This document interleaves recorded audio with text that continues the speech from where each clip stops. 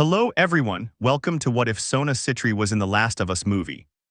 Before we start, please go support J Martos Z17 for writing that awesome fanfic. This is the translated version I made. There will be some mistake in character's gender, but of course Sona Sitri is a female. Prologue: Austin, Texas, USA, before midnight, somewhere on the outskirts of the city center. Everything was completely dark in the living room. A 12-year-old girl, blonde with short hair, was alone in her pajamas. It was Sarah. She had fallen asleep on the sofa. In the silence, the ticking of the clock could be heard. Joel, her father, entered the house, slamming the door shut. He was on the phone with his brother. Tommy, listen, it's the hiring manager. It's the hiring manager, okay? Can't lose this job. Yes, I understand. Let's talk about this tomorrow, okay? We'll talk about this in the morning, okay? Good night. Hang up. Sarah had woken up. Hey, she greets. Move it. Joel sat down next to Sarah on the sofa and rubbed his eyes. Fun day, huh? What are you doing up? It's late. Sarah looked at the clock on the wall with some fear. Oh darn, what time is it? It's time to sleep. But it's still today. Honey, please, not now. I don't have the energy for this. Sarah slid under the sofa, pulled out a small box and handed it to him. 10, what is this? Your birthday. She sat down next to him again. Joel opened the box and took out a watch. You were complaining that your watch was broken, so I thought. Joel put it on his wrist and checked it. Do you like it? Honey, this, she said, bringing her wrist to her ear and shaking it. I think it's stuck. What? No. Sarah touched her wrist to check her watch, but everything was fine. Oh, ha. She laughed sarcastically at her father's joke. Where did you get the money? Sarah stretched out again on the sofa next to Joel. Drugs, I sell hard drugs. Oh good, you can help pay the mortgage. Joel took the remote and turned on the television. PFFF, you wish. Sarah had fallen asleep again. Joel picked her up in his arms bridal style and carried her to their room, laying her on the bed. Good night, little one, Joel said, tucking a strand of Sarah's hair behind her ear. He left the room, leaving her alone. The phone in Sarah's room rang. It was still night. She woke up and answered it. Hello, Sarah, honey, I need you to give your father the phone. Her voice sounded nervous. Uncle Tommy, what time is it? I need to talk to your dad now, there's something. But the call was cut off. Her voice was alarmed. Things or something wasn't right. Uncle Tommy, hello. No one answered, so I put the phone back on the nightstand. She got out of bed and rubbed her eyes, confused. What was all that about? I looked around, walked over to the desk because I thought I saw something there, and picked up a card with a picture of a dinosaur on it. Oh darn, I forgot to give you this. She opened it and read it. You're not a fossil yet. Dear Dad, let's see, you're never around, you hate the music I like, you practically despise the movies I like, and yet somehow you manage to be the best dad every year. How do you do it? Happy birthday, Daddy. Love, Sarah. She left her there and left the room to look for Joel. Dad, she shouted loudly but also with a wave of fear. She walked with short steps, her hands clasped to her chest. I went to the bathroom on the second floor of the house. There was no one there, but I found a newspaper lying on the ceramic floor. Hospitals in the area are overwhelmed. Hospitalizations for mysterious infection have increased by 300%. The FDA is expanding the list of contaminated crops. Mass recalls are expected. Police report, a woman in a frenzy kills her husband and 3 others. He put it back and left. The news was getting worse every day. It was better not to read it. Daddy. I arrive at Joel's room, which was very messy, and the television was on a news channel. It appears that what we initially reported as riots. Are you here? It is somehow connected to the national epidemic. We are receiving reports that show that victims of the infection are exhibiting increased aggressiveness. And that's close, Sarah said, watching television. A reporter was broadcasting live from the scene, but behind her, other people were shouting. A building was on fire, and firefighters and other emergency responders were trying to put it out. We must get everyone out of here now, there's a gas leak, shouted one of the firefighters. As you can see, there's a commotion back here, the reporter continued. Get out of here. There was an explosion and the signal went out. Sarah looked out the bedroom window and saw the explosion from afar. Oh, what was that? She left the room scared, Dad, but no one answered, so she shouted again under the stairs. What's going on? She said to herself, at the same time hearing sirens that she couldn't distinguish whether they were police cars or ambulances. She heard a cell phone vibrate and went over to a table. It was Joel's. 8 missed calls, she read a message. Where the hell are you? Call me, I'm on my way. It was from Tommy. The date on the phone was 2:15 a.m. He left it on the table and saw a note on the refrigerator. I'll be home late tonight. Order some food, see you in the morning, Dad. Whereas, after wandering around the house, I reached the office where there was a floor-to-ceiling sliding window. Joel went through it and closed it. He seemed scared and agitated. It's you? Sarah, are you okay? Joel asked, panting with exhaustion and fear as he quickly approached her desk. Yeah, has anyone entered? No, who is going to come in? Sarah was confused by Joel's attitude. He took something out of a desk drawer, something he was putting together. Don't go near the doors, stay back there. Dad, you're scaring me, what's wrong? It's the Coopers, something's not right, I think they're sick. Sick. Something banged hard on the window and both Joel, without stopping what he was doing, and Sarah, startled, turned to see what was happening. The neighbor's figure hurled himself against the window. It was somewhat dark, but the outside lights revealed his appearance. Clearly, the neighbor was ill. He didn't look well at all. "Jimmy," Joel shouted. "Dad, honey, come here, come here." Joel made Sarah stand behind him. "All right, Jimmy, Jimmy, stay back." Jimmy had broken the glass and fell hard to the ground along with the shards of glass, but he got up, growling, to attack them. "Jimmy, I'm warning you." Oh my God, Jimmy was like a madman, his face covered in blood and somewhat disfigured. He was no longer himself. No. Joel fired at his neighbor, who fell to the ground writhing. "Go away, go away." They ran to the other room. Sarah was in shock. "You shot him." "Sarah, I saw him this morning." Joel placed his hands on Sarah's shoulders and looked into her eyes. "Listen, something very bad is happening. We have to get out of here. Do you understand?" Yes, they heard a car arrive. The lights were seen through the windows. "Tommy, let's go." Joel took Sarah's hand and they ran out of the house. "Good, where the hell were you? Do you have any idea what's going on out there?" Tommy asked Joel, alarmed. "I have an idea," he said, heading towards the car. "Oh God. You're covered in blood. Come on, honey, get in there." He helped Sarah into the back seat of the car. "She's not mine. Let's just get out of here. They say half the city went crazy. Can we go now?" Joel got into the passenger seat and Tommy into the driver's seat. "Some kind of parasite or something? Are you going to tell me what happened?" After, "Hey Sarah, how are you, honey?" Tommy asked. "I'm fine." Tommy stepped back to the path. "Can we hear what's on the radio?" "Yes, sure, thank you, but when I tried to turn on the radio, it didn't work." "No phone, no radio." "Yes, we're doing great." They saw a police patrol car pass by. "The reporter wouldn't stop talking," Tommy commented. They drove past a house where people were also preparing to flee in their car. "Did they say where to go?" He said, "The army is blocking the highway. There's no way to get to Travis County." "That means we have to get out of here. Take the 71. The 71st, here we come." They saw more patrol cars heading in the opposite direction from where they were going. "Did they say how many are dead?" Sarah suddenly asked. "Probably many. They found a family murdered in their home." Tommy." "Okay, I'm sorry." Following the road, they saw a wrecked car. "God, what's happening?" They have no idea, but there are more cities. At first it was only in the south. Now it extends along the east coast, the west coast. Good heavens, they passed by a house completely engulfed in flames. "Louis' farm, I hope he can escape." "For sure, yes." "Sick people?" Sarah asked. "No, no, of course not. They say it's just the city people. We're fine." "Did Jimmy work in the city?" "That's right, I was working in the city. We're fine, trust me." "Good." They saw some people by the side of the road. "Let's see what they need," Tommy said, slowly braking to approach them. "What are you doing? Keep driving." "They have a child, Joel." "Us too, but we have space," Sarah said. "Hey," shouted a man from the road, raising his arms, but they didn't stop. "Keep driving, Tommy, stop." The man shouted again, "Stop." But they had already passed them. "You didn't see what I saw," Joel said seriously. "Someone else will come through here." "We should have helped them." An ambulance passed by and they reached the main road, which was likely to be congested. "Oh shit," everyone had the same damn idea. A helicopter flew over them. "We can go back and..." Hey friend." "What's up?" The driver of the car in front of them opened the door and got out, shouting to someone in the darkness to his right, but they couldn't see who it was. At that moment, one of the creatures appeared and attacked him, throwing itself upon him. "Damn," Joel said as he watched another creature enter the man's car and begin devouring someone else. "Turn around." Tommy was in shock. "Stay away." He wasn't reacting. "Tommy," Joel shook his arm. "Damn it." That thing was now heading towards them. Tommy turned around and that creature crashed into the glass. What the hell happened? They were starting to go their separate ways. "Shit, turn here, turn here." They had the misfortune of finding themselves in a street crowded with people running in the opposite direction. "Come on people, move it." "No, no, no, no." The people were running, escaping from something.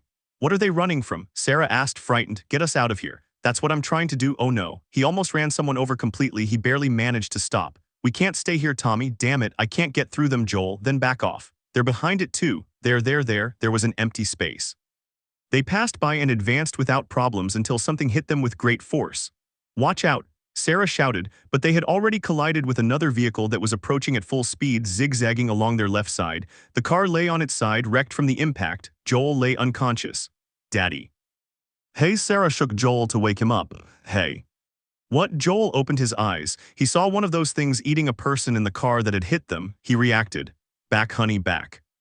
Joel grabbed onto the car and using a little momentum broke the window to get out. He managed to crawl out. Once outside, a creature caught up with him and they struggled, but Tommy appeared, hit him on the head with a brick and he fell to the ground. "Dad," Joel crouched down to see Sarah. "I'm here, honey, I'm here, give me your hand." I helped Sarah out. Once outside, she tried to walk, but she couldn't. "What's wrong?" "My leg hurts." "Does it hurt a lot?"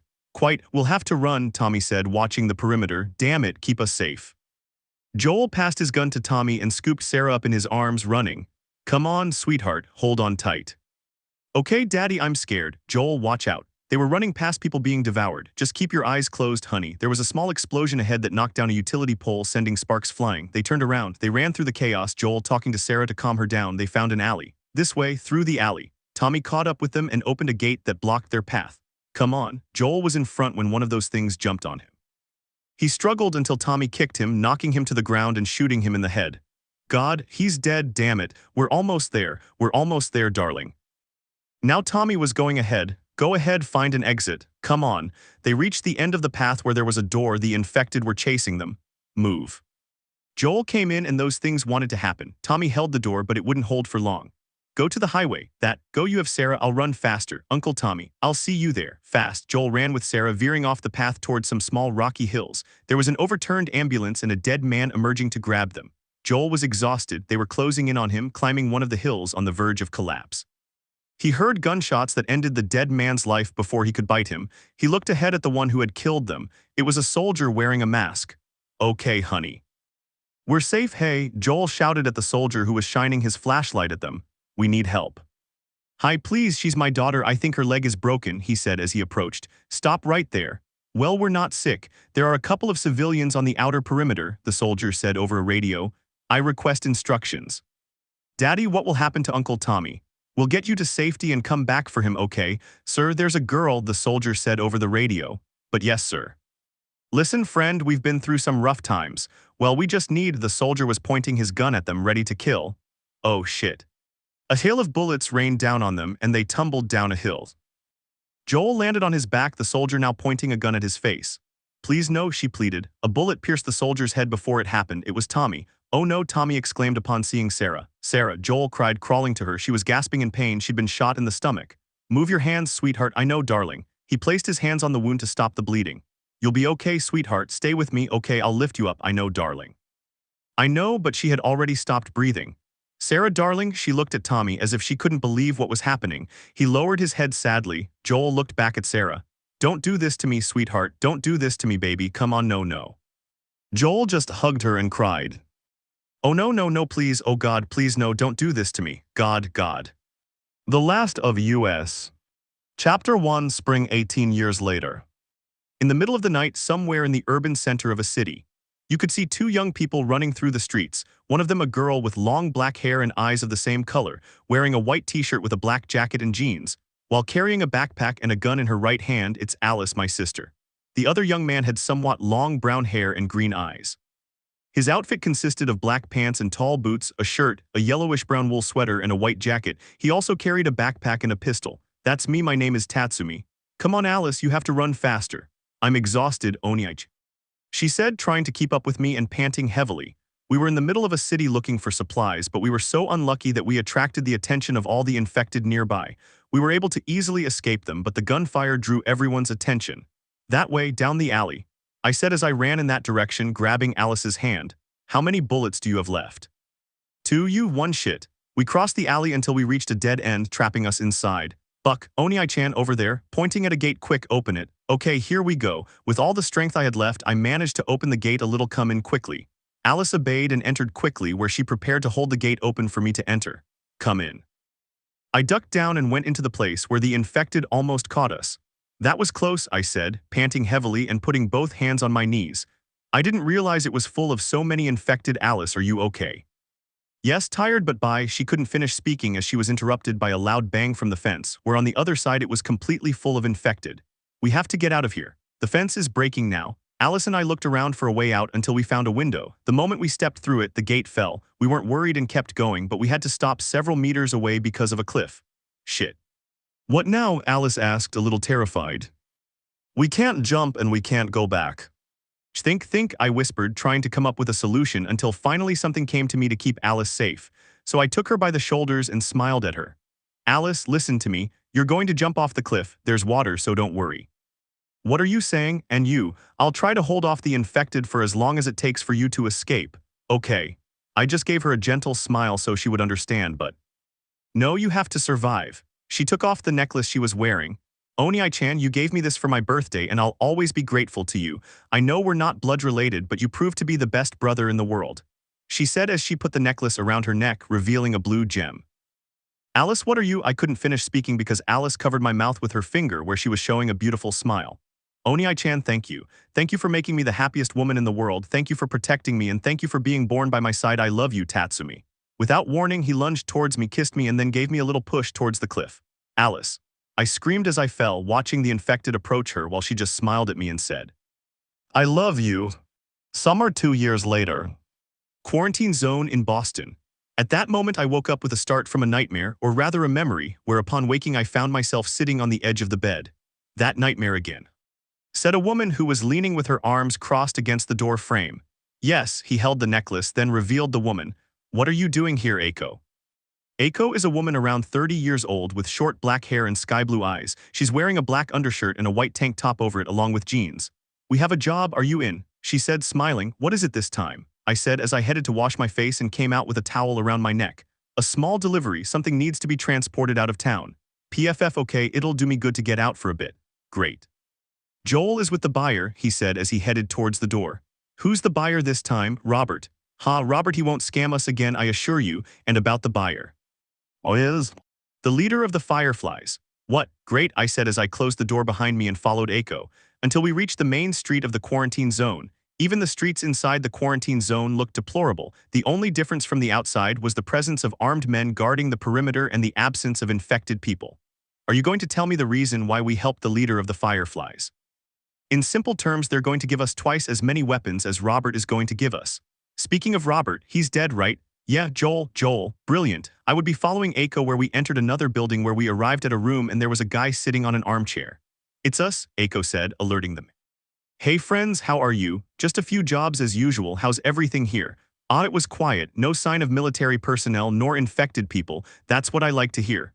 Eiko approached a wall with a heavy piece of furniture. "Tatsumi, help me with this." We moved it and it revealed a rather large hole. "Take care out there." The hole led down, so we both jumped in, revealing a fully lit but disgusting place. "Why are we going this way?" I asked. "Lately the Fireflies are attacking more often, but they lose more than they win." We jumped over a pipe and arrived at a makeshift room. There was a wooden table next to our backpacks. "The backpacks are still here. There's not much ammo," I said as I loaded bullets into my pistol. "Well, make every shot count." "Hey, where's my axe?" I said, looking around the table and inside my backpack. "That's right here," handing me the bloody axe. "Sorry I had to use it," she said, smiling. "And the blood, is it Robert's?" I asked as I pulled out a handkerchief and cleaned my axe. "Yes, I had to amputate his leg." "Oh, very subtle, say yes." "Come on, let's go, they're waiting for us at a furniture store just outside this tunnel." "Let me get this straight. You killed Robert and then you ran into the Firefly leader and she asked us for help," I said, gesturing to myself and Eiko one after the other. "To sum it up, yes, what we have to deliver is quite interesting and you might even like it." "Yeah, right. You know, nothing can replace the time we had to hand over a stupid watch for 100 cards," I said as I followed Eiko through the streets outside the quarantine zone walls. "Ha ha ha ha, I agree with you, that was the best part, but to tell you the truth, what you're about to see will surprise you." "Yeah, sure," I said sarcastically. "We've arrived, let me do the honors." We were standing in front of a furniture store just like Eiko said. I opened the door and as soon as I stepped inside, I was shocked to be grabbed by someone who put a knife to my neck. "Don't move," said a female voice. "Big mistake." I said that so that in one swift motion I could hit her hand, taking away her knife, and then turn the tables and stand behind the girl with the knife to her neck. "What were you saying?" I started to move the knife closer to my neck, but at that moment I felt something soft and smooth, which I couldn't help but squeeze. Huh. When the girl let out a small moan, I noticed that what I was squeezing was her breast, so I couldn't help but blush and quickly pull my hands away, at which point the girl turned her gaze to see me angry and blushing. "Pervert," she said angrily. After this misunderstanding ended, I saw a young girl seemingly my age with short black hair and violet eyes. She was wearing red glasses and a school uniform along with a backpack. "And this girl?" I asked.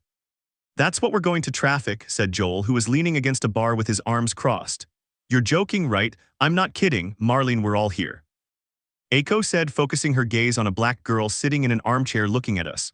"Where do we need to take her?" I asked. "You will find some fireflies in the capital." "That's not very close," Eiko said. "I know you're capable, you hand them over, come back and the weapons will be yours, double what Robert sold me for." "Speaking of weapons, where are they?" Joel asked. "At our camp." Great, we're not going to do anything without seeing them, Eiko said. Joel and you will follow me and you can check the weapons, but she won't cross into that part of the city. I want Tatsumi to protect her. Are you sure? I asked. Yes, I know you'll be able to take perfect care of her, she said, smiling. I clicked my tongue and stared at the girl who was sitting in an armchair looking at me. Okay, just take her to the north tunnel and wait for us there, Eiko said. Okay, don't be long, I said to Joel, and Eiko then looked at the girl. Girl, stay close, let's go. We went out onto an empty street. There were recent corpses everywhere. I heard the gunshots, but what happened? The girl asked. Fireflies, I said as I walked through them. The same thing will happen to us if we stay. I'm following you. Hey, I'm sorry about earlier, I didn't mean to, I said, blushing slightly and looking away. And nothing's wrong, forgive me too for threatening you, she said, blushing before showing her hand. Sona. Tatsumi, I returned the handshake and we continued on. Tension, harboring, or aiding wanted criminals will be punished by death. Do not put yourself at risk and report any suspicious activity immediately. They repeated it about 3 times. We found some stairs leading down, something like a tunnel in the basement. Down here, I said. We reached the other side and climbed some stairs to begin crouching. We passed some trucks nearby without being seen and reached an alley. But before entering the cleared area, I took Sona's hand and pinned it against the wall. What's wrong? She asks. Look, I said, pointing at 3 men in the cleared area. They appeared to be Robert's people. Who are they? Robert's people. It seems they want to avenge their boss. We have to get through them. And why don't you shoot? That would be an option, but I don't have many bullets. Besides, instead of 3 people, it would be a whole army. I said the last part while pointing at the soldiers. That's why they don't carry guns either. You only have that knife. Yes, he nods, looking at his knife. I'm not good with guns, so it's the only thing I use to defend myself. I see, I'll take care of those 3. You stay back. If you see I need help, don't hesitate. Understood, he said, putting on his glasses with a small smile and a determined look. We both left the hiding place where the 3 men had already spotted us. Sona did as I said and walked behind me, looking at the men with a very serious expression, just like me. What do you want? I asked. We've come to kill a man and a woman. We found our boss dead and we want to kill them. I see. Well, I'm very sorry, but we're not the 2 you're looking for, so you'd better leave. Jim, that boy isn't the one who's with those 2 we're looking for, one of them said, pointing his machete at me. Now that you mention it, it does have a certain resemblance, but I don't think so, he said, placing his hand on his chin and looking at me as if he were analyzing me. Tom's right. It's that boy. We could kill him or capture him to lure the other 2. Sounds interesting, but what about the girl? We could grape her and then kill her. No one would miss her, said the man in the middle, holding an axe. You, Sona whispered as she pulled out her knife. Stay behind, I said, and started walking towards them while holding the axe in my right hand and giving them a serious look. At that moment, the man in the middle who was carrying an axe threw it towards my head, hoping to hit me directly, but before it hit me, I dodged the axe and at great speed appeared in front of him and gave him a clean cut to the throat, killing him. Pathetic, who's next? I said, looking at the 2 remaining men.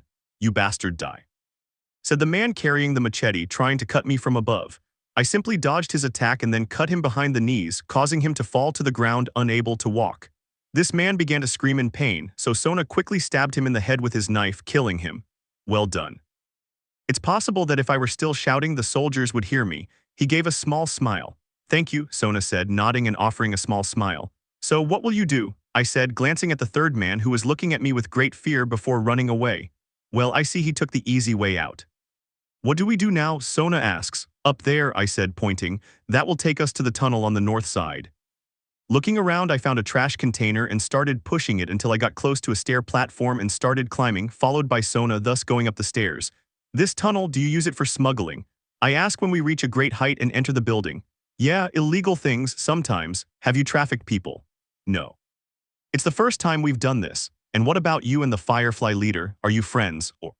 I don't know. I knew my mother and I suppose I consider her my friend, I think. So even you don't trust her, I see, and your parents. Where are everyone's parents? They died a long time ago. I'm sorry, don't worry, and yours? You could say they died, but I don't know. I didn't know them. I was adopted by a family who also died a long time ago. I'm sorry, relax, and how does Marley know Joel? She told me that she was friends with her brother Tommy and that if I ever needed help I should ask him. I see. We walked until we reached a specific apartment. We're here. Upon entering, the apartment appeared quite ordinary apart from the dirt and damage. I went straight to the terrace, sat down in a chair, admired the view and tried to get some sleep. What are you doing? Sona asks, to pass the time. Well, what do I do then? I'm sure you'll manage. Closing her eyes, PFF, a game of chess. Clear. After playing a game of chess with Sona winning, I fell into a deep sleep. After a few hours I woke up, finding myself in the chair on the terrace, but it was all dark. You talk in your sleep. Leaning on the terrace railing, she watched the rain. I hate nightmares. Yes, me too, I said as I stood up and stood next to Sona, leaning on the railing. Who is Alice? You were saying her name in your sleep. She was looking at the pendant. She was my sister. I lost her 2 years ago. I'm sorry. Looking around, he continued, you know, I've never been this close to the outside. It can't get any worse out there, or can it? What do the fireflies want from you? Well, he rolled up his sleeve, revealing a bite mark on his right forearm. It was 3 weeks ago. May I asked. She nodded, so I prepared to touch him. You're immune. Do you believe me? He said, making a surprised face. Of course, after all, what would you gain by lying to me? He smiled. Yufufu, you're the first one who believes me without pointing a gun at me. Who else knows? Just you and Marlene. She told me not to tell anyone. That's for the best. They'll think you're crazy or they'll kill you. We'll tell Joel and Eiko in due time. Well, if it's necessary to tell them. Yes, she nodded with a smile. At that moment, Joel and Eiko entered the apartment. Hey, sorry for the delay. There are soldiers all over the damn place, Eiko said. Is everything all right? Joel asked. Yes, everything has been very quiet. Okay, we have to go. Joel, have they already changed shifts? Yes, this is our chance to get out, he said, watching the soldiers on the wall exchange weapons. There are fewer of them now. Let's go. We left the apartment and headed back to the fire stairs, where we started to climb higher towards the rooftop. Shouldn't we go down? Sona asked, a little puzzled. Yes, but we'll take a shortcut, I said. Don't you find it strange that they're making us smuggle their contraband? Joel asks Eiko. Marlene wanted to do it on her own. We weren't her first choice or even her second. She's lost a lot of men if there's nothing else. Yes, let's just hope there's someone alive to pay us. Yes, there will be someone. We reached the rooftop and headed towards a cable. Let's go. Wait, what are we going to do? Sona asked, looking at me with a slightly terrified expression. We'll go ziplining, I said simply. Huh, she said, looking at me in surprise. Don't worry, we do it all the time. Eiko, you go first, then Joel, and me. Don't worry, you'll come with me, or do you want to go alone? I said the last part in a mocking tone. No, she says, a little flustered. Calm down, Eiko, go ahead, sure, see you on the other side, he said as he launched himself onto the zip line. Joel followed her and launched himself onto the zip line, then touched the two of us. I took out my axe and placed it on top of the cable and waited for Sona, who was looking doubtful. Don't worry, trust me, I said, showing her my hand, which she accepted with a nod and took. She grabbed onto me with both hands and legs as best she could, and we prepared to jump. Throughout the entire jump, she clung to me tightly until we reached the end of the cable, revealing a completely destroyed part of the city. Chapter 2, Are you okay? I asked Sona, who sat down on a rock as soon as she finished coming down the zip line. Why, yes, give me a moment. Are we safe? For now, yes, the military doesn't cross through here. Although it's not the military we should be worried about, Joel said, arms crossed. This way, Eiko said. If we go through the center, we'll reach the capital by sunset. Let's wait and see. We went up to a completely destroyed underpass, giving us a better view of the city. Impressive. I guess this is what these buildings look like up close, Sona said. So what happened here? They bombed the areas surrounding the quarantine zones to kill as many infected people as possible, I replied. It worked for a while. The storm had caused lightning to strike and with it other strange noises. What was that? Sona asked. Problems, I said. Eiko, do you hear that? Joel asked. Yes, it does seem quite far. Shit, are we safe? For now, let's go. We continued walking down the street, ignoring the storm, until we reached a precipice. Goodbye to the easy way out, I said. There's the Capitol building, Joel said, pointing to a building in the distance. Yes, we need to address this disaster. Joel was looking for a way down. This way. We followed Joel and prepared to enter an almost destroyed building where as soon as we crossed a door we found a bloody body. They've destroyed it. Yeah. The body is cool. Is that bad? Sona asked. Yes, maybe it's probably best if we don't stay here, I said. We continued through the building until we reached a door where we could see a body stuck to it, completely covered in fungus. Damn clickers, Joel said. What's wrong with her face? Sona asked. That's what years of infection do to you, Eiko said. Hey, help me with this, Joel asked. Sure. We started pulling on the body until it finally detached from the door, letting us in. So are they blind? More or less. Come with the sound, like moles. Yes, if you hear a click, hide, that's how they see you. We crossed the threshold and as soon as we passed through we heard the sound of a metallic noise falling. Shit, I said. It looks like the whole building is about to collapse. Watch your head, Joel said, ducking past what used to be a doorway. We went into another room and Joel wanted to open another door, but it was locked from the other side. Dude, let's do it again. We both pushed a couple of times until the door gave way. Tatsumi. Eiko shouted before a clicker jumped on me and knocked me to the ground. I started holding him tightly until Sona pulled out her knife and stabbed the clicker in the back. Then Joel kicked him away and shot him in the head. Thank you. You okay? Sona asked. It's no big deal. Let's continue, Eiko said. We crossed into another room and began to hear a click from another room. Clickers, Sona said, a little terrified. Oh shit, go. We ran behind a table and stayed down below, observing that it was just one clicker, so I had an idea and grabbed a bottle from the floor and threw it to distract him. Thanks to that, we kept moving until we reached a small roof. Joel jumped across to get to the other side. This way, I think that's all. Sona, are you okay? I asked. Yes, I'm fine. We continued through the building's rooms until we started hearing strange sounds. There was a body lying on the ground and Joel went to search it, finding a revolver and some bullets. Corridors, said Eiko, who was hiding behind a piece of furniture next to Sona. Hey Joel, I think this is our moment to shine. What do you say? I asked Joel, flashing a challenging smile. Sure, I'm in. Eiko, you keep the girl. Joel and I jumped down and found ourselves facing 4 runners and a clicker. We looked at each other and nodded. To prepare to take them down, I approached one of them and began to strangle him.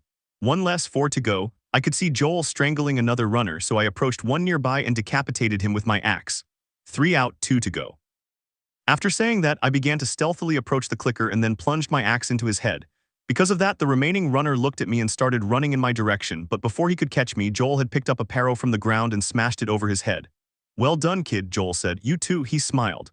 Okay, get down. PFF, you both impress me, Eiko said, shining her flashlight. Tatsumi, are you okay? Sona said, looking me over to see if I had any injuries. I'm fine, don't worry, she smiled. Let's get out of here. Joel climbed to a destroyed floor and pulled on an object blocking a door. He held it in place, and after the 3 of them had passed through, he began to hold the door open, preventing Joel from entering. But as soon as he let him through, I released the door, causing a noise that could be heard throughout the neighborhood. Probably no one heard it, we heard noises. Damn our luck, we all approached the windows and could see a horde of infected people starting to climb the building while others were already on the other side of the door. Shit, run, Eiko screamed, and we started running through the rooms and up the stairs until we had to enter a room. As soon as we entered, I closed the door to prevent them from getting in. But unfortunately, a runner entered and pounced on Eiko, where he began to forge with her. Oh shit. Eiko was slowly losing strength, but at that moment Sona plunged her knife into his head, killing him. She then helped Eiko to his feet but noticed a blood stain on his side. She was about to say something, but Eiko interrupted her, covering her mouth. SHH, I shushed Sona and then looked at me, which Sona understood by nodding with a slightly sad expression. We have to get out of here now. There's a bridge connecting this building to the one across the street, Joel said, looking up out the window. We can cross it and block the way. All right, let's go. I can't stand the door any longer. Start going upstairs, I'll catch up. But Sona was about to say something, but I interrupted her. Fast, the 3 of them nodded and started climbing the stairs. After a few seconds, the door was about to break, so I separated from them and started climbing the stairs. Finally, we reached that supposed bridge where I would close the door as soon as I crossed. Hey kid, are you okay? Yes, but that door won't hold up. After that, we could see how the door was about to break because of the infected, so I quickly stood in front of it and started to hold it up. Fast, Joel, Eiko, and Sona started running across the entire bridge, but at one point Sona stepped on a loose spot, causing part of the bridge to collapse. I moved away from the gate and approached the area, observing a large drop and a great distance on the other side. Damn it, Joel, find something so I can get through. There's nothing. I'll have to jump, I said. What did you say, jump? Eiko asked, quite incredulous at my answer. I broke away and made my way back to the door where I began to breathe deeply. At that moment, the door started to crack, which I took as a sign, so I began to run at top speed, pursued by a horde of infected. Finally, I reached the edge and with all my strength leaped out. I'm going to make it. But he could see he was descending just centimeters from landing. I'm not going to make it. At that moment, I thought I was going to die, so I closed my eyes and waited for the impact, but it never came. So I opened my eyes and saw that Sona was holding my arm, pulling me up. Will you help me? Sona shouted, looking at Eiko and Joel. These 2 reacted and quickly helped me up in one swift motion, where we all ended up on the floor. In that moment of relaxation, I had the sensation that something was on top of me, and when I opened my eyes, I saw Sona lying on top of me. She opened her eyes and we were face to face, and I could see those beautiful violet eyes. You have beautiful eyes, I said while staring at Sona, whose face turned completely red when she heard me. Oh, it's this GGG, thanks. Come on, Romeo, get up, Eiko said as she helped me to my feet. We have to get out of here. We'll reach the capital as soon as we go through this building. Yes, ma'am, we all said at the same time and started to leave the building. We had almost reached the capital where the building could be seen better. It's right on that corner. Let's go, Eiko said. Come on, Sona. Yes. We went down some stairs to an alley where there was a dead body lying in one of the corners. Look at this, Joel said. There's a Firefly logo on his arm, Sona said. What if we get there and they're all dead? Hey, don't jinx it, I said, but what if they are? They won't be, Eiko said rather sharply. How do you know? I just know everything will be all right. Good, it has to be this way. Joel pushed a trash container up to a fence. Up and above, Joel said, climbing. They crossed to the other side. Here we go, the home stretch, he said, walking toward the capital. I don't like this, I said, looking around. Why do you say that? Sona asks. No guards, no vehicles, nothing. Due to the rain, a small lagoon had formed in the middle of the road. As long as it keeps going like this, it's fine. I can't swim, Sona said. It seems to be less deep on the right side. Follow me, I said. We finally arrived at the capital where there were no guards or anyone watching and where no vehicles in perfect condition could be seen. Joel slowly opened the large doors, and upon seeing the interior of the building, his face turned to disappointment and a touch of sadness. No, no, Eiko said, running to one of the firefly bodies lying on the ground. Shit, I said as I looked at all the bodies lying there, riddled with bullet holes. Soldiers. What are you doing, Eiko? Asked Joel, who was examining the body with some impatience. It's possible they had a map or something that tells us where they were going. Sona, why did the fireflies want you? Well, in that moment of doubt, she looked at me and I nodded, then she rolled up her sleeve, revealing the bite mark. Good heavens, did Marlene deceive us? Looking at Eiko, then at Sona. Why on earth would we take an infected girl out? I'm not infected. Oh no, and that's a lie. Pointing at the bite, I can explain. Well, explain yourself quickly, Eiko said as she grabbed her weapon. It's 3 weeks old. No, everyone transforms in 2 days at most. Stop lying, pointing his gun towards his head. Hey, Eiko, stepping in front of Sona, put the bucking gun down. Do you believe it? Yes, so put the bucking gun down, Eiko. Don't you ever say that again. After hearing my threat, I slowly lowered my hand and put the weapon away. Good, now let's let him talk. What was the plan? Eiko asked. That. Let's say we hand you over to the fireflies, and then what? Marlene, she said she had her own quarantine zone with doctors and scientists looking for a cure. She told me there's a possibility of developing it with me. We've heard that before, haven't we, Eiko? Joel said sarcastically. What if it's true? After all, these men died for something. What if it's true? How many times have they made us believe that? Don't you two realize what we just went through? We know, but we've come too far to back down now, I said seriously. Look, kid, what if it's just a lie? What if it's just a bucking lie, a damn illusion to fool us? He said, looking at me. I don't think it's a lie, that's true. I pointed at Sona's bite. That bucking bite is real, but do you think I care about dying? I never have. I'd rather die hopeful and trying to figure out if there's a way to save this bucked up world than keep living like a cowardly bastard stuck in the past, just waiting for death. I said as I stood face to face with Joel. Do whatever you want, Joel. You want to go back to that stupid hole. Go ahead, nobody's stopping you. But listen to me, I'm going to get Sona to that stupid lab myself, even if I die trying. Look, oh shit, Joel exclaimed upon hearing vehicles approaching. Eiko ran to the window and saw them. Watch the exit. Someone called out, shit, military, damn, we have to get out of here, now. I grabbed Sona's hand and we ran. Let's go. The 3 of them obeyed me and we quickly went deeper into the Capitol building where Joel closed a door behind them. We'll go up the stairs, maybe we can get out from there, keep going. We ran up the stairs to some corridors. We reached some balconies from where we could see the entrance to the Capitol building, watching as the soldiers entered one by one. You with me, the rest of you watched the door. We jumped into a room across the hall, part of which was wrecked. Joel approached a corpse and picked up a hunting rifle, checked it to see if it worked and handed it to me. Use it. Okay, I said as I took it and put my gun away. As we advanced crouching, some men approached down the corridor where Eiko, Joel, and I quickly killed them, thus protecting Sona. Okay, let's go, Sona, I said. I'm right behind you. We approached the recently deceased men and took their ammunition. We descended the stairs until we reached the end of the corridor where we could see more people moving around. There were several of them, but the 3 of us took them out one by one until we finally left the Capitol building and headed towards some stairs. They were stairs that led to a kind of underground train station, and we had to run down them because the cars were very close. They're going to the subway, stop them. Shit, Joel exclaimed. Fast, we started running while they were shooting at us.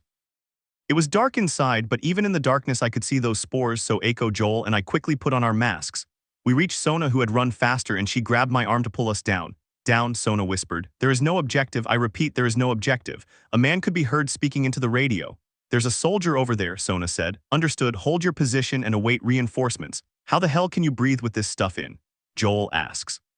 I wasn't lying to you, Sona said, looking at Joel and Eiko. Did you see them? No, the place was empty. Search the area, let's find them and get out of here before the clickers arrive.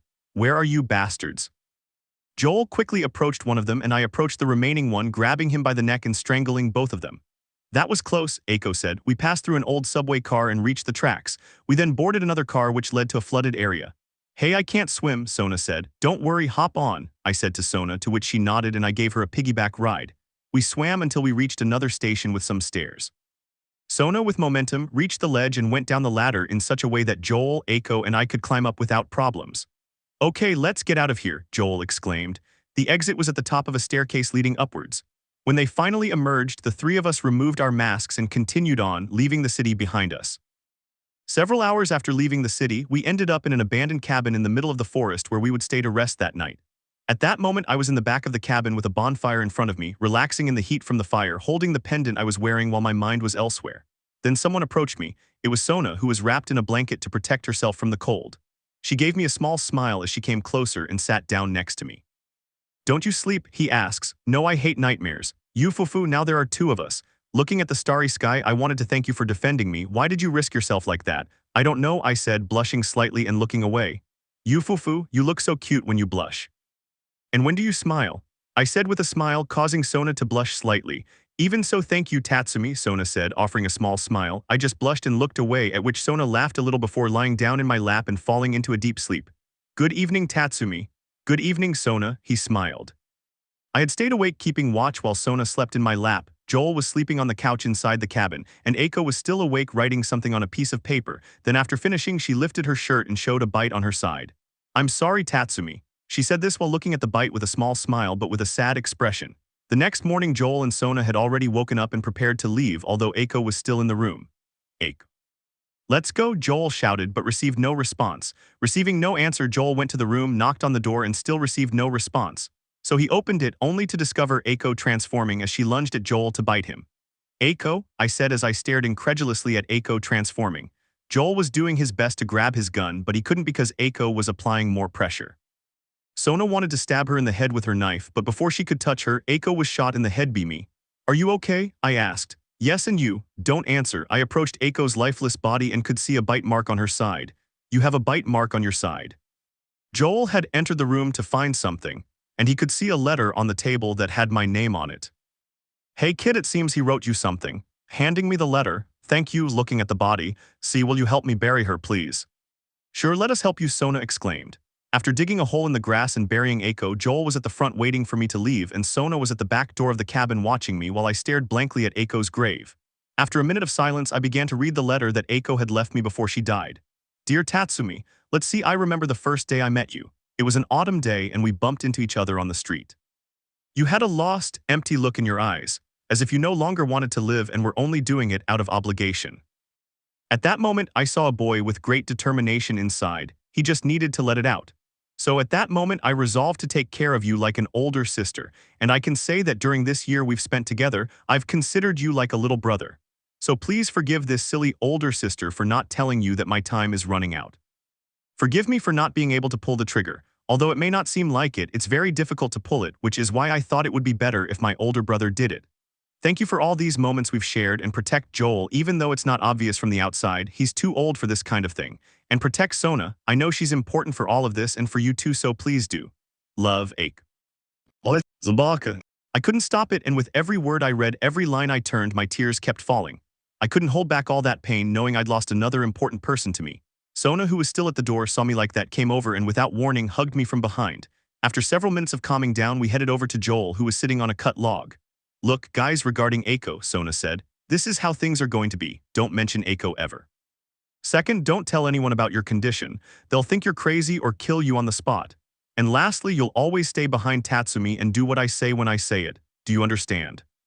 "Of course, repeat it. What you say goes," Sona said emotionlessly as she put on her glasses. "You two kids, yes, okay, now there's a town a few miles north," pointing in a direction.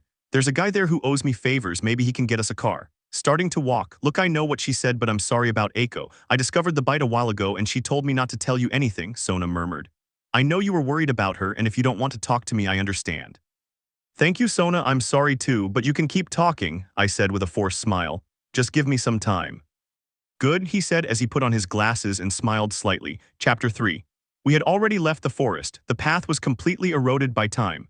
There were trees all around, and in the distance we could see a city, not very big, but it was a city nonetheless. "Here we go," Joel said, pointing. "Yeah, it'll be quicker this way," he said, stepping over a guardrail and into the woods. "Wow," Sona said, impressed by the forest. "What, nothing, it's just I've never seen anything like this, that's all." "Through the woods." "Yeah, I've never walked through the woods before, it's really relaxing and amazing. Nature had done its work here. There were big trees, small ponds, animals, and so much peace and quiet." "It would be a great place to read," Sona said, stretching her arms and turning around. "Right, Tatsumi?" "Yeah, it's relaxing," I said rather sharply. Sona understood that she wasn't going to say anything else and remained silent, though she also felt it was progress since she had been quiet the whole way. We reached the edge of a very high wire fence. There was a door and Joel tried to open it, but it wouldn't budge. Oh crap, should we climb? Sona asked. No, there's a trap, let's find another way. Fufu, look at this. Joel and I turned to look at her and we could see that she was surrounded by fireflies. Real fireflies. Do you have a jar? I asked. No, why? The jar is for catching them. They make a good source of light, Joel added as he placed a plank across. It would have been a good idea to have a jar, Sona exclaimed as we headed over to Joel. Here we go, Joel said as he crossed the wooden plank. In the distance he saw smoke. Is that you, Bill? Where do they usually meet? Sona asked. In different places. We jumped down to the ground. We were in a water storage area, but it also looked like a farm, only without animals. You've never been here, have you? I asked. I know he lives here, but no, I've never been here in person. And that smoke, do you think it's him? It better be. Okay, let's go. We walked toward the center of town, going downhill since it was a hill. There was a section of the fence broken further down. Down here, watch where you step, it's dangerous. We continued down until we reached a gate that was locked on the other side. Joel looked up to climb up, but Sona blocked his way. Joel, give me a push. Okay, come on. Joel made a step with his hands. Give me your foot. Sona started to climb up. Now listen, just open it, okay, that's all. Sure. She was already up and climbing down to the other side. Easy, easy. Okay, Sona opened the gate with a metal bar. There. Well done, I said with a smile. Hey, look at that, I added as I picked up the metal bar. We continued down a wide street that seemed to be a main avenue heading toward the center of town. One question, let's say this friend of yours gives us a car, then what? Sona asked. Well, then we go find Tommy, Joel said. Marlene said he's your brother. The most important thing is that he was a firefly, he'd know where to take you. I understand. We continued down until we found a makeshift barbed wire barricade blocking the road. Yeah, that's Bill's doing, Joel said. Does anyone else live in this town? I asked. As far as I know, only him, Joel replied, turning into an alley. Out of nowhere, a clicker appeared in front of us, but it exploded. God, what was that? That must have been one of Bill's traps. Your friend's a little paranoid, maybe, I said, to put it mildly. What about the guy we're going to see? Sona asked. Well, he helped us find contraband in the city. He knows how to find things. Well, let's hope we don't explode while we're looking for him, I added. Just watch your step, you'll be fine. We hadn't found anything around, and we continued down the alley until Joel found a ladder and leaned it against the truck to get across. On top of the truck was a couch, and next to it a bow and arrows. Look at this, Joel said, picking up the bow. Sona, do you know how to use it? Yeah, you could say I'm better with it than with guns. Did you hear that, Joel? You could give it to Sona. It's better if you and I take care of this stuff.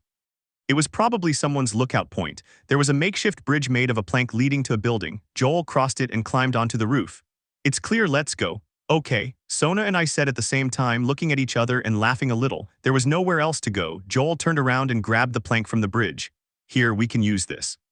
He used the plank to cross to the building across. When he got there, he saw a clicker below. He took it out with his bow until we got down to that spot. Listen, Bill isn't exactly the most stable person in the world, so when we get there, let me do the talking. Do you understand? We understand. We need to be clear about this. He doesn't really like strangers. Okay, Bill's a good guy, but he needs time to get used to other people, that's all. We reached another alley, there was another rope. See that wire? We stay under it, okay, and you'll be fine. Okay, good, damn, look at this. Joel said, spotting a trap on a fence. He grabbed a brick and threw it, causing it to explode. Damn. Come on, Joel said, then entered a building. Stay close. Joel opened a door and triggered a trap that caught his feet in a rope, leaving him hanging upside down and swinging violently from side to side. Shit. Joel yelled, damn it, Bill, here we've got you, Sona said as she and I stabilized him. What's this? It's another one of Bill's stupid traps, Joel yelled. The refrigerator, I pointed. Looks like it's the counterweight. Good. Sona walked over to the refrigerator, which was a few feet away on a wooden platform. She climbed onto it. Cut the rope and I'll fall. I'm coming. Sona tried to cut the rope. Suddenly we heard infected voices. Guys, shit. Scream. Here they come. Joel said, pulling out his revolver, and I drew my pistol. Guys, Sona yelled, just take care of the rope. I yelled as I took out the first runner who came in. Come on, girl, Joel yelled, taking out another runner. After killing 3 more runners, a clicker came in and headed straight for Joel, who was reloading his weapon. Before it could grab him, I threw my axe, burying it in its head. Are you okay? I asked, picking up my axe. Yeah, that's it. Sona announced, finishing cutting the first rope, but she made the refrigerator fall off the counter, lifting Joel higher. Shit. Another wave of infected came in, and we started shooting at them again, or I was decapitating them with my axe. Just then an infected was about to grab Sona, so I quickly ran in her direction while shooting at more infected. I managed to get it off her by stabbing it with the axe, then went on to kill more infected. Let's finish this once and for all, Sona. I yelled, getting her attention, and then threw my axe at her. She caught it in midair and with a clean cut severed the rope. Damn, Joel muttered as he got up. Joel, watch out, Sona yelled. An infected jumped at Joel, trying to bite him, but out of nowhere a man appeared and decapitated the infected. Get your ass up and stand up, the mysterious man said, extending his hand to Joel. What? Sona started to say, but I quickly grabbed her hand and we started running. We ran between wrecked trucks and over a vehicle as more infected appeared. Oh shit, I said, firing my weapon. Ah damn it, back. We went another way, fighting our way through. Which way? Okay, we'll fight our way through, let's go here, the man said, heading towards an alley. Run. We're on it, I yelled, still holding Sona's hand. Oh damn it, where's the damn key? The man said, standing in front of a door. We don't have time, I said, kicking the door open. We all went inside and the man slammed the door shut as fast as he could. Don't stop, this place isn't safe. Bill, they're coming in through the door, Joel said, watching 3 infected enter through the exit door. Sona, back up. I signaled as I shot one of them, killing it. We'd finished them off and Bill ran toward that door. Okay, let's go, we're almost there, follow me. We went into another alley and the infected could be heard from all sides. Damn it, let's go, they're coming in, come on, this way through the truck. What? We went through the truck and into a building where Joel and Bill closed a door just before an infected crashed through it. Hey, that was close, I said, catching my breath. Bill was approaching Sona. Thanks for saving us. Bill stood in front of her, took off his mask, and Sona held out her hand. Sona, Bill took her hand and put handcuffs on it. Hey, what, Tatsumi? Bill handcuffed her to a metal pipe on the wall. Hey, what are you doing? I was doing everything I could to free her, and at that moment Bill was about to punch me in the face, but I dodged it just before he could. But then Bill took advantage of the situation and grabbed his machete, slashing me right above my eye and knocking me to the ground. Bill, Joel yelled as he walked toward him. Turn around and get on your knees, Bill ordered, pointing a gun at him. Calm down, Joel tried to reason with him. Turn around and get on your knees, he ordered again, even angrier. Fine, Joel said, turning around, and Bill kicked him, forcing him to his knees. Don't provoke me, Bill shouted. Do you have any outbreaks? No. Any bites? No, damn it, I'm clean. If I see a single movement, Bill started, but I interrupted him. I'd gotten up from the floor and grabbed the pipe from the wall where Sona was handcuffed, freeing her and then hitting Bill on the arm with it. You son of a bitch, Bill yelled. Joel took the pipe from me and I just glared at him, then I walked over to a chair that was there. Are you okay? Sona asked, examining my wound. Seeing that the cut was only above and below my eye, I was lucky. Look what you did, Sona yelled, looking at Bill. Are you done? Joel asked. Bill, done? Bill asked sarcastically. You break into my house, trigger almost all my traps, and you almost broke my bucking right arm. Who are these kids? What are they doing here? I asked. I'll get straight to the point. I need a car. Just kidding, Bill said. Joel needs a car. Well, if I had one that works, which I don't, do you think I'd just give it to you like that? Sure, go ahead and take my car, and while you're at it, take my food too. Well, you could use the food too, Sona added. Listen here, you little piece of trash, Joel said, pointing the machete at her. No. I can get away with handcuffing myself, Joel said, pointing it at me. But you hurt Tatsumi. Girl, I need you to shut up. Okay, Joel said, pushing her away. Go back and treat Tatsumi's wound. She nodded and walked away from them, then came over to me where I was holding a bandage over the wound to stop the bleeding.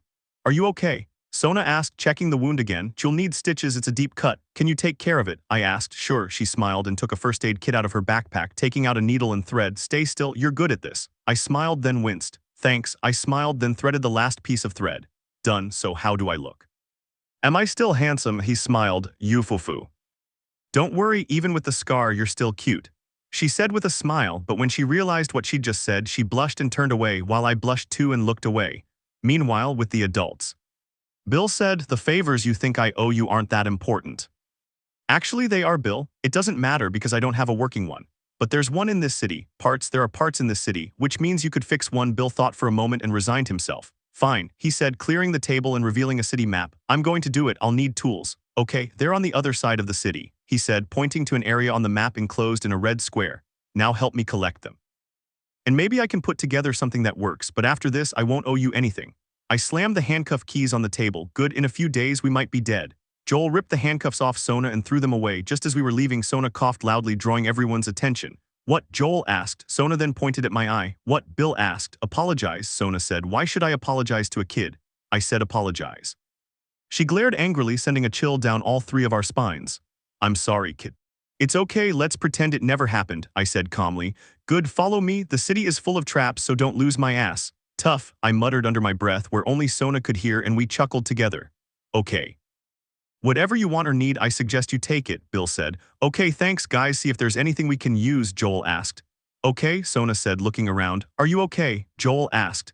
Yeah, don't worry, Sona already took care of the wound. Joel nodded and patted me on the back, then went off to look for things. After a few minutes we approached Bill, who was standing near a door. Got what you need, Ready? Bill opened the door and went ahead climbing a ladder. Okay guys, let's go, don't leave the door open. I'm Bill, I said, understood. We have to cross to the other building, upstairs, let's go, just don't separate. Sona and I went through the door and Joel closed it. Now Bill was talking to him. I can't believe you agreed to do this shit, Bill. What you should have done was leave them behind. You weren't joking about him, I said. Yeah, he's one of a kind. Upstairs, almost the entire ceiling had disappeared. Joel went into a room before continuing on. I'll check up here. There's nothing up there you need. Go ahead, take whatever you want. Thanks, Joel said as he came back to us. So what kind of mess are you in? Where the hell is Eiko? Hearing that name made my heart clench and I felt a great sadness. I know I should get over it by now, but it hurts so much. Seeing this, Sona took my hand and held it. Thanks, I murmured with a forced smile. Sona just smiled back at me and we intertwined our fingers in a tight grip. It's a job, a simple delivery, Joel said. What do you have to deliver to that girl? Ha ha, Sona said, you know what, I hope you know what you're doing. So where are we going, Bill? My other hideout, it's more of an arms depot. What I need is on the other side of town, but I never go there because it's full of infected, so we're going to need more weapons.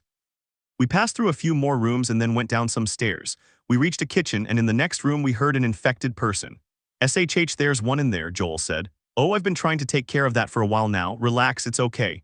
Bill walked over to an infected person who had half his body stuck in a window, but he couldn't get in because he was caught in a trap.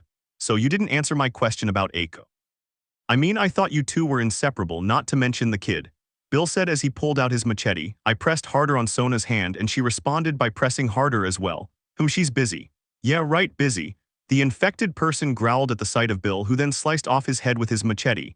It seems to me that there might be trouble in paradise. Joel then looked at the two of us who were holding hands. What are you two doing? Joel asked. After hearing that question, we quickly let go of each other's hands and looked away embarrassed, giving Joel a small smile. Okay, here we go, Bill said, opening the door that led to the street, or rather to a junkyard. Suddenly something happened. Damn. Infected, Sona shouted, jumping behind me. Ah shit, get ready, Bill said. The first infected that passed triggered one of Bill's bombs, reducing their numbers. Then Bill threw a Molotov cocktail at a group of 3 clickers, burning them to a crisp. Finally, there were 2 left, which Joel with a piece of wood and I with my axe finished off. All done, I said. Good, you need to check the barricades again. Neglect the simple things and now you'll pay for it. You know what that means, taking all the supplies from the warehouse and locking them up against the fence on the east side again, then you'll have to. Well, now he's talking to himself, I said. Yeah, Bill, Joel asked. Joel, this way and let's go up. Joel followed him until they were inside the gates of a church. Nice place to barricade yourself. You know, as bad as these things are, at least they're predictable. What scares me are normal people. You should understand that better than anyone. What do you mean by that? Sona asked. Nothing.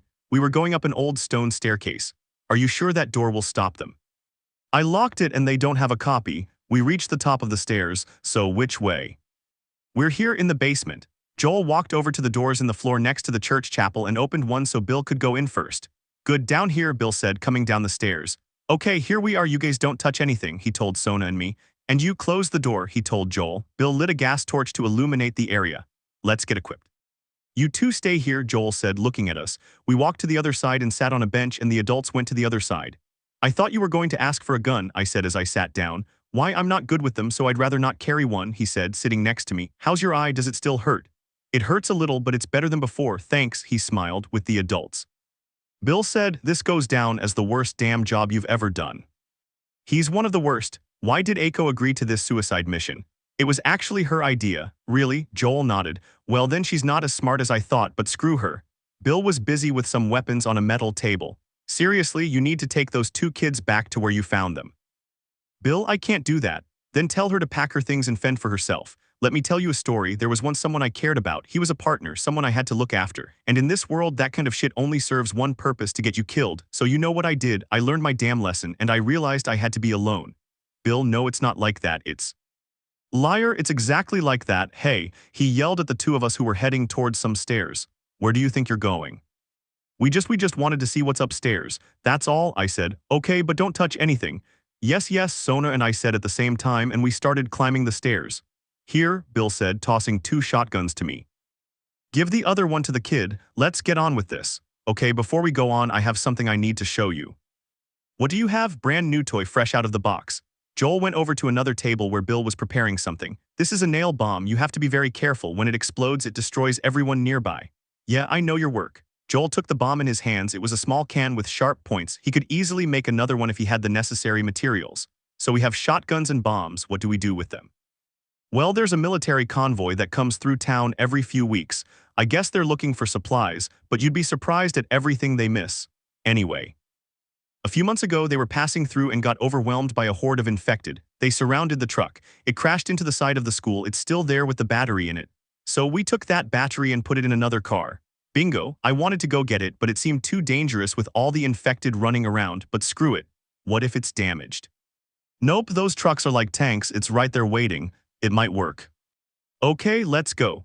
They went up to the main part of the church where Sona and I were sitting on one of the pews chatting about trivial things, until we saw the two adults approaching. Joel handed me a shotgun at that moment. I swear to God if either of you took anything. Relax, we were just sitting and talking. Okay, if you have something to confess, this would be the place to do it. Bill went to an unblocked window and opened it. Okay, time to pack your things. Bill climbed out the window and waited for us on the church roof. Then Joel came out. Guys, let's go. Look, Bill said, pointing to a spot some distance away. There's the school. Okay, ready? I guess we'll figure it out, I said. Chapter 4. We jumped down from the roof and found ourselves in the church cemetery below. There was a pile of burned infected bodies. Oh heavens, Sona said. Come on, you don't have to look at that. I've seen worse. Are you referring to me? I asked. It's possible, he said with a smile as he put on his glasses, his tone mocking. Let's get going, Bill said. I'll take care of it. The church cemetery was divided into several areas, separated by stone walls and connected by passageways and gates. We went down another stone staircase to a lower section. Hey guys, did you hear that? Sona asked. Silence, Joel whispered. Sona, behind me, I whispered, to which she nodded.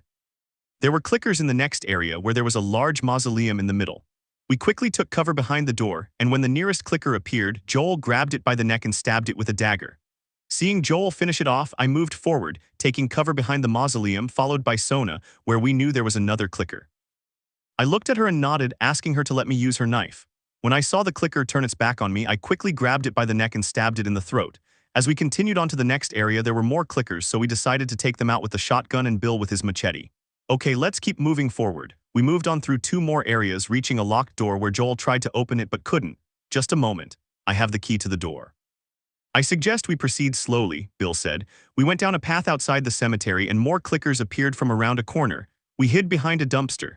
Joel lit a Molotov cocktail and threw it at them and they were all burned to a crisp. You weren't joking about this place, were you? We advanced until we entered a house's garage. The garage had an open door leading to a large yard which was full of infected. We easily killed them from the doorway and returned to the street where we entered another house. This way, Joel said, pushing a door, but it was locked. It's tied on the other side. How about we go in this way? Sona said. What, the dog door? Joel, it's your decision. For me, it's a good idea, I said. Be very careful, Joel said, opening the dog door which was secured with boards. Of course, Sona said, walking past her and opening the door. There are more of those clickers in the house. Oh shit, they didn't see us. Stay down. We entered the house and there was a clicker roaming the rooms, so I borrowed Sona's knife again and stabbed it in the neck. Okay, let's go up to the caravan and over there, it should be clear. Come on, said Bill. Bill ran to a camper van there and with the help of a wooden platform climbed onto it. Then he crossed a plank that served as a bridge between the camper van and a tree house in the yard of another house. The three of us simply followed him. We went inside the house and Joel started searching it. He went upstairs and didn't find much. I stayed downstairs with Bill while Sona went over to Joel where I could hear their conversation. Hey, do you have a second? Sona asked. Yeah, I just wanted to say I'm sorry for Aiko's sake, that's all. I won't bring it up again. Girl, you don't have to worry about me, Joel told Sona. Besides, you should tell Tatsumi that too. I already did it, I just didn't tell you. We should see Bill. Good, the two of them came down from the second floor and we walked towards where Bill was. Hey Joel, yeah, give me a hand with this, he said, referring to the metal garage door. The two of them managed to lift the door and we went underneath, thus arriving 1 block from the school. What did I tell you? There's the truck right outside the school, Bill said, pointing. Let's go. We moved quietly between the cars, but something went wrong. Suddenly, infected people emerged from behind school buses and we had to use our weapons. There weren't many of them, but that was just the beginning. We moved between the buses and many more infected people appeared. Sona, run, I shouted. They're coming from the other side. God, they're behind you. Joel shouted. Runners, Bill shouted. They were surrounding us. One of the runners was struggling with me, but Sona quickly came to my aid. Finally, we took out that group. Well, that was easier than I thought. They must be hiding somewhere else, he said, seeing that there weren't as many as he expected. Well, let's not push our luck. How can we get in? Joel said, noticing that they were already next to the school but outside a fence that surrounded it. We walked for a while and Sona found something. They left a ladder on the bus. Help me get on and I'll throw it down to you. I obeyed and with my hands I made a step and propelled Sona. Don't kill yourself up there. Thanks, Bill, Sona said sarcastically. Sona put the ladder in place and Joel, Bill and I were able to climb up. We're good, we just need to get to the hood of the truck, Bill said. They were inside but something wasn't right. Shit, do you hear that? They're coming, move it guys. Okay, we got in quickly. We grabbed the battery and got the hell out of there. Joel ran to the front door and tried to open it. Damn, they're closed. Oh, they're piling up against the fence, it won't hold. Sona shouted, they're getting in. We walked around the school and saw some windows. We have to go inside to find the battery. I shouted, come on, Bill. Okay, the window's open. Quick, Bill went in first and Joel waited for us to enter, but at that moment a runner lunged at Sona to grab her. But before he could grab her, I leaped at the runner, catching him, and then I buried my axe in his head. Come in. I shouted to Joel, who was still waiting for me to come in. At first he hesitated, but then he decided to go in. Shit. At that moment a clicker jumped on top of Joel and began pulling at his legs, but before it could continue I shot him. Joel went inside and was waiting to close the window since I was still outside. But unfortunately the infected blocked my way and cornered me against the wall. Shit, I said, observing the large number of infected people there. When Joel saw that he wasn't going to come, he saw an infected person trying to enter, so he closed the window in his face. And Tatsumi? Sona asks desperately. Tatsumi is taking care of the infected, but there were too many of them, we have to help him. She tried to head for the window but was stopped by Joel. Joel, let me go. No, Bill, hurry up. Bill managed to open the hood. Tell me you're done. Oh, it's empty. What? Joel approached to confirm, still holding Sona. Empty, damn it. Joel, let me go. I have to go to Tatsumi. Shut up. Where are you going, Bill? Bill, where? Anywhere but here. Good. But at that moment they couldn't hear any infected people from outside. SHH, I don't hear any infected people. What? Tatsumi, Sona said, freeing herself from his grip and quickly opening the door. Tatsumi. Sona screamed when she saw me behind a huge pile of infected, covered in blood. Luckily, I hadn't been bitten or anything, but I was utterly exhausted. So when things calmed down, I dropped my bloody axe and pistol and collapsed. But before I hit the ground, Sona caught me and gave me a tight hug, tears welling in her eyes. Tatsumi. Sona, if you hug me, you'll get dirty. I don't care, I'm glad you're okay, I want to sleep. Yufufufu, I assure you that when we get out of here, I'll let you sleep in my lap. Sounds tempting, I said with a smile. Are you okay, kid? Joel asked as he wiped the blood from my face. I've been better. I have to admit you've surprised me, kid, Bill said, extending his hand. Thanks, Bill, returning the handshake. Let's get out of this bucking place. That sounds good to me, Joel said. We changed out of the clothes we had in our backpacks so we wouldn't be covered in blood and went back inside the school where we heard clickers further in. We ducked down so we wouldn't be heard and Joel and Bill dealt with them. Down the corridor, I bet we can get through those rooms. We continued onward and more clickers appeared, which we easily dispatched. We moved into another room and reached the end of a corridor, finding a double door. Joel pushed it, but it didn't open. Help me open this, Joel said to Bill. Okay, ready? They pushed and it opened a little. One more time. They managed to open it and we went through. Shit, there's more in the way, block the doors. Joel pushed something heavy and sealed the door. Now we were in the school gymnasium. This won't stop for long, Joel said. Suddenly there was a bang at another door. That doesn't sound good. An infected person, larger than the others, entered the gym. It was different, its body was covered in thick layers of fungus and it roared. Oh no. What is that? Sona asked. The infected one threw spores like bombs. He's a fatso, I shouted. What? Sona, cover yourself. Apart from the fatty, infected people appeared and to top it all off, the bullets seemed to do nothing to the big guy. What the hell is that throwing at us? Sona asks. Sona, come. She spots me and quickly approaches me where I create a step with my hands to help Sona up to the bleachers. Stay there. After leaving Sona in the stands, I grabbed the shotgun and killed the two infected that were in the way, leaving only the big guy. As we were shooting, I noticed a specific spot, his left leg, where it wasn't covered in fungus. I have an idea. Which one? Bill asked as he fired. I need you to make Molotov cocktails and when I tell you, throw them, understood? I don't know what your plan is, but let's do it. Joel said. This is crazy, I said as I put away my shotgun and picked up my axe. The moment the fatty launched his spores, I dodged them and started running in his direction. When the big guy had me within reach to grab me, I dodged by dropping to my knees and sliding under his arm, and with a clean cut, I severed his left leg from his body, sending him tumbling down. Now, at my signal, Joel and Bill had created a Molotov cocktail and thrown it at the fat man where it was burned to a crisp. It's over, I said as I let myself fall to the ground, sitting down. Well done, kid, Joel said. Thank you, I said, giving him the thumbs up. Tatsumi, are you all right? Sona asked as she approached shortly after coming down the stairs. You're not hurt at all. No, don't worry, I'm just exhausted. What was wrong with the big guy? Sona asked. It's been infected for a long time, we call them fatties. Fatso, okay, I understand. I hate to interrupt the biology lesson, but can we leave? Please, let's go to the top of those bleachers. Push me, Joel. Joel made a step with his hands and helped Bill up, but he weighed more so Sona and I had to help. Okay, let's go. Bill held out his hand and Sona jumped to reach him so they could climb aboard, then I followed. Joel, behind you. They were infected. Joel quickly pulled out his shotgun and killed one of them while he killed the other with his hunting rifle. Okay, you've got them, let's go get in. Give me a lift. Bill held out his hand and managed to get on. There. We escaped through a gym window and then ran into an alley. We started running because we heard infected people. This way, we're easy targets here. Bill said, there's another ladder this way. Una said, pointing to one on a fence. Move forward, Joel said. Run, Sona, I'm behind you. I said as I shot an infected that was coming in front of me. Hurry up, guys. We went to the other side and Bill knocked down the ladder so they couldn't catch us. Get inside the house now. We went inside and Bill closed a door behind him. Well, that turned out well. Sona, what do you think about going to check this part of the house? I asked since I wanted to leave Joel and Bill alone. Of course, Sona said as she followed me. Bill, Joel asked. Someone had the same idea, they stole my things. So what's the bucking plan B? You should be grateful to be alive. No, you should be grateful to that kid. He saved us all. That was plan A, B, C, and the whole damn alphabet. What's more, tell Aiko she can take this job. Don't drag Aiko into this. He can shove it up his. This has nothing to do with. But Bill wasn't shouting anymore. He was mesmerized by a scene behind Joel. It was a man hanging, one they hadn't noticed when they entered because of the dim lighting. Oh God, do you know this guy? Frank? Who the hell is Frank? He was my partner. He's the only one who could pull off one of those shirts. Bill cut the rope that had him suspended in the air and fell to the ground. They bit him here and but Bill was speechless. I assume he didn't want to convert, so. Yeah, I guess not, to hell with him, he said angrily. Sona and I were inspecting the house until we came to a garage. Inside, there was a car parked and tools scattered on the workbench. As soon as I saw the car, I went to the back and lay down to rest. How are you? Sona asks as she stands next to me. Exhausted. So you deserve this, Sona said as she gently lifted my head and placed it in her lap. Better, she smiled. Much better, I said as I relaxed with my eyes closed. At that moment, the adults entered the garage where Joel stood looking at us with a small smile while Bill checked the car since the hood was open. It's my battery, that damn idiot.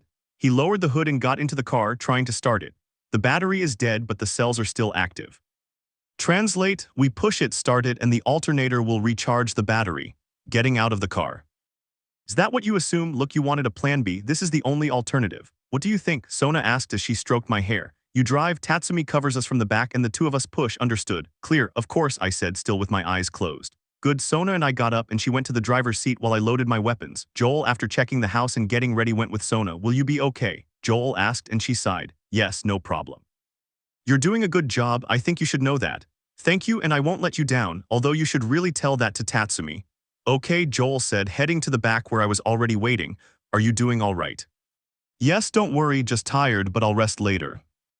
Good, I mean you're doing really well. I'm very proud of you and thank you for saving the three of us. Don't worry, she smiled. Okay, Bill, let's do it. Bill slowly raised the garage door to make as little noise as possible. Okay, put it in first gear, Bill said to Sona as he went back to get into position next to Joel. I already did. Keep your foot on the clutch and when we start moving. I know how to release the clutch. How the hell? You know what? I don't care, just do it right. Okay, girl, get ready, you too, boy. Hi, Sona and I said at the same time. Joel and Bill started pushing until as soon as they passed through the garage, they let go of the car where Sona started to turn the car on and it worked. Perfect. They ran to the truck. Hey, good job, girl. They started pushing the car again, this time to charge the battery. On the other side to the left, Sona shouted. Boy, Joel shouted, leave it to me. Several runners and clickers came out of the bushes by the houses, so I prepared my pistols and shot each one, killing the runners. Then I went to the clicker, picked up the hunting rifle and shot him in the head.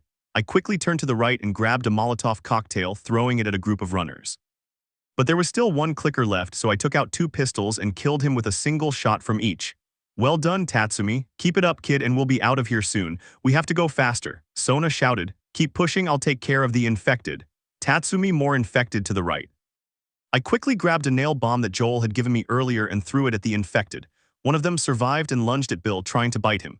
Get him off me. I quickly leaped over Bill and grabbed the back of the runner's shirt. After a somersault, I slammed the infected man to the ground, killing him. After killing him again, I got back in the truck and started shooting the infected.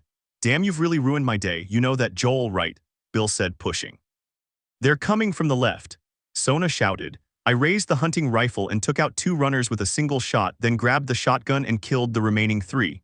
At that moment, an infected approached Sona's window and they began to struggle, but I quickly moved closer and shot him in the head. Good, I asked. Good, okay girl, get ready. They pushed her up the hill and let go at the top. The truck rolled down, causing her to fall. Okay, Sona, start it. Sona started the truck again, and this time the battery was charged so they could leave. Joel and Bill ran after the truck down the hill. No, no, no, Sona shouted. What's wrong? I asked. I've lost my hairpin, I must have dropped it during the struggle. Upon hearing that, I got out of the truck and quickly started running up the hill where I passed Joel and Bill. Tatsumi, where are you going? I ignored them, and as soon as I reached the top, a large number of infected were heading towards me. I could see Sona's hairpin on the ground, but as luck would have it, it was in the middle of the infected. I hate my bucking lucks. I started running with my axe in my left hand and a pistol in my right hand, where every runner or clicker that appeared in front of me I would decapitate or kill with a shot until I finally picked up the fork. Shit, I said, seeing a large number of infected people. Think.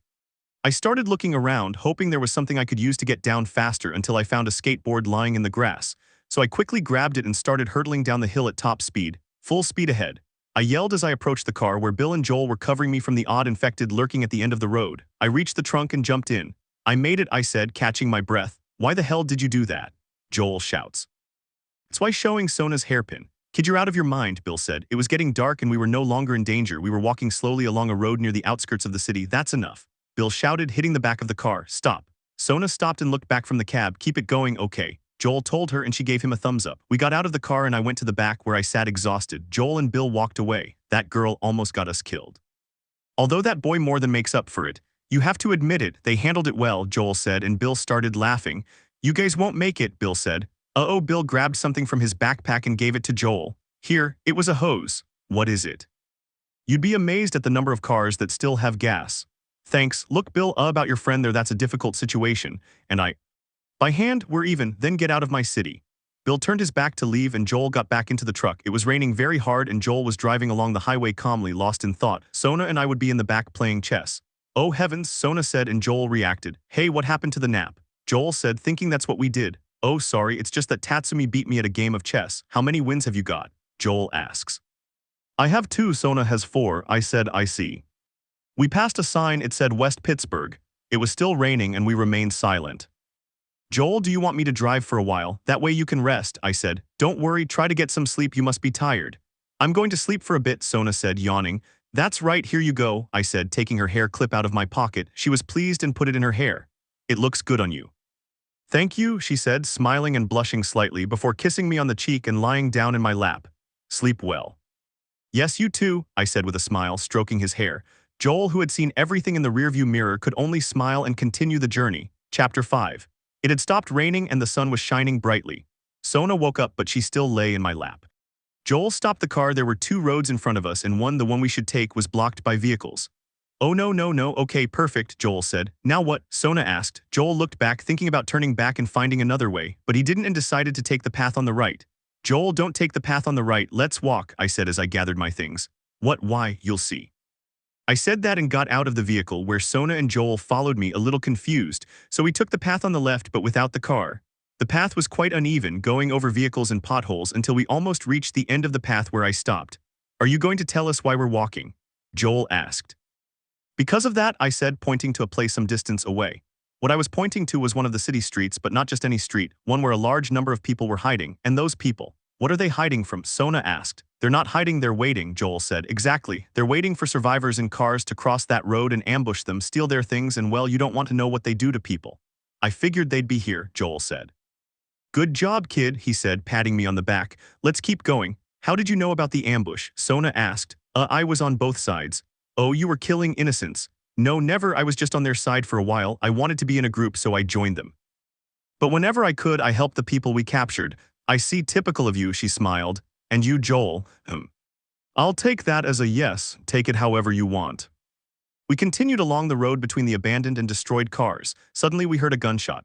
What was that? Sona asked. I don't know, guys, get down, Joel ordered, but we started hearing voices getting closer. Hide, we were on edge. Where did you learn to shoot like that? Dude, buck off. You had several targets and didn't hit any of them. I'm about to hit you. Wow, you really got offended. If you want me to teach you, I'm more than willing to help.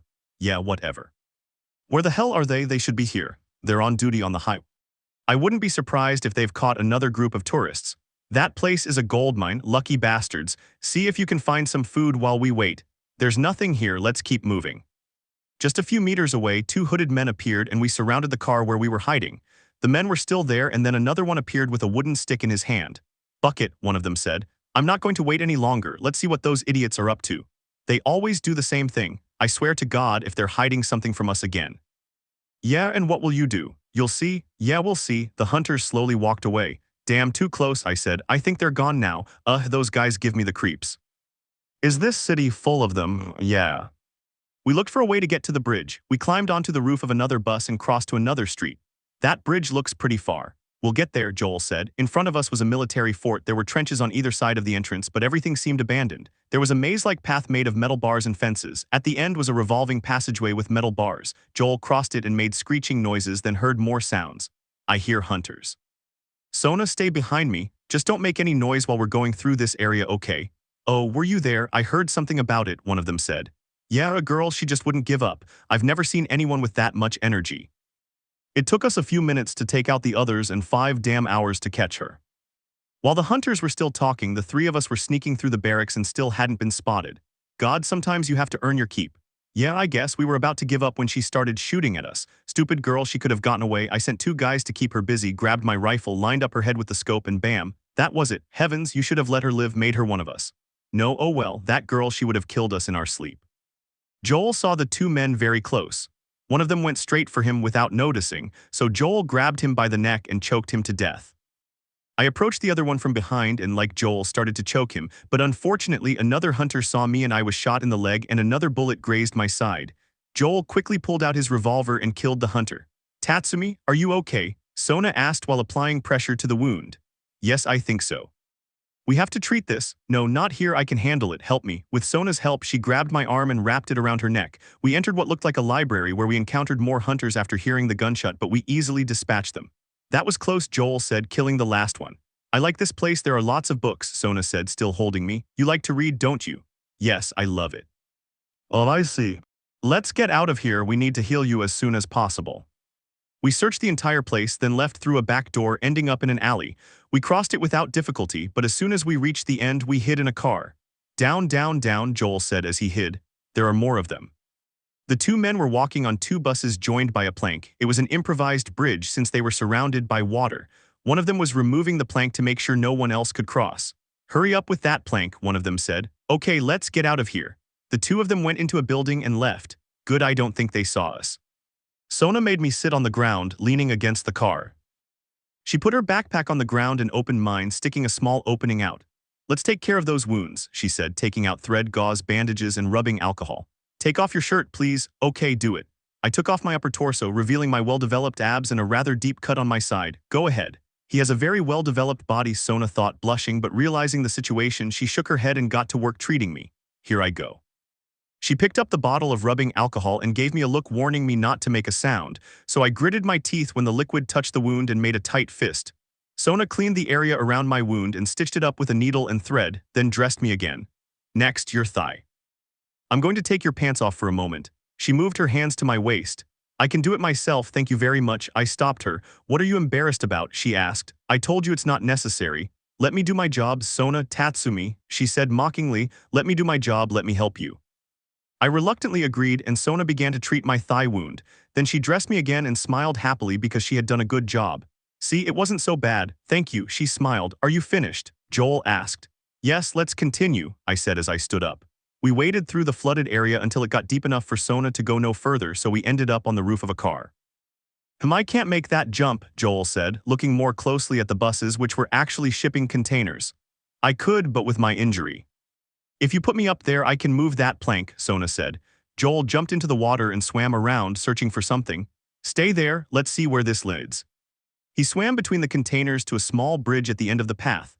Suddenly, he saw a car cross the bridge and froze in the water. Since no one saw him, he swam quickly until he was hidden under the bridge. We heard the car brake sharply, gunshots and shouts. When he heard the car drive away, he came out of hiding. He saw a large piece of driftwood and dragged it to us. "What was all that about?" I asked. "Get on, we'll get to the hotel faster." Joel said without answering me. The answer was obvious. Okay." Sona climbed onto the piece of wood and Joel dragged her to the container with the plank. Sona climbed onto the container, placed the plank like they did. Sona did. "Good, now you just have to find a way to get up." Joel and I swam through the other container and into another building. It was a wrecked coffee shop. The ground floor was flooded. We went up to the second floor and looked for a way to get onto the container, and we also took the opportunity to search the place. Sona crossed the plank bridge and looked around. This place sucks. Yeah, the wood is rotten, Joel said. Did you go to coffee shops often? I asked. Yes, all the time. And what did you order? Just coffee. Yeah, sure, I said sarcastically, making Sona laugh. We found another plank that led to the roof of the container where Sona was waiting for us. The three of us crossed to the other container. Do you think those hunters are gone? Sona asked. We're about to find out.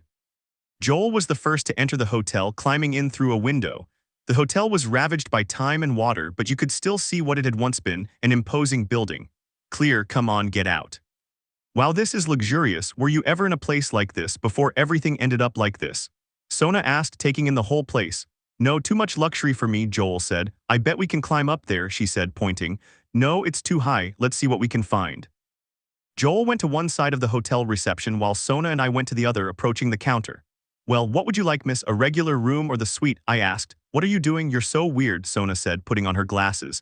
Oh, come on, don't tell me the great Sona can't crack a joke. Is this too much for you? I said teasingly. What did you say? She shouted, looking at me a little furious and surprised. Now you'll see.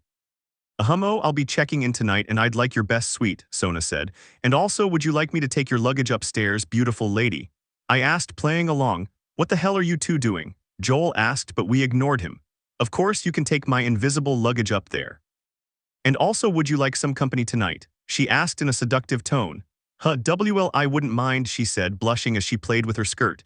You two are so weird, Joel complained, finding a ladder and leaning against it to help her climb. Come on, you two, watch where you're going. It was the second floor. To the right was a staircase belonging to the building, which was completely ruined. Beyond the ruins was a corridor and more elevators, but nothing important was visible. In front of us were a couple of closed elevators, so we decided to take the stairs. Watch your step, Joel said, seeing that half the staircase was destroyed, but we could still climb the remaining half. What was at the top of the stairs was almost nothing, a room with more elevators, a blocked staircase, and a broken window. They chose the window, which led to a small courtyard area that was part of the ventilation system. Oh shit, downstairs, Joel said, cursing under his breath. We could hear voices, hunters' voices. We hurried to enter through another window. There was an empty room, but as we entered the next one, there was a man with his back to us. Joel grabbed him the instant he saw him and choked him. We hid behind a piece of furniture since there were more hunters in the place. Because of my injury, I couldn't do much, so Joel killed anyone who came near. There were quite a few of them, but Joel overpowered them. Just when it seemed they weren't coming anymore, they ventured deeper into the hotel until they reached some elevators, one of which was ajar. Joel opened it, and there was the elevator car slightly higher up. It was stable, and there was a staircase leading up, so they prepared to climb. Let's see where this goes. Joel said he climbed and found a passageway to the other elevator. The car was about 3 meters below. This is going to be tight, he said. Just in case, Sona said, closing the staircase. They jumped onto the car and it wobbled a bit. Joel clasped his hands together to make a step and Sona climbed onto the elevator door above them. I followed her, but at that moment the elevator began to fall. I grabbed onto the floor of the elevator, but Joel fell. Oh shit. I yelled as I plummeted several meters and hit my side against the box. I fell into the water and writhed underwater in pain until I surfaced. Joel, Sona and I shouted as we searched for him in the darkness of the depths and the water. I'm okay, are you guys okay? No, you scared us half to death. Joel looked around, searching for a way out. Let's go down, okay? No, I'll find a way to get to you, don't move from there. After Joel fell down the elevator shaft, Sona and I sat waiting. Minutes passed, and neither of us dared to speak until Sona asked me something. That necklace you always wear, was it your sister Alice's? Yes, I said, clutching the pendant. It was a gift from me to her, but she gave it back before I lost her. I see, I'm sorry. There's something I didn't tell you, and that is that when I was bitten, I wasn't alone, I was with my one Sama. What happened? We were at military training when my one Sama had the idea to visit a shopping mall nearby. And so we did, we went there certain that we'd be alone. At first, everything was fine, we were having a good time, laughing, talking, playing, but we weren't alone. A large horde of infected was inside and they started chasing us. We managed to hold them all off, but as soon as we finished, I noticed that I'd been bitten on the arm and my one Sama on the hand. I suppose you had two options. Yes, she nods. Commit suicide together or transform together, and we chose the second. She transformed first and waited for my turn, but it never came, so she had no choice but to kill my own one Sama. Shortly after, I ran into Marlene and told her what had happened. I'm sorry, it must have been very hard. Sona nods at my answer. And do you want to live? I don't know, at first I didn't want to live even though I knew I was immune. But Marlene told me that with me she could save thousands of people, so if I die at least it will be for something. Do you want to live? I don't know, we're the same. After losing my one san, I just wanted to die and leave this world. But something inside me made me survive at all costs for her, and I still do. But then you appeared an immune girl, so don't worry, I'll live. I'll live as long as it takes until you reach that lab. You won't get rid of me easily. Heh, I hope so, she said with a sweet smile. Seeing her sweet smile, I couldn't help but blush a little, and then I said, hey, you have no obligation to go with them. Yes, that's right, they discovered you after you knew you were immune. They only want you for their own gain, that's what I think. The cure would make your sacrifice pointless, since even if they could somehow spread the cure worldwide by exterminating all the infected, there will be people who don't want to restore the world to what it was before. You know, there are groups or gangs that go to war just for territory, objects, materials, medicine, weapons, and even people just to have them as slaves. Humanity has always been like that, but there were people who established order like the government and other groups. Tatsumi. Right now, you're my priority, and even if you remain firm in your decision, if I see that you have to die to make that cure, I'll get you out of there, even if I have to force you. You might hate me later, but I'd rather you live and hate me than die. Sona had been silent the whole time I was speaking, her face a mask of surprise. The moment I finished, I stared at her and saw tears begin to stream down her cheeks. She was overwhelmed with a mix of emotions: sadness, despair, confusion, and happiness. Sorry, I didn't mean to, I stammered, waving my hands. No, it's okay, they're tears of joy, she said, taking off her glasses and wiping her eyes. I just blushed and stretched my hands out to the sides, signaling that I would give her a hug. She understood perfectly and threw herself at me, where I hugged her and stroked her head while she sobbed against my chest. It's okay, I'll always be with you, I said, stroking her head. She nodded, still sobbing against my chest. After Sona had finished crying, she rested her head on my shoulder, our hands intertwined. Thank you, Tatsumi, thank you for everything. You're welcome, I said with a smile. Just then the power came back on in the building and she moved away from me. That must be Joel's signal, let's keep going. Okay, let's go, Sona, don't leave my side. Okay, sure. We made our way through the hotel corridors very carefully until we encountered more hunters. One of them was alone in a room, so I stealthily approached from behind and with a swift movement snapped his neck. One down. We continued to the next room and Sona spotted one. Wanting to do something, she stealthily approached and plunged her knife into his neck. Well done, I said, showing my fist. Thanks, she replied, bumping fists with me. We went out into the hallway, and in the middle of a large room with chairs and sofas, 3 hunters were talking. Taking advantage of the fact that they didn't see us, I threw a nail bomb, killing them. It's done, I said, checking to see if any were left. This way. I'm right behind you. We walked together through the hallways, but at one point in the hotel the floorboards began to creak, as if they were about to break. Damn it. Sona, run! I took her hand and we started running, but halfway there the whole floor we were standing on collapsed, so in midair I hugged Sona, protecting her from the fall. Once I touched the ground, I opened my arms and saw Sona, who was hugging my abdomen tightly. Are you okay, Sona? I should be asking that, you took all the blows. I'm fine, don't worry. As we got up we heard groans in the distance, so I assumed it was Joel. Chapter 6. As soon as we got up, we ran towards the groans, finding Joel being choked by a hunter. So without hesitating, I ran towards the hunter and tackled him, slamming him against the wall. I started hitting him hard in the abdomen, then one in the face, causing him to fall to his knees. I pulled out my pistol and pointed it at his head, killing him. Joel, are you okay? I asked. Yeah, why didn't you stay like I told you to? You're glad we didn't, aren't you? Sona said. Yeah, thanks, Joel said as I helped him up. We have to go. We'll follow you, Sona and I said. The 3 of us started walking through the hotel until we reached a fairly tall wooden structure where we could see a large group of hunters. Oh shit, Joel said as he saw some hunters in the distance. We crouched down so they wouldn't see us and he left the rifle next to him. Listen, I'll get down there and clear the way, and I'm staying with Sona, and I'll cover you from here with the rifle, right? Exact, listen to me, if I get in trouble there, make every shot count, okay? Understood. Very good, Joel was about to go down, but he stopped and looked at us again. And if by chance something happens to me, get out of here and protect the girl. Now he jumped to get down. You don't have to tell me, I said, causing Sona to blush. Joel was covered behind a barricade as he silently took care of the hunters. I was next to Sona while he aimed. At that moment, a noise made the hunters look at Joel, where I started shooting the hunters in the head. While he was shooting, Sona seemed a little uneasy, so he prepared to speak. I can tell you something. Sure, I said right after shooting a hunter. I just want you to know that if to make the cure they have to kill me and you save me, well, I wouldn't hate you. It's possible that I would thank you at first. I didn't mind dying with or without a cause, but since I met Joel and you, well, I wanted to live more, even if it was in this world. He said while his cheeks began to blush. I'm glad to hear that. I said in order to shoot the last hunter, killing him. So decided if when creating a cure you have to die. Yes or yes, I will rescue you and we will live together, even if it's in this apocalyptic world. I said with a smile. Yes, thanks, well come down, Joel shouted from below. Sona and I looked at each other and prepared to go down where Joel was waiting for us while he collected ammunition. Well done. Thanks Joel, I'm getting used to your praise, he smiled. Ha ha ha, well don't get used to it, come on let's go. We walked around with the certainty of finding a way out but nothing. How about here? Sona indicated. It was a metal curtain. Joel and I approached and raised the curtain up to our chest so that Sona could stop it. Okay, do your thing Sona, there I go. Sona stepped to the other side but couldn't open it or hold it. It's stuck. Huff, wait, yeah. Sona dragged a piece of furniture on wheels to the curtain and put it under it.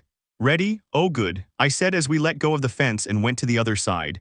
Well thought out, what if you help me up? Joel denied and went to the furniture that Sona had placed under the curtain. Help me with this. List. Said, lifting the curtain just enough for Joel to pull the cabinet out. He put it by the window and we went upstairs. On the other side was a long hallway with things lining the sides. Joel used a table there to upgrade his weapons, and so did I. When we finished, we moved forward down the hallway. At the end was a large window and on the left side a door. Run, someone yelled from outside. Oh shit, down, Joel said. We were hiding behind a low wall and the window was above us. Keep running. Two people were running down the street, a man and a woman. We heard a car approaching, 2 shots rang out and the people fell with muffled screams. The man died instantly while the woman writhed in pain on the ground. What do we do? Nothing. What? A military vehicle arrived, but it was full of hunters. 2 got out of the back. No, the woman screamed, but one of them shot her, ending her life. The other man started searching her. Tough days, huh? What the hell, man? Damn, no food, old shoes, they have nothing. Let's go. Okay, they both got in the car and drove off. Oh crap, Sona said. There's nothing we can do, I said. I know. Let's just go to that bridge. We went inside the building. We found a staircase and climbed it. We were about to reach the top and go into another room, but we stopped and went back to the staircase to hide since we heard voices. Shit, hunters. What? Sona stayed behind me, while Joel went after one of the 2 hunters and I went after the other, grabbing him by the neck and snapping it. Apparently the whole area was clear. We walked down a corridor until the wall and floor on the right side were destroyed. We went through there, reaching the street, and stealthily walked along the streets until we started hearing voices. We quickly hid behind one of the buildings that lined the streets. A message came in from the group on the east side. They didn't see anything. What about Market Street? Yeah, they're passing through that area now. Who knows, maybe they'll take them out. I'm praying those tourists show up. They have to show up somewhere. I think it'll be your lucky day, guys. There's a guy on the 2nd floor right there, Sona said quietly. Yeah, we can see him. Stay behind me and keep down. The man was on the 2nd floor of the building across the street, behind a ruined wall with no windows or anything. He was staring blankly out at the street, but he still didn't see us. Hiding behind 3 abandoned cars, we moved closer to the building. When we reached the entrance, we still hadn't been spotted. We got to the 2nd floor, and as expected, the man had his back to us. Joel approached silently and choked him. I slowly noticed another man further ahead, so I slowly approached him and silently began to choke him as well. We thought we were safe, but then there were gunshots from the street and Joel and I saw a man running. I shot and killed him. Joel ducked to the stairs of the next room where a hunter was coming up. Joel beat him until he stopped moving. We went down the stairs and back out onto the street, entering another building where there was another hunter. Joel killed him without hesitation. I took care of the hunters who were farther away. Oh heavens, you guys are amazing, Sona said, relieved. Of course I'm the great Tatsumi, I said, thumping my chest. And also old Joel. Hey, I'm not that old. H-A-H-A-H-A-H-A. Sona and I both laughed at her comment. We searched the streets and other buildings for supplies. I was collecting ammunition from the hunters we killed, which I divided between Joel and me. Sona was standing in front of a very high wall with writing on it and people lying on the ground, apparently shot, their blood soaked into the wall. Wow, I guess that's how things ended up in this area. Well, in every battle there's a loser, I said. What if they have families? To dus tinen familia, is measure no pensar mucho en ello. Dijo Joel. Kimono hacerlo, Joel miro a su alrededor y vaya una escalera plegable arriba de sus cabezas. Aqui ven aqui chico, Joel hizo en escalon con sus manos, bien, subay intent badger la escalera pershat escada, a la mierda, despair en el cerrojo de jindola care. Eso es, Sona fula primi en subir y Joel la siguio. Legamo solo hasta ali, ya quella escalera de más arriba era inexistent. Ya casi legamos. Dijo Joel mirando el puente en más cerca que antes. Bajamos gracias a un camión y nos dirigimos por un callejón, pero nos escondimos rápidamente y que escuchamos el coche en el que se movilizan los cazadores. A ellos también los escuchamos estaban dentro de un edificio el coche fuera de este. A ese maldito camión, dije bien mantén la cabeza bajo, agachados entramos en aquel edificio. 6. Nop. Say it. Not even close. 10. Keep going, Buck. I don't know. 20. Try 25. Liar. I swear. You got 25 cans of bacon. Well, 24, I finished one recently. How the hell do you have 24 cans of bacon? A military storage at the hotel from the old days. Ruben and I found them, we split them half and half. And it's still edible, when are you going to cook more? Why do you think I want some? Yeah, I bet. Dude, I saved you from that clicker last week. I'll think about it. I should have just left you to die there. Oh God, I'll make you some if you stop bringing that up. It better be as good as you say. It's bacon, of course it's good. While they were talking, Joel and I were looking for a way to get out or even kill them. We were just a few feet away from them, but they didn't see us. Too close, Sona said. We crossed the building and came out the other side and circled around. What was that? Someone yelled. I think it was that way. A hunter appeared next to us, and Joel beat him to death. We had to quickly go back inside the building where another man appeared whom I shot dead. Unfortunately, the car heard us and started firing at us with some kind of weapon mounted on top. What the hell are they shooting at us with? Sona yelled, taking cover. Some kind of military turret, stay down. We quickly exited through the back of the building where we encountered more hunters, but we easily killed them. The problem was the turret that was tracking us. We continued down the alley and turned left onto another street. It seemed the car wouldn't fit because it was too narrow, so he decided to turn around. Over there, there's the bridge. I said, pointing. Come on, let's go. We started running along the road that led to the bridge, and I could see a gate separating us from the hunters and their car, but out of nowhere, they started tearing it down. Open it, damn it, come on. We ran as the gate was ripped down, bullets nearly hitting us. Joel tripped and fell behind a car which shielded him from the bullets. He quickly got up and continued running through the cars and buses, but we had to stop because the bridge was gone, it had collapsed. Shit, I yelled. How many bullets do we have left? Joel asked. They'll kill us, Sona said. What choice do we have? Jump. No, it's too high and you can't swim, I said. The hunter's car appeared and crashed into a car that fell into the void. Oh shit, oh buck. Tatsumi, you'll keep me afloat. Sona said, don't argue, Sona, but I jumped right in. Shit, Joel and I jumped. When we hit the water, I surfaced quickly while Sona thrashed about. The current was strong. Tatsumi, I yelled, but I reached her. I've got you. I held her tightly. Joel, here, stay afloat. I'm trying. I hugged Sona tightly. I won't let go, I promise. But I was just heading towards a rock. No. I quickly shielded Sona from the impact with my body before we hit the rock. And as soon as we collided, everything went black around me. Chapter 7. Shortly after the impact, we found ourselves on the shore of a small beach. Sona was the first to wake up and Joel was beside her, also awake. And Tatsumi? Sona asked, looking around. No, I don't know, Joel said, sitting up a little sore. Tatsumi? Sona shouted, searching everywhere until she spotted me near the shore. Tatsumi. She quickly ran to me accompanied by Joel and they noticed I wasn't breathing. He's not breathing. What? Sona started CPR but I still hadn't opened my eyes. Girl, he. No, don't say it, she said, still performing CPR. He promised me he'd always be by my side. She shouted as she began mouth-to-mouth resuscitation. At that moment nothing else mattered, she had only one purpose, to save me. Come on, Tatsumi, please.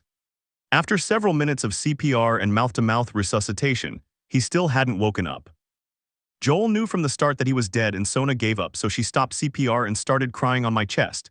Then she gently cupped my face and kissed my forehead, her eyes gazing at me as tears streamed down my face.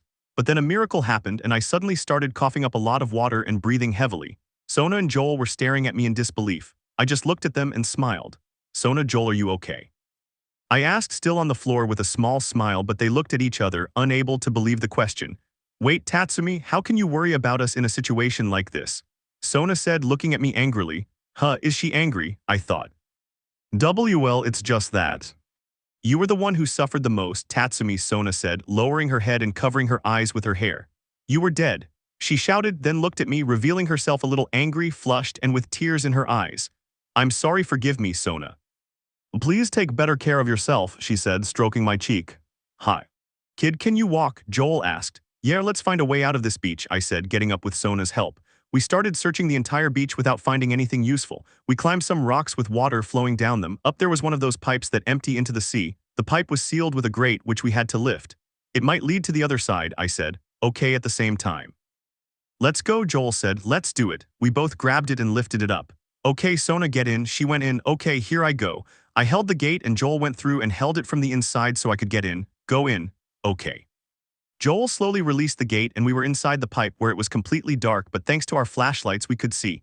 We continued forward until we reached a room that split in two. Sona and I went one way and Joel went the other. Are you sure you're okay? Sona asked. Yes, don't worry, I'm perfectly fine, I said with a smile. Out of nowhere, Sona hugged me from behind, resting her face against my body. Sona, I thought I was going to lose you too, I'm so glad. I noticed she was shedding more tears. The more time I spend with this girl, the more she surprises me. At first, she's calm, serene, intelligent, and very proud, but the more I get to know her, the more I realize she's also very sensitive and afraid of ending up alone. So without hesitating, I stopped walking and turned around, giving her a tight hug. I'm sorry I made you worry a lot. I'll try not to be so reckless. Yes, she nodded, clinging to my chest. It's your fault. I'm sorry. Joel, who was at the end of our path, wasn't watching and understood perfectly what was happening, so he left us for a moment. We went to join him. Ready? He asked. Yes. This way, it looks like there's another path ahead. We followed them and entered a dark tunnel until we reached the heart of the place. It was very large with metal platforms where we stood, and between us and the path there was water. Okay, Joel, how do we cross? Sona asked. We have to think of something fast, he replied. Without warning, I jumped into the water and headed for the platform in front. I circled it a bit to get a better view of how I climbed up until I saw a pipe attached to the wall, so I started climbing until I reached the platform floor. All done. Good job, kid. Let's see if that generator still has power, Joel said. When Joel and Sona saw me turn on the generator, they climbed onto a platform, and as soon as the power came on, it started moving until they reached the other platform. Well done. Very good, Tatsumi, Sona said. See, they used to call me Peter Parker, I said mockingly. Ha ha ha, let's keep going, Spider-Man, Joel said teasingly. This way. We walked through a tunnel with a trickle of water seeping out. We reached the outskirts of a metal gate. Oh, what's going on here? Sona asked. Do you think there are people inside? I asked. It's possible, don't separate, Joel said, approaching the gate and opening it. A plastic basket filled with bottles tied to the ceiling by ropes dropped the bottles, which shattered with a loud crash. Oh crap. It's a sound trap, I said. Someone used to live here, but it seems they don't anymore, Joel said, surveying the clearly abandoned place. Who would live in a place like this? Sona asked. Well, someone who thought they could keep a place like this safe, I said. Searched the place for anything useful, and the only thing we found was a gun, a sawed-off shotgun. Joel immediately put it away and we moved on. The path split into a tunnel to the left and the continuation of a hideout straight ahead. We continued straight ahead since we could see the end. Oh cool, Sona said, spotting a soccer ball. Girl, don't, Joel started, but she interrupted him. Don't worry. Sona took the ball and stood a few feet from the back wall. Hey Tatsumi, check this out. She kicked the ball and scored. Nice job, I said, then picked up the ball and started doing tricks with it. Check this out. Where did you learn to do that? Joel asked, still doing tricks. Let's just say in a post-apocalyptic world you have too much free time and you learn a lot of things, I said, then did a somersault and kicked the ball, scoring a goal and leaving Sona amazed. That was incredible. Ha ha ha, thanks. We left and walked through the tunnel we'd seen earlier. We were nearing the end where there were bars and a gate with bars, but beyond us we heard growls and moans. Did you hear that? Infected, Sona said. SHH, stay still, Joel said. Joel opened the gate and stepped out into a room with a pool of stagnant water in the middle. On the other side was a ladder, and the first infected appeared from there. Joel immediately shot and killed it. 3 more are coming this way, Sona shouted. Sona behind me. They appeared from another tunnel in the darkness, 4 runners and a clicker, but we didn't have any trouble with them, so we killed them easily. Well, I think we know what happened to these people, I said. Considering there was a clicker, they must have died a long time ago, Joel said. Let's keep going. We continued onward until we reached another gate, which Joel opened, and some barrels fell out. It was another mechanism. Oh shit, Joel said, stepping back and turning around. Watch out. Joel yelled as he saw a large metal gate coming up from above to trap us, but unfortunately the shout startled Sona, who fell on her butt right under the gate. Sona, I yelled as I ran towards her. She was staring at the gate, which was hurtling towards the ground at high speed, but suddenly it stopped and I was holding it shut. Fast, I can't hold on much longer. Sona obeyed and without getting up started crawling backward. When I couldn't hold on any longer, I let go of the gate and it closed completely. Joel was on one side and Sona and I were on the other. The gate had a window at face level with bars but no glass. Are you guys okay? Joel yelled, going to the window. Yes, we're fine. I'm sorry, I must have activated a security door or something. Tatsumi, see if we can lift this. We both crouched down to see if there was a way to raise the gate, but it wouldn't budge. It's useless, Joel will find another way. Okay, be careful, clickers. Sona shouted. What? Joel said, get out of here, let's go.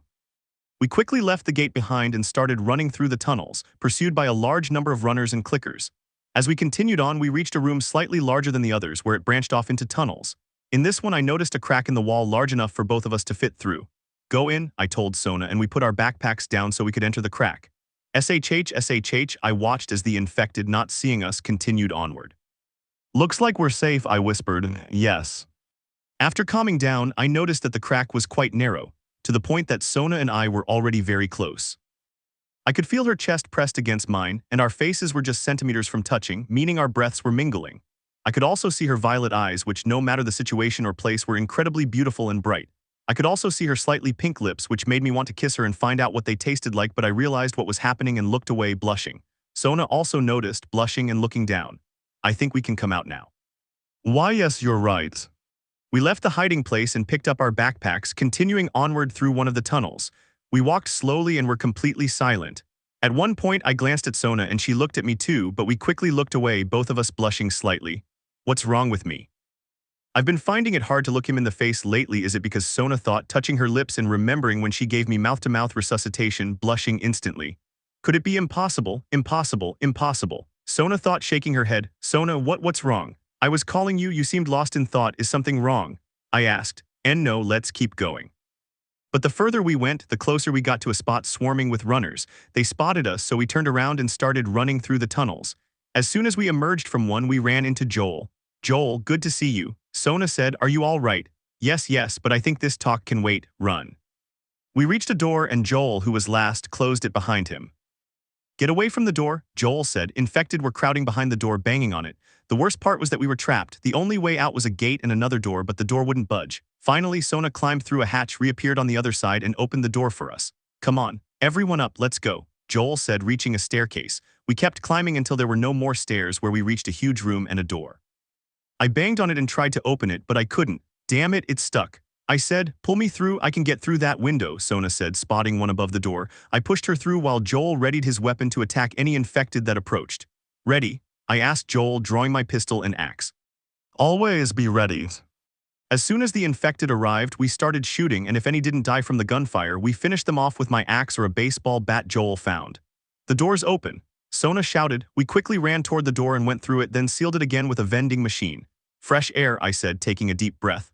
Oh, look at this, Sona said, pointing to the wall next to the machine. Warning, infected inside, do not open. Oh, are you serious? Thanks for warning us on the other side, said. Okay, let's continue, Joel said, walking away from us. Come on this way. The path was peaceful. There were large trees and everything was lush with vegetation. Reached a lookout point. In the distance through the mist we could make out an antenna. We have to get there, we'll spend the night there, Joel said. We walked along a street lined with trees on one side and houses on the other. As we started to descend the street, we could see dogs in the distance. Oh, puppies, Sona said. You'd better stay away from those. It's not like back home. Those are wild, Joel said. Maybe, but some of them might not be, I said. Come here, kid, I'm not going to hurt you, he said, putting his hand close to the ground, causing some of the dogs to run away except for one that came to sniff my hand. Woof, the dog said, letting me pet him. See, I said, looking at Joel, who approached the dog and stroked its head. Some dogs miss people. Come here, Sona. I took Sona's hand and placed it on the dog's head, so soft. At that moment, the dog started licking her face. Ha ha ha, okay, ha ha ha, so playful. Come on, let's keep going, Joel said. We said goodbye to the dog, who ran off, probably with the other dogs, while we went into a house. We went through it and out through the yard. The fence that separated the street from the yard was gone, so we reached the street without any problems. But as we got there, a bullet hit a car next to Joel. Oh shit, get down, Joel yelled. Damn it, I said as we stood next to Joel. Tatsumi, can you take him out from here? No, I don't know where he is. He's somewhere down the street. Okay, Joel said, looking at a large house at the end of the street across from us. You guys stay here? Are you sure? I asked. Yeah, I need you to keep him busy. I'm going around to see if I can pinpoint his position. Okay, be careful, Sona and I said at the same time. Joel started walking to the left, carefully making his way along the path and taking out a large number of hunters. He finally reached the sniper's house, went up to the top floor, and the sniper tried to surprise him by stabbing him. But Joel took the knife and began stabbing him repeatedly. After killing him, he went to the sniper rifle and started using it to cover the two of us. Come on, guys, Joel said after killing the last hunter, but at that moment he noticed the truck with the turret. Oh no. It's those damn tourists from the city, one of them said in the distance. Did they think they could get away from us? The turret started firing at the two of us and Joel started shooting at the car, but it had no effect. Then the people in the car stopped shooting and a man appeared above, throwing Molotov cocktails to the sides. Joel took advantage of this and shot the hunter just before he threw another bomb. The car caught fire, then lost control and crashed into a house. Damn, that was intense, I said. Sona, are you okay? Yes, I'm fine.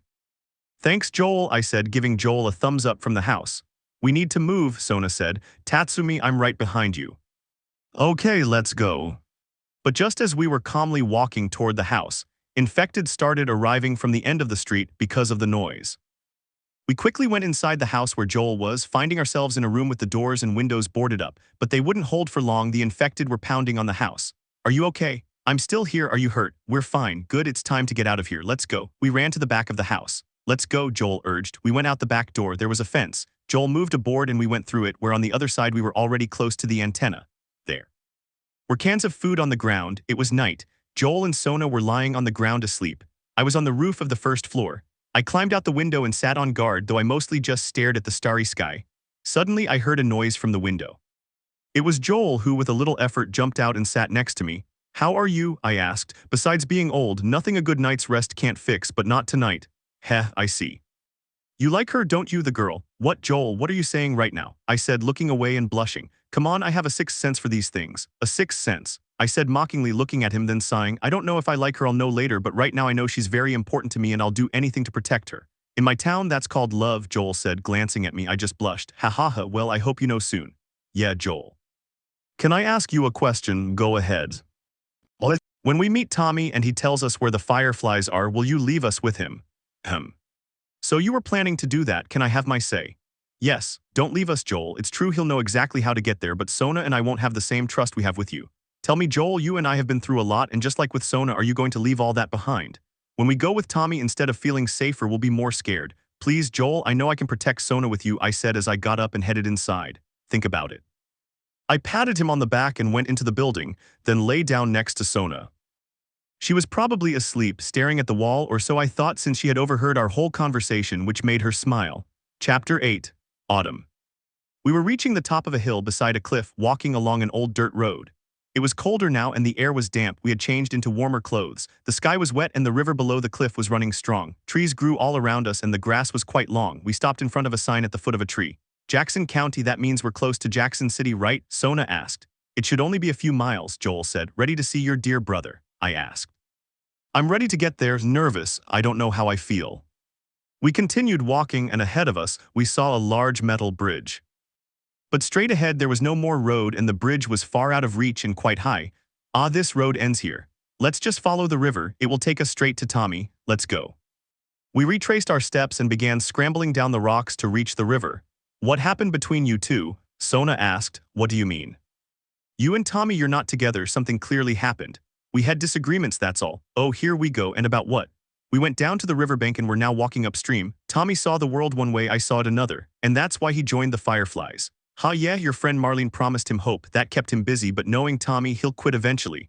What was it like the last time you saw him? I asked suddenly. I think his last words were, I never want to see your bucking face again. God, but will he help us? I think we're going to find out. Well, with or without help, we'll get there. Let's keep going. We walked under the bridge and climbed up the side of a small waterfall. At the top, a few meters away, there was a dam and a facility. It was abandoned. Wow, a hydroelectric plant. We climbed a ladder that led to a platform over the river. On the platform was a valve that rotated part of the dam, turning it into a bridge, but it only moved half. The other half moved from another platform in front of them. Okay, how are we going to get across? Sona asked. I'll take care of that. I jumped into the river and started moving toward the other platform where a pipe was attached to the wall. I began climbing until I finally found myself in front of the valve, which I rotated, leaving a gap to cross. Be careful crossing that thing, I said. We will. Teamwork, Sona said, raising her hand, and we high-fived. Next to the platform was the continuation of the riverbank. There were objects there indicating that a small camp had once been there. But we passed it, reaching the top of the hydroelectric plant, although we were outside the enclosure. Oh, I'm hungry, Sona said. I know, me too. That's it, the next squirrel I see, I'm shooting it, I said. Let's cross this place and then we can look for some food. We walked around the perimeter of the place. It was surrounded by tall gray walls with barbed wire on top. Should we go in? We can't go around it, we'll fight our way through the plant. We reached the main entrance of the plant where there was a large gate. Around it was a fence, a guardhouse, and some abandoned cars. We approached the gate and Joel tried to force the large lock, but several armed people appeared above us, pointing their guns at us. Instinctively, I drew my weapon and Sona quickly got behind me. Don't even think about using your gun, tell the guy to drop his. Now, said the voice of an albino woman with short hair who was pointing her gun at us. Joel moved back a little from the gate and held out his hands to signal that he had no weapons and didn't intend to use any from his backpack. Tatsumi, do as the lady says. Joel said, yes, stop aiming and holster my gun. Tell me you're lost, the woman said. We didn't know the place was occupied, Joel said. We just wanted to get through. Which way? They're trustworthy. Suddenly a man's voice was heard. Do you know those people? She asked. I know her. That voice, Sona said. I know the man, another voice said, and the gate opened before us. He's my damn brother, a man said, appearing and carrying a gun but not pointing it at us. Tommy, Joel said, surprised. Wow, Tommy said, equally surprised. He went over to Joel and hugged him tightly. How are you, little brother? Joel said, patting him on the back. Damn, yeah, let me see you. They separated and Tommy looked at him intently, placing a hand on Joel's shoulder. The woman appeared beside them. You've gotten old. Relax, the same will happen to you, Joel said, amused, removing his hand. This is Maria, Tommy said, introducing her. Be nice to her, she's sort of a leader here. Yes, ma'am, thank you for not blowing my head off. It would have been awkward considering you're my brother-in-law, Maria said. She was clearly strong-willed. Joel looked confused by her words. We all end up involved at some point, Tommy explained. Meanwhile, a young man with short blonde hair and gray eyes was approaching us. He was wearing a school uniform but with a coat over it. I'm glad to see you alive, Sona. Saji, Sona exclaimed as she approached him. It's incredible you're still alive, so after military training you ended up here. It's a long story, but if I have to sum it up, let's just say I didn't like that place and I left. I see, but I'm glad you're still alive, Sona said with her characteristic smile. Tatsumi, come, I'd like you to meet a friend. I was standing behind them until Sona called my name, at which point I extended my hand. Nice to meet you, I'm Tatsumi, I said, and Saji returned the greeting, though with a listless expression. A pleasure, you two are Tatsumi, and Maria began approaching us. Sona said. Tatsumi and Sona, what brings you here? Well, it's a long story, I said. Why don't we invite them in? Saji asked. Yes, are you hungry? Maria asked. Oh, hungry? Sona and I said at the same time, making us laugh. Saji grimaced. We went inside and Tommy closed the gate behind us. Joel walked away to talk to his brother. Sona was talking to Saji, so without her noticing, I slipped away and went over to some horses. I started stroking one of their faces and the horse seemed to appreciate it, so I started talking to the horse about trivial things until a certain blonde girl approached me. It seems to like you, Maria said. Apparently so. I read that if you put all your trust in an animal, it considers you part of its family, although to be honest, I prefer motorcycles. You fufu, I see, I think you have a shadow. Maria said, glancing at Sona. Just as I turned to look at her, she quickly looked away. She cares a lot about you. Yes, I'm very lucky to have met her, I said with a smile, still looking at her. Come on, you're hungry, aren't you? Follow me. I started following Maria into a building where Sona followed. Apparently Joel and Tommy had already left a little while earlier to talk privately, and Saji had gone to guard the fort. We went into what looked like a dining room and Maria gave us 2 plates which Sona and I eagerly began to eat. After we had completely finished our meal, Maria suddenly pulled out a photo showing a young Joel with a girl of about 14. Maybe I shouldn't tell you this, but Joel had a daughter. Joel. Sona and I said, and we looked at each other. Yes. She had her and lost her the first day it all began. Her name was Sarah. But Maria would be interrupted by gunshots. Suddenly, a man knocked down the door and started shooting at us. Take cover. I drew my pistol and Maria drew a shotgun while I left Sona taking cover behind a bar. Maria and I would be firing at the men who were with us. We managed to take out 3, but there were still more. Let me go. Hearing Sona's scream, I quickly saw a huge bandit grab her arm and throw her to the ground, leaving her lying on the floor. Sona! I yelled as I fired to hit the man, but unfortunately I missed. Sona took advantage of the situation and quickly got up to take cover again, but the bandit was faster and kicked her in the abdomen, sending her to the ground, then grabbed her by the neck. Seeing that, not caring that I had no ammunition or resources, I charged at the bandit at full speed, where I tackled him by slamming him against the wall, breaking it in the apartment. At that moment we were in the courtyard from before, where the huge bandit got up, followed by me. Come on, big guy, let's see what you can do, I said, raising my fists. The bandit, with all his might, was about to deliver a powerful blow to my face, but he was surprised to see that I only received a scratch, which I wiped away with my hand. Not bad at all. Tatsumi, Sona shouted. Turning around, I saw Joel and Tommy with her. So your friends are dead, you're the only one left, I said, looking at him with a smile. What are you going to do? Kill you, of course. The bandit was about to punch me, and I blocked with my arms in an X shape, but in that moment of carelessness the man grabbed my head and started dragging me along the ground, then seized me with his enormous hands and began to squeeze. Die, dwarf, we have to help him, Sona said. Number watch, Joel said. Sona, with a worried expression, watched as I headbutted the bandit hard in the face, causing him to let go. Come on, Tatsumi, you can do it, Sona shouted. After the big guy let go of me, I quickly recovered and punched him hard in the stomach, making him spit out saliva. After that, while he was complaining of pain with my hands, I leaned on the ground and with a turn I hit his legs, causing him to lose his balance and fall to the ground. Tatsumi, Joel yelled, throwing me a pistol. I picked it up and without hesitation shot him in the head, killing him. After a few seconds of silence, everyone who had been watching my fight with the bandit erupted in shouts of excitement. Hearing their cheers, I couldn't help but feel moved. I did it, I said, flashing a huge grin. Well done, Tatsumi, Sona said with a small smile. Oh, come on, you're not going to give me a hug, are you? I said, stretching both arms out to my sides, making Sona blush.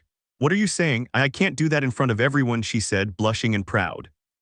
She's adorable when she shows her pride, I thought, watching her.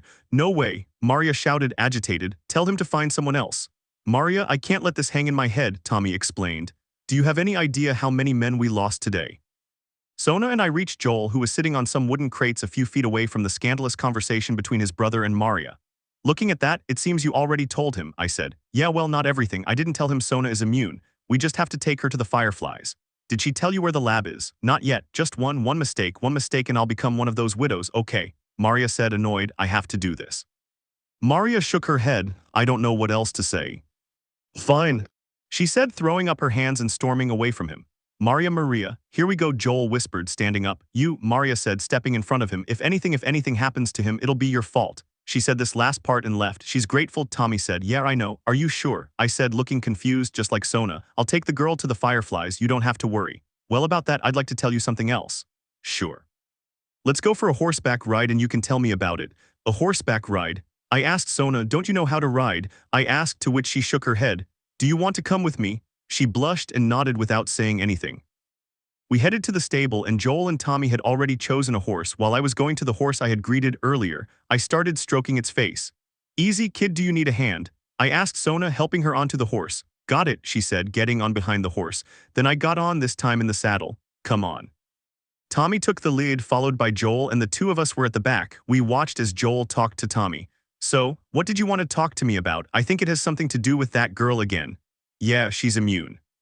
Immune to what? Joel was silent and that answered it. Tommy shook his head, he didn't believe it. Oh, come on. I know. I've seen her inhale enough spores to take out several men and nothing. I wouldn't have believed it either, but I can show you, and it's the same as Tatsumi's. Fine, I believe you, and is that why the Fireflies want her? That's right. The girl said that doctors and scientists are looking for a cure in a lab, and they say that with her they can develop that stupid cure. I see. Okay, don't worry, I'll take the girl to the Fireflies. We had traveled a great distance on horseback until we arrived back in Jackson without any problems. It was quite late, we could see the sun setting. We stopped on a small hill in front of Tommy's house. Easy, Joel told his horse to stop. There it is, Tommy said. The guys are watching movies tonight. Where's their lab? It's really far eastern Colorado University. Come on, big horns, Tommy laughed. Tatsumi, get off the horse, give it back to Tommy. Of course not, take it as a gift. Besides, I can see that horse likes you, so don't worry. Thanks, Tommy. Joel, I think it'll be better if we stay over tonight, just tonight. That's fine with me and I doubt Maria would disagree, Tommy said. Okay, but we're leaving early tomorrow. Good, ready, Sona? I asked, glancing behind me and noticing that Sona had fallen asleep with her arms around my waist. I just smiled. Chapter 9. We started riding towards the city, and as soon as we arrived, I asked Tommy about Maria. He took me there shortly after leaving the horses in the stable, carrying Sona bridal style. Maria, do you have a place where Sona can rest? Yes, there's a house near ours. Follow me, assured. Maria started walking towards her house, and as I followed, I kept watching Sona sleeping peacefully. In that moment, as I watched her, I lost track of time and kept glancing at her. This is my house, the one next door is available. Come on, I'll walk you. We went to the house Maria mentioned, and as soon as we entered, I was struck by how beautiful it was. But I didn't stay long and took Sona to one of the upstairs bedrooms where I gently settled her on the bed and then took a blanket and placed it over her. Rest, Sona, I said, tucking her hair behind her ear. I left the room, closing the door behind me as soon as I stepped inside and ran into Maria. Did you get it ready? Yes, shall we go to the backyard? We can have a bonfire. Yes, that's a good idea. I'll go get Tommy and Joel. I headed to the garage where I found some chairs and I carried them out to the backyard. Then I grabbed some wood that was lying around and started the fire. After a few minutes, Maria arrived with Tommy and Joel and they sat down and started talking about trivial things. They also brought some meat to eat. Remember when I learned to play guitar to win over Sarah's mom, hahaha? Joel said, taking a swig of beer. And then the guy who fell for her attacked us and we ended up in a fight, hahaha. Tommy said, you guys sure like getting into trouble, Maria said. I saw a room earlier with different instruments. Do you want to play one? I asked. That wouldn't be bad, but I think I'm already rusty. What? You went to the room where there were many instruments and without hesitation took the guitar and returned, handing it to Joel. He simply began to play it but without singing anything. It's nothing, you're good, could I try? Sure, but I don't think you'll beat me, he said, smiling. At that moment, Sona woke up and looked around, disoriented. She went to the window of her room and noticed a light below. She saw the four of us gathered around a campfire. When she saw me holding a guitar, she quickly went downstairs without making a sound, opened the door, and stood there unnoticed. Then I started playing and singing. After finishing the song, I stared at the three of them who were looking at me with surprised expressions. "Looks like I humiliated you, Joel, ha ha ha," Tommy said. "Beginner's luck. Great song, to be honest. It fits this apocalyptic world really well. And do you know any other songs?" "Yes, I know quite a few songs, and I can play other instruments too." "Oh, cool," she said excitedly. "Why don't you play another song, but this time dedicate it to someone?" She said the last part while glancing at Sona, who was still hiding. "Okay, but don't expect too much from me." I picked up the guitar again and adjusted the strings so I could start playing and singing. After we finished, the three of us were smiling and very surprised to hear a beautiful song. "Nice song, I'm sure the person you dedicated it to would have liked it." I blushed and put the guitar in front of my face so they wouldn't see me. Just then we heard footsteps approaching, revealing Sona, whose face was flushed. "Very good song, Tatsumi, I liked it a lot." GG thanks D, do you want to sit down? The meat is ready." I got up from my seat and offered Sona a seat, and she, blushing deeply, grabbed my sleeve and pulled me back down before sitting on my lap herself. The others who were watching this didn't say a word and just smiled. After we finished eating the meat, we decided to go to sleep. "It's about time we went to sleep, our trip starts tomorrow." "You're right, we should sleep now." Tommy and Maria said goodbye to the three of us and went to their respective homes while we headed to ours. "Good night," Joel said as he went to one of the upstairs bedrooms, falling asleep the moment he touched the bed.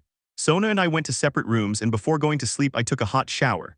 After my relaxing shower, I was in my boxers with a towel around my neck when I heard a knock at the door. It was Sona, and she noticed I wasn't wearing anything but my boxers. "What do you need?" "Well, I was wondering if you'd let me sleep with you," she said, blushing. I blushed a little. "Okay, come in." After putting on some pajamas I found in one of the drawers, I grabbed a pillow and a blanket and was going to sleep on the floor. "What are you doing?" Sona asked. "Sleeping on the floor, I don't want to bother you." "You're not bothering me, see, you can sleep here with me," Sona said, shifting the blanket and patting the mattress. "Come on." "Hello, okay." With a blush on my face and like Sona, I got into bed where she and I stared at the ceiling without saying a word. Suddenly, Sona quickly moved the blanket, then lay down on my chest and put one of my arms around her. Sona, don't say anything, it's just that I thought we'd be more comfortable like this." She looked at me. If you want, I can move." "And no, it's okay, I'm more comfortable like this, good night." "Good night, Tatsumi," Sona said, settling on my chest and falling asleep with a smile. The next morning I began to wake up slowly, noticing an extra weight on my chest as I watched Sona sleeping. I simply smiled and carefully got up, trying not to wake her. I dressed and went out into the hallway to Joel's room, but he was still asleep. So I let him rest and went for a walk around the city where I saw many people strolling and working. But I stopped at an enclosure where I saw a woman in her 20s with some kind of mysterious makeup. She had a fit and well-developed body, and it wasn't wrong to call her beautiful, judging by her face. She was standing in the middle of some kind of fighting arena with a wooden sword resting on her shoulder. She seemed to be waiting for someone, so I stayed for a while to watch, but no one came. She sighed, Looks like no one's coming today either. How do they expect to survive if they don't even know how to fight?" The woman said, waving her sword in the air, so I approached her. "Hi, is something wrong?" I asked, waving my hand. She looked at me with a surprised expression.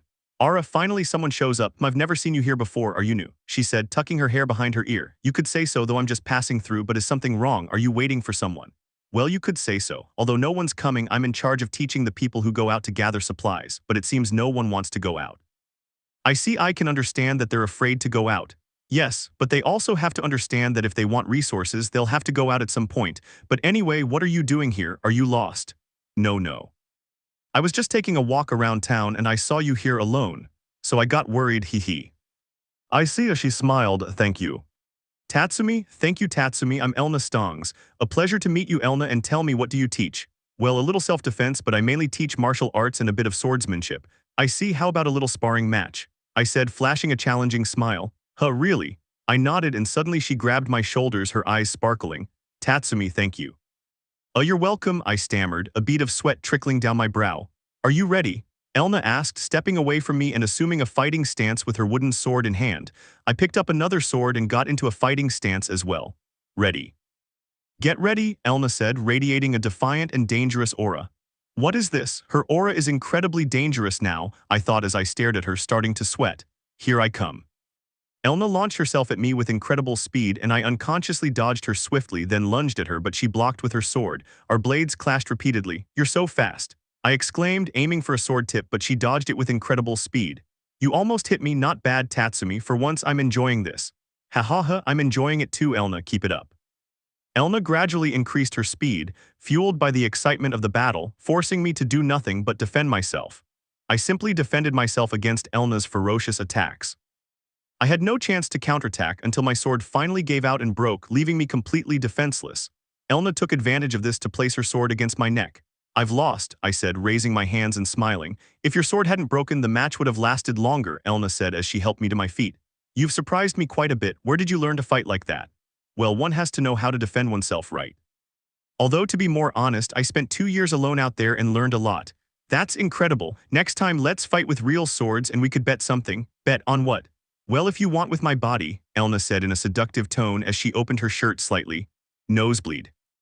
"And no need, but if you want, we can go for a coffee. I haven't had breakfast yet." "Sure, it's on me," she said with a smile. We left the building and started talking about trivial things, and I found out that Elna had been a mercenary from age 7 to 24, which was pretty incredible. We continued walking through the streets until we reached an Old West-style building where we approached the bar and were greeted by the bartender. "Seth, can you serve us?" Elna asked. "Elna. It's good to see you. Did the guys come by today?" "What do you think? Of course not, just this guy." "I see, so what would you like? Could you get us 3 cups of coffee to go, please?" I said, coming right up. He went to prepare the coffee. "3, who's the other one for?" Elna asked. "For a friend." I left her sleeping at home while I went for a walk. After Seth gave us our coffee cups, we left the compound and started walking to my house to see if Sona or Joel were awake. But just then a group of guys approached us from behind, led by Saji. "Well, look who it is, Sona's best friend," Saji said. "Huh, oh hi Saji, how's everything?" "Good, good. I was wondering why you're still in this city." "What's it to you?" Elna asked. "Elna, this has nothing to do with you, so why don't you go back to that stupid compound and keep waiting for people to show up?" Elna got angry and wanted to give him a good beating, but I stopped her. "What do you want, Saji?" "In short, I want you to never go near Sona again." "Can I ask why?" "The reason doesn't matter, just don't go near her." "I heard you're leaving today, so why don't you go out the other way and I'll accompany Sona. She'd be safer with me, that's for sure." "Safer with you? She'll be dead as soon as she walks out that door," Elna said, laughing. "Saji, you know I'm older than you and have a lot more experience, so it's best not to make promises you can't keep." "What do you say, Tatsumi? Are you going to leave Sona in my care?" "No, I agree with Elna. I'm sure Sona will be dead if she's with you." "See. Saji, even though you have a higher rank than me, I'm older than you, and I know what I'm talking about," Elna said, shaking her head and placing her hands on her hips. "So leave." Saji, in a fit of anger, was about to slap Elna, but before it could land, I grabbed his wrist and began to squeeze. "Don't touch me," Saji yelled, throwing a punch, but I easily dodged it and landed a blow to his stomach, sending him sprawling to his knees, clutching his stomach. "Listen to me, I didn't do anything to you to deserve this, but let me make one thing clear, I will never leave Sona even if I die trying. Is that clear? So you'd better change your mind about me or we'll have problems," I said, then stepped away from Saji, who was helped out by his friends. "Thanks, I didn't need help though." "I know, I just wanted to vent to him. Shall we go?" He smiled. "I'll follow you," he smiled. After that misunderstanding, we arrived at the house where we slept. Sona and Joel were already awake, so I gave them their coffee cups since I wasn't thirsty after the fight with Saji. Then I introduced Joel and Sona to Elna, and the latter two got along very well, although Sona kept staring at me. After a few minutes, we were at the city gates where Joel was already mounted on one horse and Sona and I on another. "Guys, we're leaving now," Joel said. "Here, Tatsumi, so you don't get bored," Elna said, handing me a music player. "It has quite a few songs, so enjoy it and be careful." "Thanks." "I wouldn't lose it for the world," I said with a smile, which made Elna smile too. "Ready?" I asked Sona, who, blushing deeply, put her arms around me and nodded with a smile. "Be careful and come back soon." Maria, Tommy, and Elna said as we started riding following Joel. Our silhouettes disappeared from their sight. Chapter 10. Several days later. "Okay, let me see if I understand. If you mess it up on the 4th down, then you give the ball to the other team." Sona said. "Well, it's called turnover," Joel said. Mounted on our horses, we finally appreciated some large letters UEC on a brick wall that had stood all this time. "And if you advance 10 yards, you go back to 1st down." The 1st down is correct. Heavens, it's confusing. You have to play it a couple of times, then it makes sense. "Have you ever played Tatsumi?" Sona asked, turning around to look at me as I stood peacefully observing the place while listening to music. "What are you listening to?" I take out one earbud. "What did you ask?" "What are you listening to?" "Feel Invincible Skillet." "Let me listen." I gave him the hearing aid I had taken off earlier and handed it to him. "It has a good rhythm, and Tatsumi, did you ever play what Joel explained to me?" "Oh no, I've never played it. I only played football and tennis in a group." "What happened to that group?" "Same old story, bandits attacked them and only my sister and I survived. I really enjoyed the time I spent with them since they were my age and I had fun, but that fun disappeared as soon as I lost them." "Sorry for bringing it up," Sona said, feeling guilty. "Don't worry, it's nothing, it was years ago so it's in the past," I said with a small smile.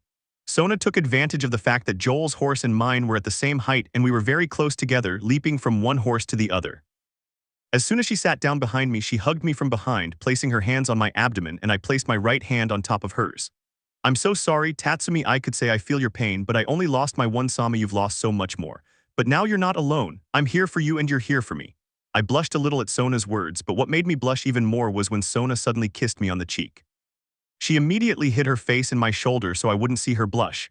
"Very well, lovebirds, we need to go further in, we'll see most of the campus from there." "Why yes, we'll follow you." We entered by passing through a path between two buildings. "I'd give anything to study in a place like this," Sona said suddenly. "Yes, studying, deciding what to do and going out partying, although partying isn't really your thing." I said the last part with a laugh. "Hey, I can go out partying too, I'm not always studying."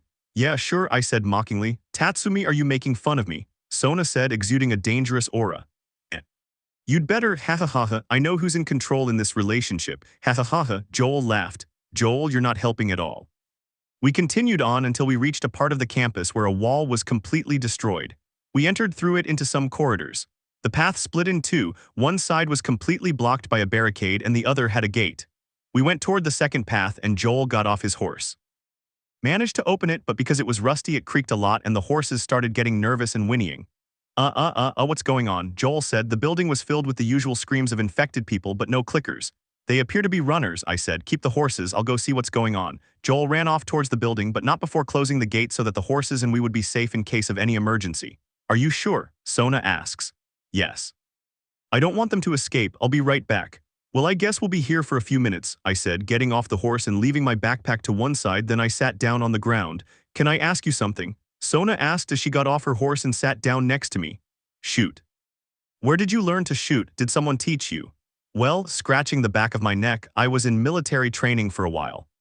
"What, really? Well, I've never seen you before." "Well, I was quite a troubled kid. But to answer your question, during my time in there I learned to shoot and survive, and when I saw that I was ready to leave, Alice and I took off." "Why did you leave? Wouldn't we have been better off in there? You were safer." "It's possible, but when I was in there I didn't feel free, it didn't feel like home, so we left. I often think what would have happened if we had stayed at the military training camp. It's possible Alice wouldn't have died and she'd still be here with me, but it was all because of me." Sona could tell my voice was breaking more and more. She knew words were useless, so she took my hand and we intertwined our fingers before she leaned her head on my shoulder.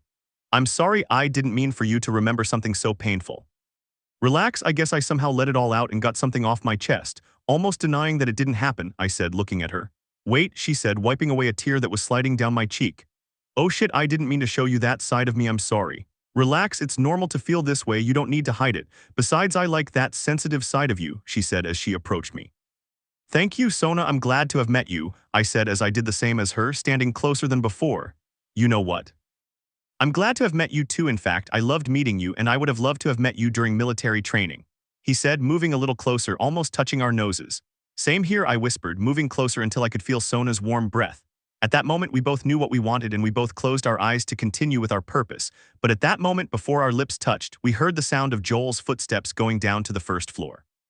"I'm back, let's get out of here, I think this place has more infected people than these." Pulling apart abruptly and blushing deeply, Sona and I got up to open the door, get on our horses and quickly change the subject.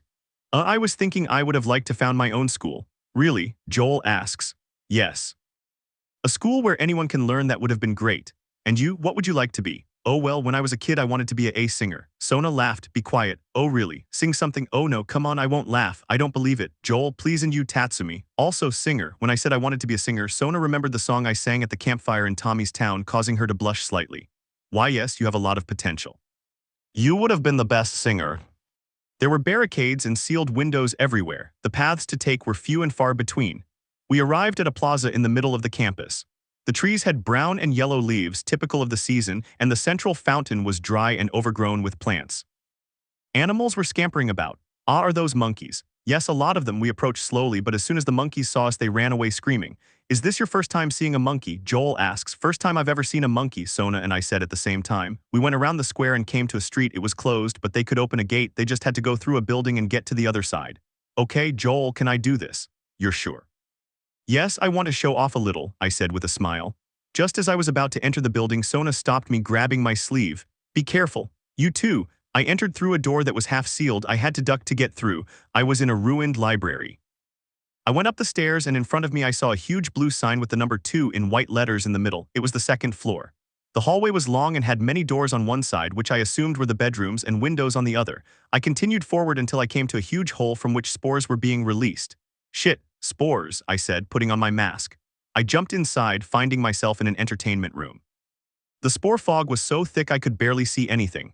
But I could make out several clickers. I didn't know their exact number, but I could hear them nearby. The good thing was they were blind, so I used that to my advantage and proceeded with extreme caution. Silently, little by little, patiently, he thought to himself as he moved within inches of a clicker. But something wasn't right. There was a bigger one, a fatty, right in front of me.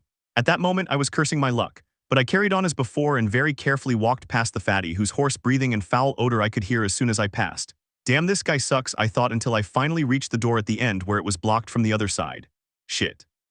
It was the only way forward. So I took a Molotov cocktail and a nail bomb from my backpack and threw them to the other end of the corridor. As soon as they exploded, all the clickers, including the fatty, rushed toward the sound, giving me a little time to get through. Damn it, I pushed with all my might, making a hole big enough to squeeze through. On the other side was a vending machine blocking the door. I repositioned it to seal it again. It should hold. Just then I could see the clickers and the fatty trying to open the door. I went up some stairs and was back on the second floor, but on the other side. I was finally able to take off my mask. I reached the end of the hallway and a door led me to the other side, a courtyard. Joel and Sona watched me from the other side of the fence. Hey kid, are you okay? Joel asks. What happened? Sona asked, more infected. I'm fine. Come on, open the door. I took a generator that was on a small wheeled platform and moved it to the side of the door. I connected a cable and turned it on. Okay, let's open the gate, I said. Joel pressed a button and the gate opened like a garage door. You did it, of course, let's go. Joel rode past with his horse and I got on with Sona. The gate closed. Those clickers, do you think they were fireflies? Sona asks. No, I don't think so, I said. Why are there infected people near the laboratory? Bill used them as a kind of defense. Maybe they're doing the same thing, Joel said. We moved forward to a courtyard where there were abandoned camping tents, and in front of us was the science faculty building with many windows like a mirror, as Tommy told us. There are no guards, nothing. Yes, I would expect to see someone already. Let's find a way in. Night was beginning to fall, the sunset turning the sky purple and pink. Everything seemed deserted. Joel, we can go through there, I said, pointing to a ruined wall high above, but a gate down the hill was closed and blocked our way. Yes, that looks like an entrance. We can use that trash can. Joel grabbed one of the sides and pushed it to the top of the hill, then dropped it, finally opening the gate. Okay, it's not what I had in mind, but it'll work. I pushed the container back to the side of a truck so I could get on and onto the driveway. Sona and I got off the horse to go with it. Joel got on and went in first. Okay, we're in, come on in. Come on, Sona, I'll help you, I said, putting my hands out to make a step, which Joel helped me up to. That's it. Okay, kids, your turn. Give me your hand. I jumped and reached Joel's hand, managing to climb up. Good, thank you, let's look around. We searched the entire floor, but there was absolutely nothing and no one. We continued searching. Night was clearly falling. Nothing, there's nobody here. There's nothing here but a pile of medical jargon, Joel said, looking at a folder of notes. I don't understand, they should be here, I said. It seems they grabbed their things and left quickly. At that moment, something sounded upstairs as if something had been thrown to the floor. Maybe not all of them, Sona says. Sona, don't separate. We went up the stairs that would lead us to where the sound had come from. We arrived at an empty room. There was nobody there either. There's no body, that's good, isn't it? If we find out where they went. Whoever made the noises earlier was nearby. They knocked over a light bulb, making a lot of noise, and ran away. Shit, Joel said. Probably clickers, right? Sona said. No, clickers don't hide, but they might be stalkers, I said. Be careful. We entered a room, a light was on, apparently automatic since the building had solar panels outside. We went to a door, opened it, and a monkey that was rummaging through a trash can squeaked at us. God. More monkeys were there and they ran away just like the first time. Well, at least they're not clickers, Joel said. Yeah, there aren't any fireflies either. Well, maybe they turned into bucking monkeys with all that research, I said. Yufufu, that would be fun, Sona said. We entered a room where the body of a man in a firefly's uniform was slumped in a chair. His head had been shot. Joel found a tape recorder, and Sona and I started flipping through a filing cabinet. If you're looking for the fireflies, they're gone. Yes, you don't say, I said. I'm dead, or I will be soon. I took some time to reflect. Joel fast-forwarded the tape. There were years when we felt we were about to find something. Joel fast-forwarded again. It seemed like that whole damn thing was a huge waste of time. He fast-forwarded. I'll stop doing this. Let's go, Joel said impatiently. Sona looked at him and I sighed, searching through the papers. If they came here looking for the others, they've all returned to St. Mary's Hospital in Salt Lake City. You'll find them there still trying to save the world. Good luck with that. You know where it is? Sona asks. I know the city. Me too, I said. Is it far? It's not close, Joel said. But on horseback I don't know, Joel. It's up to you. Suddenly the three of us saw some lights from below. They were moving. They were flashlights. What fireflies? Sona asked, puzzled. The lights pointed at us. Down, Joel ordered just as a bullet pierced the glass. Shit, who the hell are they? I asked. It doesn't matter. We know which way to go. Let's get out of here right now. We retraced our steps, but a man surprised us. Joel took him out immediately, but another man followed him and was killed as soon as I saw him. For now, there were no more. We moved forward down the corridor, and at the end of it were several men whom Joel and I killed without any problem. We went downstairs and took out more men. There weren't any more in sight. Joel went out onto the balcony to leave through the other room. He opened the door and came face to face with a man. I've got you, idiot, the man said, lunging at Joel and beginning to choke him at the edge of the balcony. Joel tried to break free, placing his hand on the man's jaw and applying pressure, managing to dislocate his face. But the railing broken, they both fell from the second floor. Joel landed on a metal bar that pierced his stomach from side to side. He began to bleed rapidly. Joel, Sona shouted, shit. I said as Sona and I used some cables as a rope to lower ourselves down. There was a double metal gate that the men were trying to open to get to them and kill us. You sons of bitches, I yelled, kicking the gate to the ground and then shooting the two men, killing them. Oh Joel, what do you want me to do? Oh, I'll need you to throw. Okay, ready, Sona. She nods and we take both arms. 1, 2, 3, shoot. Joel managed to get out of there, but he was losing blood very quickly. Okay, Sona, I need you to help Joel walk.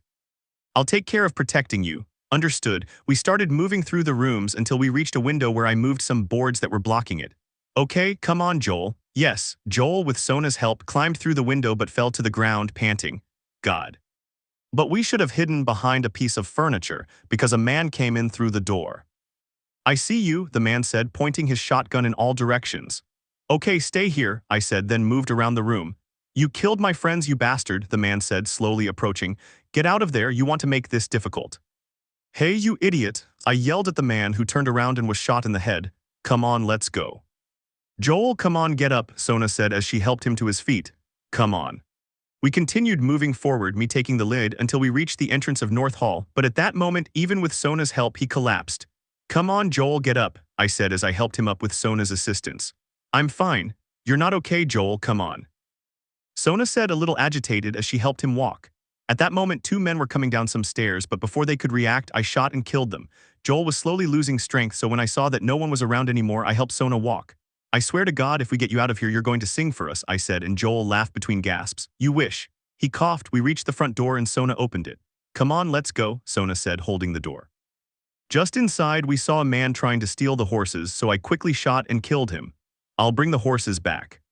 Joel mounted one horse and Sona joined him to help, while I rode the other, quickly leaving the area. However, as we crossed a small bridge beside a cliff, a sniper hidden in the tall grass saw our horses galloping past. He took aim and fired a precise shot into the horse's head. Damn it! I yelled as I tried to fall to the ground, but unfortunately, because of the horse's weight, I fell off the cliff. No, Sona. Tatsumi? Sona shouted, trying to stop her horse, but she saw the bandits running and firing in her direction. So even though it hurt to leave me, as tears began to stream down her cheeks, she decided to leave. Tatsumi. Sona, now in a safe place, saw the horse's pace slow and tears streamed down her face. But suddenly Joel gave way and collapsed unconscious to the ground. Completely distraught, Sona jumped down to help him. Come on, Joel. Up, tell me what to do. Come on, I lost Tatsumi, I don't want to lose you too, you have to get up, Joel. Chapter 11. In a place with many trees and some snow, I could be seen lying on the ground with a little snow on top of me. Damn it, I groaned, cursing that sniper in my mind. He was pressing on my side, it seemed to be a pretty deep wound. With great effort, I got up and stared at the spot. I have to go to Sona. I stared at the cliff and saw that it was very steep, but not steep enough to climb. So after tending to my wound, I took out my first aid kit, and with the last of the thread I had left, set about stitching the wound. Damn, that hurts. After I finished sewing myself up, I started climbing the hill, where because of the cold I slipped too much and fell many times.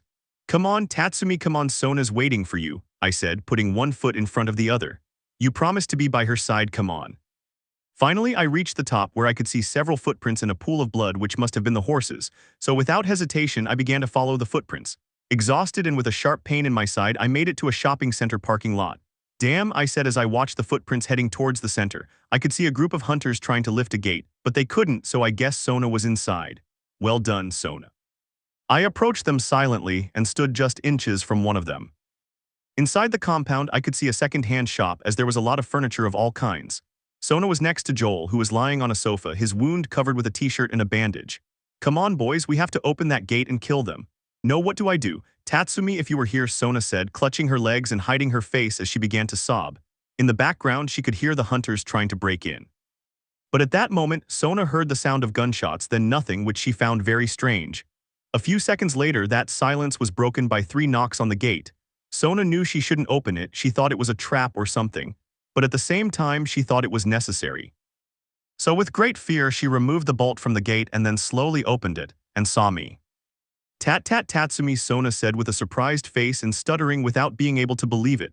Hi Sona, I'm back, I said with a smile. Sona couldn't contain herself any longer and rushed towards me, giving me a tight hug while sobbing against my chest. I hugged her tightly and stroked her head. It's okay, I'm here now. After Sona calmed down, we decided to go out in search of a first aid kit so we could stitch up Joel's wound. Callus, take care of him, Sona said, opening the gate. Joel, just hold on a little longer, I said as I closed the gate. Ready. Yeah, here, handing him a gun, but I didn't. I'm going to show you, see that can over there, I want you to shoot it. Are you sure? I nodded and she, a little suspicious, aimed at the can, then fired, hitting the wall behind her inches from her target. See, it's useless. Can I give you some advice? Let all the air out of your body, relax, come on, try it again. Okay, she got back into position and just like she'd told her, she exhaled all her breath ready to shoot and hit the can. I hit it, Tatsumi, I hit it, Sona exclaimed with a huge smile as she hugged me. Yes, well done, Sona, now you can protect yourself, I said with a smile. Come on, let's go, Joel is waiting for us. Yeah, after that shooting lesson, we could see what was left of the mall. Winter had definitely arrived as the place was covered in snow.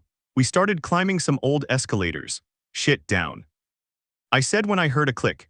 Careful, Sona said. We continued until we reached a gate with a combination lock. Since we didn't have it, we had to go to another store where the metal curtain was half closed. We went under it and entered. What the hell? I said, searching the place. They take the pills and leave the bottle, bucking.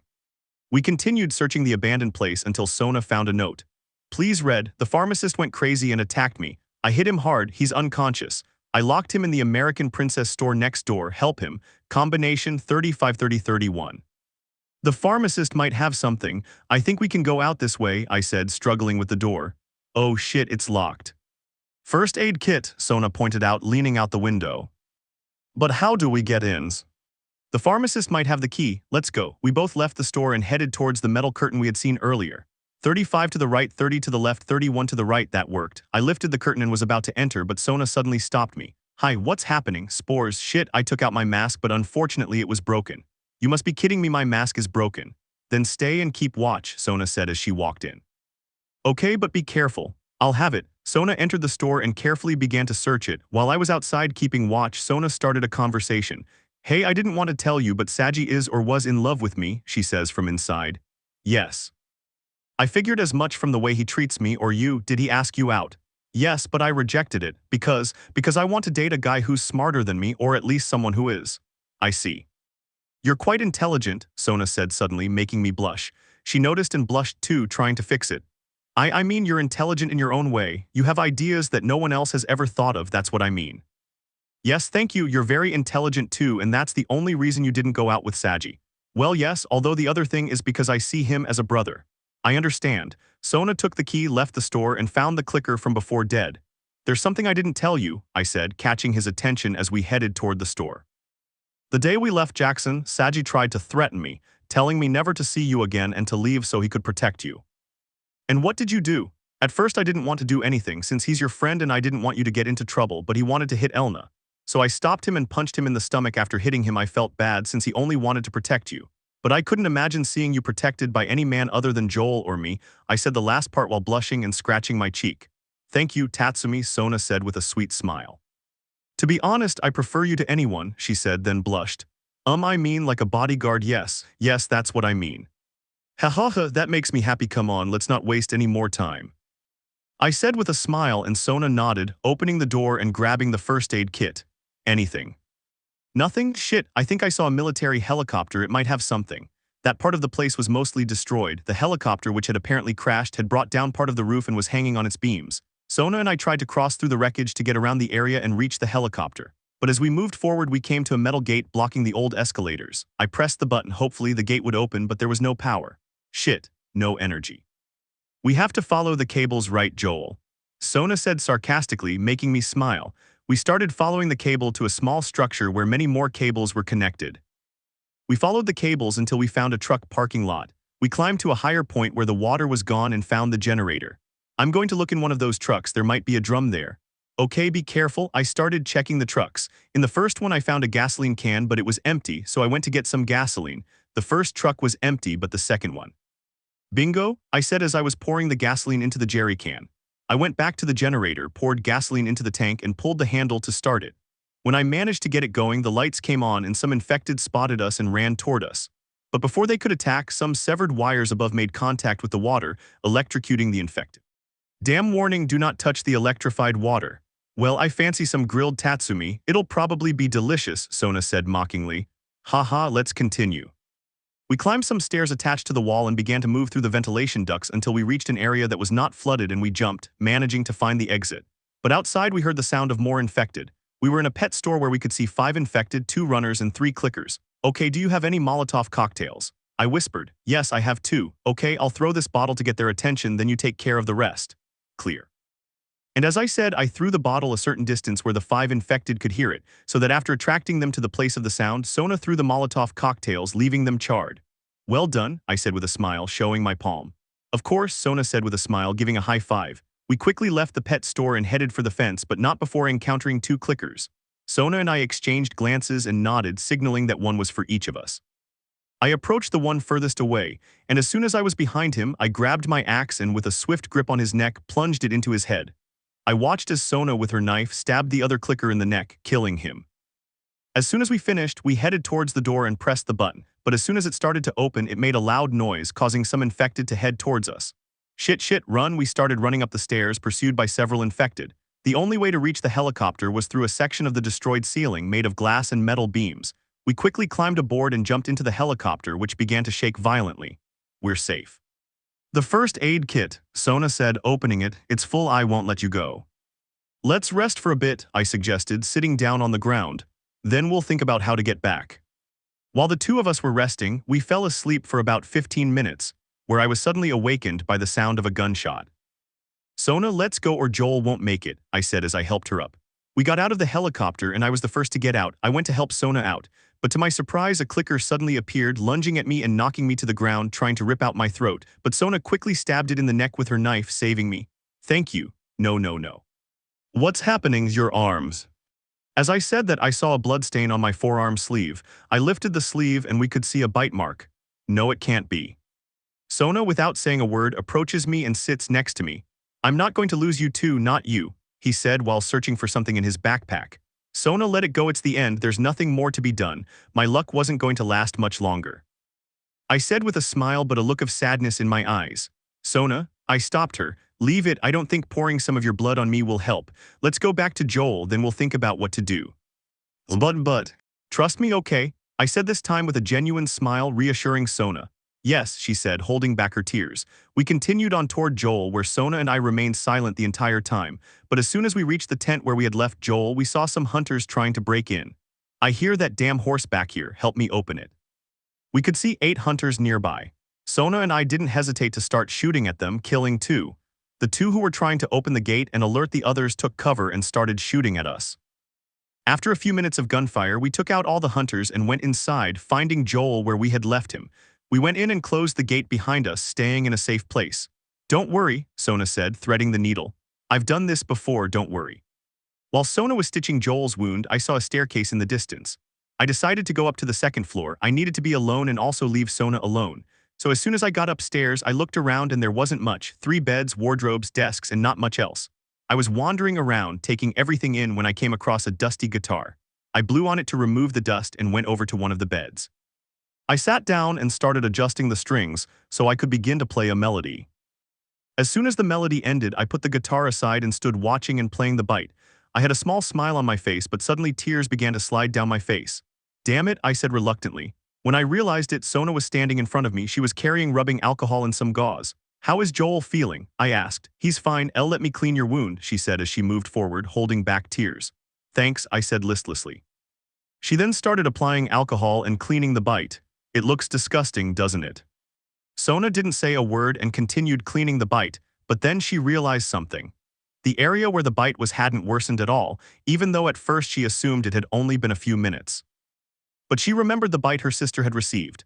After a few minutes, though it turned into a day, the bite wound worsened, but Tatsumi's didn't, so she couldn't help but realize what was happening and began to cry tears of joy. "Hey Sona, it's okay, don't worry. No, it's not that, Tatsumi, you're immune." "Huh, yes, looking at my bite. I remember the day my one sama was bitten. That day, after a few minutes, the area where she was bitten got worse. But yours is fine, just like what happened to me." Wait, how long did it take your one sama to transform?" "1 day. But after a few minutes she was worse and you weren't, Tatsumi, you're immune." "No, I can't believe it," she said, her hands on her head and tears of joy streaming down her face. "I'm immune, Sona, I. Yes, after giving me the news, she sat on top of me, giving me a warm hug and starting to stroke my head. "Tatsumi, you're immune." Yes, I nodded, then hugged Sona tightly and began to sob against her chest, finally able to release all the sadness and joy I had been holding inside. After a few minutes of calming down, I moved away from Sona, although she was still sitting on top of me. I was stunned to see her as the light from the moon illuminated the entire area. I was amazed when I looked at Sona, which made me fall even more in love with her. Sona noticed I was staring at her and said, embarrassed, "Dee, don't look at me like that, it's embarrassing." Sorry, it's just that you're very beautiful," I said without thinking. "Huh. PPP, well, GGG, thanks. What would you have done if you didn't know you were immune?" She asked to change the subject. Well, I put my hand to my chin and after thinking it over I smiled. "I would have stayed as long as I could with the person I love." I said the last part while placing one of my hands on Sona's cheek. Tatsumi, are you saying? "Hi Sona, I love you."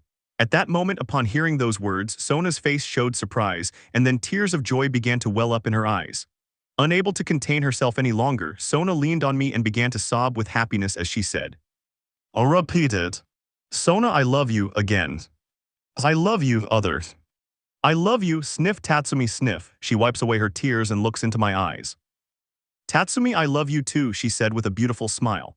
Upon hearing her confession, I gently cupped her cheek and began to bring it closer to my face. I could feel her breath mingling with mine. I used my gaze to convey a simple question. "May I?" I didn't want to do anything she wasn't comfortable with, no matter how much I wanted to. She nodded in response, and I moved closer to her face until our lips met in a kiss that transported me to paradise. As we kissed, I felt as if all the bad things that were happening to me vanished, leaving only her and me. Her lips were soft and sweet, and the kiss was somewhat awkward as we were both inexperienced. I felt like a beginner, but I didn't dwell on it and just went with the flow. The kiss grew more passionate. I took her by the waist and she wrapped her slender arms around my neck. After a very passionate moment, we had to break apart for air, leaving a trail of saliva between our lips. We were both blushing furiously, which was normal since it was our first kiss. "I love you, Sona, and I'll always be by your side, I promise." He smiled. "I love you too, Tatsumi, and we'll always be together." She smiles. We started kissing again and the pleasant atmosphere turned hot. Very gently, I placed Sona on the bed where we continued kissing, and I began to remove her shirt until she was only in her bra. After that, I started kissing her neck, causing her to let out a small moan. After she let out that moan, I took off her bra, revealing her slightly small but adorable breasts. "I know they're not very big, but I don't care, you're beautiful anyway." Sona then began to cry, her tears streaming down her flushed cheeks. Seeing this, I couldn't help but stop and worry. "Sona, did I say something wrong? It's the first time someone hasn't judged me for my breasts."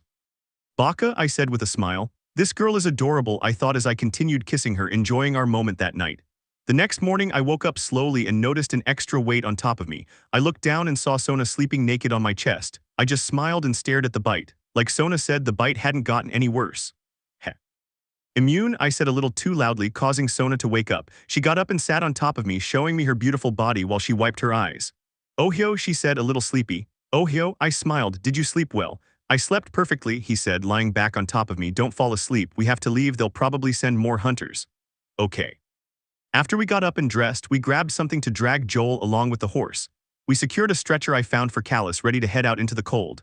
"All right, Sona, it's time to go," I said as I mounted the horse. Yes, getting on the horse. It's incredible that we managed to do what we did yesterday, but we did it well. When you fight for those you want or love, you can do impossible things. I commented, earning a kiss on the cheek and being hugged by Sona. "Giddy up," and we set off for our next destination. Chapter 12, Winter. The snow covered everything, the wind was icy. The only things that seemed alive were the occasional mountain animal. A rabbit emerged from its burrow. It felt safe, but in reality no one was. It jumped a few meters and then an arrow pierced its body. It stopped moving instantly. The snow was covered in a blanket of blood. Sona put her bow in her backpack along with the rest of the arrows and approached the prey. She held the back of the arrow that had pierced the rabbit and pulled it out of its body. "This won't last long," Sona said as she left the rabbit tied to Callus. "Even so, you surprised me. We were quite far from the rabbit and you still hit it. Congratulations. What did you expect? I already told you." "I was better with a bow than with guns," Sona said, puffing out her chest in a show of pride. Right at that moment, while I was chatting with Sona, I spotted a deer in the distance and I pointed it out to her. "Today is our lucky day," I whispered. "You'll only scare him," Sona said, tying Callus to a tree. "Come on." The two of us started trotting through the snow, descending a small hill to look for any trace of the deer. We saw it in the distance, taking elegant leaps to get away from us. "I should have brought Joel's bow," I said. "Oh shoot," Sona muttered, a little frustrated before we started running after the deer. We ran chasing the deer through the trees and mountains, until at one point the animal did not escape. Sona drew back the bow, managing to give it an accurate shot but not enough to kill it. "Nice shot, let's follow it," I said, starting to follow the bloodstains. Each time we moved forward, we could see the bloodstains getting bigger. How is he still alive? We came across a wooden fence and went over it, arriving at a kind of very old and almost destroyed factory. "What is this place?" Sona said as she looked around. Judging by the bloodstains, the deer had passed through here, so we prepared to go in. "Sona, don't leave me." "Yes, don't worry. There, amidst all those eerie structures, lay our dead." We stared at it still breathing, but a rustling sound behind us immediately alerted us. Sona was aiming her bow and I had a pistol. "Who's there?" I asked. "Show yourself." Sona ordered. Two men emerged from behind a tree. One of them, the taller of the two, carried a rifle. He had fair skin, a wrinkled face, and black hair streaked with gray along with a beard and mustache. The other was shorter, blonde with light eyes and appeared more muscular. He wore a black cap. Both were armed, but they had no intention of harming him at that moment. "Hello," said the bearded man. "We just want to talk." "Talk? Fine, raise your hands where I can see them." I ordered and they obeyed. "If you lower them 2 centimeters, I'll shoot you. If you move 2 centimeters, I'll shoot you. If you do anything stupid." "Are you going to shoot us?" The man said. "Very well, you understand. What do you want?" "My name is David. This is my friend James," the older man said. "We belong to a larger group, with women and children. We are very, very hungry." "Us too," I lied. Sona was surprised, but she understood perfectly and played along. "Women and children, we're starving." "Well, maybe we could, make a trade for that meat." "What do they need?" "Weapons, ammunition, clothing." "Medicine," Sona said. "Do you have any antibiotics?" "Yes, at the camp. You can follow us." "We won't follow them anywhere. Your little friend can go. If he comes back with what we need, the deer is yours," I said, my expression turning serious. "But let's be clear, if anyone else shows up." "You'll shoot me, correct? 2 bottles of penicillin and a syringe," he said to his partner, who looked at him incredulously. "Make it quick, go." "I'll take that rifle," Sona said. "Okay." I put the rifle at her feet. "Step back," I said, pointing the gun at him. Sona holstered her bow and picked up the rifle, aiming it at David again. "Don't you want it?" he asks me. "No, don't worry, I'm carrying 2 pistols, remember?" I smiled. "Yes, that's true," she smiles. "You two make an adorable couple," David said. "You be quiet." "And bring him with us," I said, referring to the deer, and heading towards a cabin to shelter us from the cold. David grabbed the animal by the horns and dragged it to the most stable-looking structure.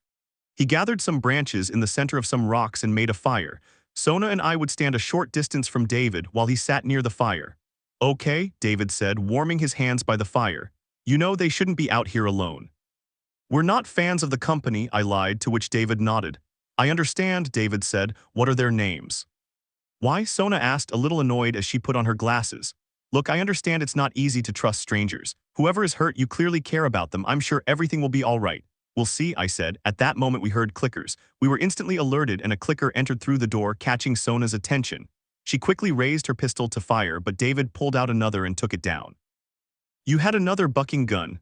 I yelled. "I'm sorry," he said, looking out the door. He could hear more of them. "Good, I'd like to get my rifle back now." "No, you have your gun," Sona said, to which David gave her a look of displeasure. "I hope you know how to use it." "You can be sure he's got some practice," I said as I drew my other pistol. "Whatever happens, we have to keep them out," David said, closing the door. The windows were only sealed by a couple of planks. He covered the deer with a blanket he found. "Let's hope they don't find it. Cover the windows." At that moment, the clickers appeared and Sona and I killed them instantly. While she reloaded her rifle, I provided cover and vice versa. We were perfectly coordinated. You weren't kidding, you've got better aim with that thing than I do. Your coordination is perfect. David was moving a metal cabinet to block the window without planks. Kid, help me with this thing. Oh, come on, I said as I pushed. There was an opening on the side of the window and a clicker appeared and grabbed me by the neck. But at that moment I moved away slightly and Sona shot it, killing it. Don't let them in through the windows. The three of us killed those who were left inside, but many more were coming from outside. Sona and I took them out with precise shots. To hell with it, we're getting out of this room. David kicked open a door and they ran up some wooden stairs. Okay, guys. This way. I temporarily blocked the door with a piece of furniture, but it wouldn't hold for long. Behind us was a large double door. Follow me this way, David said. Good, do you know where you're going? I asked. David opened the door and pointed his gun around. I've never been to this place. Oh great, Sona upon hearing that didn't quite trust me and moved closer just in case. Don't go far, I whispered and she nodded. We were in a strange place with large machines and metal walkways high above like at a hydroelectric plant. Clear, this way, how are you all feeling? David asked, climbing the metal staircase towards the walkways. You don't have to worry about us. Okay, stay close to me and watch your step, David said. Sona and I kept our distance from him as a precaution.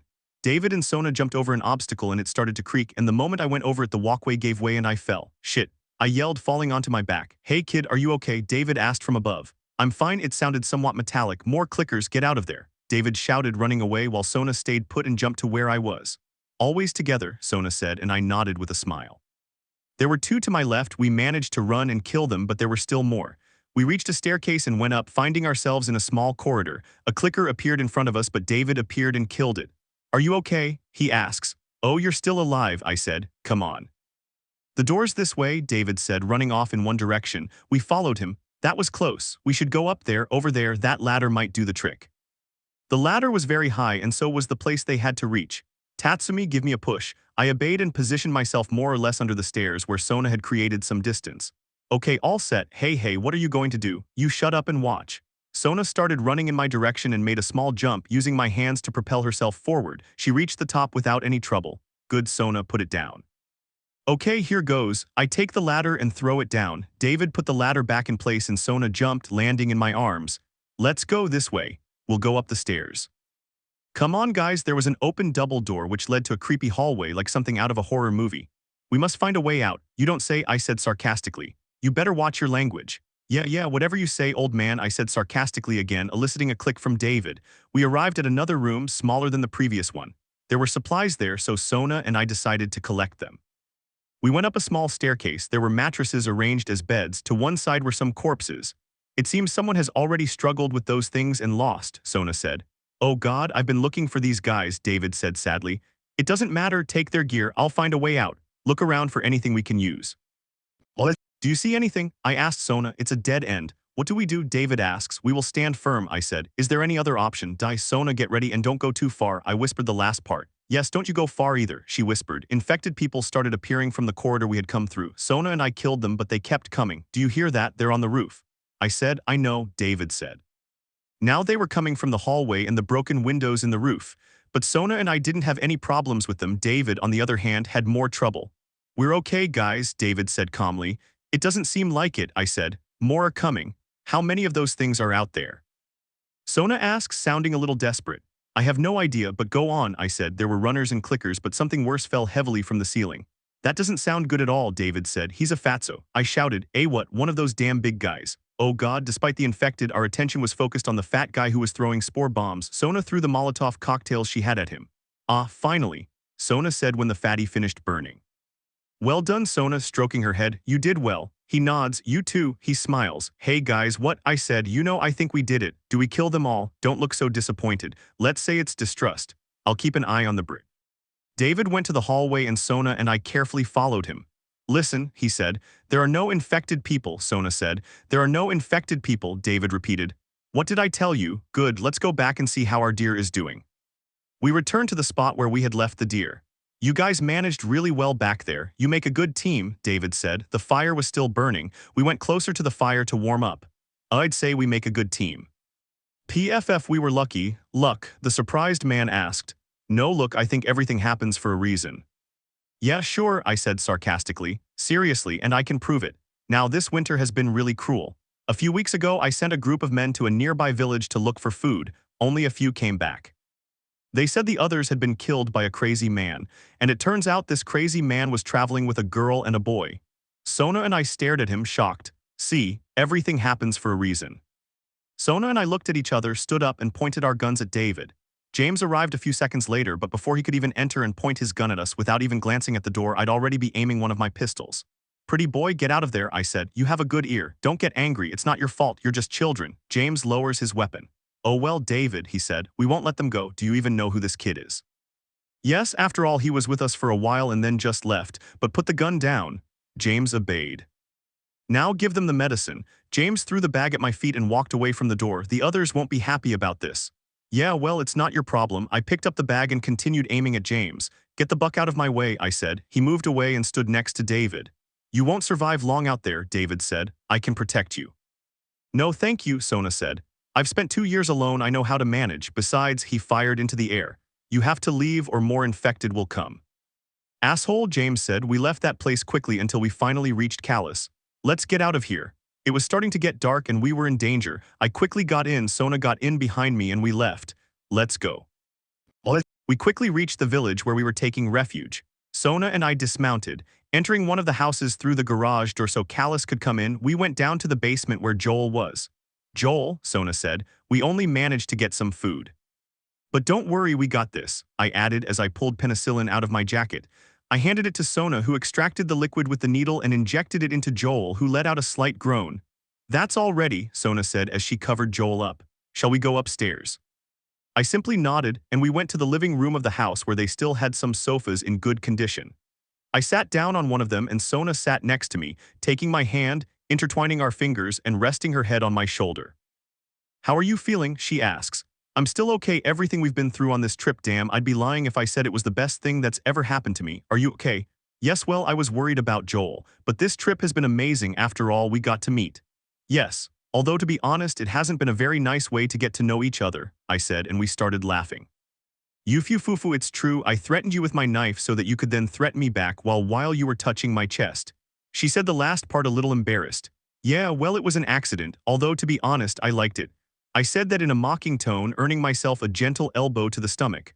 "That hurt." "You deserve it, home." He looked away, then made a sad face. "Hey, do you think Joel will survive?" I remained silent for a long time. I didn't know how to answer that question. Sona, however, seeing that I had no answer, understood perfectly what was happening and pounced on me. "I'm sorry, I shouldn't have asked that," she said, burying her face in my chest. "Relax," I said, stroking her head. "I trust Joel will do everything he can to survive. After all, he has the two of us, right?" I said with a smile, and Sona looked at me and nodded with a smile. "Yes." "You might be right." Suddenly, a slight blush appeared on her face. "Hey, do you remember that day? What happened?" "Yes, I remember it perfectly. It's a memory I'll never forget." I smiled. "I don't know what happened. The truth is, I felt like the happiest woman in the world when you confessed. And because of the atmosphere, well, we had." "Yes, I know, thank goodness I had protection," I said, scratching the back of my neck. "It's unbelievable that you carried condoms in your backpack. Did you have a girlfriend to do it with? Or?" No, but you always have to be prepared for when you're going to do it with the woman you love." I said that, causing Sona to blush. "The truth is, in that moment of happiness, I didn't care about anything else. I was only thinking about you. Sona, you are the most important person in my life. I love you." I smiled as I caressed her cheek. "Tatsumi," he stroked my cheek. "I love you too." He gave me a passionate kiss. So that after kissing we can fall asleep or at least rest from this hectic day. Chapter 13. It was already daylight and I slowly woke up, noticing a black hair on my chest. It was Sona. We had fallen asleep. I carefully placed her on the sofa so she could continue sleeping and went over to where Joel was still asleep, but voices alerted me. Looking out the small basement window, I could see the hunters searching for us. Shit. I went upstairs to Sona. "Sona, wake up. We have company." What's wrong?" "They've been following us. We have to lure them away so they don't find Joel." Sona and I quickly grabbed our backpacks and left the garage. Mounted on Callus, we would start walking as slowly as possible. "Are we sure he's here?" one of them asked. "Yes, there were horse tracks in the damn street," said another. "They're here." "Hey, I've got them," said a man, struggling with Sona to pull her down. "Come on now." But the man was killed by one of my shots. "What are you waiting for? Shoot them," but David said. "Screw David, shoot them now. Damn it, hold on, go." I ordered the horse, starting to gallop. "There are too many of them," Sona said, ducking her head to avoid the gunfire. Shots were coming from all sides. The hunters were yelling that they had to catch us, that they had to shoot the horse. One of them jumped on Callus and grabbed hold, but I kicked him so he'd let go. We managed to break free and were going really fast down the path. Everyone was after us. I turned a corner and they shot the horse, sending us tumbling down the hill, but before we hit the ground, I grabbed Sona to take the impact. "Oh shit," I said as I sat up and saw Callus dead. "We have to get out of here." "Come on, we have to turn around, go back to Joel." We both started running, hiding in an old house where we found some ammunition and arrows. Are we really going to kill them? The hunters were outside the house looking for us. David wanted her alive, that's not their decision. James told me it's the university people. Besides, that guy is Tatsumi, the one who let tourists loose in the city. Oh crap, I didn't know it was him. I simply shrugged, making Sona smile. We both continued crouching and slowly advanced without alerting anyone, using Sona's bow to clear the path until we finally saw the way back. The way back. Point. "Hang on, Joel," Sona said, descending. "Cover the area," one of them ordered from afar. "Make sure they're not hiding around here." Seeing several men guarding the area, we decided to go around to the left since it would be clear. Thanks to Sona, every time we encountered one of them, she killed them with her bow, leaving us with a clear path. When we saw we had a chance, we ran behind the house, moving a trash can that was blocking the entrance. Finally, we got inside. "I wouldn't want to be trapped here," Sona said. "Don't worry, we'll find a way out." We searched the house without finding anything useful until we reached the entrance, which was locked. We started pushing it until we finally managed to open it, but suddenly two men grabbed us by the neck, cutting off our air. They were David and James. The older man was holding me while the younger man was holding Sona. "Don't worry, you'll be safe here." Sona and I would try to break free from their grip, but little by little we ran out of strength until we were completely unconscious. That is. I slowly woke up to find myself in a very damp room, sitting in what appeared to be a metal chair. My hands, legs, and neck were bound with copper wires. I followed the cable to see where it led and could see it was connected to some car batteries. After that, I could see Sona inside a cell where she finally woke up. Sona, are you okay? Oh God, what have they put on you?" Sona said as she approached the bars. In front of us, we could see a man hacking away with a machete. With a single blow, he severed what he believed to be inedible. He threw it to the ground. It was a human arm. Sona recoiled in horror at the sight while I maintained a serious expression. When the man realized we were conscious, he stopped and glared at us. It was James. He dropped the machete and left the room. Sona quickly tried to move the barred door, but it was useless. It had a padlock and chain impossible to break. Meanwhile, I was trying to free myself from the cables, and I noticed they were a little loose and weak enough to pull me free. "How are you?" David said, entering the dark room with a tray in his hands. "Great," Sona said sarcastically, walking away from him. "It could be much better. Don't you have a more comfortable chair? My butt is killing me." I said sarcastically, and David glared at me. "Here," David said, passing the tray under the door. It was a plate with meat and water. "You should eat. I know you're hungry, you were out for a long time." "What is it?" she asks. "Dear, with some human flesh too." No, I promise it's just venison. "And you're not giving me anything, I'm starving." Without warning, David would press a button he had hidden in his pocket, and I would begin to feel a great shock through my body. "Stop, you're going to kill him." Sona shouted, seeing how I was enduring the pain of the shock.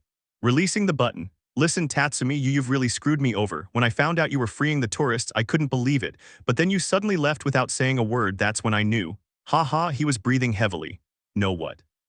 The one who should have killed you the moment I saw you." Pressing the button again, delivering a powerful shock. "Tatsumi." Sona screamed with tears in her eyes as she tried to break out of the cell. "That makes two," David shouted, releasing the button.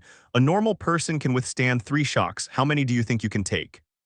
I can stay like this all day. I can hold it for up to 5. 5, let's see." Pressing the button, giving me a strong shock, then releasing it after a few seconds. "And that makes 3, and you're still alive. Incredible." "And what's next? Hey, are you going to tell me in little bits?" Sona asked angrily. "I'd rather not. I didn't get a chance to hear your name. Tell me what it is." Sona glared at him, threw the tray to the floor, and placed her hands on the bars. "You damned liar." "On the contrary," David said, gathering his things. "I've been quite honest with you, but with Tatsumi, well, I'm going to kill him, that's for sure." He set the tray aside and stood up. "Now it's your turn." "It's the only way to convince the others." "Convince them of what?" "That you can recapture, that you have a heart, that you are loyal." And special, David tenderly took Sona's hand, something that was making me angry.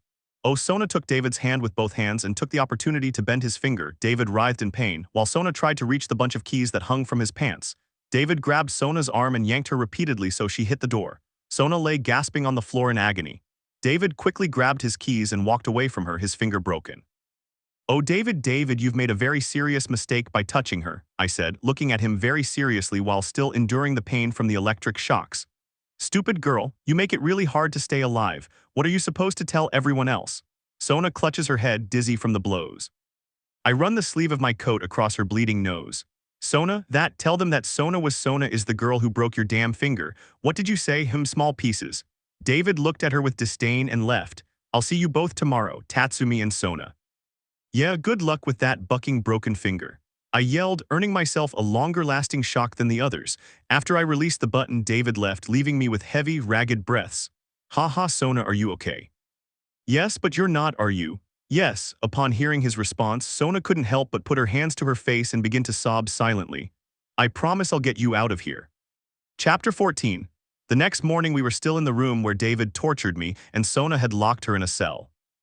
Up, James said, pulling Sona to her feet. Sona resisted. Come on. Let me go, Sona screamed as he dragged her along. David approached and Sona bit his hand. She screamed in pain and punched him in the stomach, knocking her unconscious. Sona, I yelled, bastard, you're dead. David ignored them and the two of them lifted her onto the table and held her by the arms. I warned you, David said, holding the butcher knife to cut off his head. Don't even think about it. I shouted as I tried to loosen the cables a little more. Here we go, we're infected, Sona shouted and David stopped. Infected, she repeated. David laughed ironically. Oh really? And you too? David shook his head. Right there, Sona said, pointing to her right arm. Roll up my sleeve and Tatsumi's too, look there. Okay, David said, plunging the knife into the table very close to Sona's head. He rolled up her sleeve and saw the healed bite but with fungus growing around it. David was stunned, then he turned to me and rolled up my sleeve. What are you saying? Everything happens for a reason, right? I said with a smile. What the hell is that? James asked, as shocked as David. They should have converted already, it can't be real. It seems quite realistic to me. At that moment, while they were both very shocked, David looked at the bite, and at that instant I headbutted him, stunning him. To sever the weak wires with a good jerk, James tried to draw his gun, but Sona quickly pulled out her knife and plunged it into his neck. He fell backward, bleeding profusely.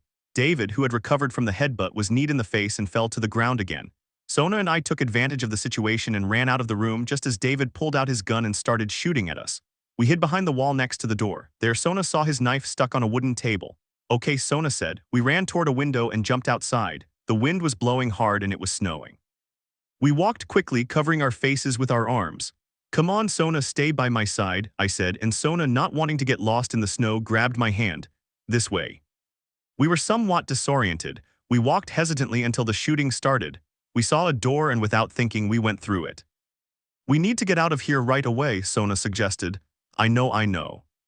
We heard gunshots. One of the hunters called from outside, infected, that the girl and the boy are infected and escaped.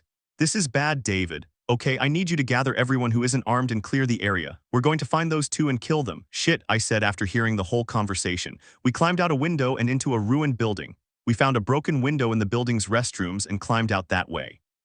At that moment, a bell began to ring very loudly. We didn't know where it was coming from, but we knew it was for us. We walked with our backs to the buildings, very close together, trying not to be seen. We didn't know where to go, we were completely lost. This place is a bucking maze. From what little we could see through the snow, we managed to make out shadows moving quickly. They're everywhere, Sona said, a little alarmed and scared. We had few options left, but we weren't giving up. Tatsumi, which way? We were in a small alley and I tried to look around, but the snow made it impossible to see anything. However, I could clearly hear the hunters' voices as they hurried past and a plan occurred to me. Sona. I grabbed her shoulders with both hands. Listen carefully. I want you to leave here as quickly as possible. I'll try to get everyone's attention from the other side. Do you understand? No, Sona cried. I don't want you to leave. I know you're not coming back, and I don't want to lose you. Sona cried again as she looked at me and tears began to slide down her cheeks. Sona, I said in a soothing voice as I wiped away her tears with my finger. I'll always come back. I'll always return to your side. I promise. Do you promise me? I promise you. I smiled. No matter where you are, half a kilometer away or on the other side of the world, I'll always come back to see you again. I love you. I love you too, Sona said, giving me a kiss. After that, I quickly left the alley and headed in the opposite direction from where Sona went and started shouting to attract the hunters' attention. Hey, you shitty hunters, I'm here, or don't you have the balls to kill me? There's the boy, kill him, one of them said as he shot at me. Come after me if you dare. I shouted as I ran. After separating from Sona and provoking the hunters, I ran through the city streets until I lost them. I entered a warehouse and armory. It's my lucky day. I started searching the place until I finally found my backpack and Sona's with all our things still inside, so I quickly grabbed them and a couple of weapons and some ammunition. After leaving the area, I could see the hunters were still looking for me, but I didn't pay much attention and set out to find the exit. Sona, please, I hope you've succeeded. I began to move through the city very carefully so the hunters wouldn't see me, occasionally killing one when they got in my way. As I moved forward, I looked around to see if I could spot her, but I could see David inside a burning restaurant chasing her. The moment I entered the restaurant, I could see how David had grabbed Sona and began to grope her and try to take off her clothes. But I stopped him the moment I lunged at David, sending him crashing into a wall. How are you, David? Were you looking for me? I see you're not dead. I can't say the same about your men. You arrived at the perfect time. You'll see how I grape and kill your girlfriend in front of you. You'll have to kill me to get near her. Nobody touches my Sona. After recovering from the blow, David pulled out his pistol and started shooting at me.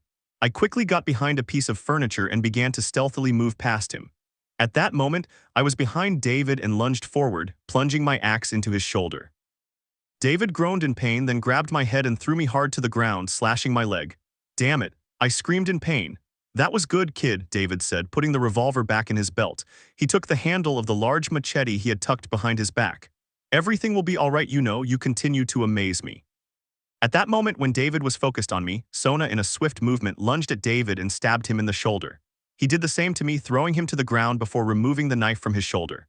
You both surprised me, I admit it. Sona and I quickly slipped away again. The flames were consuming more and more of the place since everything was made of wood. I reached the kitchen. David looked for us there, but when he didn't find us, he went back to the dining room. Sona and I went there and saw him kneeling, searching for us. We took advantage of that moment and I quickly ran toward him, enduring the pain in my leg.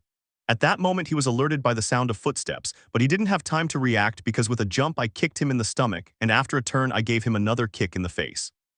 The moment he received the kick, David dropped his machete. I grabbed it and started burying it in his head. It's what you deserve. I screamed as I stabbed him. Give me that, Sona said with a serious face, and she did the same as me. After that, Sona helped me walk by placing my arm behind her head, and we left the burning restaurant. At that moment in the distance, we could see a very familiar figure. It was Joel. Joel has recovered, I said, very relieved. Yes, I'm so glad, Sona said as tears began to fall onto the snow. As soon as Joel saw us in the distance, he started running, and when we were just centimeters away, he gave us both a hug. I'm so glad. That's good, Joel, I said. Everything's fine. Joel separated from us and looked us in the face to reassure us. Joel helped me walk, and the three of us left the city. The machete remained embedded in David's head, blood trickling across the ground while the flames grew ever larger. Spring. The weather had turned warmer, or at least it was on the road to Salt Lake City. The breeze was gentle and the sun was shining. We were close to the city, about a day's drive away. Sona would be wearing her signature academy uniform as she walked behind Joel and me. Joel was wearing a gray shirt and I was wearing a blue plaid shirt with a white short-sleeved t-shirt underneath. How much longer? I asked. We're about a day away from arriving. We'll be in the city tomorrow morning, Joel said. We finally did it after everything that happened. Is something worrying you? Hasn't Sona told you? The fact that, this. I rolled up my sleeves and showed him the bite. You were bitten. Yes, it was right before she sewed you up.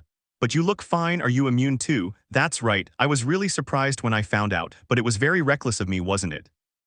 To be honest, knowing you, I'm surprised you got bitten. Yes, I was very distracted and only focused on protecting Sona and saving you. You should have seen how Sona reacted when she found out she was immune. She couldn't stop crying tears of joy. I can imagine. But now, Joel said, turning to look at her. Sona was about 10 meters away from us, staring at the ground the whole time. Something must be going through her head. Yes, I tried to talk to her, but I looked at the sky and could see that it was getting dark. We need to find somewhere to spend the night. It's getting dark. Yes, let's go deeper into the woods. We might find a cabin. Okay, I look at Sona in the distance. Sona, let's find a place to spend the night. Without saying a word, she nodded and we entered the forest. After a few minutes of searching, we were able to find a small cabin near a huge lake. This will do for tonight, Joel said, going into the cabin and searching it. Who would live here? I asked. I don't know, but looking at the inside of this cabin, it seems like it was used for the Boy Scouts. Scouts. A scout is someone who likes to take care of the environment and likes to explore new things. They also learn how to survive in nature. Oh, so it's like now, but without the virus and the infected, right? I asked with a mocking tone. Ha ha ha, yes, you could say it that way. After searching the cabin and a bit of the surrounding area, we didn't encounter any infected people or anyone else. Finally, night fell, and as soon as we finished dinner, we went to sleep. Around midnight, I was still awake except for Joel and Sona, who were still asleep. Since I wasn't sleepy, I left the cabin and sat on the grass, gazing at the lake in front of me, which was reflecting the starry sky. But then I heard footsteps behind me. It was Sona. Can't you sleep? She asked as she approached me and sat down next to me. No, I'm not sleepy at all. What about you? No, it must be nerves about tomorrow. Are you still having nightmares? Not anymore, she smiled. I haven't had any nightmares for a long time now. I think my sister is finally resting in peace. I see. I'm happy for you, Sona. What's wrong? Nothing. Upon hearing that answer, I simply sighed and tilted my head to rest it against hers. I knew she would pay more attention to me that way. WWH, what are you doing? She said nervously and blushing. To make sure the woman I love is okay, tell me what worries you. If this doesn't work, then this will. At that moment, I lay down in her lap and began to curl up between her legs like a cat. She blushed deeply. Since she had never done that before, she covered her face with her hands in embarrassment. I'm not moving until you tell me. Okay? It's because of David's death that I can't stop thinking about the moment I killed him when I saw my own hands destroy his skull, his blood splattered on my clothes and my hands stained with it. I know what it feels like to have to kill someone in self-defense. I had to kill my first person when I was 13. I couldn't stop being haunted by the image of that person every night until I reflected and thought, why do I feel bad? That person wasn't innocent. That person was trying to grape my sister at that moment, which is why I killed him. But thanks to my sister, I was able to overcome it and stop thinking about that death and move on. It's true that I killed a person, but not an innocent person. It was someone who killed or grod because he wanted to and could. Thank you for clearing my thoughts. I can always rely on you. But I still carry the burden of the fireflies. I want you and Joel to be okay so you don't have to worry about those things. Sona. Do you remember what I told you that time at the hotels? Hi. Then you don't have to worry about anything. I will always be by your side even if it costs me my life. I will always do anything for you, Sona. Tatsumi. I love the rain but not getting wet. I love the sun but not the heat. I love the wind but not what it carries, and I love you but not just anyone. I smiled. Sona Aishitaru. I said with a smile that surprised Sona. She placed both hands over her mouth and tears of happiness began to stream from her eyes. At that moment, I gently removed her hands from her mouth and caressed her face before giving her a passionate kiss. After a few minutes, we separated for lack of air, our mouths still connected by a thin strand of saliva. I was still caressing her face when she placed her hand on top of mine, revealing a beautiful smile. Tatsumi Aishitaru. After that, Sona's mind had cleared and she returned to normal. We were still sitting on the grass, gazing at the starry sky. Suddenly, a shooting star streaked across the sky. Look, a shooting star, make a wish. Sona closed her eyes and then opened them. What did you wish for? Yes, I'm telling you it wouldn't come true. He smiles. It depends on what you ordered. I asked that we always be together, that no matter what happens, we always end up side by side. It's a wish that's going to come true, I assure you.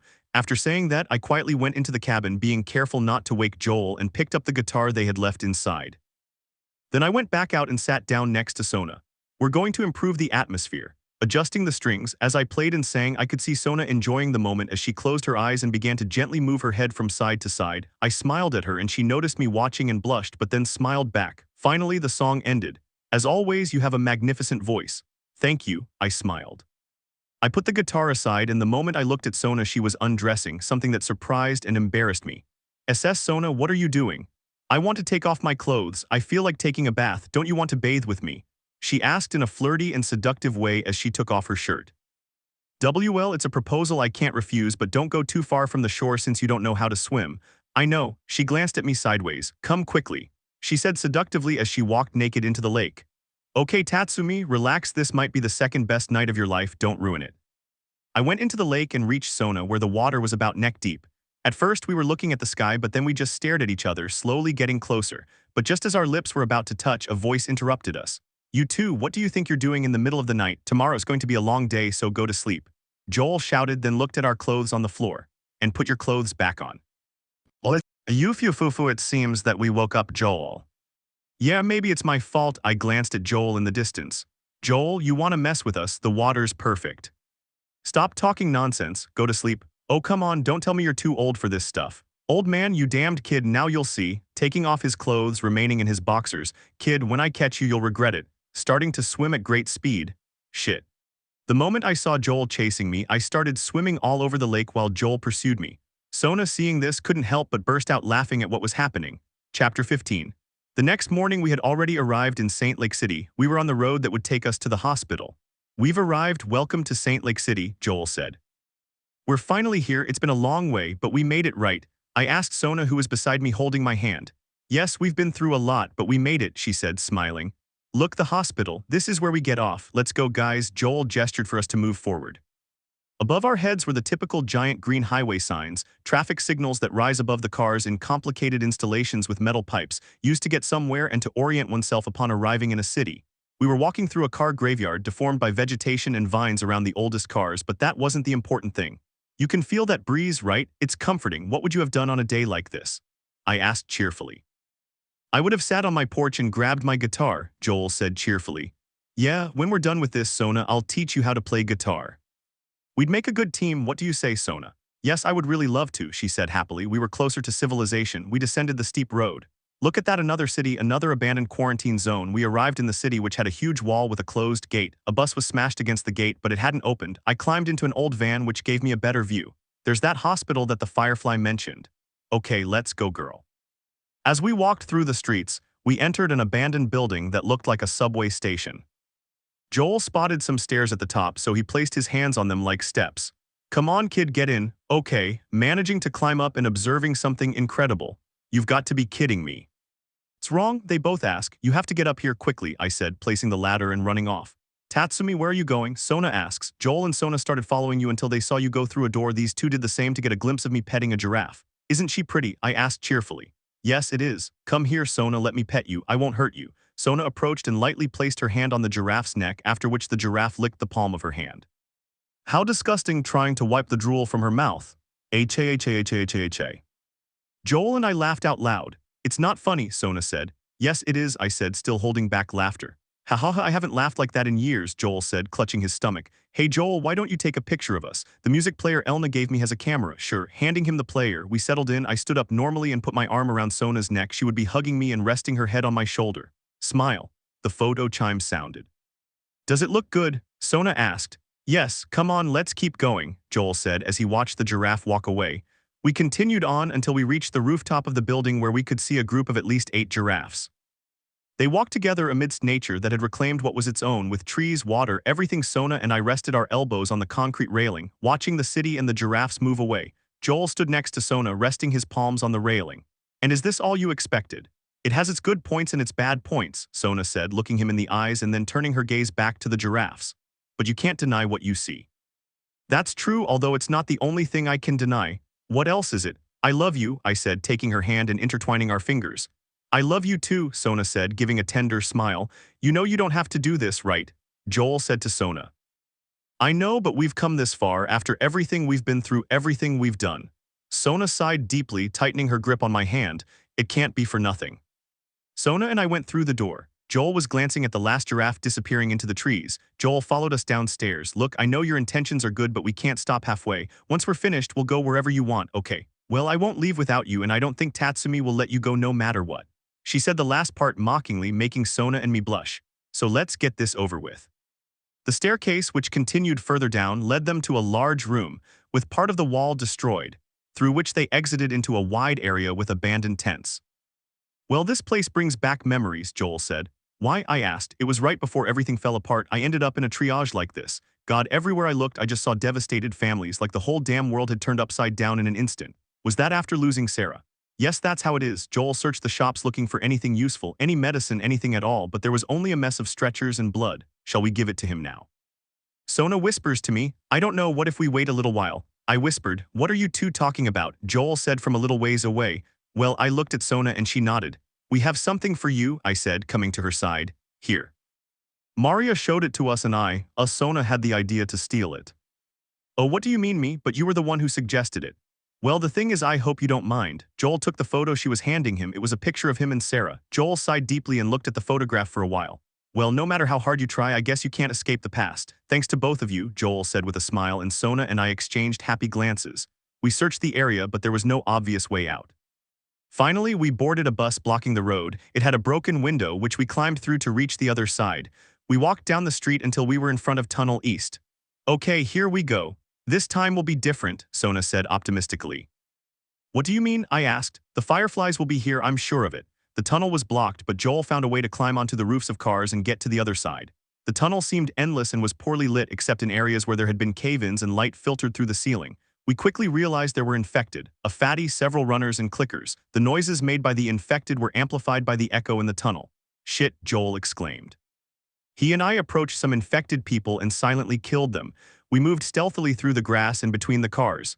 God, there are too many of them, Sona said. I know, let's move on. We entered a section of the tunnel. There was a short staircase.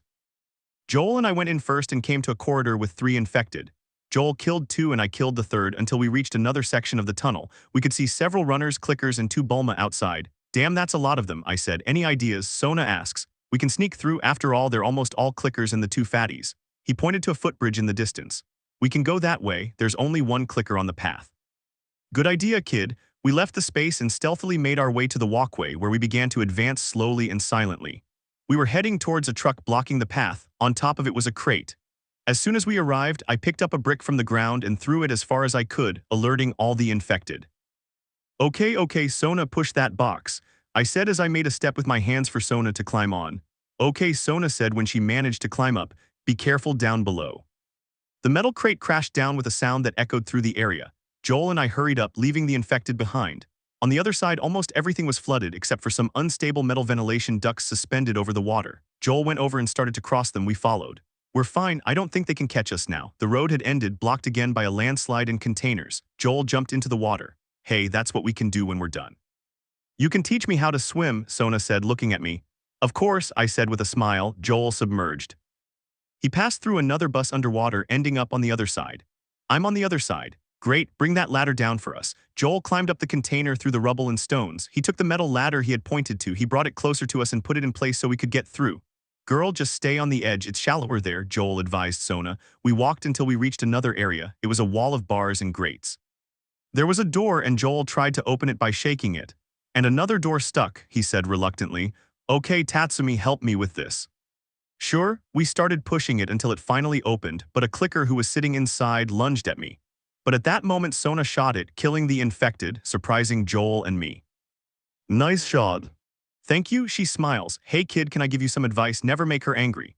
Oh, relax, I've known that for a while now. Come on, let's go, Sona said, walking away. The corridor split in two. On one side, a door led to an empty room. On the other side, the corridor continued. A beam spanned the path, but we could pass underneath it. The entire wall opposite the door we entered had collapsed, revealing the surface below, and the center of the place was flooded. There it is. Sona pointed outside. The hospital was visible. There's a ladder up there, and there's a shovel, I said, pointing them out. Okay, Joel, we'll wait for you here. Well, I'll go, Joel said. Without another word, Joel jumped into the water and submerged, leaving the two of us alone. I stared at the hospital while Sona joined me, gazing intently at the sky. We did it, didn't we? Yes, I murmured. After everything we've been through, we've taken care of each other all this time. Yufufu, thank you, Tatsumi. You were the first not to judge me for my condition, and you've taken care of me throughout the entire trip, even after what happened with David. Hey Sona, he said, holding her shoulders and looking us in the face. We're alive, and remember, you were the most important person in my life. Sona, you're the person I love. But what if a cure isn't possible? She asks anxiously. Besides, I know they're getting paid for this. Do you remember what I told you at the hotel that time? If a cure isn't possible, then we'll go back to Tommy's and live a life there. I smiled. We never knew that cure was even possible. Even if it isn't, we'll continue with our lives. I'm not doing this for the money, I'm doing it for you. Besides, if making that cure kills you, I won't hesitate for a second to get you out of there. I couldn't bear to see the most important person in my life. And without letting me finish speaking, Sona lunged at me, giving me a passionate kiss that lasted a few seconds. Slowly, Sona slipped her tongue into my mouth. Our tongues began to intertwine, and I had no strength to resist the erotic touch of her tongue. I was gradually enveloped by this incredible sensation, but I didn't hold back and began to do the same. After we kissed deeply for about a minute, Sona pulled her lips away from mine, leaving a thread of saliva connecting our tongues, while we pressed our foreheads together. Tatsumi, I'm the happiest woman in the world thanks to you. I love you, she said with a smile. I love you too, Sona. Cough, cough, that noise Joel made caused us both to quickly separate, seeing Joel in the water. Did I interrupt your moment? Joel asked ironically. No way, I said, a little flushed and nervous. Right, Sona. No way, Sona said, blushing like a tomato. Yeah, right, Joel said sarcastically. They already did it, didn't they? Probably while I was asleep. Joel, what are you saying right now? I yelled as my blush became more visible and Sona covered her face to hide her expression. So they did it, but with protection, right? Joel said sarcastically. Joel, oh my god, I can't believe this. Yes, we did it, and with protection. Happy now? Can we go now, please? Sona climbed onto the pallet, still blushing slightly, and Joel carried her to the other side of the walkway. Sona climbed up and found the ladder. She let go so we could climb with her. I was the first to climb up and without any problem, but when it was her turn to climb the ladder, she came loose from the wall. Oh shit, what happened? I asked. Damn ladder, it came loose from the wall, so what now? Sona asks. I have an idea. Joel, head to the other catwalk. Sona and I will take you. Understood. Joel jumped back into the water and headed for the other walkway, where Sona and I grabbed both of Joel's hands and started pulling him up. We finally managed to get him onto the walkway. Well done, let's continue. We moved toward the possible exit. The tunnel was completely flooded and water was rushing through it like a raging river. Oh heavens, Sona said, seeing the strong current. Let me go ahead and just follow me. Okay, we're coming behind you. Joel went ahead, jumping from the truck onto pieces of ventilation ducts and back again. It was all so unstable. We reached a section of makeshift road where Joel ran to gain momentum and reach the duct. Then it was my turn, only Sona was left. Okay, come on, jump, I said, extending my hand. Will you catch me? She asks, worried. I promise I'll catch you. Sona trusted me and jumped in easily, and I'll never let go, I said, hugging her tightly. Thank you, she said with a small smile. The path led us to an overturned bus. Sona jumped on it and there was no problem, nor was there a problem when I jumped on. But when Joel jumped on, it wobbled violently. Sona and I tried to keep our balance, as did Joel. Oh shit, I said. Move it quick. The three of us ran to reach the other section of the walkway, but only Sona and I made it. Oh shit, I've got it, Joel said as the catwalk in the bus gave way. Joel, come on, let's go. Sona and I shouted, stretching our arms out towards him. Beneath Joel's feet, the bus door opened, trapping him inside. Joel, Sona and I shouted, damn it. Joel cursed as he held onto a metal bar, but the current was stronger and he soon lost his grip. He managed to grab onto the bars to get his hands on the bus and tried to pull himself forward. When he reached the last one near the door, he was completely dislodged. Joel was pushed by the current to the front of the bus, hitting his back against a metal bar. Oh shit, above it was another double door. I looked around desperately. Sona and I jumped over that door, shattering it. We did it, damn it, I said. Guys, the three of us started to struggle with the door while the bus wobbled. Come on, open up, come on. Sona and I kicked it and managed to open it. Come on, we have to get you out. Come on, Joel, the bus started tilting too far. Oh shit, Sona.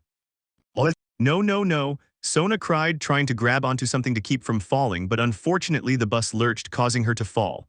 Tatsumi. Sona, go for her, run. Joel shouted from inside the bus, which overturned as soon as I dove into the water. Everything was underwater. I didn't have the problem Sona had, who had been knocked unconscious and whose body had been swept away by the current. As soon as I jumped off the bus, I swam until I found her body still in the water. I picked up Sona's body and dragged it to the surface, followed by Joel. He and I came out of the water, gasping for air. I looked at Sona's body. I put my ear to her mouth to see if she was breathing. She wasn't. Come on, Sona, wake up, I said, pressing on her chest and then giving her mouth-to-mouth resuscitation. Breathe, please, don't do this to me. I put my ear to Sona's face again, but nothing. Come on, I said, my hands on Sona's chest. Tatsumi, Joel said when he saw two armed men pointing at us. Hands up, said a man's voice, but I didn't pay any attention. Come on, sweetheart, wake up. I looked at the uniformed men in front of me, armed and pointing their weapons at us. She's not breathing. Hands up, damn it, the man ordered irritably, hitting Joel with his butt and knocking him unconscious. Come on, Sona, he repeated, pressing forward. The firefly approached me and struck me sharply on the head with the handle of his weapon. I fell to the ground and slowly began to close my eyes. The last thing I saw was Sona lying on the ground. Sona, I said, finally falling unconscious. Chapter 16. I slowly opened my eyes and realized I was lying on a stretcher. I noticed I didn't have my weapons or my backpack. To my left was Joel, who was getting up at the same time as me, and to my right was a woman I knew well. In front of me was a uniformed soldier. Welcome to the Fireflies, Marlene said calmly. Sorry for that they didn't know who you were. And Sona, I asked desperately. She's okay, they brought her back. Joel and I could finally breathe a sigh of relief. You got here, how did you do it? It was her, she fought hard to get here, Joel said wearily. Maybe it had to be this way. Joel slowly sat up while Marlene got up from her chair. I lost most of my people crossing the country, he said, pacing the room. I lost practically everything, and then you all show up and somehow we find you in time to save her. Maybe it was meant to be. Take me to her, I said, sitting down on the bed. You don't have to worry about her anymore, we'll take care of it, but I interrupt her. We're worried, just let us see her, please. You can't, Marlene said, arms crossed. They're preparing her for surgery. Joel and I stood up quickly. What do you mean by surgery? Joel asks. The doctors say the cordyceps inside her has mutated, that's why she's immune. Once they remove it, they can create a vaccine by reverse engineering it. A vaccine, he said, smiling, but it grows all over the brain. Marlene's expression changed to a sadder one and she remained silent for a moment. That's how it is. Find someone else, Joel said. There's no one else, Marlene said. I remained silent for the moment. Joel got too close to Marlene. Look, you're going to show us where the uniformed man knocked Joel down, leaving him on his knees in front of Marlene. Stop, Marlene ordered, standing beside him. I understand. But whatever you think you're going through now is nothing compared to what I went through. I've known her since she was born. I promised her mother I would take care of her. So why are you letting this happen? I asked. Because it's not about me or even her, there's no other option here. You're wrong, it is her. You say you know her, but you don't know anything about her. Escort them, if they try anything, shoot them. Marlene ordered the man, "Do not waste this gift." Marlene opened the door and left quickly. Without another word, the subordinate led us out of the room, gun behind us. We paced back and forth. Out of the corner of my eye, I saw Joel watching me too. We knew what we had to do. We continued down the corridor, keeping the wall on our left. Ahead was a reception desk where our backpacks were, including Sona's. We walked past reception without taking anything, but after a few steps I stopped. "What the hell are you doing? Walk." "I won't leave here without Sona," I said, looking at him seriously. "I'm not interested," the man said. "Move it." Ignoring him completely, I put the gun to head height, ready to pull the trigger. But just before the bullet left the gun, I ducked and kicked him, causing him to lose his balance and fall to the ground. Joel quickly grabs the man and the gun, slams him against the wall, and then punches him twice in the face. "Where's the operating room?" Joel asks, pointing the gun at his stomach. "I don't have time for this." He shoots. "Where?" I ask again, getting no answer. He shoots again. "Where?" Upstairs, the guard gasped in agony. At the very end. Joel stepped back, ending his suffering. Gunshots checked the floor. A voice said from afar. Joel and I quickly grabbed our backpacks, and we had one clear objective: to save Sona. We hid behind a corner just as two fireflies appeared. "The smuggler and the boy are here," one of them said. "We waited until they got a little closer and then silently killed them. And we took their weapons, which turned out to be an M4. I was looking for something like this," I said, watching the M4 in action. "Ready." "Let's go get your girl," Joel said as he pulled the bolt.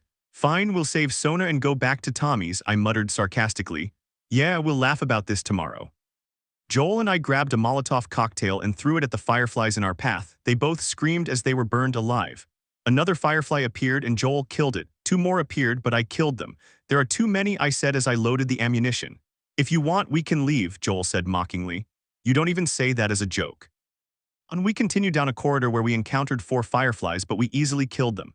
At the end of the corridor, Joel and I entered a lit doorway. We closed it, propped it open with chair legs, and began climbing the stairs until we reached some makeshift laboratories. "They're not responding to your posts. No matter what happens, you mustn't come this way," said a firefly in the distance.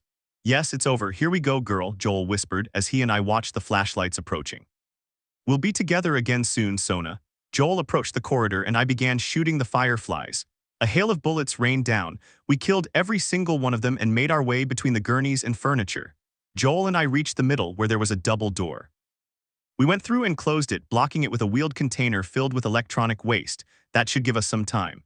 "Joel, that door at the back, that must be where Sona is." "Come on, kid." We reached the end of the corridor and opened the only unlocked door. We were in a narrow hallway with sinks. Through a window, we could see the silhouettes of people in the other room. Joel opened the door, and standing before us was a doctor and 2 nurses ready to kill Sona. She lay unconscious on a gurney connected to countless machines, wearing a white gown. "Good heavens," Joel murmured. "Damn," I muttered. "Doctor," exclaimed the nurse, stepping back. "What are you doing here?" the doctor said, approaching Joel. "I won't let them take her. She's our future. Think of the lives we'll save." The doctor took a scalpel from the tray and pointed it at both of us, but Joel approached the doctor and plunged the scalpel into his neck, killing him. "Come on, sweetheart, let's get out of here," I said as I picked Sona up, unplugging all her cables, which made the machines beep deafeningly. "Let's go." "And them?" Joel asks, referring to the nurses. "Leave them alone. Let's get out of here as soon as possible," I said as I saw the flashlights approaching. Joel saw another door, kicked it open. "Back off. Take her to the pediatric area up here now." "Shit, Joel, which way?" "This way, follow me." "Calm down, Sona, we'll get you out of here." "Come on, man, we just want the girl." Joel and I were walking quickly, then we started running, picking up the pace. Alarms and red lights soon followed. The fireflies couldn't shoot me, they couldn't if I was holding Sona, but they could shoot Joel, and he defended himself by killing them. "This is your last chance, let it go now, I've got it in my sights." At the end of the path there was a working, open elevator. We hurried inside, managing to get in just in time before the uniformed officers caught up with us. The gates opened in the parking lot. Joel pressed a button and we were out. "You can't save her," Marlene said, pointing a gun at us. "Even if you get her out of here, then what? How long before a group of clickers tears her apart? That is, if they don't grape or kill her first." "It's not your decision," Joel said, pointing the gun at her, but she shot him, hitting the pistol and causing Joel to drop the weapon. "That's what she wanted." Joel remained silent. "And you know it." "That's a lie. It's not the only thing she wants. She also wants to live. She wants to be with the people she loves. She wants to keep living," I said, still holding Sona in my arms. "Look," Marlene stopped aiming and raised her arms in a gesture of peace. "Joel and Tatsumi, feel what you have to do. Nothing will happen to him." Joel remained silent, then looked at me. I understood perfectly what he meant, and without warning I shot Marlene in the stomach. After shooting her, I handed the gun to Joel, quickly put Sona in the back seat of the vehicle, and closed the door. Marlene was panting, a pool of blood on the floor around her. I would be approaching Joel, who was determined. "Wait," she said, raising an arm towards Joel. Before you die, I want to show you something, I said, lifting my sleeve to reveal the bite mark. I'm immune too. That's impossible. Nothing is impossible, Joel. Wait, let me go, please. Joel looked at me and I nodded with a determined look. You would come looking for her. Joel pulled the trigger, blowing his head off. Chapter 17. Joel kept his eyes fixed on the uneven road. His hands were on the steering wheel and he sighed. I was in the back seat where Sona was sleeping in my lap, but then Sona woke up and as soon as she saw me, she rushed over and gave me a tight hug. Tatsumi, you're still covering me in kisses. That should be my line. But yes, everything went well. We're going home now. We can live in peace. What happened? We found the fireflies but I interrupted him. Joel, I think it's best to tell the truth. After all, she won't hate us for what we've done. Really? He asks, a little bewildered. So you did it, you got me out of there, since to make a cure they would have had to kill me, right? Joel and I remained silent and nodded, at which point Sona placed her hands on her face and began to cry. Thank you, thank you. Aren't you angry? Joel asks, looking at her from the mirror. No, why would I be? I'll be able to keep living. I'll be able to be with the people I love, really, Joel and Tatsumi. Thank you, Sona said as she tried to wipe away her tears, but they kept flowing. Baka, he put his head in my lap. Sleep a little longer, the drugs might still be working, I said with a smile. Yes, she said, then leaned in and kissed me. Thank you, she said, falling asleep. Thank goodness, Joel said after letting out a long sigh. Yeah. The mountains were now bare of snow, covered only in trees, all green, but the car had broken down. Joel checked it but saw it was useless. Sona and I were leaning against the car, admiring the view until Joel arrived. Well, looks like we'll be walking, Joel said, his hands black with grease. It should be a straightforward way out. Okay, shall we go? She asked with a smile. Yes, Sona said with a smile. It's actually quite beautiful, isn't it? Joel said, looking at the scenery. Yes, it is. Joel went to the wire fence and then with his hands he lifted the top part and held the bottom part with his foot. Okay, watch your head when you cross. Okay, I've got it, I said as I held the wire for Sona to go through first and then Joel. Oh, I feel the weight of age. You don't say, I said teasingly, making Sona giggle. We started walking through the trees, grass, and green vegetation, Joel in front and Sona and I behind, holding hands. I don't think I've told you this, but Sarah and I used to go on hikes like this. She was good. I had to keep up with her. I think the three of us would have made good friends. I think you would have liked her. I know she would have liked you. Yes, I think the same about my sister. Wow, look down, we're almost there. Ahead of us was Tommy's home, a small village of identical houses. There was a river to cross. It's not far. Our feet got wet crossing the small river. Joel climbed onto the trunk of an old tree to get to some rocks, but the trunk gave way and fell. Luckily for Joel, he had already climbed up, but Sona and I were left behind. Shit, Joel said. I climbed onto the log and placed my hands in a step-like shape, which Sona managed to climb onto. Okay, kid, give me your hand. Joel helped me up the hill. Okay, let's go. Wait, Sona said, clasping her hands. Joel, could you leave me alone with Tatsumi? Yes, of course. But don't be long, Joel said, walking away from us. How are you feeling? Sona asked, sounding calm. Happy, for the first time since my sister died. I feel so happy and it's all thanks to you, I said, taking her hands. How happy is that? She asked, interlacing her fingers on both hands. We managed to come back alive, something impossible in a world like this despite all the difficulties we faced. I'm glad I met you in that furniture store, I said with a smile as I stroked Sona's cheek. She nodded happily. Thank you, Tatsumi. I regret not having met you when you were in military training. I'm sure I would fall in love with you again, Sona said, slowly moving closer to my face. Yes, I also regret not having met the most beautiful woman in the world, I murmured as I approached. But now we're here together, it seems like fate.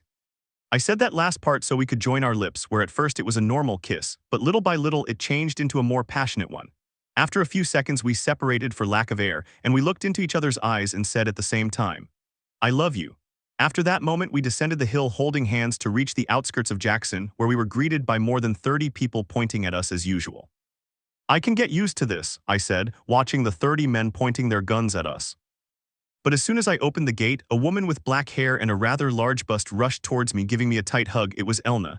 You're finally back. Tell me, are you okay? Tightening the hug. I'm also glad to see you. Elna, I think you're killing him, and that's saying something, Sona said, holding back her laughter. Huh, she looks at me, her face turning purple. Sorry, you have to tell me everything. That's fine with me, he smiled. Come in, we have to celebrate your arrival. Well, actually there are 3 things I want to celebrate. What? Maria, Elna and Sona ask. First, our arrival, that's clear. Second, my relationship with Sona. He hugged her, causing her to blush. And finally, the 3 of them ask, is it my birthday? I said, touching my chin. At that moment, I stared at the 3 of them. Shit, the 3 of them rushed towards me, giving me a tight hug. Congratulations, thrrr, thanks, breathless. The three of them stopped hugging me and Maria suggested we celebrate my birthday that evening, so we each went to our respective homes to get ready. Joel and I went to the house where we'd stayed the last time while Sona went with Elna to get ready. After a few hours it was already dark and I was with Joel waiting in front of the bar. A few seconds later I heard Elna's voice shouting, and I saw Maria and Elna, but behind them was Sona, who was wearing a gray shoulder-length blouse, a black plaid skirt, and black heels. Something like this. "W, how am I?" Sona asks with a blush on her face. "You look very beautiful," I said with a slight blush, which made Sona's blush increase when she heard me. "Why yes, I'm sure you say that to all of them," she pouts. "I don't think so, I only have eyes for you, and I know for a fact that you are the most beautiful woman in this world," I said as I wrapped my arms around her waist. Sona blushed and buried her face in my chest, but I knew for sure that she was smiling. "You're very pretty when you smile." After we arrived, Tommy came to greet us. Then the six of us went inside the place, which was a bit empty at first. "Hey you," Maria said to someone, "tell everyone we're having a party." "Yes ma'am," he runs off. After a few hours, the place had begun to fill up. Although no one in Jackson knew you, the people of that town were as close-knit as a family. At that moment, as everyone drank, laughed, and sang, Tommy climbed onto a table and then said, "Reason for today's celebration is this young man's birthday. He made me stand up. I know you don't know him, but he's a good person, someone you can truly trust. After all, thanks to him, my brother arrived safe and sound to Tatsumi." He raised his glass for Tatsumi, raising all their glasses. "Tatsumi, Tatsumi." Hiccup, Elna called to me quite drunk. "A little bird told me you can sing and very well at that." Hiccup, I asked Seth if he'd let you sing and he agreed, "Come on." Hiccup, Elna said, pulling my arm. "You too, Sona." Hiccup. "Well, wait, Elna, do I have to sing in front of the whole town?" "Yes, Hiccup," she said with a smile. "Can't I refuse?" "Number Hiccup," she said with a smile. "And why do I have to do it too?" Sona asks. "Because if you don't, I won't give you what you asked for earlier." Hiccup. "What did you ask him for?" "Nothing, it's a surprise," Sona said, blushing. After being pulled along by Elna just like Sona, she led us to the small stage the bar had. There she threw us down like a sack of potatoes and went to find the others. Sona and I looked at each other and sighed deeply before looking at the stage, which was filled with many instruments. "You don't know how to play anything, do you?" I asked. "I don't feel it." "It's okay, I'll teach you, but for now you'll just sing, okay?" "Okay, but why do I have to do this?" Sona murmured as she walked towards the microphone. "Attention everyone." Elna shouted, drawing the attention of everyone in the bar. "Right now, we're all going to witness something incredible. Tatsumi and his girlfriend Sona are going to sing." Oh, why are they so excited?" I thought as I walked to the piano and sat down. "Ready?" I asked Sona, who had a blush on her face and was nodding a lot. "Relax, if you do well you might get a reward later." What are you saying right now?" Sona shouted as her blush became more and more noticeable. "Okay, here we go." As soon as the song ended, everyone in the bar erupted in applause and cheers. The party then wrapped up and everyone went home. Sona and I were heading to the house we used last time, but Maria told us she had a surprise for us, so the six of us started following her. Then suddenly Saji appeared in front of us. "I see you've returned," Saji said. "Saji, I'm glad to see you. I didn't see you at the party," Sona said. "That party? Why would I be there? For his birthday," he said, looking at me with disdain. "Honestly, I find it surprising that you were able to take care of Sona, or maybe she was the one who saved you." Every word Saji said was making me angry, but before I could lash out, Joel stopped me. "So, aren't you going to say anything?" "What for? It's not worth it. Saji, I told you last time, I don't know what your problem is with me, but we'd better get along." "Now that you mention it," Maria remarked. "I heard that last time when Joel, Tatsumi, and Sona stayed behind, you threatened Tatsumi and wanted to hit Elna, right? We should banish you for that, but Tommy and I thought it would be better to demote you." "What? You have no right. And you have the right to hit those below you. From now on, your rank has dropped and Elna's has risen, so if she tells you something you have to obey without question. Also, starting tomorrow, you'll have to attend Elna's training course." "Well, it's a rank, it's not that important." He approaches Sona. "Hey Sona, why don't you come over to my house and we can watch some movies?" "I'm sorry Saji, but Maria is taking my boyfriend and me somewhere right now," Sona said, smiling as she hugged my arm. "Your boyfriend, this guy?" "Oh my god, Sona, I thought you were a smart girl. I can't believe you're with this dude. Look at him, he's a nobody. I'm sure he can't." He was interrupted by Sona, who slapped him. "Don't you ever talk about Tatsumi like that again. Understood? I'm leaving," Saji said as he walked past me, bumping me hard with his shoulder to make me move aside. "Tommy, this girl makes me so proud," Maria said, referring to the slap. "Yeah, it's best not to make her angry," Tommy said, a little nervously. "Be careful, Tatsumi." "Oh, I know, I know." I took Sona's hand, intertwining our fingers. "Shall we go, love?" Her blushing, "Why yes." After that misunderstanding with Saji, the journey proceeded normally. Sona and I were talking with Elna and Joel was talking with Tommy and Maria until we finally arrived at one of the houses in the city. Okay, Joel, this is your home, Maria said calmly. Are you sure? The one you gave me last time worked for me, Joel said. I'm quite sure after all there's something you'll like too. Sona and Tatsumi follow me. Joel, Sona and I exchanged puzzled glances, unsure what Maria meant, but Tommy and Elna seemed to already know, judging by the smiles on their faces. We followed Maria, who first showed us Joel's house, then led us out to the backyard to show us a rather large shed. And this will be Tatsumi and Sona's home, Maria said with a smile. What? Sona and I shouted at the same time. We couldn't believe it. Well, I thought you're old enough to be supervised by an adult, so I thought I'd give you this little house. Inside it has everything, a kitchen, a bathroom, a sofa, and a bedroom. Well, this is better than having them at home and hearing screams at night. Joel, I shouted, blushing, to which Sona covered her face in embarrassment. H-A-H-A-H-A-H-A-H-A. The three of them started laughing. Well, I think it's best if we go to sleep now, Elna said. Tatsumi and Sona, I hope to see you tomorrow for the course. Of course, I almost forgot, Sona here, handing her a package. What you asked for, thank you very much, Elna. Are you going to wear it tonight? Sona nods. Then do your best, she says, giving a thumbs up. What are you talking about? I asked. Nothing. You both shout at the same time. Well, we'll be going now too. I'm glad you're back again, Maria said, then left with Tommy and Elna. After saying goodbye to Maria, Tommy, and Elna, Joel went into his new house and Sona and I followed suit. As soon as we stepped inside, we were amazed at how beautiful it was. It had everything Maria had mentioned. At that moment, Joel came in. While for being small, it's very well furnished. Joel, is something wrong? Sona asks. Tatsumi, I have something for you. Joel said as he walked towards the door, grabbed something from outside, and went inside with a guitar. This is for you. Really? I asked, picking up the guitar. Joel, it's beautiful, thank you. I smiled as I looked at the guitar and saw a symbol where the strings were. It was a dragon's head. Try it, he said. Let's see how it goes. Very well, I said, sitting down on the sofa. Sona would sit next to me and Joel at the small table. I adjusted the strings and began to play and sing. Beautiful, Sona said with a smile. It was a beautiful song. Thanks, Joel, would you like to try? Oh no, come on, you might surpass me, I said mockingly, smiling. Okay, picking up the guitar, promise me you won't laugh. We won't, seriously. I trust you, Joel said, adjusting the strings. There it is, he said, impatient for our answer. Well, it wasn't bad at all. Ha, stop lying. We mean it, Sona said. Joel was great. I take that as a compliment. She smiles and stands up. Sona, first lesson tomorrow. Guitar, Joel nods. I don't know. I promised I'd teach you how to play, didn't I? That's right. Good, first lesson tomorrow. He gets up from the sofa. I'm going to my room, Tatsumi. Are you coming? Yes, I'll be right there. I'm going to talk to Joel. She smiled and went straight to the room, closing the door behind her. Joel and I were standing in front of my house. Finally, we'll get some rest. Yes, it was a long trip, that's for sure, Joel said, leaning against the wall. We'll have to get used to this. We've already done it, I said, making Joel smile and nod.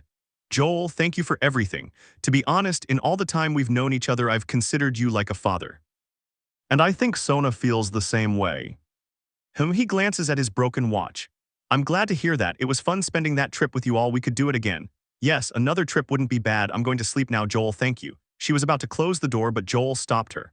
I consider you like my own children too. Thank you for everything, Joel said with a smile. I was surprised by those words and rushed to him, giving him a hug. Hee, I can get used to this. Yes, and I. After that, I said goodbye to Joel and headed towards my room. I could see that the door was closed, so I knocked on it until I heard the latch open and Sona say, come in.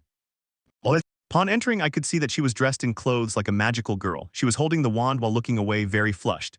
Sona, what are you wearing? It's a magical girl costume. I wore it the day I went to the mall with my one-sama. We went into a costume shop and took some pictures. Look.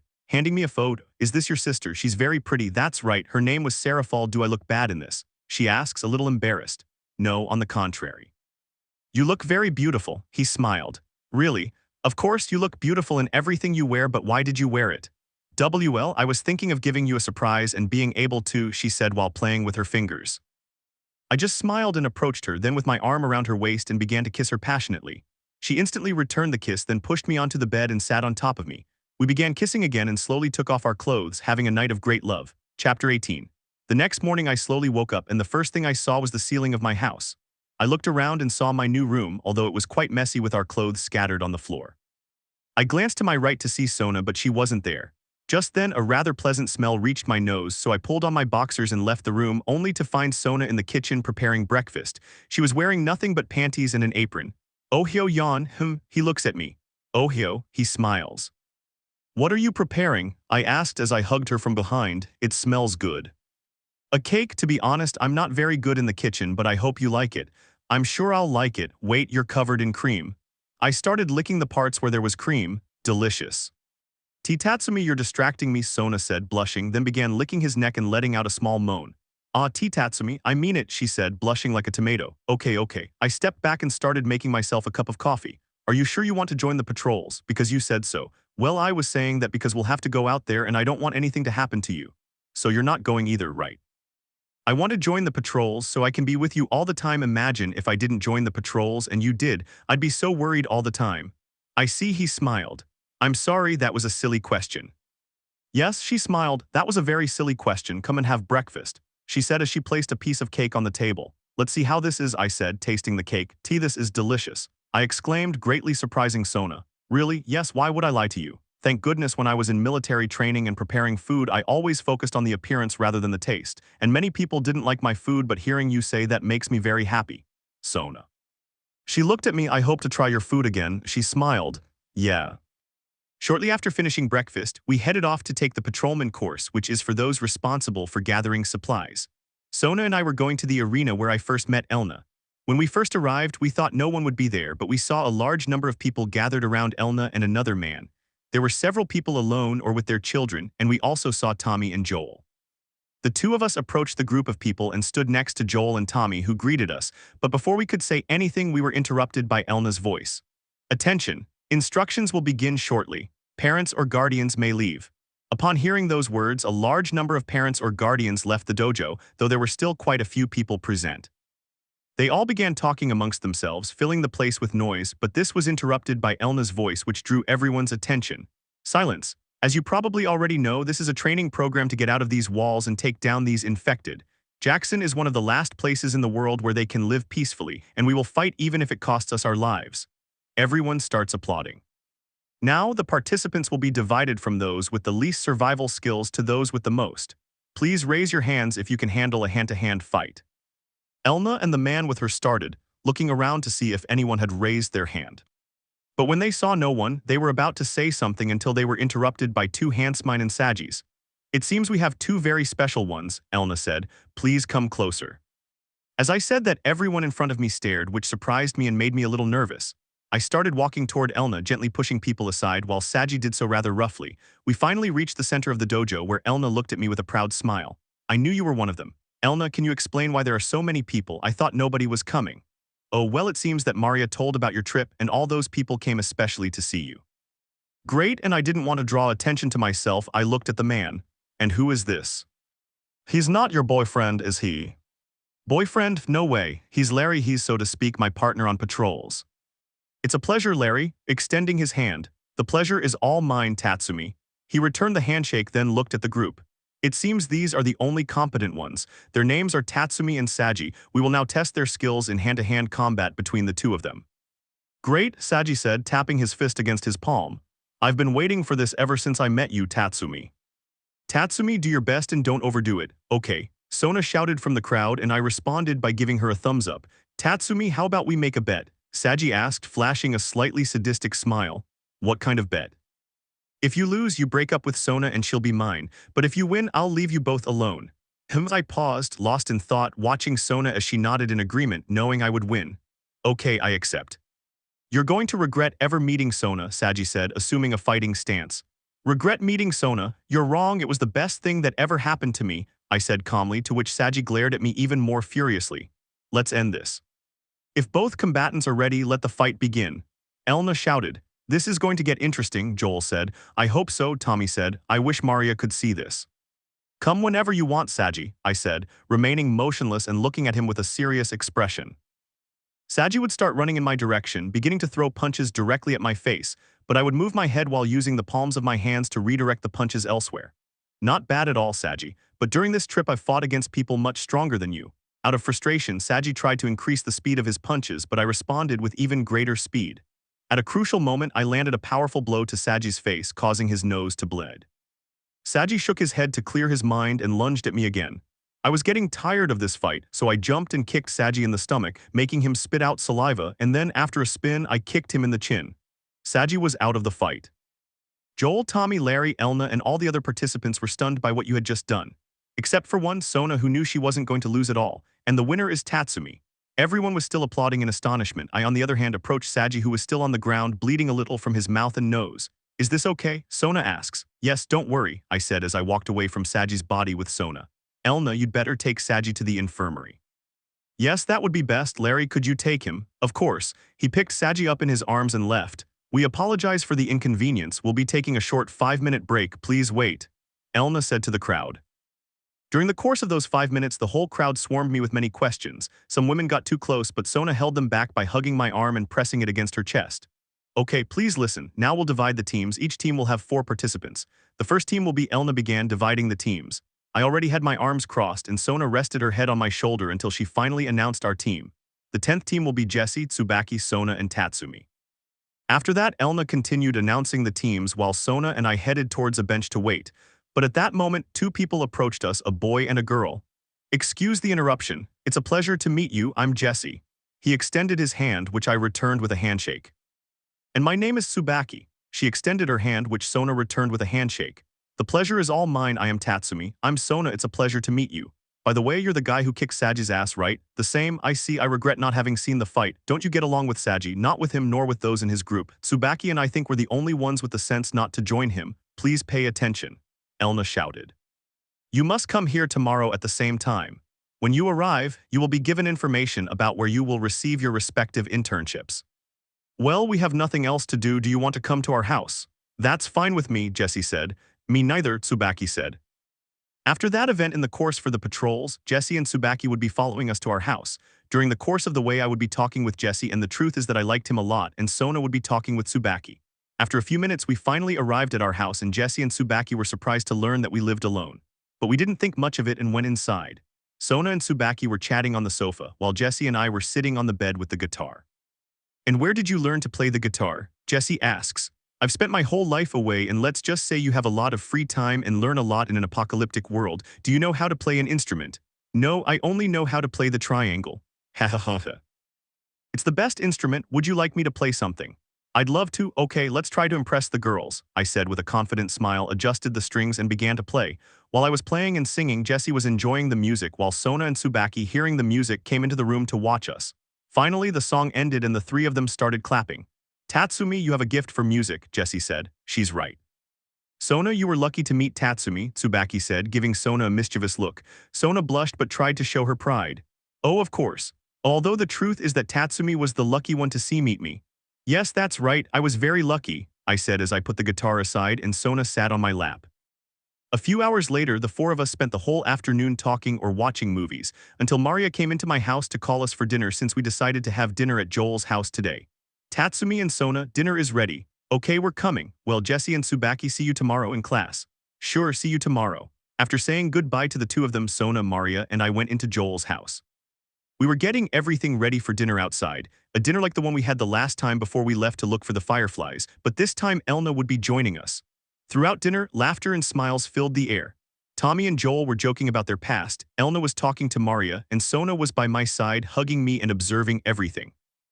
Sona and I looked at each other and nodded at the same time, then I picked up the guitar that Joel gave me and started playing, thus attracting everyone's attention.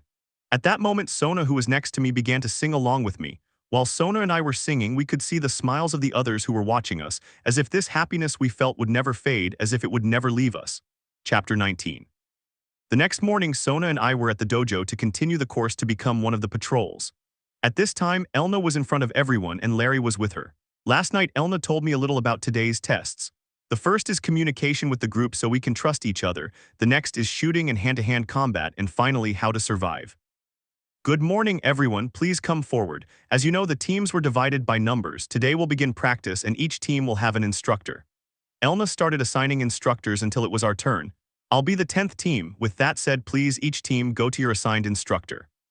After planning everything, I could see that Sona had already left with Tsubaki and Jessie, who would be waiting for us at the bank from yesterday. Good morning, Jessie and Tsubaki. Good morning, Tatsumi. Looking forward to finishing this course. For once in my life, but he would be interrupted by someone. Wow, you're the one who thinks he's the best for beating Saji. David, why don't you go back to your group? Jessie said. Shut up, I'm not talking to you. He looked at me even though I still had my back to him. You're nobody for defeating Saji. He tried to grab my shoulder, but I grabbed his arm, turned him around, and made him fall to the floor. Then I grabbed his arm and started twisting it, putting my foot on his face. Is there anything else you need to tell me? Nice to meet you. I let go of David, who ran off, and I saw everyone staring at me. Just what I needed. Can't I have a single peaceful day without having to kick someone's ass? Come on, don't worry, I'm sure everyone will leave you alone someday, Sona said, encouraging me. I'm here, what did I miss? Elna asked as she approached us. Nothing happened, I said calmly. Okay, let's go then. Where to? Tsubaki asks. We'll go somewhere where we can be calm. After a few minutes of walking, we arrived at a small place where there was a tree with grass around it, a very peaceful place. Make yourselves comfortable, Elna said as she sat down on the grass and the four of us sat around her. Well, the first thing you need to know is that to survive we need each other. You have to be a team, so you need to know each other's strengths and weaknesses and be aware of each other's abilities. My skills are the best, Jessie said, standing up proudly. You mean Tatsumi's skills are the best? Tsubaki said mockingly, making the rest of us laugh. So what are we going to do today? Let's get to know each other better. Let's say our names, dreams, likes, and fears. You start, I said, for reference. That seems fair to me. My name is Elna. My dream is to have a family, or at least a son or daughter. My interests are martial arts and swordsmanship. I don't know what my fears are. It's strange that you don't add drinking to your list of interests, I said mockingly, causing Elna to grimace. Elna, out of a bit of anger, would grab her wooden sword and without warning start chasing me all over the field, making everyone burst out laughing as she chased me. Oh, come on, Elna, you know I was just joking. Stay still. That'll teach you not to question a girl's tastes. But I didn't question anything, I only added one more point. Come here, Tatsumi, you all stop laughing and help me. Few minutes later, I found myself lying on the floor next to Sona with a bunch of bumps on my head so we could continue the conversation. Okay, Jessie, your turn. My name is Jessie. I haven't thought about my dream yet. I like helping my parents and hanging out with my friends, and my fears are the clickers. Very well, Tsubaki. My name is Tsubaki. I haven't thought about my dream yet. My likes are reading, listening to music, and hanging out with my friends, and my fears are the stalkers. Okay, Sona. My name is Sona. My dream would be to found my own school. My likes are reading, playing chess, and being with the people I love, and my fear is ending up alone. Very good, Tatsumi. My name is Tatsumi. My dream is to have a close-knit family and to create one. My interests are playing guitar, reading, drawing, and spending time with my friends, and my fear is losing everything and everyone. The hours passed as everyone talked amongst themselves to get to know each other better and forge stronger bonds. At midday, shortly after lunch, the five of us met at the shooting range where the four of us began shooting at the target, which was about 20 meters away. Good, keep it up, Jessie. Elna walked behind each of them, giving them tips on how to improve. Good shot, Sona. I don't see anything wrong with it. Thank you, Sona said with a smile, then continued shooting. When Elna arrived at my position, I saw that I wasn't shooting, and then I noticed that there was only one hole in the target right in the middle. Do you think that just giving it to him once will be the end of it? Are you sure I only hit it once? Elna would take the binoculars and see that the hole I made in the target was deeper than normal, meaning that all the shots hit the target. Show off, Elna said, smiling proudly. Try this one, double the bullets and heavier. She handed me a pistol. You might find it hard to get the hang of it at first. Hess, I grinned broadly and without looking hit him right in the bull's. I think I've got him. Damn show off, Elna said happily, then grabbed me by the neck with her arm and started shaking my head. Ha. Okay, Elna, that's enough. Okay, guys, you've mastered the shooting course, now I'll teach you how to survive outside, Elna said, still holding me tightly. Follow me. She started walking, still gripping me tightly. Shortly after finishing at the shooting range, Elna showed us how to survive in the wild and how to prepare for food, weapons, and much more.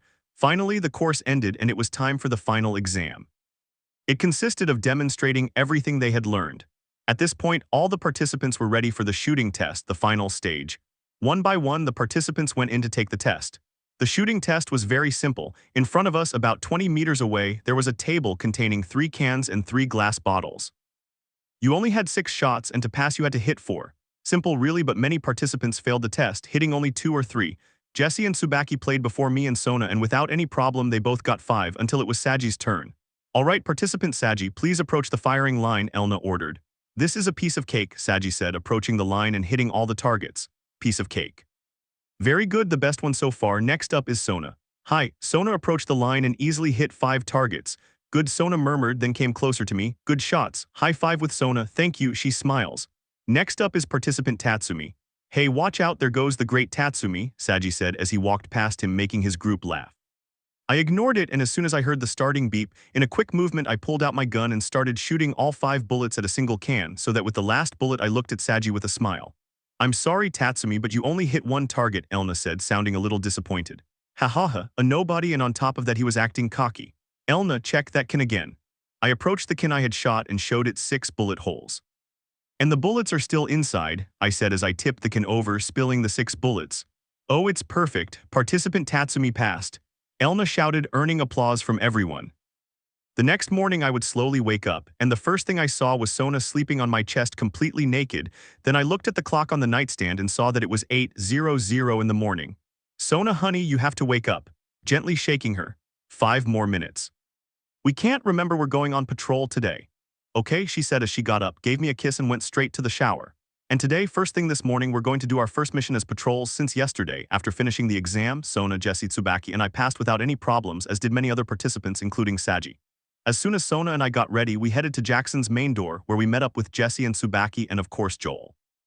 So here you are, Jessie said. I didn't think you'd get here so early. We almost arrived late, because a certain woman wanted to sleep in, I said mockingly, glancing sideways at Sona. What do you want me to do if we stayed up late celebrating passing the exam? Sona said, blushing. After that, each of us would take a horse and Tommy would begin giving instructions to each group. My group consisted of Jessie, Tsubaki, Sona, Joel, Elna, and me. We'll start like this at first, but gradually the groups will get smaller as time goes on. Please be very careful, Tommy said in front of us, out there. Tatsumi, don't do anything stupid, okay? Elna asked as she approached our group on horseback. After saying that, Tommy gave the signal for the guards to open the main door, revealing a green field and a beautiful sunrise. I'll try, I said, looking outside. Sona, Tatsumi, just like old times, huh? Joel said, stepping in front of us. I don't see anything old about it, I said, bringing a smile to Joel and Sona's faces. Ready for this? Sona asked as she rode up beside me on a horse, her eyes filled with determination. You know I'm always ready, I said, grabbing the saddle ropes and giving a sharp thud as I began to ride. Time to work. Chapter 20, Jackson years later. I was sleeping peacefully at home when I slowly woke up, and the first thing I saw was the hair of a beautiful black woman lying naked on my chest. I looked at the clock on the small table and it read 10:00. I was quite calm, but when I looked at the clock again and saw that time, I became a little alarmed. Sona, shaking her. Sona, wake up, we're late. No, 5 more minutes. Sona, we're late, it's 10 o'clock. What, 10 o'clock? Sona quickly got up and headed for the shower while I went to the door because someone was knocking. When I opened it, it was Jesse leaning against the doorframe with his patrol backpack. Hey. Hello, good, sorry we overslept, we'll be right out. Don't worry, we're leaving at 12, no problem, like at 12, wasn't it 10? Yes, but don't you remember that we changed it yesterday? Shit, that's right, Sona, don't worry, we leave at 12, so take it easy. Okay, Sona shouted from the bathroom. They say you had a busy night. What do you want me to say? Saji tried to kiss Sona. Really? Yes, that's why I broke his nose, I said as I walked further into my house and started getting dressed.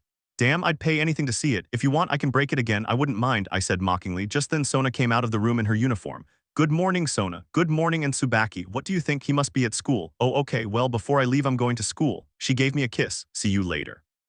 She said as she left. Of course, he smiled. Is Joel awake? I asked as I grabbed my backpack and weapons. It seems there are infected people up north. Maria has sent him to explore with Tommy and Saji. What a load of crap. Yes, he probably didn't sleep much, certainly not as much as you two. He said the last part mockingly. After getting ready, I left my house and Jessie and I started walking towards the front door. Just so you know, everyone is talking about you today. Oh really? Let me see if I understand this correctly. Saji tried to kiss Sona, then Joel knocked him down, and then you pushed Joel away to punch Saji. I don't understand that part. I don't know, I knew Saji was going to go on patrol with Joel, So just in case, you made her angry with you even more so that you won't have any problems when you go out. Yes, you could say so. That sounds great. Oh, Maria wants to talk to you. Where is? In the cafeteria. Brilliant. As we walked, we strolled through the town of Jackson, where everyone was either walking or working. We eventually reached the main road where everyone hung out. Finally, we arrived at Tipsy Bison, the most popular cafe in Jackson, where everyone was drinking and having a good time. As soon as we entered, as always, it was full of people, and upon passing through, we found Maria at the bar. Tatsumi, there you are, come here. Shit, I thought as I approached her. Seth wants to tell you something. Okay, the truth is I also need to talk to him. Okay, Seth, Maria called, and a few seconds later Seth would be coming out of the kitchen with a package in his hand. Hello, good morning. Oh, listen, last night I think I drank too much. I mean, I'm sorry and... Hey, Seth, you're not the one who should be apologizing. I'm the one who should be apologizing, since I ruined the party you organized and well, I couldn't. I understand, I know how you feel because I have a wife and I love her and just like you love Sona, but I shouldn't have blamed you, that's why I made you some sandwiches. He placed the package on the counter. Thank you, is it meat? Yeah, awesome, they're my favorites, thanks Seth, picking up the package and putting it in his backpack. See you when I get back, yes, well be careful. She heads back to the kitchen. I'll walk you to the exit, Maria said as she headed for the door. We left the cafe and walked down the main street again until we reached the arena where Elna was. Tatsumi, can we talk for a moment? Tell me, did you talk to Elna about that matter? Not yet, I don't know how to tell her. What if she doesn't accept? Tatsumi, he said, placing a hand on my shoulder. I guarantee she'll accept. Besides, don't tell her I told you, but she wants to ask you too, she's too scared. Really? I sighed. I'll talk to her before I leave. Yes, that will be better. Good luck, and if she accepts, then I'm very happy for both of you. Thank you, she smiled. After saying goodbye to Maria, Jessie would be heading to the stable while I would go into the arena where Elna was in the center waiting for the new recruits. Are you still here? I asked Elna as I approached her. She noticed my arrival and smiled. Good morning. And yes, I'm still here. Will you be coming out soon?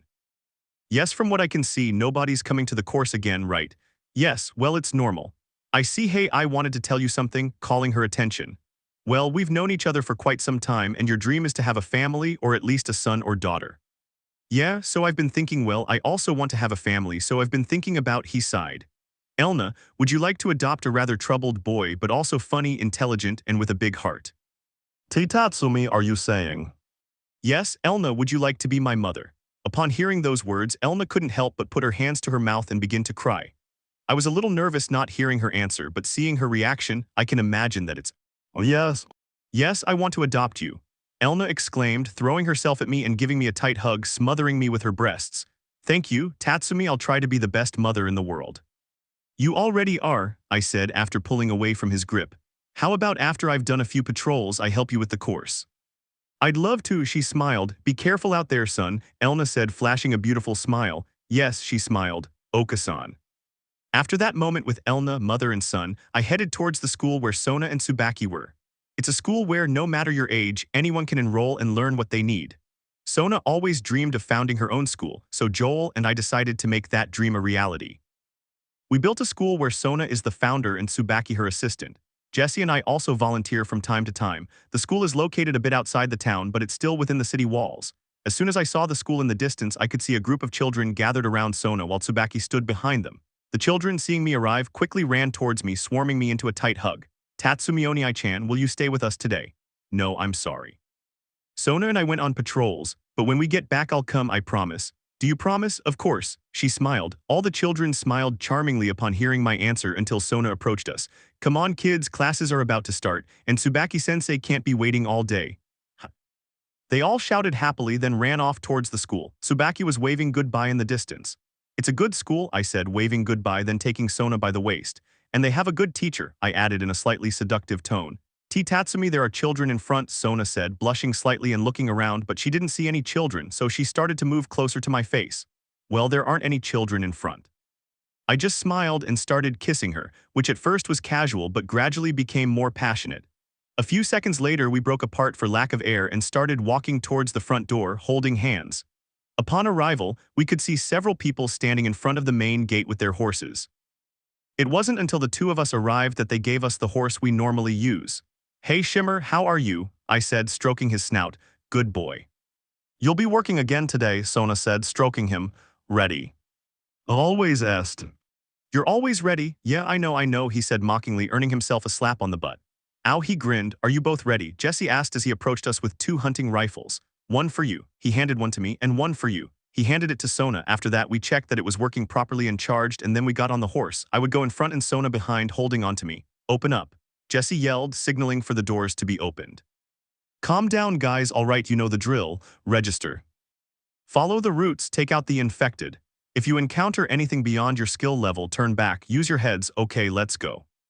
You know, Jessie, someday I'll give you lessons on how to motivate people better, I said jokingly, making everyone laugh.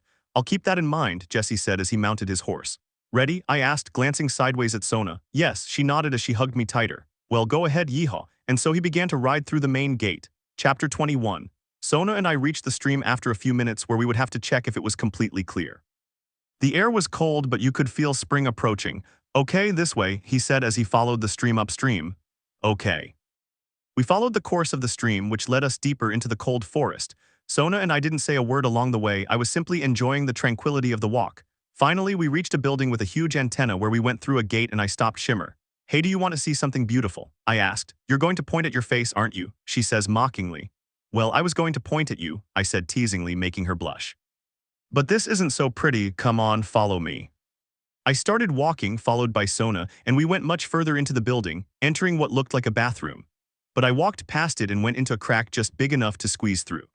As soon as I stepped through the crack, Sona's jaw dropped at the view of all of Jackson and the surrounding area. Something like this. What do you think of the views? I asked as I leaned on the railing.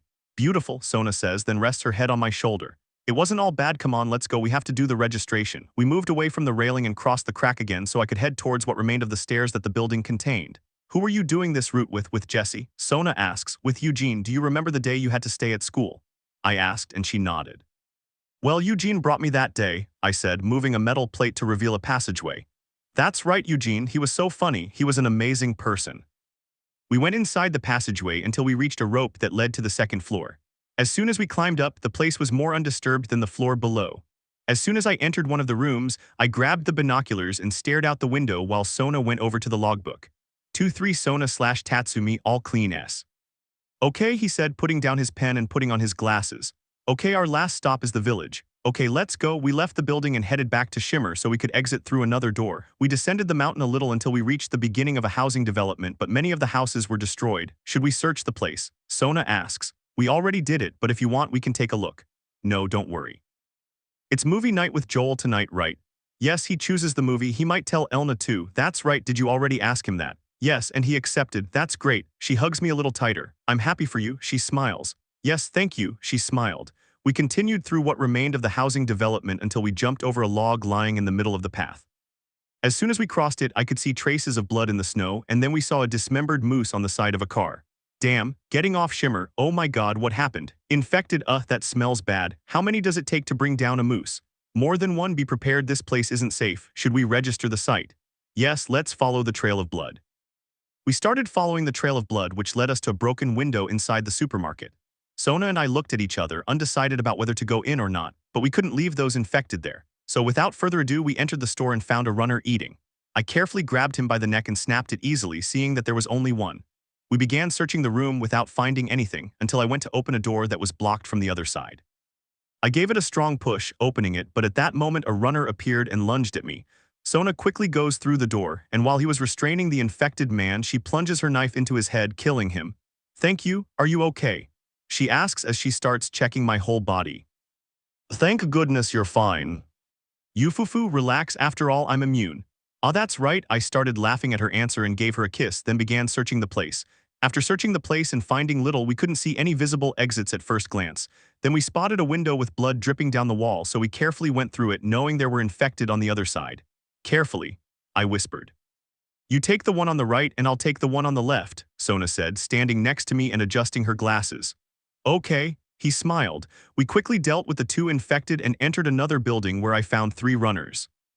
I easily killed the first one who was at the door. Sona took care of the one circling a bookshelf, and finally I killed the one at the back of the building. Is everyone here? Sona asks. Yes, it seems so, although we still have to get rid of the ones in the supermarket. Let's go around the building. There must be a way in. We searched the building we had cleaned but couldn't find anything useful. So Sona and I headed to a truck that was blocking the road where I held out my hands for her to climb in. Come in. She climbed in easily. Is there something? There's a hole in that roof. He puts his hand out so I can climb up. Let's see. Thanks to Sona, I easily got the truck up, and as she said, we could see the hole in the roof. So being very careful not to slip, we climbed onto the roof and went inside the supermarket. Are we still at the supermarket? Yes, I think we're in the back. Come this way, I said as I started pushing a wheelbarrow, but I noticed spores on the other side. I see spores there, the masks. Is it necessary? Sona asks. I know what you mean, I don't like putting it on either, but what if we run into someone on the other end? It's just a precaution. Okay, I'm coming. He put on his mask just like me, but before I could open the door, he stopped me, grabbing my hand. Careful. Don't worry, I smiled and opened the door, revealing a completely dark place filled with spores. These spores indicate they've been here for a while. There will be people in advanced stages of infection. Yes, we'll be careful. We started searching the place and only found some bullets and alcohol, but no sign of infected people. There's nothing here, Sona, this way, I said as I squeezed through a crack. I'm following you, but at that moment, as soon as I stepped through, the floor began to break. I quickly grabbed Sona's hand to avoid falling, but the floor was faster, causing her and me to fall to the floor below. We thought we were alone, so Sona was helping me remove the pieces of wood that were on top of me, but we started hearing clicking sounds approaching. Sona quickly stopped what she was doing and pointed at a clicker that was coming within inches of us. Unfortunately, it heard us and tried to lunge at us. But Sona shot him twice, killing him, and then helped me remove the pieces of wood and hide behind a bookshelf. SSSH, let's go, don't make any noise. With great care, Sona and I were able to spot 3 clickers, so between the two of us we silently finished off all 3, leaving the pharmacy completely clear of infected. We did it. Yes, but please can we leave here? I agree, this way, I said as I lifted a fallen shelf that was blocking a doorway. I was able to unlock the door without any problems and we went into what looked like the pharmacy's storage room where they kept all the medicines. We searched the place and I was able to find a rag on the shelf. I'm going to make you a present, I said while I was making something. A little present, aw, how sweet. Sona said as she received a Molotov cocktail. A Molotov cocktail, the gift I always wanted, thank you, Sona said mockingly. Yufufu, come on, let's go. I climbed through a broken window and reached a large room. Judging by the shelves, the layout, and the cash registers, I assumed it was the market. I could immediately hear the infected inside and saw 2 runners and 2 clickers. There are a few here, I whispered. What do you think, runners first? I didn't say a word and I approached the first runner on my left, intending to break his neck. One less. Sona spotted one in front of us, so very carefully she approached him from behind and stabbed him in the neck with her knife, killing him. 2 down, now the clickers. I nodded and approached the clicker furthest away while Sona dealt with the other one. I carefully positioned myself behind the infected creature and with a swift movement I grabbed my axe and plunged it into its neck, killing it. Are there any left? I asked. No, we finally took off our masks. You know what, we did great. Yes, after all, we're the highest scoring couple in the patrol outing. Who is in second place? Joel and Tommy. You should have seen their faces when we got through it. Yufufu, I can imagine them. Let's go rest at the next lookout post. It's our turn. We started searching the place and looking for a way out, but everything was blocked and the only viable option was to go back the way we came or through the roof since it had a hole. We looked around for a way to climb up until we found a rope tied to a piece of furniture. Yes, that'll hold, go ahead, I said as I threw the cable over a scaffold that spanned the hole from one side to the other. That's it. Very well, here I come, Sona said as she began to climb. Nice view, I said mockingly, looking at her backside. Men, she said as she reached the top. But you still love me, I said as I started to climb.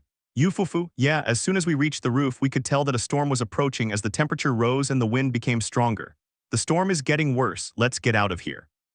We climbed down from the supermarket roof over the cars, until we reached Shimmer, who had been waiting for us the whole time.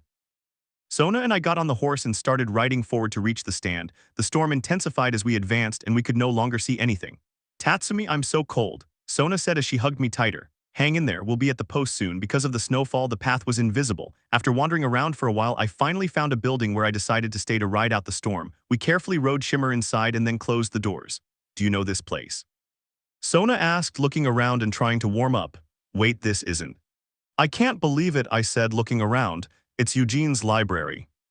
Do you remember when he told us he served with Tommy in the Fireflies? Yes, it's true that with that hair he had, I said, all the girls at the Fireflies bowed down to him. He was a Casanova. Yufufu, yes he was, and when he blew up a checkpoint in Denver. Yes, Tommy and he got involved in some very shady things. Let's find a way to get electricity. We started searching the place and found many rooms filled with things and artifacts that Eugene had created long ago. Then in one of the rooms, I turned on a generator, bringing the power back to the place. Brilliant, hey, what's that? Sona said, looking at the ground where light could be seen coming out of small cracks. I didn't know it had a floor below. Let's find a way to go down. We started searching the entire room to find a way down until Sona noticed light coming from behind a bookshelf. Between the two of us, we moved it, revealing a staircase leading down. As soon as we went down and opened the door, we could see that the floor below was a marijuana plantation. It's grass, a lot of dry grass. That explains everything, Sona said as she walked through the area. Eugene's a real rascal hiding all this. We started looking around the place and found much more than just weed, for example, adult films, masks with hookahs, and many more shady things until Sona saw another closed door and opened it. Tatsumi, there's something better here, Sona said in amazement. What? A sauna? What? I approach her. It's true, a sauna. We can confirm that Eugene really was a Casanova. This is great. Tatsumi, can I go into the sauna? Of course. After all, we'll stay here until the storm passes. Brilliant. After that, Sona prepared the sauna and after taking off all her clothes, relaxed inside. Meanwhile, I watched and looked around in case I found anything interesting. Once I finished looking around, I leaned against the wall next to the sauna. Did you find anything useful? Sona asked from inside. No, nothing useful. I only found grass and more grass. I see, come in please. Are you sure? Why, yes. Why, you've seen me naked a lot of times, so. All right. I did as she asked and took off all my clothes, entering the sauna, and as always, I admired Sona's beautiful body. She was sitting with her eyes closed, and knowing her, I knew she was maintaining her composure so as not to be embarrassed. I sat down next to her, keeping a little distance, and began to relax. Sona and I were silent for a few minutes until she started talking. "See, can I ask you something?" "Of course. Aren't you going to say anything about the Saji incident yesterday?" "There's not much to say. I broke his nose trying to kiss you. I have to admit we drank too much and the alcohol might have affected us, but even so, he shouldn't have done what he did." "Yes, I know," Sona says as she takes off her glasses and begins to clean them. But I don't want you to think that he and I have anything going on. I love you and I don't want to lose you because of someone else. I think Saji wanted to kiss me in front of you, so he'd have an excuse to break up, and I don't want that," she said, opening her eyes and revealing a sad expression. "Sona, don't worry, you and I will always be together no matter what, and if we're having doubts about our relationship, we'll talk about it calmly and try to resolve them." I moved closer to her and took her chin in my hand. "Sona, you're the woman of my life, and I don't want to lose you for anything in the world." "Tatsumi," Sona said, looking me in the eyes. I could see that she was very beautiful without her glasses, but I could also see how her eyes sparkled with emotion and how a tear of happiness rolled down her cheek. Very carefully, I brought her face close to mine and gave her a very passionate kiss. The atmosphere gradually heated up, but Sona and I didn't care anymore, and we continued kissing passionately. In that moment of desire, Sona sat on top of me, and before we continued kissing, she said, "If it helps, if you hadn't punched him, I would have stabbed him in the groin," Sona said, her smile and gaze filled with determination. "Ooh, I want to see that. Next time I won't do anything." I smiled. Sona simply smiles, then comes closer to me and we start kissing again so we can have our moment alone while we wait for the blizzard to end. Chapter 22. A few hours had passed since Sona and I had stayed at the library in Eugene, where we were now lying together on a sofa, completely naked except for a blanket. To pass the time, we were reminiscing about the past and the scars we had on our bodies. "And what about this one?" I asked while I stroked the scar she had on her hip. "That, well, it was when I wanted to swim at night in the sea and I cut myself on a reef. Then you followed me and got the same scar," she said while stroking the scar on my hip. "That's true, I did it to match." He smiled. "Baka," he smiles and kisses me. "Remember this one?" he asks, stroking the scar over my eye. "Ooh, how could I forget the scar Bill gave me? That damn Bill. Bill, will he still be alone?" "I don't think so. It's possible he's already thought of an imaginary girlfriend or boyfriend." Fufu. "And then there's the main one," she said, stroking the bite mark. "Remember when we hugged each other to cover the bite?" "Yes, and then we got matching tattoos to cover it up a bit. I remember the look on Joel's face when we burned our arms and then got the tattoos." "That's right, Fufu, he was going crazy. He said we were insane, but little by little he got used to the tattoo. You really do have a talent for drawing too." "Thank you. I wanted something that would represent us, something we've been through." Then a firefly came to mind. Regarding the tattoo Sona and I were talking about, it would be a firefly with 2 leaves. She and I would get it on our right forearms to cover our abrasions and hide the bite mark. Something like this. After that, we continued talking about trivial things until we started hearing noises from upstairs like footsteps. "Did you hear that? Is anyone there?" A man asked from above. It was Jesse's voice. "Jesse?" I asked Tatsumi. Upon hearing Jesse's voice, Sona and I quickly began to get dressed. "Hang on a minute. Are you okay? Is something wrong?" Now I'm coming, wait there," I ordered since I could see how he was about to approach us. Okay, are you alone?" "Hi Jesse," Sona said as she put on her bra. "Oh, so you're with Sona, weren't you on patrol?" "It's a blizzard out there," I said as I put on my pants. "Is it grass?" "Yes, this place belonged to Eugene. What are you doing here? They're counting on you, do you understand?" "This isn't a game." Yes, I know, I'm sorry, but why aren't you at the guard post?" "Because neither Tommy, Joel, nor Saji have come." "What do you mean no?" Sona asks, already dressed. "We waited for them for an hour. I was looking for their horses when I saw lights." Sona and I stared at each other, our faces etched with worry. Since it was unusual for them not to appear, once Sona and I were dressed, we started walking towards the horses. I brought 2 horses. "I thought we needed them," Jesse said. "Okay, let's split up. If we divide, we'll be done in a couple of hours." "I don't want you to go alone. We don't know what's there," Jesse said, worried. "What if they need help?" Sona says, "It's the only way." "Okay, I'll go west, Sona south, and you go east. But be careful, okay?" "Yes," Sona and I said at the same time as we headed towards the horses. Sona, Jesse, and I had already separated a few minutes earlier. I headed east with Shimmer, but at one point I reached a part of the mountain where the horse couldn't go any further, so I got off and continued on foot. I would be going through the forest with a small precipice to my left where at one point I could see a wall and a bunch of dead infected where the gate was. "Joel, I hope you're okay." I continued on, looking for a way to reach what seemed like a huge cabin until I found part of the fence was broken. So I cautiously crept inside. There he is, Joel, Tommy, Saji. I went inside the cabin, and as soon as I entered, I began to hear banging and agonizing screams coming from downstairs. Where did that come from? I searched the room where I was, then left and followed the cries of agony and moans. Damn Joel, I went downstairs to the first floor and saw the sleeping bags. Shit. I kept looking around until I passed a door with stairs leading down to the basement. I could hear the screams of pain and moans getting louder. So with great fear I slowly opened the door and saw them massacring Joel, the man I considered family, like a father to me. At that moment I was going to shoot the woman who was hitting Joel with a golf club, but one of them lunged at me, knocking me to the ground. I lost my pistol, but I quickly grabbed my hatchet and made a small cut on one of them. But another one lunged at me, slamming me to the ground. Don't move. A woman said as she held me tightly. Let me go, your hands, let me go, damn it, you bastard, said the man who cut my cheek so he could kick me hard in the stomach. That's it, said another man holding him. Look, that's it, okay. Let go. While I was immobilized, I stared around the place. I could see Tommy lying unconscious on the ground with a head injury and then Saji standing unharmed next to the people who were torturing Joel. I'm going to kill you, Saji, I'm going to kill you, you damn traitor. Shut your mouth, you brought this on yourself. I'm going to kill you, what's going on? Asks another man who recently entered accompanied by a woman. Who is it? The woman asks. Let him go, I shouted. She snuck in, said the woman who was holding me. Why aren't you stationed outside? We didn't think anyone would come. What did you expect? She looks at everyone. Let's get out of here before everyone else comes. She approaches the woman carrying the golf bat. It's over. We want the same thing, right? Finish it. Now the woman carrying the golf bat reluctantly agreed and approached Joel to finish him off. Joel, get up, damn it, get up. Joel, with great effort, opens his eye and looks at me. Titatsumi, Joel said with great effort. Please, no, he said to the woman who was raising the bat. Please don't do it, get up, please, no. Ignoring me, the woman struck Joel a powerful blow to the head, killing him. The moment I saw that, tears began to flow and I started to struggle, trying to break free from her grip. Seeing that she had finished, the woman looked at me with contempt and threw the bloodied golf bat to the ground. I could see how the woman's friends approached Joel's body and began to insult him, and even Saji insulted him and spat on him. I'm going to kill you, damn it, I'm going to kill you all, I said between sobs. Upon hearing me, one of them quickly drew his pistol and pressed it against my head, but one of them stopped him. I couldn't hear anything of their conversation because, due to Joel's death, I felt my senses fading away. No, I swear I'm going to kill you. I could see them arguing about whether to kill me or not. Saji even pulled out his gun to kill me, but a man intervened. I ignored them and stared at Joel's lifeless body, still trying to break free from their grip until one of them struck me on the back of the head, knocking me unconscious. I don't know how many hours passed, but all I could see was black, until in the depths of all that darkness I could make out Sona's voice, which gradually became more and more noticeable. Tatsumi.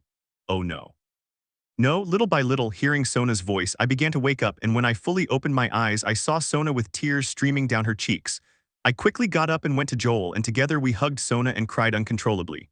No, no, no. He screamed between sobs as Sona and I hugged Joel. A few hours had passed since Joel's funeral. Sona and I were still staring at his grave where his name was engraved, and we still couldn't believe what had happened. As we stood gazing at his grave, it began to rain and the sun slowly set, bringing nightfall. But I didn't move from my spot and continued looking at the tomb. Many feelings were coursing through my body. I wanted to cry, I wanted to rage, I wanted to scream, but nothing came out of my mouth. Until suddenly Sona approached me and very gently took my hand. Don't repress those feelings inside you, let them out. But the words wouldn't come and tears began to flow. Why? I screamed at the top of my lungs, finally releasing all the emotions I had been holding inside. After venting, I got up and started walking aimlessly without saying a word to Sona. She wanted to do something, but she understood that I needed to be alone, and she wanted to be alone for a while too. As I wandered aimlessly through the town, everyone I encountered stared at me. I ignored them and kept walking until I ran into Tommy, who nodded, indicating he wanted to talk. I followed him to an alley where we stood in silence for a while before I began to speak. You can't stop us. If we gather the necessary people to do it right, Jackson would be left unprotected. So they're going to get away with it. Nobody wants that. Yes, but that's what's going to happen. Listen, Tommy, I'm going to kill them, Saji, one by one, understood? Very well, and do you know where they are? The patches on their jackets said Free and Strong Washington. They're from Seattle. What if they were stolen jackets? I don't care, I'll find them and kill them. And Sona, she'll come with me. I started to walk away. Oh, by the way, don't forget to go after them. I know Jackson needs you and Maria and Elna do too. When are you leaving? Tomorrow. You don't know what you're getting yourself into. You don't know how many of them there are or if they have weapons. Tommy bucks. I turned around. I don't care, I'm going to kill them, all of them. Okay, she sighs. After that, I left and started walking around Jackson. A few hours later, it was already early morning and everyone was asleep at home. I was arriving home at that moment, and as soon as I walked in, I saw Sona asleep on the sofa. I went over to her and noticed that the area around her eyes was red. Sona, I'm back. I gently shook her, and as soon as she noticed me, she rushed towards me, giving me a tight hug. I'm sorry I worried you. No, she shook her head, then wiped away tears that were about to fall and gave me a charming smile. Welcome. Elna wine, right? I said as I looked at a Tupperware container on the table. Yes, and Maria too. They were trying to convince me to convince you not to go. What do you think? If you don't want to go, we won't go. Yes, let's go. I won't feel safe knowing they're out there free. Okay, I hug her. Thank you. Come on, let's go to bed. Tomorrow will be a long trip. I nodded and we went to our room. Can I ask you something? I asked. Yes, of course. Upon hearing her answer, I asked her something that made her blush deeply, but she agreed immediately. After a few minutes, I found myself lying down, holding Sona close to her chest like a baby while she hugged me back like a baby, something like this. At first, I was embarrassed to do this, but seeing him like this makes him look so cute, Sona thought as she stroked my head and kissed my forehead. Sleep well. The next morning, Sona and I woke up early. Around 7:00 a.m. we grabbed our things and left the house. But before leaving, we decided to go to Joel's house to pick something up. Maria locked the stables tight. Well, that's what she told me yesterday, Sona said as she entered Joel's house. Don't worry, we won't go on horseback. I have something much faster. We went inside Joel's house and I headed straight to his room, specifically to his bed where there was a red door. When I opened it, the first thing I saw was the broken watch he always wore. I put it on my wrist and then took his revolver, which was under some jeans. Tatsumi, can you come here? Sona shouts from downstairs. All good. Yes, it's just you get off here. I did as instructed, and as soon as I came downstairs, Sona was sitting in the dining room with Tommy, Maria, and Elna in front of her.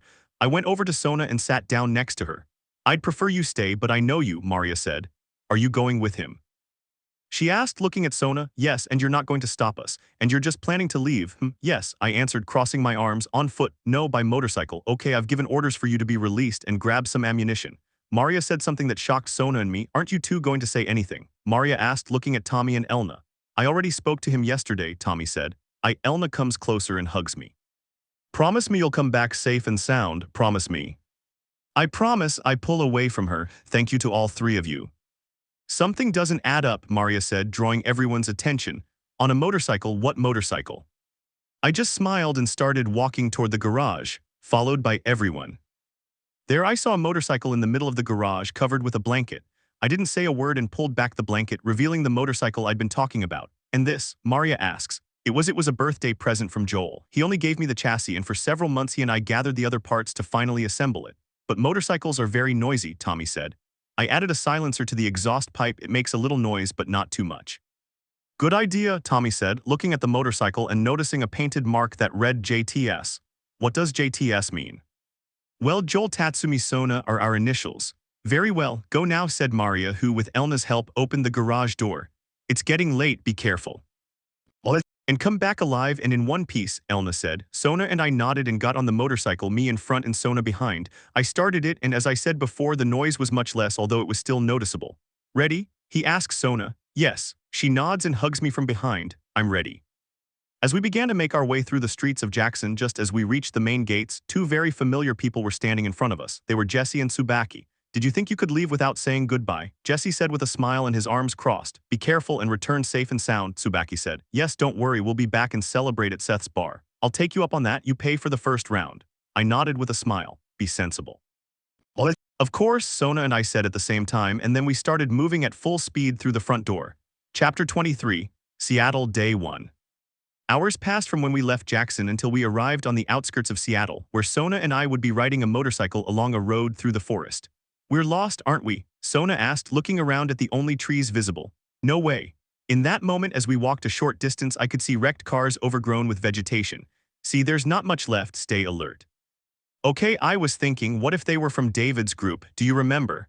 I thought about it, but they didn't seem to be from the same group. And what about the Boston smugglers? Sona, you and I both know Joel annoyed a lot of people assuming things is pointless. These wolves had nothing to do with those groups, although I was thinking they might have been fireflies, but that's unlikely. It's possible. We should gather more information. We continued through the forest until we reached a highway where we headed towards Seattle. The road was a bit more challenging on a motorcycle, but we finally arrived at an entrance with an abandoned quarantine area.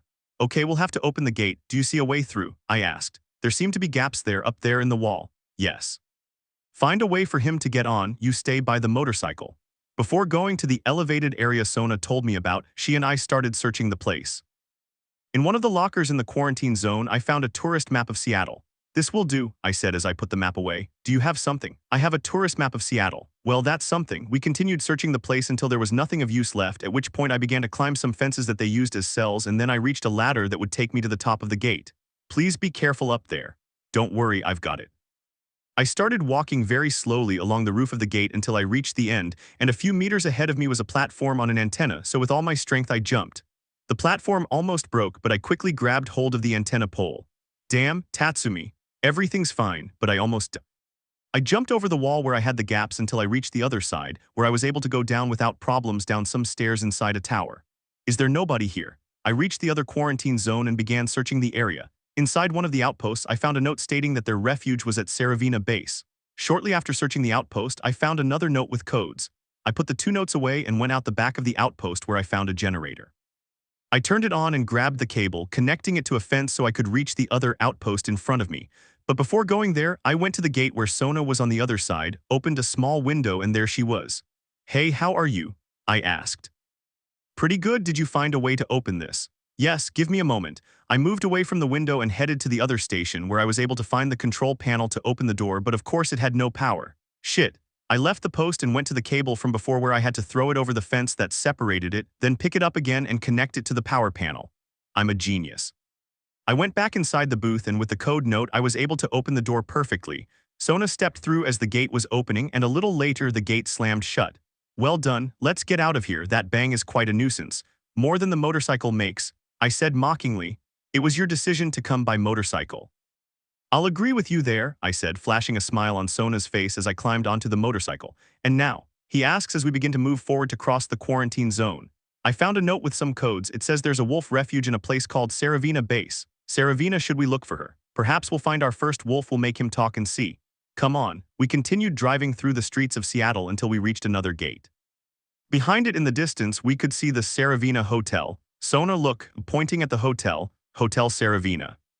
It has to be there. We got off the motorcycle. Let's find a way through this. The door of the Puta Fedra. Very creative. Let's go over and evaluate it, I said as I approached the gate and pressed the button to open it, but nothing happened. We need power to activate it. There's the generator. Sona approached and tried to activate it. Nothing, it's empty. We started searching the place until at a small stall I found a note saying that there was gasoline in the courthouse parking lots and in the dome. Sona, I know where there's gasoline, in the dome or in the courthouse parking lots. Very good, courthouse parking lot and dome. Okay, shall we go by motorbike? No, we'll leave it here. Let's walk this way. Pointing a path. That way you get to the center. We continued walking through a gate where we arrived at what used to be downtown Seattle, where everything was completely destroyed because of the bombs they dropped to contain the virus, and considering that it was overgrown with vegetation for years. Okay, we're here, I said, glancing at the tourist map from behind since I had the city center map. All right. Tatsumi, there's something there. Should we search it? Yes, we'll have to search almost the entire center until we find the dome or the courthouses. I'm with you. I started following Sona, who was leading me to one of the buildings downtown that wasn't as badly damaged. I could see on the sign that it was Westlake Bank, so Sona and I carefully went inside the building where we could hear infected people. Damn it. Do you just want to leave? I whispered. You're in charge, she whispers.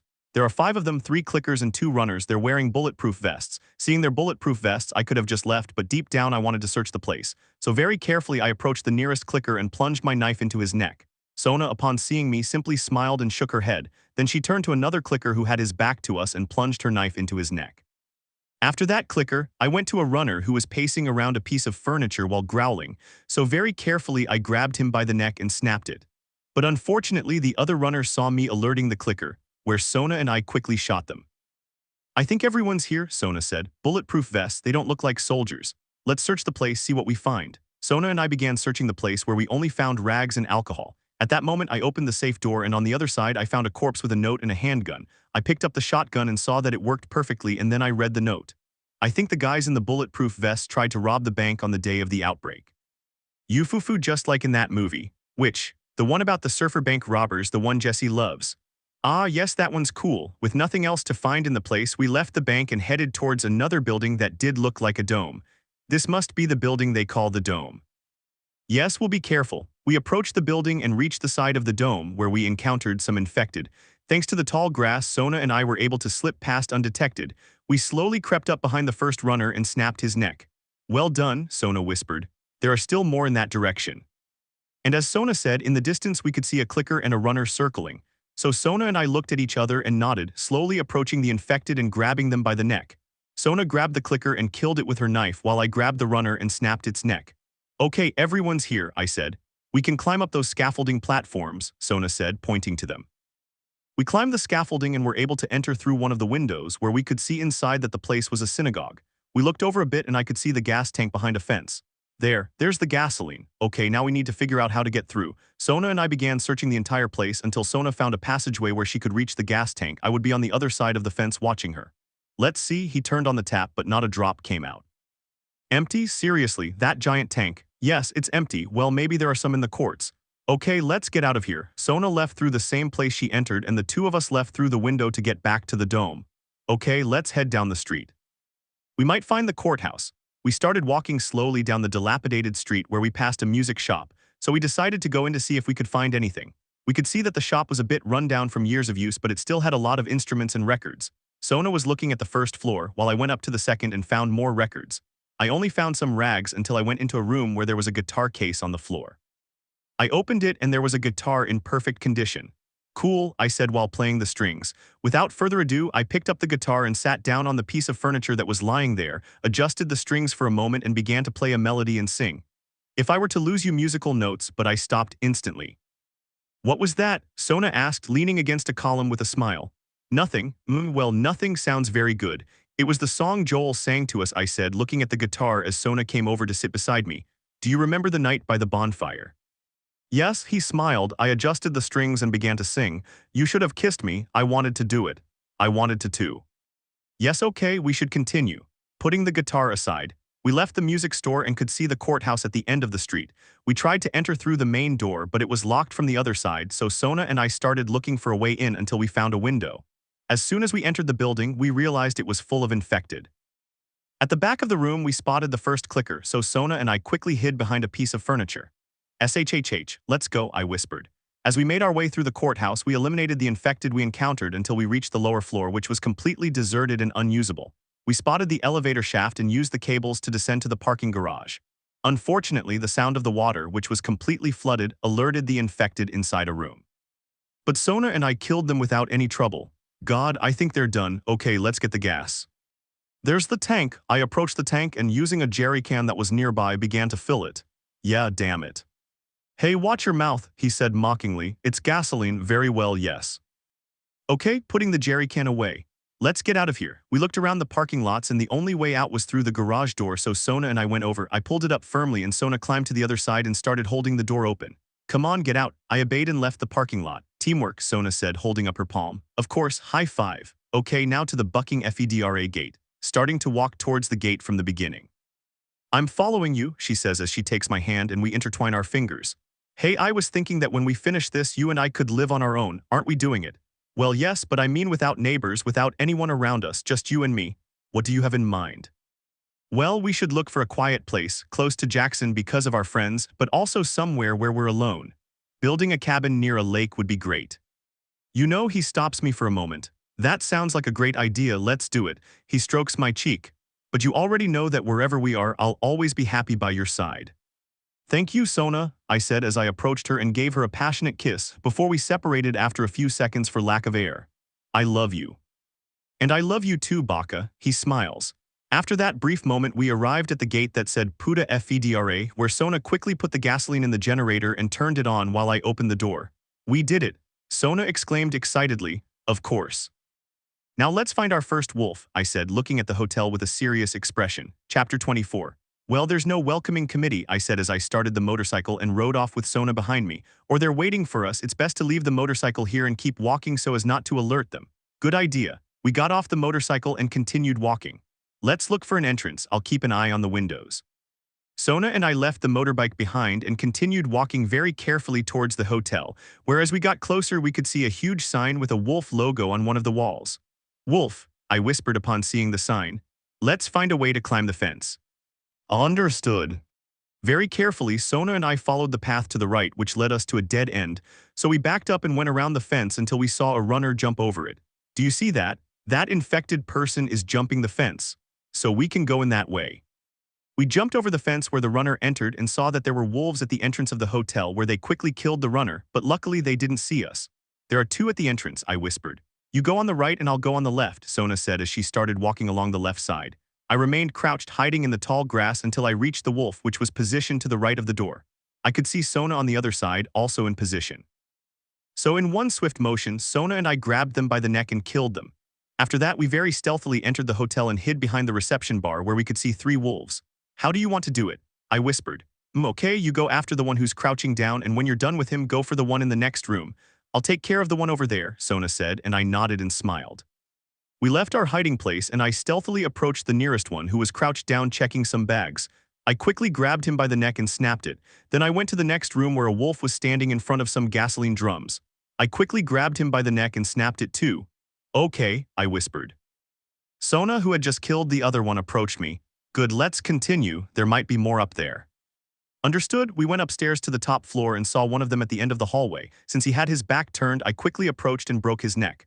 But unfortunately, another one came out of a room and as soon as he saw me, he pointed his gun at me. Don't even think about it. Sona shouted as she grabbed a pipe and hit him hard on the arm, breaking it, then punched him in the face, knocking him unconscious. Thank you. Sona's scream alerted another wolf in the next room. But the two of us quickly hid, and when I saw that wolf approaching our companion's body, I grabbed him by the neck and along with his friend dragged them inside the living room where we tied them to two chairs. Let me go, you bastards, the man said, trying to break free, but when I tied him to the chair and saw his face, I realized he was one of the ones who went to Jackson, so in a fit of rage, I didn't hesitate to punch him hard. You bastard, he said after spitting blood. Sona, he's one of those who killed Joel. What? Sona said after tying up the other man. Do you remember me? I asked the man who remained silent and then made a face of surprise. You're the kid. Don't mess with me, I knew it, I knew that if we let you live you'd do this, but we thought you were a coward, but I was wrong. Okay, I'm going to ask you a question. Where are Saji and the woman? Saji, oh that boy, he's with Abby, he's inseparable from her. Where are they? I don't know. He gets punched in the face. Damns, where? I don't know. He gets punched again. I said I don't know. It seems he's telling the truth. Let's ask the other one, said Sona, who was standing with her arms crossed, leaning against the table. Yes, I approached the other man and slapped him. He was slowly waking up. Listen to me, I want you to answer a question. You know who Abby is, right? Where is she? No, I don't know. The one who should know is him, he said, pointing at the other. Okay, I approached the other one, so you were lying to me. No, I swear I don't know. Upon hearing that response, I started punching him. Okay, I only know that when I was assigned here, I was at the stadium at the base, but it's possible they assigned me somewhere else, that's all I know. Okay, now you'll tell me what the password to the door is. Why, yes, it's 7302, that's the password, you can ask him, he said, a little terrified as I positioned myself behind him. You can believe me, I'm not lying, but without letting him say another word, I grabbed him by the neck and snapped it. Damn it, I wasn't lying to you, the other shoulder said as he tried to free himself from the rope. Oh, calm down, I believe you. I said that before shooting him in the head, then I put the gun away and took out the tourist map. The stadium here.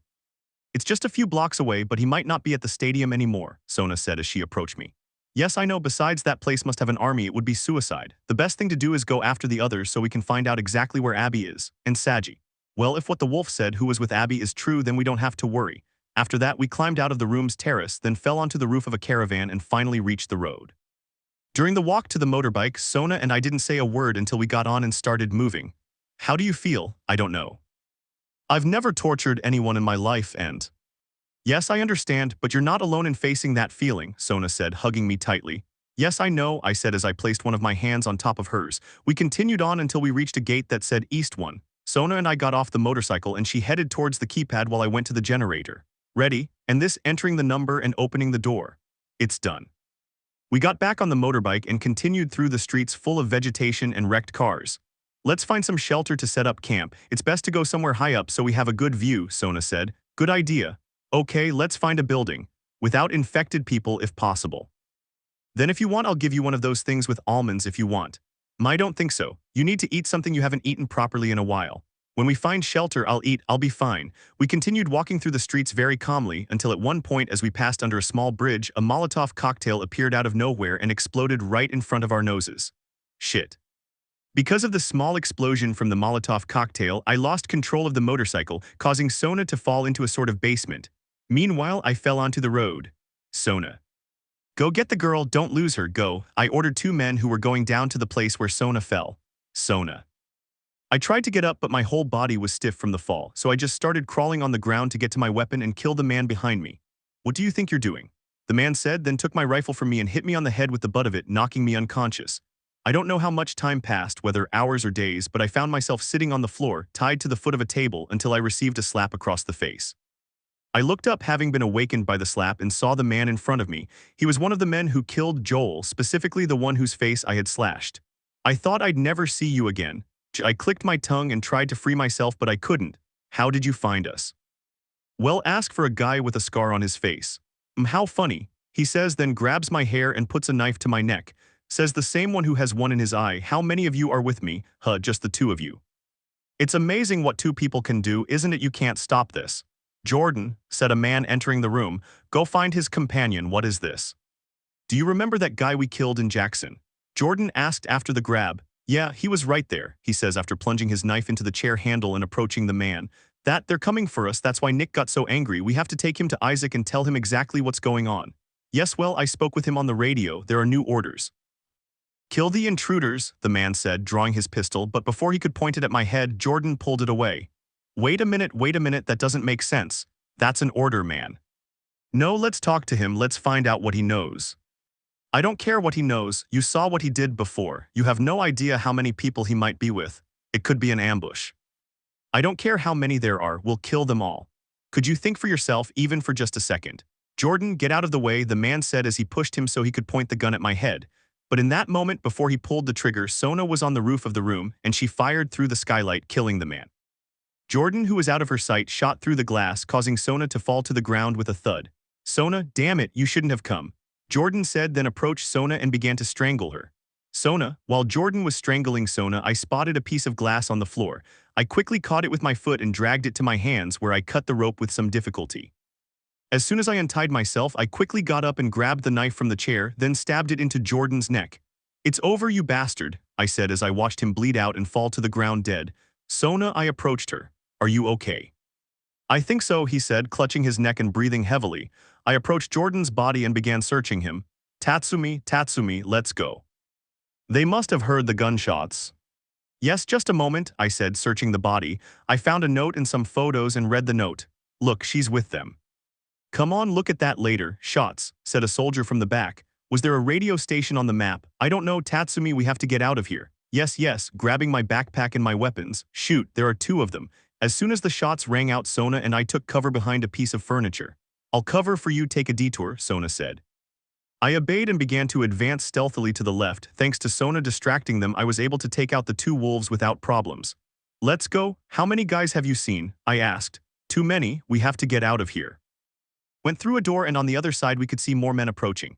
Sona and I quickly took cover and eliminated them, reaching another, larger room. Its ceiling was completely destroyed and it was overgrown with vegetation, the grass tall enough to provide cover. Watch out, Sona whispered upon seeing more wolf soldiers. I want everyone here now, said a woman. Great, more are coming, I whispered. Where did those shots come from? A man asks. I don't know, search the courtyard. You go to the cafeteria, I'll cover this. Okay. Little by little, thanks to the tall grass, Sona and I crept closer until we could reach them and silently kill them. When we thought we had finished them all off, two more arrived and Sona and I shot them dead. God, there are a lot of them. I told you, Sona and I, as soon as we finished off the wolf soldiers, climbed up the way they came down until we reached the roof of what looked like a school. We thought we had taken them all out, but then two more appeared. Sona and I hid under what looked like solar panels. What do we have? New things, a man says. Oh no, over there, Tatsumi, get down. Sona whispers, hello, and what about Adrian's patrol? A woman asks, hey, you guys. The intruder is on the loose, says another woman who appeared running. Have you seen anything? No, cover this roof, I'll check around here. Are you sure he's not out on the street? Have you looked? How would I get down there? Besides, I think they'll be looking for his stupid motorcycle. I don't know, but didn't we wreck the bike? Buck, I whispered. Little by little, Sona and I were crawling along the ground very stealthily without being seen by the wolves. Until I approached one of them and grabbed him by the neck, breaking it. We left the other two behind us at the back and opened a door. We went through the door and could see that we were in what looked like a warehouse, as it contained many tools, sacks of flour, and much more. As we moved through the room, I noticed a small radio and a note next to it. From now on, we will kill all intruders. I will send more units to locate the woman. Return to base before the end of the day and bring back all the supplies you have.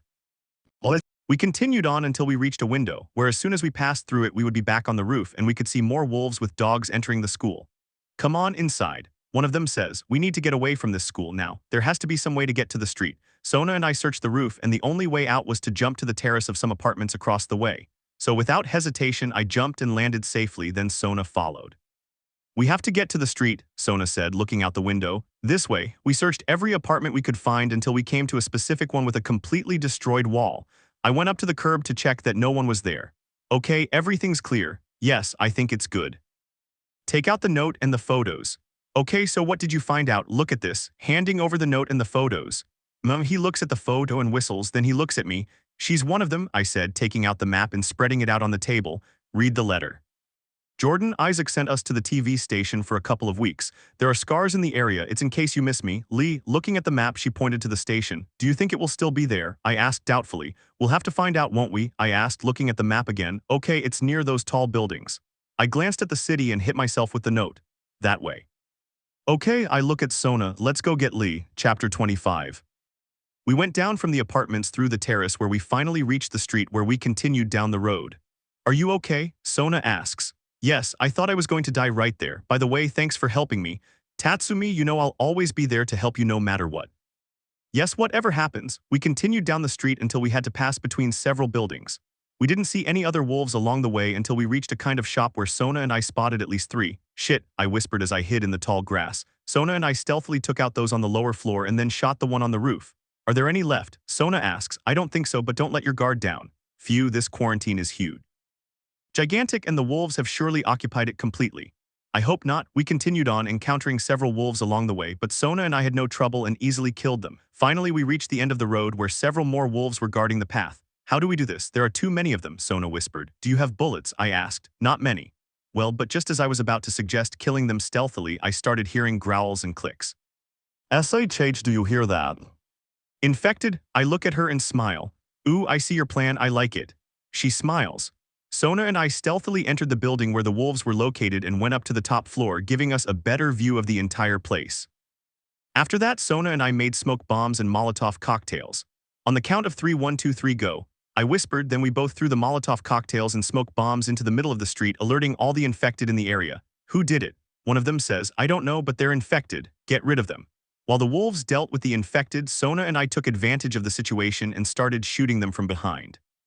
A few minutes later, the street was littered with the bodies of wolves and infected. "We did it," I said. "No, you did it. It was a good plan." He smiles. "Thank you, let's continue." She smiled. We continued along the second floor of the building until we reached the bottom, where we descended a terrace to the street. We followed the path, which was completely covered in cement, until we reached a quarantine station where I placed my hands to help Sona up. "Hey, Sona." "Yes." She climbed the platform easily and then held out her hand for me to climb up. "Give me your hand." Thanks to her, I climbed up easily, and from there we could see the radio station in the distance. "That circular building, it looks like the radio station on your map." "Yes, let's go," I said, sounding a little more animated. We climbed down from the post to get to the other side of the barricade and continued on our way. "I don't know how I would have done this without you," I said suddenly. "I would never have let you do it alone." "Yes, I know, thank you, CeeLo." We continued circling the quarantine fence until a clicker emerged from a tent and approached us, but as soon as it crossed a rope, it exploded. What was that? There was a trap, like Bill's "Watch Where You Step." I could see 2 runners in the distance which were alerted by the noise, and they quickly ran towards us. But just like the clicker, the runners exploded, leaving the path clear for us. The moment we passed through a gate, I saw a tower. So without hesitation, I climbed it to get a better view of the terrain. "Where are you going?" "Wait a moment." I went up the stairs and stood looking at the scenery. "Are there wolves?" "I don't see any, but I'm not sure." Going down the stairs, let's be careful. We continued on, sliding down the small cliff. We descended into what had once been a street, now filled with rivers and wrecked cars, but we could easily cross it. "That Lee girl, what if she's not here when we get there?" Sona asks. "I'd rather not think about it, to be honest. I didn't dare ask you, but what will you do when we have Saji? Will you kill him?" "I've been thinking about that the whole way, and I don't know." "Well, before I do anything, I'd like to hear your opinion first. You might feel better." "Yes, I'll do it." Although I still can't believe Saji betrayed us, he wasn't like this when we were in military training. Everyone changes. For money, for power, for love, for anything. We continued along the path, but this time we would be climbing over the rubble. Until on one of the walls there was a drawing of a woman. "Who do you think it is?" I asked. "Well, someone who wants us to feel their love. Could it have something to do with the wolves?" "Don't know." We continued under a bridge and then climbed a hill full of vegetation and trees. "Do you watch the station?" Yes, it's that way up the hill. We continued uphill until we reached another street. There was a barricade on the right, so we went left. Finally, we arrived at the television station. It seems empty, Sona said, seeing no one. I don't buy it. See how to get in. Not yet, let's keep looking. We looked around the station to find an entrance, until we saw cement blocks we could climb, until we reached what looked like a courtyard with a dead body. Damn, I said as I searched the body. Brutal, who could have done it? I don't know, let's go inside. I spotted a rope hanging from one of the windows and we finally made it inside the radio station. It was completely empty. As we searched the place, all we could see were dead wolves until we reached the center of the building where more wolf carcasses were hanging. But what? I don't like this, Sona, don't leave my side. Who did this? I don't know, it's a message, I said, seeing a drawing made with blood on the wall. It's recent, do you think they'll still be here? I hope not, watch out. We began searching the place until we reached the second floor of the station where we found more dead bodies of wolves until we began to hear the sound of a radio. Huh, you hear it. Yes, it comes from there. We opened the door very carefully to find Lee lying on the floor with about 3 arrows stuck in her. Lee, I said when I saw her dead body. Sure, yeah, it's like the universe wants her dead, he said, searching her body. I went over to a backpack under the bed and started looking through it. She's not carrying anything. 6-2 here, do you read me? 6, report over. A woman's voice said over the radio. Look at this, I said, taking a few pictures of the backpack. Here they all are, showing her the photos. No, wait, pointing at the photo that said Manny, it's near Jackson.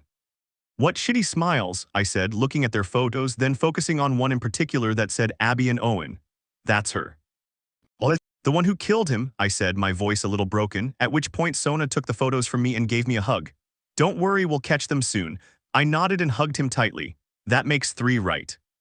Yes, 362 here, do you read me? Indian support unit en route to the station. I repeat, Indian support unit en route to the station. Over. The radio was saying, we should leave, Sona said. Yes, let's find some shelter. I want to get some sleep, I said as we left the room and headed for the exit. Keep your eyes wide open, said a soldier named Lobo. Shit, get down. Sona and I quickly lowered our heads and saw some wolves entering the building through the ground. We continued stealthily until one of them went upstairs, earning a quick grab by my neck that broke. We kept going until we reached the ground floor, but unfortunately they saw us, so we started running the way they had come in. Run, I shouted. We went through the door and several wolves were waiting for us on the upper floor where they started shooting at us, but we dodged them and got out through one of the broken windows. Come on, Sona, run, don't stop. We quickly started walking down the destroyed street until we reached what previously appeared to be an underground parking lot, where Sona and I quickly went through a door and then covered it with a vending machine. Very well, I said. It'll do for now, don't stop. Find an entrance. One of them said when they saw they couldn't open the door. We started descending through the rubble. At that moment we saw spores, so as a precaution we put on our masks and continued on until we reached a kind of subway where the only light we had was from our flashlights or a flare launched by the wolves. Are they scars? How should I know? All I know is that they killed that entire squad. Tatsumi, there are infected to our left, let's use them. Sona whispered. Good idea, I whispered. I grabbed a brick that was next to me and waited until the wolves were closer. Then I threw the brick, alerting the infected, who then charged at the wolves. Come on, hurry up, I whispered. Taking great care to avoid being seen by any wolf or infected, we crossed the subway until we reached one of the cars, closing the door behind us.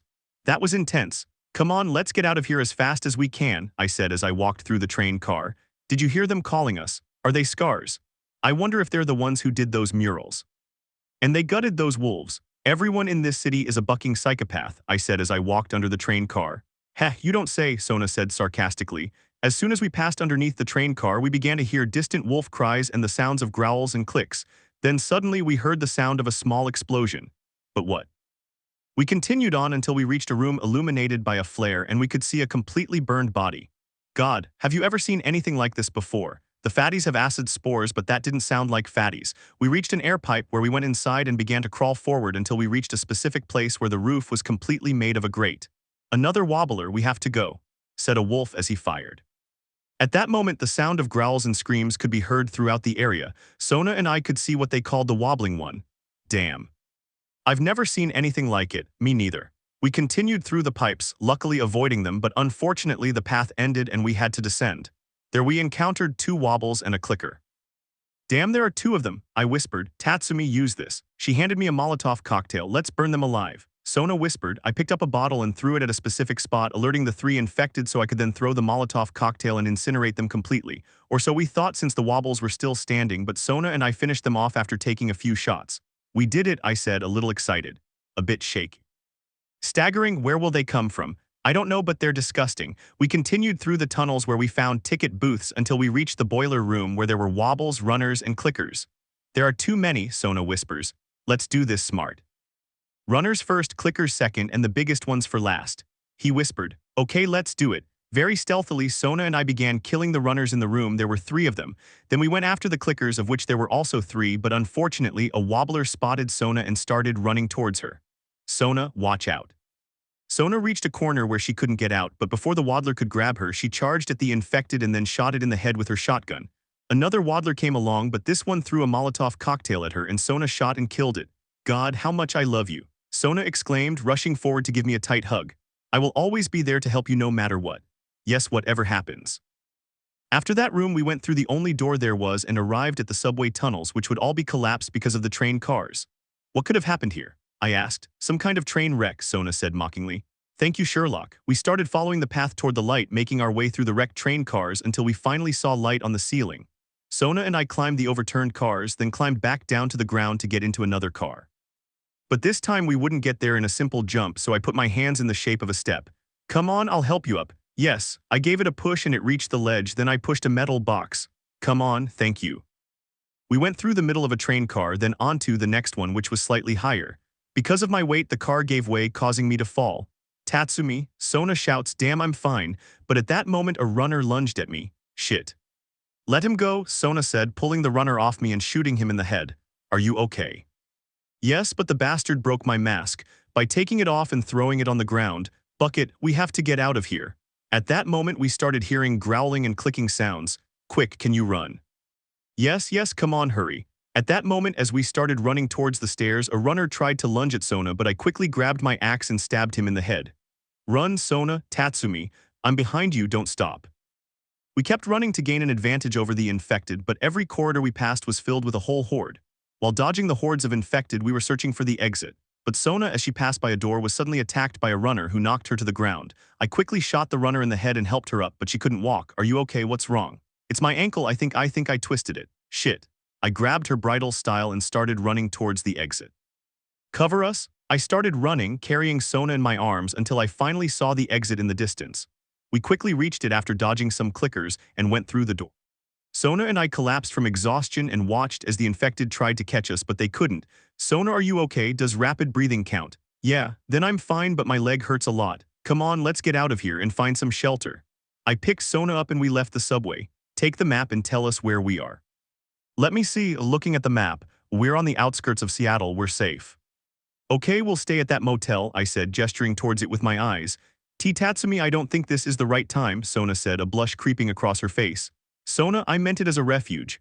Ah, okay, that sounds good to me. Pervert, I'm not a pervert. Giving me light taps. Oh, well, let's find a comfortable spot and see if this place has any energy. Okay, I headed to the motel and went straight to the second floor rooms where we took a look at the first room and it was completely destroyed. Opening the next one. This one's better than the last, but no. And opening the last door to see the room almost in perfect condition. Yes, it's perfect. I carefully laid Sona on the bed and she began to bandage her foot. How are you? Don't worry, it's just a minor sprain. I'll be fine in a few days. I'm so glad. I hugged her tightly. If something worse had happened to you, I wouldn't have forgiven myself. Don't worry, I'll always be by your side. Now go see if you can find anything useful and if you can turn on the light. Yes, ma'am. I left the room and began searching all the motel rooms, where I only found rags, some alcohol, and a guitar.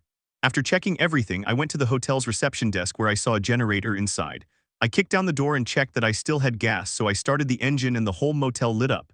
I quickly went to the control panel and left only the lights on in our room. This is a piece of cake. Before leaving the reception area, I spotted a radio in the back, the same one the wolves used to communicate. I could see it was working, but there was no signal. She must have a cable plugged in wrong, I said to myself, then picked it up. Sona might know something. I grabbed the radio and the guitar and went back to the room where Sona was still lying in bed but with the bandage on. I didn't find much, just this guitar and this radio. Check out the radio tomorrow. Lie down here with me. I obeyed and put my things aside. As soon as I laid down next to Sona, she hugged me and rested on my chest. There's something I don't understand. The fact that, why didn't they kill you and Tommy when they had the chance? I don't know. I've been wondering about that the whole trip, and Saji could have even killed me right then and there. It seems reckless. Maybe they're stupid. Yufufu, it's possible, but perhaps. Maybe he stands up and looks at me. Maybe you weren't what they were looking for, they left you alone. But they gave us a real beating. That Jordan guy really had it made. Yes, but why do you think they didn't finish the job? I don't know, but the moment I have Abby or Saji in front of me, I'll ask them why they did it. Okay. He gets out of bed very carefully and picks up the guitar. Do you remember your birthday 2 years ago? Mo, I remember. How could I forget that night you were wearing a very revealing red and black outfit with a mask and a whip? Remembering that night. Tatsumi, get ready, I'm going to make you all mine. He held out the whip, you idiot. I yelled, hitting myself with a pillow. That's not what I meant, Sona said, covering her face to hide her bright red complexion. I wonder whose idea it was. F you de Elna. I figured as much. But I know what you mean about that day. The day you sang me your first song playing the guitar, I remember you were very nervous because it was your first time playing a whole song without pauses. I remember that when you finished singing you were very excited and I didn't know why since it was a song that you sang. I don't mind that I've sung it before. The moment I heard your wonderful voice I was thrilled. You sing like the angels. It's not that big of a deal, she blushes. If you want, I can do it again. She smiles, a blush creeping across her face. I'd love to, she smiled. Sona, with a slight blush on her face, adjusted the strings and began to sing the song she sang to me 3 years ago. Like I said before, you sing like an angel, I said with a smile as I moved closer to Sona's face. Bibaka, I told you it's not that big of a deal, Sona said, setting her guitar aside and leaning closer to my face. But she stopped me, putting her finger to my lips. Before we go any further, hand me my pajamas from my backpack. Did you bring pajamas? I said as I stood up and searched her backpack. What, it's comfortable, here, handing her the pajamas. Thank you, Silo, she smiles. A few seconds later, Sona had already put on her pajamas and lay down on the bed, giving me a slightly revealing pose while she put on her glasses. Now then, he smiles. I don't know why you're wearing pajamas. I approach her. There's a good chance I'll take them off. I'll take the risk, Sona said in a seductive tone. And at that moment, Sona and I started kissing, each second of the kiss becoming more passionate. Then we began to take off our clothes, as I had said, and have our moment in that motel. Chapter 26, 2 years earlier. At that moment we would be outside of Jackson, specifically in the middle of the woods, where Sona and I were sitting on a fallen log while she was playing a melody. Nice melody, you've got the hang of it, I said. Yes, Joel is a good teacher, Sona said with a smile as she put the guitar aside.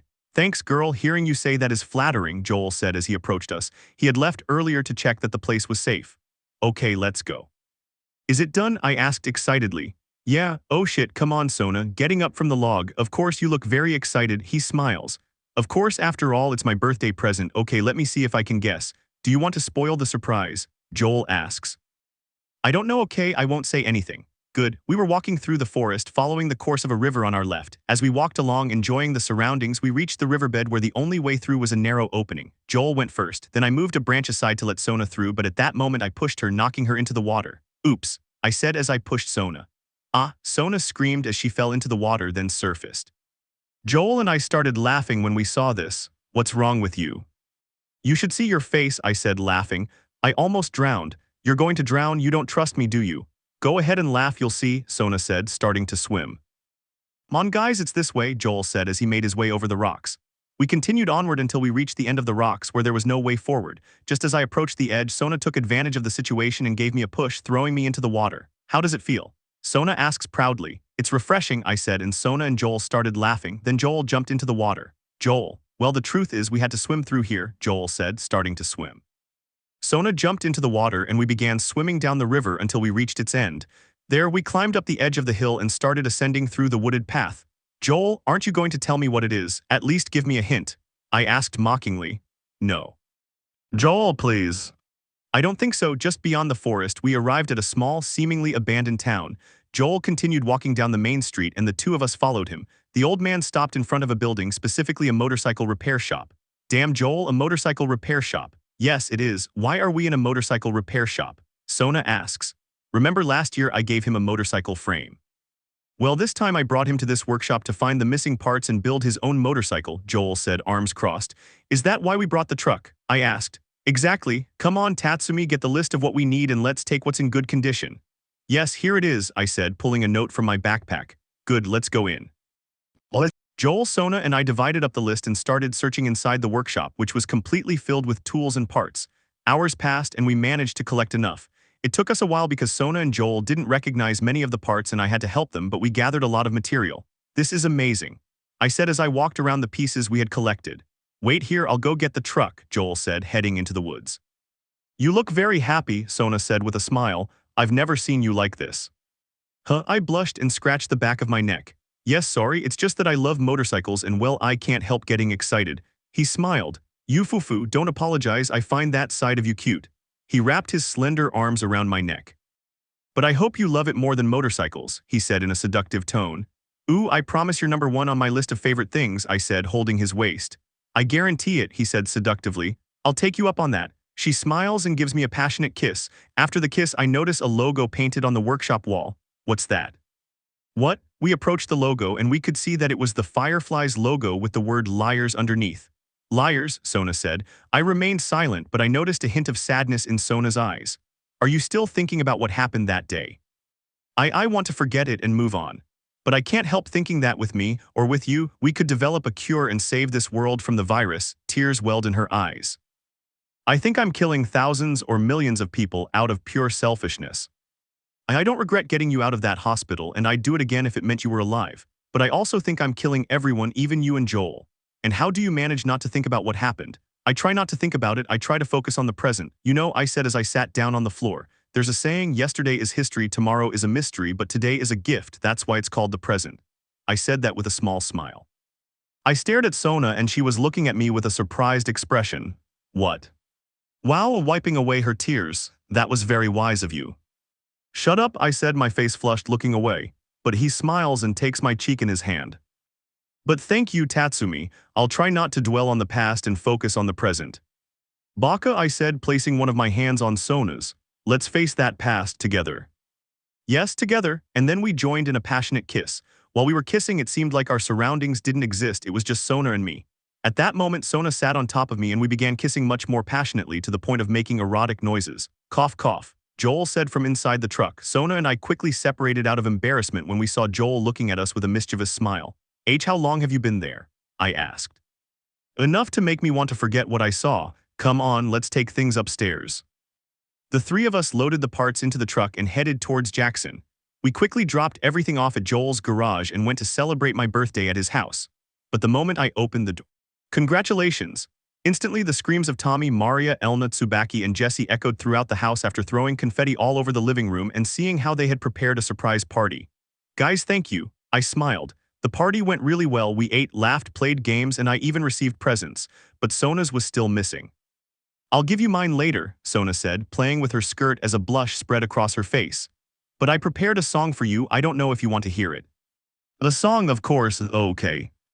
Everyone fell silent as they watched Sona pick up the guitar and she adjusted the strings to begin singing. As soon as the song ended, everyone started applauding Sona's performance, then they looked at me and waited for my response. But what they saw shocked them as tears began to well up in their eyes. Tatsumi, are you okay? Sona asks worriedly. I touch my face and feel the tears. Oh, I'm crying, I'm sorry, I seem to have gotten a little too emotional. It's just it was a beautiful song, and hearing your magnificent voice well. Baka, Sona said with a smile, giving me a kiss. Happy birthday. Thank you, she smiles. After that, the party continued until it ended and everyone went home.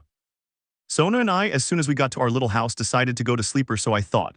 Sona was about to give me her second gift, which was a very tight red and black erotic outfit complete with a red mask and a whip.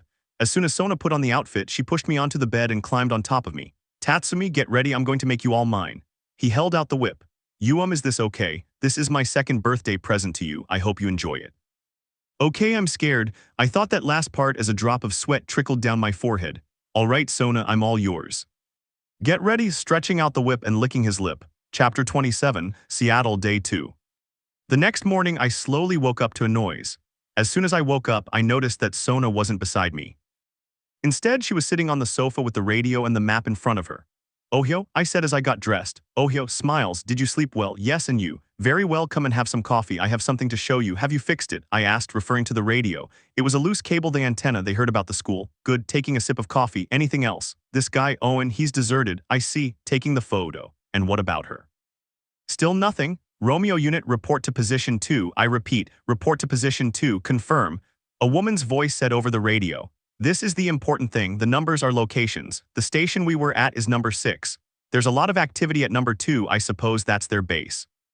Casualties are arriving at the 14. All units report. Over. Upon hearing that, Sona turned up the volume. This is the 13, Lima unit nearby. How many scars are there? Over. They're not scars, it's just a man and a woman. Over. A man and a woman. Sona asks. You think it's... No, it's impossible. Shit, what about 14? I asked, looking at the map. Ah, well, I'm not entirely sure, but if I had to choose, I'd say Hillcrest. Hillcrest, okay, stroking her head. Sona, you're amazing, you know me, I'm always like this, she said with a smile. Yes, he smiled. I don't deny it. Well, how's your leg? I still can't run, so I can't come with you. So I'm alone, okay, heading towards the door. Wait. He walked with effort toward me and kissed me.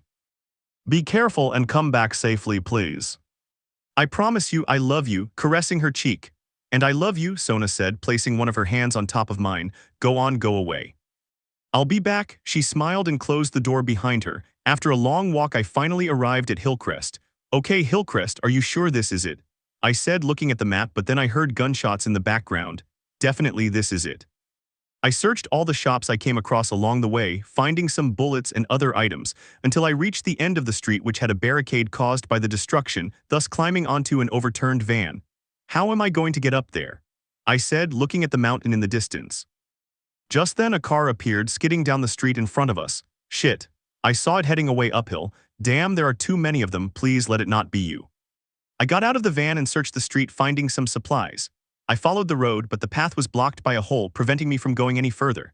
I turned around and went into one of the shops, where I made my way around the back until I reached some stairs. I continued along the roof of a building and squeezed through a hole. How absurd, we should do something, said a soldier Lobo outside the building where I fell.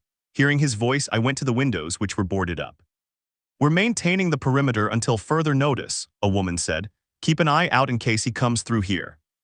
Well, I've got something, the man said as he saw his dog bark in my direction. Shit, I whispered. I quickly moved deeper into the building, closing a door behind me and circling the building's reception area. At that moment, the wolves entered the building. Okay, girl, follow the trail.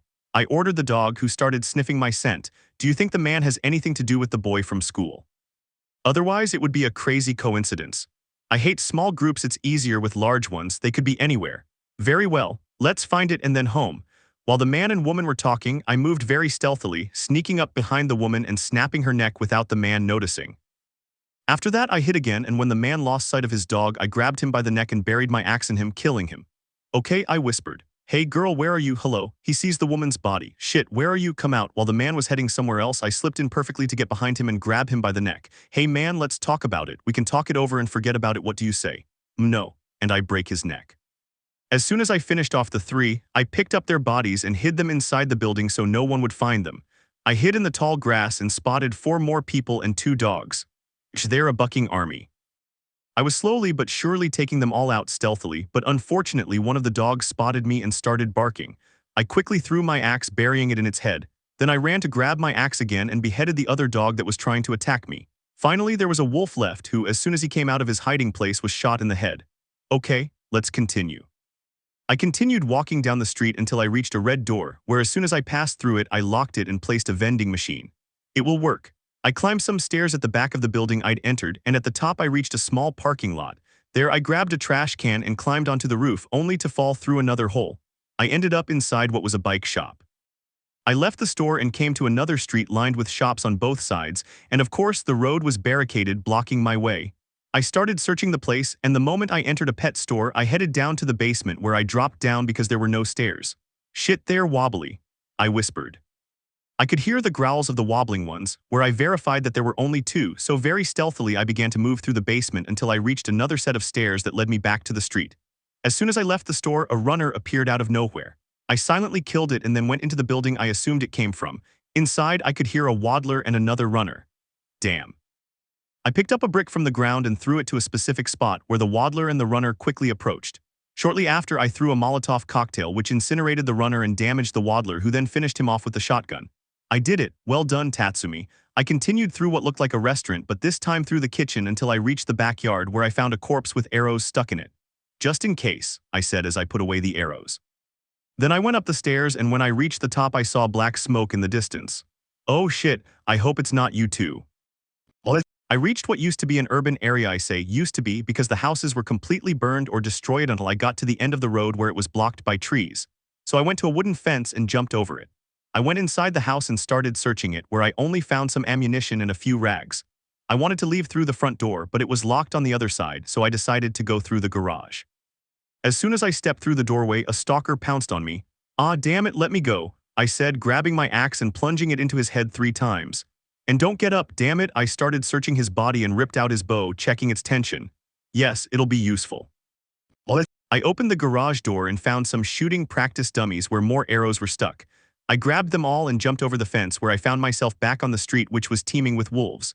Hey, we have another intruder, another boy. A woman said, running up. I quickly hid in the tall grass. Did you see him? No, but that one's around here, said a man holding a dog. Shit, we're looking for 3. What the hell is that smoke? They blew up one of the trucks. How could this have happened? Give me their location. I want those bucking intruders, damn it. I started sneaking through the grass until I reached an open garage where one of them had his back to me, so I grabbed him by the neck and snapped it. At that moment, a dog saw me, but before it could bark, I shot an arrow into its head, then threw it at the owner, killing them both. Okay, I whispered. I proceeded searching the houses on the streets until I reached the backyard where there were more wolf soldiers, so again I slipped into the grass and began to kill them one by one very stealthily. But unfortunately one of them saw me and began to shoot at me, but I quickly took cover behind a wall and then shot him in the head. Okay, breathe. After finishing with everyone in that area, I crossed the backyard and went through some rubble, reaching a small room with a broken wall. I slid down the hill and into another backyard, where I began to hear the sound of a car. Let's see this way, said a woman, climbing the fence with her companion. Why mobilize so many units for a single intruder? It's because of that damn school and the radio station. I thought they were scars. I think they might be working with them. Don't let your guard down. While one of them was advancing behind a car, I took advantage and grabbed his companion, then broke his neck and in one swift movement shot an arrow into the other. Good, he's here. He's gone into that house. A soldier called from afar, inside now. I went into a house that was completely burned down. I jumped out of one of the windows and went into another house that had a hole made by some flames. The moment I entered that house, one of them saw me and alerted everyone. Here it is. Shit. I started running through the houses, dodging the bullets they were firing at me until I went through a hole that led me to a basement where 3 of them were. I quickly grabbed one by the neck and pointed the gun at him, making his friends hesitate. Hey man, calm down, leave our friend alone and we won't hurt you, I promise. Yes, listen to him, let go of me and let's talk. But without saying a word, I shot his 2 friends in front of me, killing them. Then I shot the one I was holding, went upstairs to the first floor where I found one of them with an axe, but I dodged his attack, then grabbed my axe and decapitated him. I started running again until I crashed through a window where a man grabbed me by the mouth and dragged me into one of the houses. SHH, a man said. I calmed down when I heard a large number of cars leaving. Then the man let go of me and I saw it was Jesse, and behind him was Tsubaki. What are you doing here? Did you think we'd let you do it alone? Jesse said, leaning against the wall and breathing heavily. Jesse and Tsubaki. And Sona, Tsubaki asks, safe, she twisted her ankle so she's unwell for now. Open up, he's gone that way. One of them said, you know they're looking for you and me, right? I said as I drew my weapon and pointed it at Jesse and me repeatedly. Well, that's more exciting, isn't it? He smiles. There are too many of them, Tsubaki said, looking out the window. Are you hurt? I asked Jesse since he was limping. I'll manage. Your friends have turned on me without warning or anything. Tell me you two aren't alone. Jesse and Tsubaki looked at me as I said that. Damn. Tell us later, Jesse said, leaning against the wall and drawing his weapon. You're all crazy, you know that, I said mockingly. Yes, we know, Tsubaki and Jesse said at the same time. We approached the windows, which were blocked by boards, and could see a large number of wolves outside. Do you see that truck? Is that your plan? We need to get away. Okay, I said after a rather long sigh. Try not to get killed. Heh, ready? Yes, Tsubaki and I said at the same time. The 3 of us left the house and hid behind the fence where 2 wolves passed by. Jesse and I snapped their necks. Tsubaki came out of hiding and approached one of them who had his back turned and stabbed him in the neck with a knife. Quickly, I said as I searched the bodies and grabbed the car keys. I've got the keys, get in. Come on. The 3 of us quickly got into the truck and I started to start it, which was difficult at first. Just as I was trying to start the truck, more wolves started coming and began shooting at us. Damn it, Tatsumi, hurry up, Jesse shouts. I'll try. I said until I finally got it going. Hold on tight. As soon as we started speeding, a truck was chasing us. Jesse and Tsubaki were shooting at it, taking out the occupants in the back. Then we were evenly matched and I grabbed my gun and killed the driver. This caused both cars to collide, then his car flipped over and ours crashed into a lamppost. As soon as we recovered from the impact, I kicked the windshield to get a better view and I saw a bunch of infected approaching because of the noise. Come on, Tsubaki shouts. He's working on it, I said as I tried to start the truck. Hurry up, Tatsumi. That's it, I reversed until I crashed into a car, then went forward. At that moment, a clicker positioned itself in front, obstructing my view of the road, and we tumbled down the hill into a river. We left the car behind and surfaced, then swam to shore. Buck, I said as I threw myself to the ground. Okay, Jesse says, doing the same as me. Okay, it looks clear, come on guys. Tsubaki said as she helped us up. We can confirm we're all completely nuts, I said, making Jesse and Tsubaki laugh a little. This way. We started walking towards the motel. A few hours passed before we finally arrived at the motel where Sona and I took refuge. As soon as we arrived, I knocked 3 times on the door to let Sona know. Sona. I shouted to let her know it was me. I could hear from outside Sona unbolting the door. Hi, Sona said cheerfully, giving me a hug. I'm so glad you're okay. Well, I stepped away from Sona and let her see Tsubaki and Jesse. I didn't do it alone. Oh my god, Jesse, giving him a hug. Hello, Sona. Oh, hey, are you okay? I need to sleep for a while, me and Tsubaki. Yes, of course. She hugs Tsubaki. You can sleep in the one next door. It's a bit rough, but the bed is comfortable. Without further ado, I let the 3 of them talk and I went into the room where I took off my top and started stitching my wounds.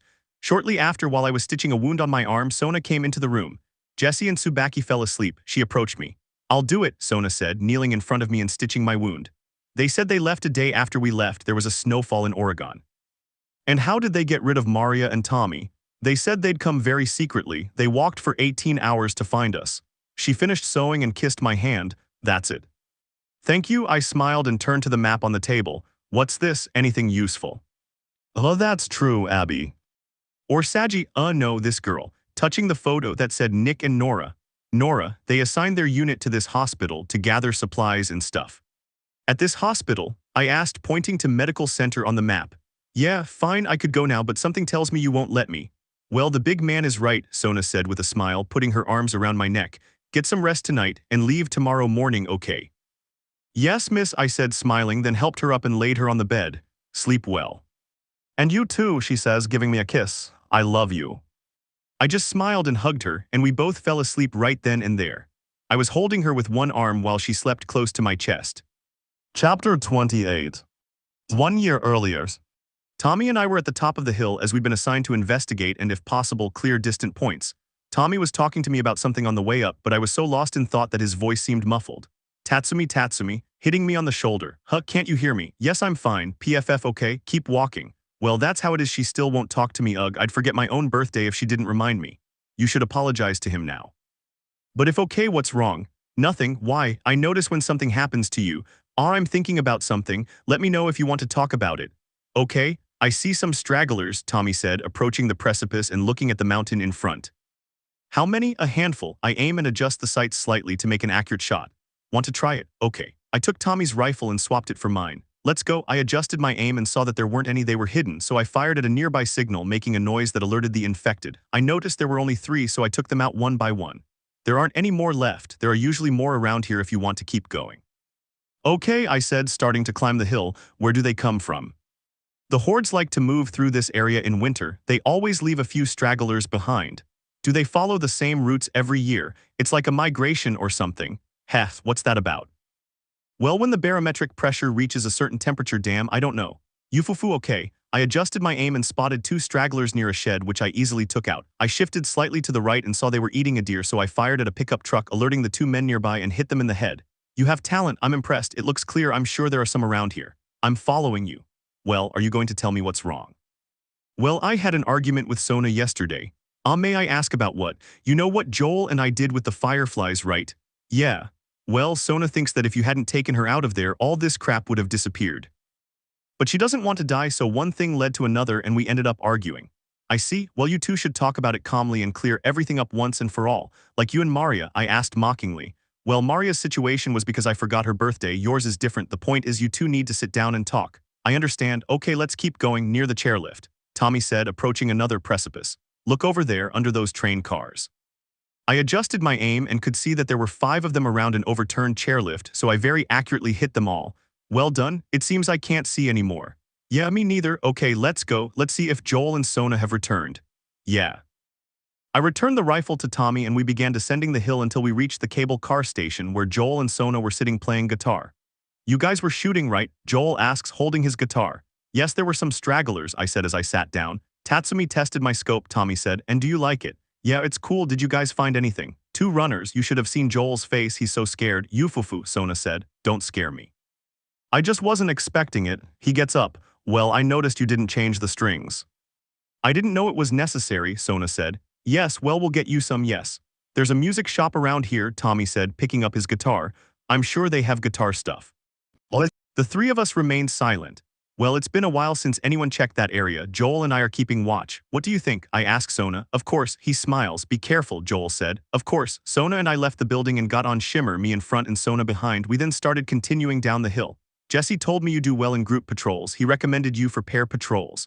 And what did you say to him? I told him yes, and well, if you want, you can be my partner. I'd love to. She hugs me tightly. Hey, about yesterday, I'm sorry. Don't apologize, I was an idiot yesterday. I was only thinking about myself at the time and didn't realize what you were going through. I'm the one who should apologize, I'm truly sorry. But. Come on, say it. But I said something really unfair to you yesterday. I know you and Joel risked your lives to get me out of there, and I was only thinking about myself honestly, Tatsumi. Thank you for saving my life and giving me a new one. It's what I've always wanted since all this started. I'm glad to hear that. I smiled and placed one of my hands on Sona's. At peace. Always, she smiles sweetly and kisses me on the cheek. Come on, let's get those ropes, Baka, she said mockingly. Of course, she smiled. As soon as we reached the foot of the small mountain, we came to a road where we got off Shimmer and continued along it. A few meters further on, we could see the music shop in the distance, but there was a hole in front of us blocking our way. I don't think we can get through here, I said. Now what? If you want, we can try taking a shortcut through the hotel. What do you say? That seems fine to me. Okay, let's go. We turned around and headed towards the hotel entrance, which was locked from the other side. Sona spotted an opening behind some rubble, so I lifted it to let her through. As soon as she entered, she was able to open the door for me without any trouble. Impressed? No, I knew perfectly well you could do it. He smiled. Yufufu, okay, good answer. Smiles, thank you. I went over to a vending machine to move it since it was blocking a path. It's this way, but there are spores. Put on your mask. Putting on my mask. Okay, putting on the mask, I started pushing the machine, clearing the way. We entered the place and began searching it, finding some ammunition and supplies. We jumped across a destroyed roof, reaching the other side of the wall where Sona and I heard growls and clicks coming from the other side of the door. SHH, opening the door slowly. Do you want to do it? We're on patrol, right? Ha, I love your optimism. Oh, is that all you like about me? He asks in a mocking tone. No, I love everything about you. Yufufu, okay, let's do it. Opening the door slowly. We slowly entered the room and I grabbed the first clicker I saw by the neck and snapped it. Then Sona grabbed another one a little further ahead and stabbed him in the neck with her knife. After that, Sona went after a runner that was circling a piece of furniture while I took another clicker. We continued until the room was completely clear. We did it, Sona said, relieved. Of course, we're possibly the best patrol pair of the year. Oh, that sounds good. We could beat Joel and Tommy, he said as he approached a door, but it was jammed shut on the other side, causing more infected to hear the sound of the door. More infected people. They're coming out of the balcony. Sona, come closer. Sona and I quickly stood back to back and began shooting at all the infected that appeared, achieving perfect coordination. Tatsumi. She lunged at me and hugged me tightly. We did it. Yes, it seems so. Returning the hug. I love you, I love you, I love you. Sona said while showering my face with kisses. Why yes, I love you too, Sona. What if we leave the strings for another day? You took the words right out of my mouth. But as always, the only way out is to keep going. Sure, Joel, I said sarcastically. Baka, he smiles. We went through the door which had been locked, but Sona and I managed to open and entered a small room where one of the walls was broken, creating a narrow passageway. Sona calmly went ahead and I followed behind, passing through the opening. But the moment I leaned against a pipe, it alerted a fat guy on the other side of the wall. He broke the pipe, grabbed me by the shoulders, and threw me to the ground. Son of a. Tatsumi. Sona and I started shooting at the fat man, and we even threw Molotov cocktails at him to try and burn him alive. But the big guy was still standing. During the fight, Sona and I lost our masks from the blows and scrapes we received, until in a moment of carelessness, the fat man grabbed Sona so hard he almost cracked her skull. Don't even think about it, I said as I swung the axe at his head, freeing Sona. Then I struck him repeatedly in the head, shattering him, but even knowing he was dead, he kept going. Tatsumi, Tatsumi. She grabbed my face so I would look at her. He's dead, don't worry, I'm fine. I thought I was going to lose you, I said, dropping the axe and giving him a tight hug. Don't be so reckless. Yes, Sona said with a smile as she hugged me and kissed my forehead. Come on, let's get out of here and go home. What? I nodded and we got up from the floor, then headed to the end of the room where there was a door. Just beyond it, we were in a kind of gymnasium. Jesse and Tsubaki are going to be totally blown away when we tell them, Sona said. So are those two together in the end? After all, Jesse likes Tsubaki, and Tsubaki likes Jesse. It seems they're at that stage where they can't confess their feelings to each other. I'll have to help Jesse. You? Sona asks, laughing. Hey, I'm a real gentleman, aren't I? Yes, you're right. He smiles. We searched the place as we went through it until we reached the last door where Sona entered first, observing two bodies. Sona, I said, approaching a legless clicker. I stopped it with my foot and shot it in the head. Thank you. I looked at the backpack on the body, which contained a J. Tatsumi. Huh, it's them, the couple who escaped last year. I said nothing and approached the body on the floor, beginning to search her backpack. Sona looked around and saw a note on a table. She picked it up and read it aloud. Jackson is a great place, but we got tired of hearing stories of people suffering everywhere. We wanted to save lives. We had good intentions. But shortly after leaving, we ran into a horde. They bit us. We decided to end our lives and not convert, tell our loved ones we're sorry, Adam and Sydney. He turns the note over. I shot him, I can't take my own life, I'm a bucking coward, Adam. Come on, let's go with Joel and Tommy and take the bodies back to Jackson. Come on. Walking towards the door, do you think there are more people like us, immune, to be honest? I asked, looking at her. She nodded. Well, I hope so. I don't think we're the only ones. I think there are more people like us hiding it, like you and me. Yes, she smiles. I think so too. Come on, we have to return them to their families. Sure, buddy. He said the last part in a mocking tone. Ooh, mate, is that all I am? And no, I meant this moment. Well, you and I are on patrol now, and Sona says, a little nervous and blushing. Ha ha ha, I know what you mean. I was just teasing you, I said, earning myself a gentle punch. Baka, come on, let's go, taking her hand and intertwining our fingers. Love, I said teasingly, causing Sona to blush even more. Baka, she said, gripping my hand tightly and smiling happily. We left the building like that. Chapter 29, Seattle, Day 3. I was slowly waking up because of the rays of sunlight streaming through the window. Sona was asleep on my chest, so I carefully moved her away and got ready to leave, but before I could open the door, Sona woke up. Are you leaving already? He says before giving a small yawn. Yes, I approach her and kiss her. When Jesse and Tsubaki wake up, tell them. They should go back to Jackson, right? He smiles. Yes, that's it. I smiled and kissed her forehead. I'll be back.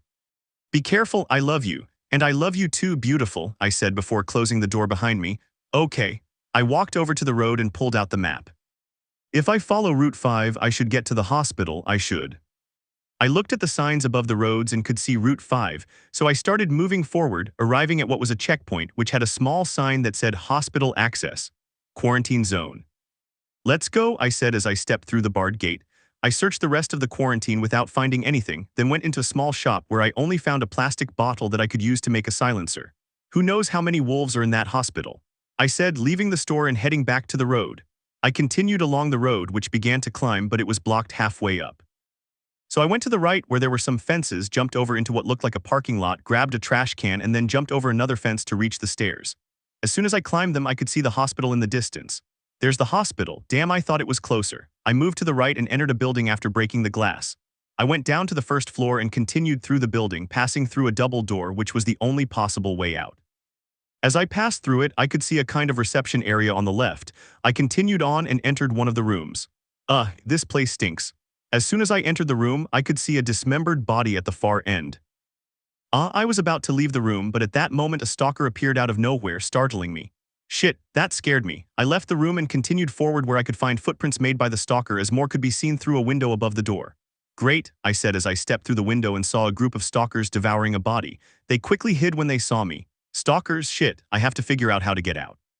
I began to move stealthily through what appeared to be offices, constantly hearing the sounds of growls and footsteps. Finally, I reached the windows at the back where there were fire escapes. I was about to break the glass when a stalker jumped on me and I began to struggle with him. Let me go. I yelled, and then with a shove I caused the stalker to break the glass behind me. I got up quickly and made my way across to the fire escape platform, where below me instead of a road there was a river flowing very strongly. There's the hospital, I said, looking down the street. It's not far. I climbed the fire escape and jumped to the ones in front of me, then re-entered the building through a window. Inside, I could see the corners were full of tree stumps, and of course I could hear the sounds of growling and clicking in the background. Okay, we have to get to the street. I started walking stealthily and entered the room where the infected were, as it was the only way out. I was able to eliminate them without any difficulty, and then I proceeded to open the door that was locked from the other side. Come on. I pushed to open it, but unfortunately I made a noise that alerted more stalkers and clickers. Ah crap, I pushed again, come on. Until finally I opened it and a stalker almost caught me. I tried to close the door, but another stalker lunged at me. We started struggling with the window behind me. I managed to push it a little, but it gained more strength, shattering the glass and sending us tumbling into the river. I managed to surface, but the stalker was still alive, grabbing my legs and pulling me down. I quickly grabbed my knife and plunged it into his neck, then stabbed him 3 more times in the stomach. I surfaced, gasping for air, and saw that the river current was carrying me toward a pipe, which would lead me to the Seattle sewers. Buck, stepping onto a concrete floor to the side. Buck, Seattle. I went up some stairs that were attached to a wall ending at a train station entrance.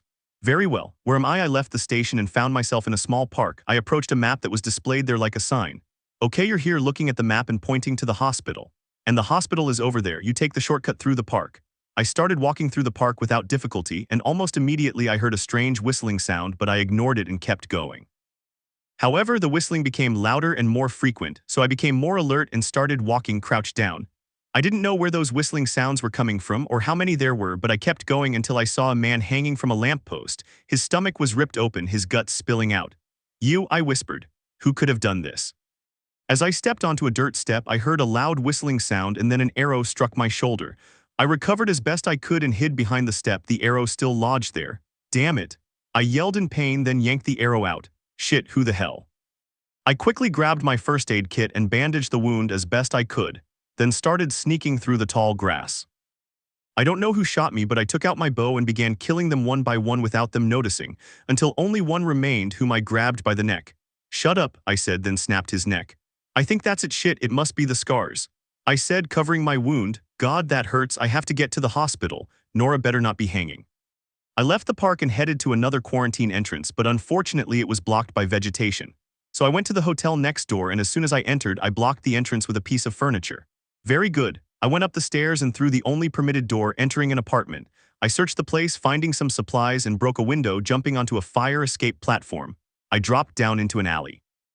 "I think I can fit," I said as I moved through a gap between a vehicle and the wall. The moment I reached the end, I slid down along the floor. "No," I heard a man say in the background, "please don't do it." I quickly hid in the tall grass and could see two scars encircling a wolf's neck with a rope, intending to strangle it. "Evil dwells within them. Free them, for then they will know my love," Scar said before stabbing the wolf in the stomach, letting its entrails fall to the ground. "Buck," I whispered. After those scars killed the wolf, they started patrolling the area just like their friends. At first glance, I only saw 5 of them in that area, so I silently took them out one by one. I ended up in a 3-story parking garage, where there were also scars. As I climbed, I took out everyone that got in my way until I reached the road above. At first, there was no one there, but out of nowhere, more appeared because I heard whistling. "More?" I asked after killing the last one of them. "No good." I kept walking and went into a perfume shop. As soon as I opened the door, a larger man kicked it, causing me to crash into a piece of furniture. While I was trying to recover from the impact, the man grabbed me by the neck with his enormous hand and began to strangle me. "You son of a," I quickly started punching his hand, luckily making him let go, but I was losing consciousness. So I punched him right in the middle of his arm, making it bend slightly, then quickly broke free and grabbed him by the neck. "Die." I yelled, then plunged the knife into his head repeatedly. "I've got you, you piece of shit." I sighed deeply. "I need a vacation." I went back in through the door where the big man came out and headed to another double door, where after pushing it open because of a vending machine I was able to go through. Okay, to the hospital. I arrived at what looked like the building's boiler room and went up the stairs, reaching the rooftop where the hospital could be seen closer. "You can stay there now, Nora." I continued along the rooftop until I descended some stairs, dropping into the water and then swam ashore. I squeezed through a hole in the wall of a building and went through what appeared to be a shop. Finding nothing useful, I went down some stairs and back into the water, beginning to swim down the river.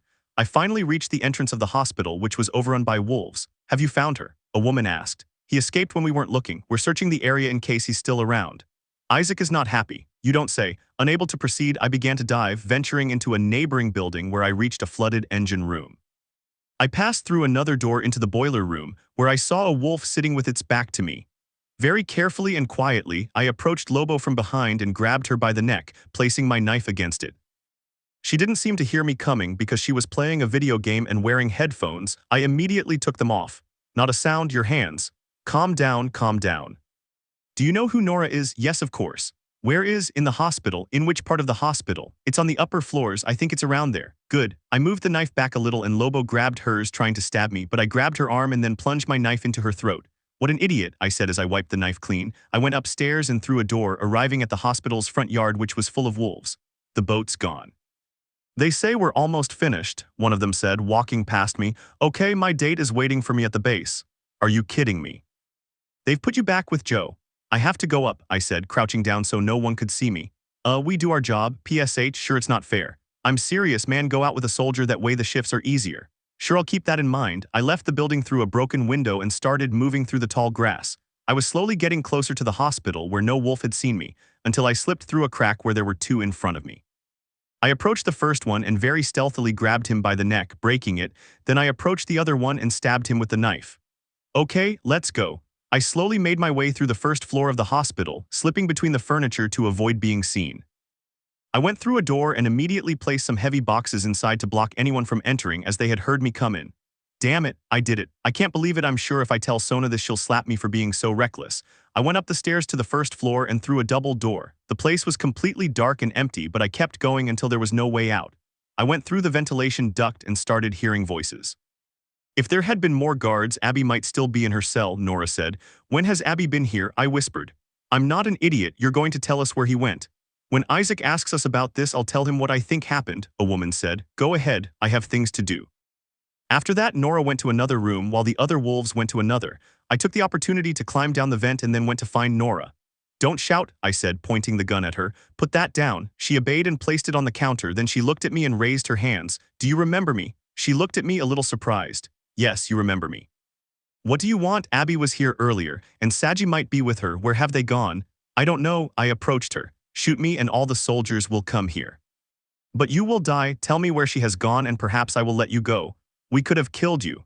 Well, you should have done it, or maybe you shouldn't have come to Jackson. Where's Abby? Can you still hear their screams? That I hear them every night. Yes, that son of a bitch got what he deserved. You son of a bitch.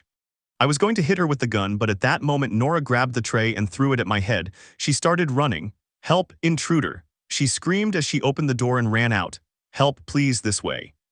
Nora, come here, I shouted as I chased after her. There's no way out. I was chasing Nora all over the hospital, through doors and windows. The soldiers, alerted by Nora, started shooting at me, but I dodged the shots or they grazed me. But it didn't stop me and I kept chasing Nora. We reached a point in the hospital where Nora stopped in front of a hole. She begged me to wait, but the moment the soldiers entered, I grabbed Nora by the neck and pointed the gun at her.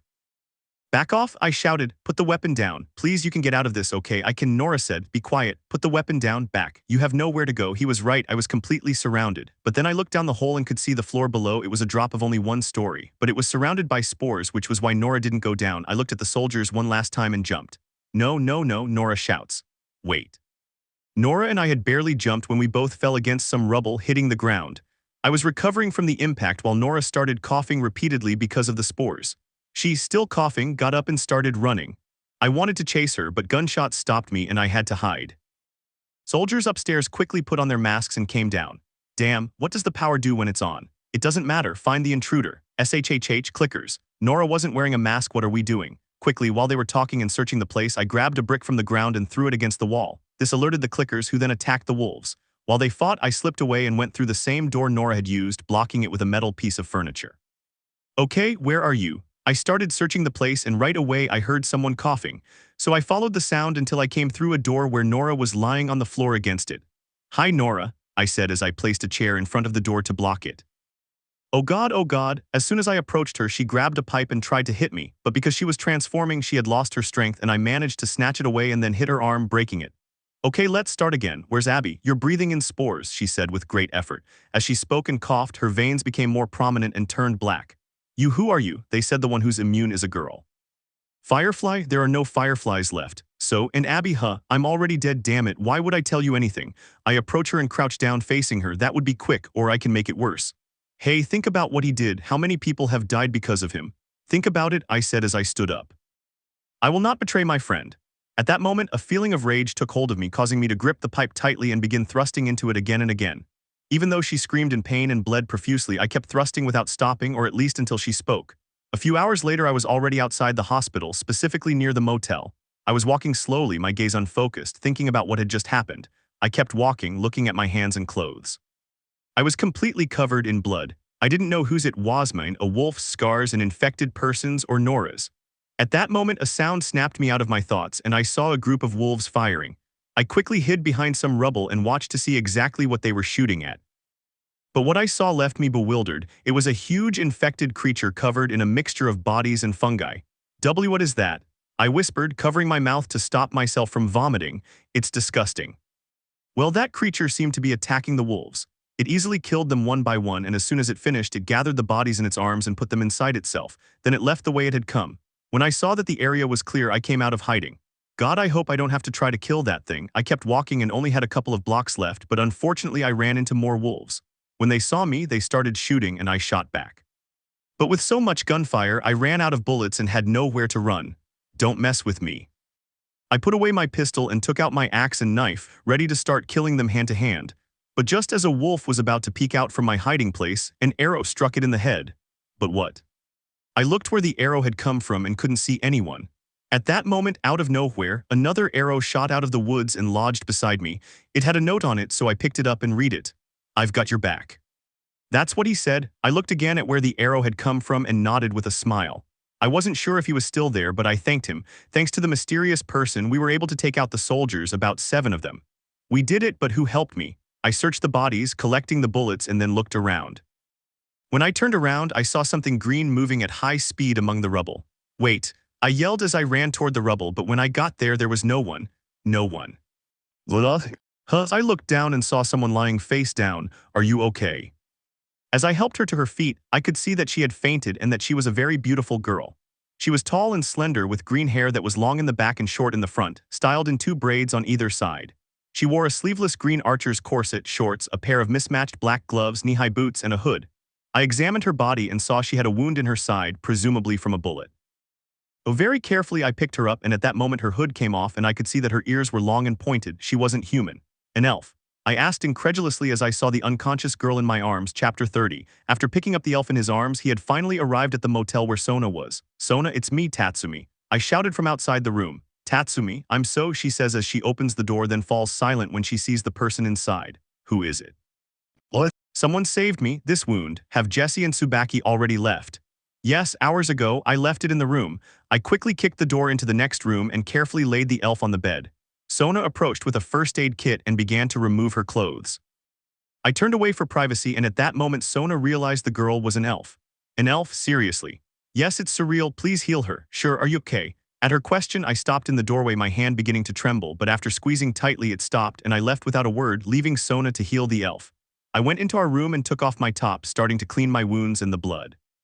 I was trembling the whole time and breathing heavily, thinking about what I did to Nora. Sona, having finished healing the elf, had returned to the room. Without saying a word, she approached me and took the damp cloth to clean and stitch my wounds. I got her to talk, but I stopped and covered my mouth. I was about to vomit. "Oh, okay," she said as she hugged me from behind. I put my hand on top of hers. "I don't want to lose you." "Good," Sona says, then gives me a kiss. Seattle, day 4. I was slowly waking up, and the first thing I saw was Sona's hair, which was resting on my chest. Very carefully, I moved her so she wouldn't wake up, got dressed, and left the room. I was looking out at the street from the motel doorway. Dawn was breaking and it was truly relaxing. But then a noise pulled me from my thoughts, and when I turned around, I saw it was Sona. Without saying a word, she hugged me from behind and stood there enjoying the breeze. "It's relaxing, isn't it?" I said calmly. "Yes." "Soon we'll have this breeze every day." "Yes," but a noise from the next room broke our silence. "It seems our guest has woken up." Sona and I separated and slowly opened the bedroom door to see how the elf had woken up completely naked and was touching her head. It must have been caused by falling face down on the floor. GRRGH. Good morning," I said as I approached. The elf was immediately alarmed when she saw us, noticing I was naked, so she covered herself with the blanket.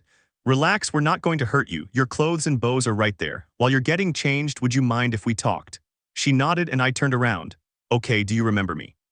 "Yes, you're the boy I helped against those wolves. So you know about the groups." "Yes, there are the wolves and seraphites, although you probably know them by the name Scars." "Okay.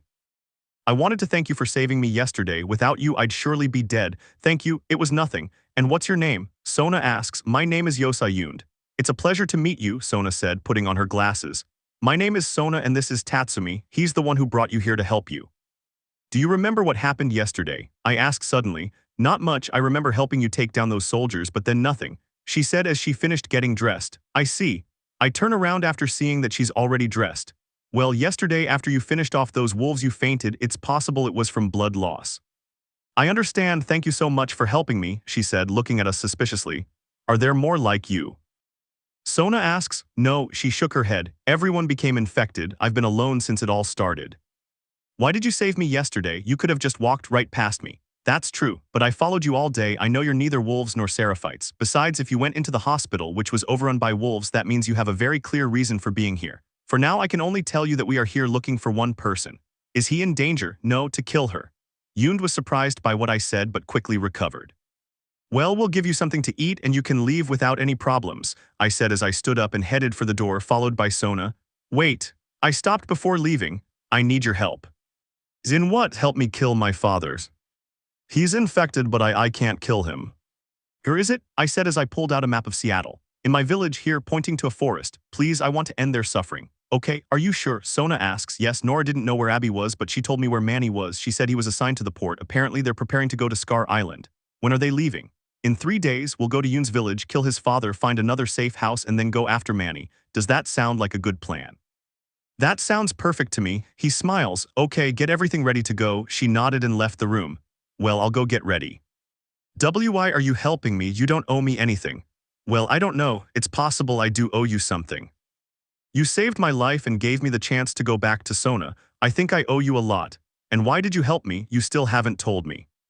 Well, I don't know exactly. I saw something in you that I didn't see in others, and I knew you were a good person. I saw in you, I repeat. Could it be love at first sight? I said, laughing as I covered my mouth. What are you saying? She shouts beside me, blushing slightly.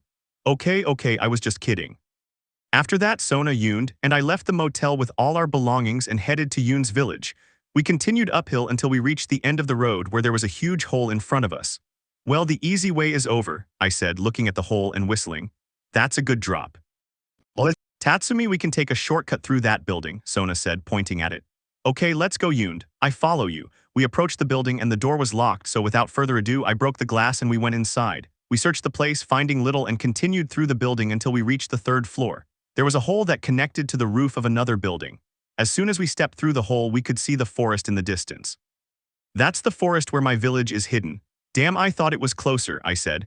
Well, let's not waste any more time and continue. We advanced across the rooftop until we reached a hole in the ceiling. We were going to jump in, but before we did, we saw that it was covered in spores. Stop. Spores? Do you have a mask? Mask? No, whenever I saw those spores, I went in the opposite direction, so I never needed to use one. Okay, Sona, give her your mask. Sona nodded and gave her mask to Yoon, who put it on. And you, there's one thing we forgot to tell you. We're immune, I said before jumping into the hole with Sona. Immune, huh? Immune. She suddenly shouts, then jumps into the hole. As soon as Yoon fell through the hole, she landed on her butt, but before she could say or do anything, I grabbed her hand and pulled her behind some rubble. There were infected ahead of us, specifically clickers. How do we do it? Yoon whispered. Without saying a word, Sona and I looked at each other and nodded so we could stealthily finish off all 8 of the clickers. Wow. I'm impressed. It's years of practice. Come on. We left the building without any problems and continued down the street until we reached another barricade made of rubble and vegetation. We could see the entrance to the forest on the other side of the barricade. We saw a small shop and went out the back door. Yoon was in front of us and seemed quite happy. Come on, follow me. You seem very happy, Sona said with a smile. Of course, she said cheerfully, then her face turned sad. After all, I can kill my father and he won't suffer anymore. Sona and I remained silent and continued through the forest until we reached a huge tree. Yoon approached and suddenly fell through a hole. Yoon, Sona and I ran to the hole to see some stairs. Come on, let's go, Yoon said with a smile. This is the first time humans have set foot in the village. We continued down the stairs until we could see a light in the distance, which became more and more prominent as we descended. When we reached the bottom, the light blinded us, and then we saw the elven village, or what remained of it. Incredible. It's like a dream. Welcome to the elf village, Alanar village. Well, what's left of it? I don't see any infected people, I said, looking around the place.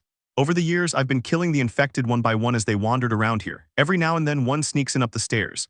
I wasn't referring to those infected people. Yes, I know what you mean. Shortly after the outbreak started and I escaped alive, I came back again and killed all the infected elves. I'm so sorry, Sona said, placing a hand on his shoulder. Come on, take us to your father and let's get this over with. Yoon nodded and began to guide us through the village until we reached a kind of fighting arena that was slightly underground. Down there we could see an infected. But this one was different. It looked like a clicker, but this one was blue and mushrooms and coral sprouted from its head. That's not a clicker, I said upon seeing the infected. That's new, Sona said, putting on her goggles. It looks aquatic, and what is that thing it's expelling from its body? Acid, Yoon said. Let's finish this, I said as I pulled out my rifle. I adjusted my aim and fired, hitting him in the head, but the infected was still standing. I fired again, but nothing. Finally, after another shot, he fell to the ground. God, 3 rifle shots to kill him, they're tough, I said as I set the rifle aside and approached the infected man. He smells awful.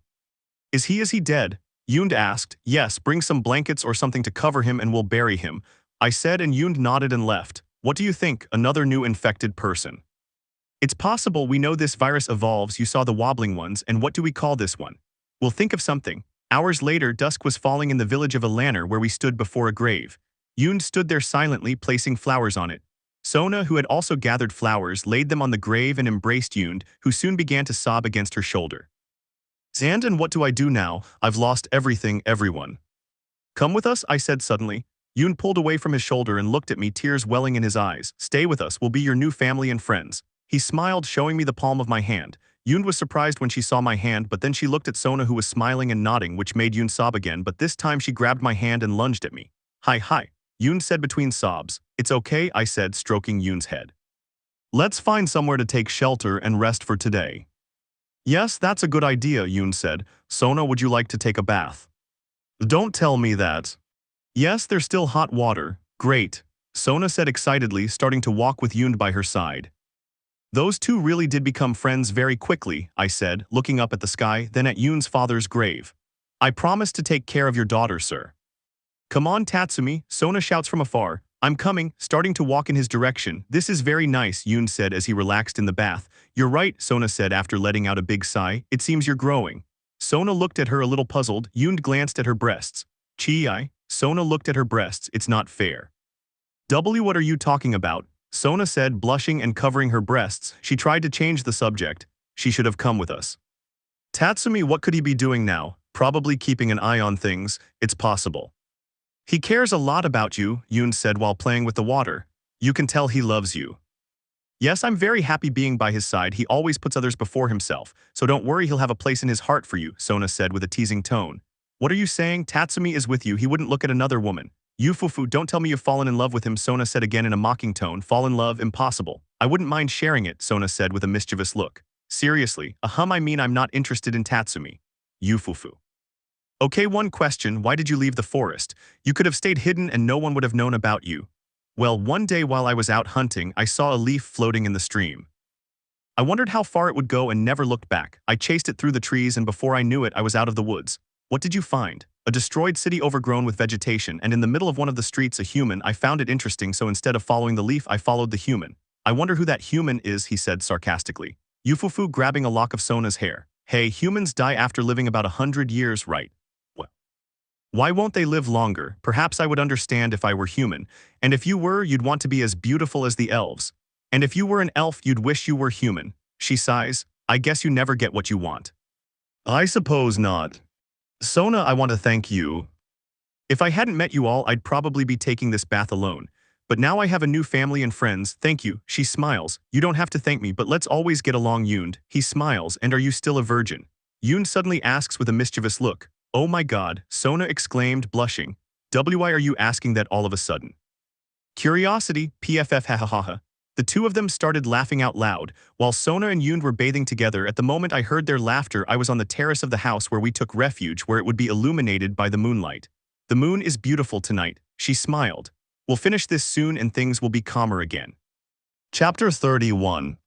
Seattle Day 5. The next morning Sona, Yoon, and I would already be awake and ready to leave. Right now the three of us would be in front of a map of Seattle looking at a plan to get to the port. The only faster way is Route 7, this way, Sona points out. Yes, I thought the same thing. It's best not to count on the obstacles. Okay, it's decided on Route 7, putting away the map. Yoon, did Sona tell you why we're here? Yes, he told me everything yesterday, and I'll still help you. Great. That's right, put on your hood. I don't want anyone else to know your identity. Sure, pulling up his hood. Come on, let's go. We left the village of Alanar and the forest and found a sign for Route 7. The three of us started walking along it. Halfway there, we had to stop because more wolf soldiers appeared in front of us. Sona, Yoon, and I stayed behind some rubble, and at that moment I could see 10 of them. Yoon took out his bow and began to analyze the place. How do we do it? Yoon asks. First, we have to get rid of those two and the dog. Leave it to me, Yoon said, drawing back his bow and firing, but the arrow was heading in a different direction. He was about to question it, but at that moment the arrow turned and struck one of them in the head, piercing through before hitting the next. No, I can't believe it, Sona and I said at the same time, our mouths wide open. What did you think? I'm one of the best archers in my village, she said, puffing out her chest. And now for the dog, she added, before easily killing it. Well done, Yoon. Sona, it's our turn. Of course, Sona and I left the hiding place and approached two of them where I grabbed him by the neck, breaking it, and Sona stabbed him with her knife. There are 4 of them, I whispered. Little by little, we were able to eliminate all the soldiers without being seen until we cleared the place. We did it, I said. Yes, it must be said that Yoon provides excellent support with the bow. Thank you. She smiles. Come on, let's continue, it's this way. We continued down the street until we reached another barricade made of rubble and vegetation. So we went inside a building. At first there was nothing and no one there, but after going through a window we found spores. Spores. Yoon the mask? Yes, yes, putting on the mask. Ready. We entered the place and began to hear the sound of growls and clicks. There were all sorts of creatures, stalkers, clickers, and a fatty. We tried to take out the stalkers very stealthily, but unfortunately a noise alerted everyone. Shit, fire. I ordered. We managed to take down the stalkers and clickers, but the big fatty was still left. After we'd thrown almost all our ammo at him, he finally fell to the ground, leaving us exhausted and out of bullets. We did it, we're amazing. Yoon says excitedly. Yes, we make a good team, Sona said with a smile. You two became very good friends, huh? She smiled. Of course, Yoon says. Right, he smiles. That's right, he smiles. Glad to hear it. We jumped out the window, reached the fire escape platform, and jumped to the ones in front of us. From there, we were able to get down to the street using some scaffolding. Okay, back on the street again, it's that way. Pointing to a sign that said Route 7, we continued along the street until we finally reached the port, where we quickly hid in a building, and from the window we could see a few wolves. There are a few of them, Yoon said. Yes, Sona, do you see Manny? Not yet. Looking around, there, pointing at it, the one next to the first boat starting from the left. Well, we'll have to take care of them. Do you want me to kill that man from here? Yoon asks. It's tempting, but no, we need to talk to him. I want you to stay here and cover us with the bow. Sona and I will go down and try to take them out stealthily. Understood. Okay, ready, Sona. Of course, she says, walking away, but before I can leave, Yoon stops me. Be careful, she said. I always have it, she smiled before leaving through the door. Sona and I left the building and approached the first two to silently eliminate them. I was about to approach another one, but an arrow struck her in the head. I smiled and continued onward, and thanks to Yoon, we advanced little by little until finally none remained. Sona and I, after finishing with everyone, went into a shed where they kept all their supplies, but we left that aside and looked for Manny. He was at the back picking up a box, but I stopped him. Hey, Manny, I said, pointing the gun at him. When he saw us, he slowly put down the box and reached for his weapon, but a shot from Sona stopped him. For your own good, don't do that. What do you want? He said with a Mexican accent. Where are Abby and Saji? I asked. Why, wait, it's you, Jackson's boy. Yes, it's me. Where are Abby and Saji? No, I don't know, he said, taking a shot in the leg. Damn. Where? I don't know, I swear. He's shot again in the other leg and falls to the ground. Shit. Are you going to say it? I only know that they were heading to the aquarium, the one right here. He went looking for Owen. Good, see how easy that is. No, please don't kill me, my father is sick and needs care. Sona let you know I'll take care of it, of course. He put away his gun and left the booth. I went up to Manny and grabbed his hair. Tell me, do you remember what you said to Joel that day? He nods and I lean close to his ear. Go to hell, asshole. No, wait, but don't let him finish because I'll shoot him in the head. I clicked my tongue and left the booth where Yoon and Sona were waiting for me. Echo, he said he went to that aquarium. Okay, let's go to that building and keep watch, Sona suggested. I thought the same thing, let's keep an eye on it first. If it seems safe, we'll go in. Several hours had passed and the sun was slowly setting over the horizon. Seeing that no one had come out and it was safe, the three of us decided to leave the building to look for Abby. Okay, it seems no one came out. Are you ready? Yes, Yoon and Sona said at the same time. I nodded and we prepared to leave the room where we were, but as soon as we opened the door, a group of scars were waiting on the other side where they pointed their rifles and bows at us. Raise your hands. One of them ordered and the three of us obeyed. Good, now you'll come with us so we can free you. I looked around for a way out and luckily to my left there was a hole that led somewhere, but I saw Yoon was very close to it, so I glanced at Sona and she nodded since she'd seen the hole too, so I took a step back and stood next to Yoon. Yoon, I'm sorry about this. Huh, I bet she didn't finish speaking because he had pushed her and she started to fall down the hole. Huh, Yoon shouted as he fell. Oops. I said mockingly, causing the scars to get angry and hit Sona and me with their butts, knocking us unconscious. Take them back to base and find that heretic now. Yes, brother, let's go, brother, one of them ordered the other. I'm following you, brother. Yoon fell through the hole, passing through all the floors of the building until he finally saw water at the bottom. After diving in, he surfaced and approached the shore. Damn Tatsumi. When I catch him, he'll see. How can he treat a girl like that? For God's sake, she gets up and sees that she's in the building's boiler room. How do I get out of here? She began to advance with her bow drawn, ready to avoid any surprises. But suddenly she saw spores ahead, so she quickly donned her mask and continued onward where she first encountered a clicker. She killed it without difficulty. Where the heck is the exit? He continued advancing, killing the occasional infected until he finally emerged from the spore zone. He removed his mask and took a deep breath. He began climbing the building's stairs until he reached the rooftop. He approached the edge and started searching for us. A few seconds later, she spotted us at the end of the street being carried by the scars. She assumed they were taking us to their base.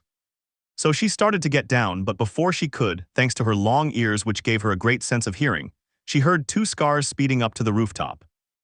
So Yoon drew his bow and took an arrow from his backpack, and as soon as the scars crossed the threshold, they were struck in the head by an arrow. "Did you think you were going to catch me off guard?" Yoon said before firing the arrows. Yoon quickly gathers his arrows and searches the two men, obtaining a hunting rifle and more arrows. "I don't know how to use this," she says, referring to the rifle, "but I'll take it just in case, and the arrows, although I prefer to use the ones I make myself." Without another word, he quickly left the building and began following the scars who had captured us. Yoon would follow them while hiding among the rubble, until at one point the scars, upon reaching their base, which was a street full of vegetation, trees, and people hanging from it, split up. I was taken to one place while Sona was taken to another, so Yoon was undecided about who to go to. But she thought I would tell her to go for Sona first, so she decided to follow Sona's group. Stealthily, she watched as two scars encircled Sona's neck with a rope, and with a jerk began to strangle her. Sona instantly awoke and began to struggle to free herself, but she couldn't, until an arrow severed the rope, setting her free. The two scars were alerted by this and turned their gaze toward the arrow's trajectory, each receiving an arrow to the head. After defeating the scars, Yoon approached Sona and untied her. "Are you okay?" Yoon asks as he unties her. "Cough, yes, cough," and Tatsumi. "They took him somewhere else, come quickly," Yoon insisted. "Grab your things and let's go get him." "Yes, I'm following you." Things weren't going so well for me, though I'd already woken up from the blow and could see that they'd taken all my things and tied my hands. The place was very dark. We were only illuminated by a torch, which allowed me to see abundant trees and vegetation. A storm had also begun to break out around us. The two scars who were holding me by the arms suddenly threw me to the ground. I moved a little and above me I could see people with their stomachs cut open, their guts hanging out and hanging. "Damn it," I said, fighting back vomit and trying to free myself from the rope. But as soon as I stood up, a scar gave me a hard shove, slamming me to the ground and placing a rope around my neck. No. I tried to get out of there, but another scar pulled the rope, making me climb up and leaving me hanging. One of them grabbed me so I wouldn't strangle myself, and another placed a bucket underneath so I could support myself with my toes. A woman stood in front of me and took off her hood, and without saying anything yet, she pulled out her knife. "Evil dwells within them. Release them," the woman said, placing the knife against my stomach.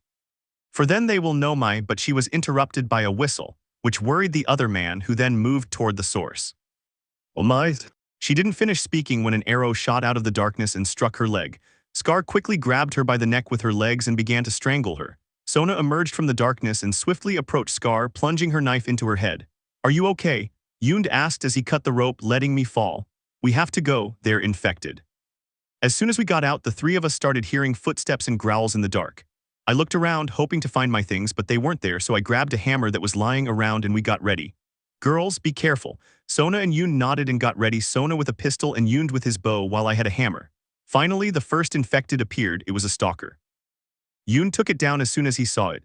No sooner had we taken down the first stalker than more began to arrive. The three of us managed to hold them off, though many more remained. Just as we finished off the last stalker that was coming for us, unfortunately the hammer broke. "Come on, we have to go," Sona shouts. "That way." "Yoon, you tell us where they're attacking us from," he ordered. "Leave it to me." We began to move quickly through the trees and darkness, our only light a torch that Sona had picked up. We could see the stalkers from time to time, but the three of us could handle them even with limited weapons. We continued through the forest, and although it was small, we easily got lost in the darkness. But then I stopped because I saw something moving in the distance. I thought it was an infected person, but it was actually a little girl. "A girl?" I asked, observing the girl inside a cell. "Tatsumi, what are you doing? We have to get out of here," Sona shouts, "but there's a little girl here." "What?" they both shouted. I slowly approached the cell while Yoon and Sona covered me. When I was just inches from the cell, the girl looked at me and I could see how her gaze was lost, lifeless, as if she no longer had any hope of living.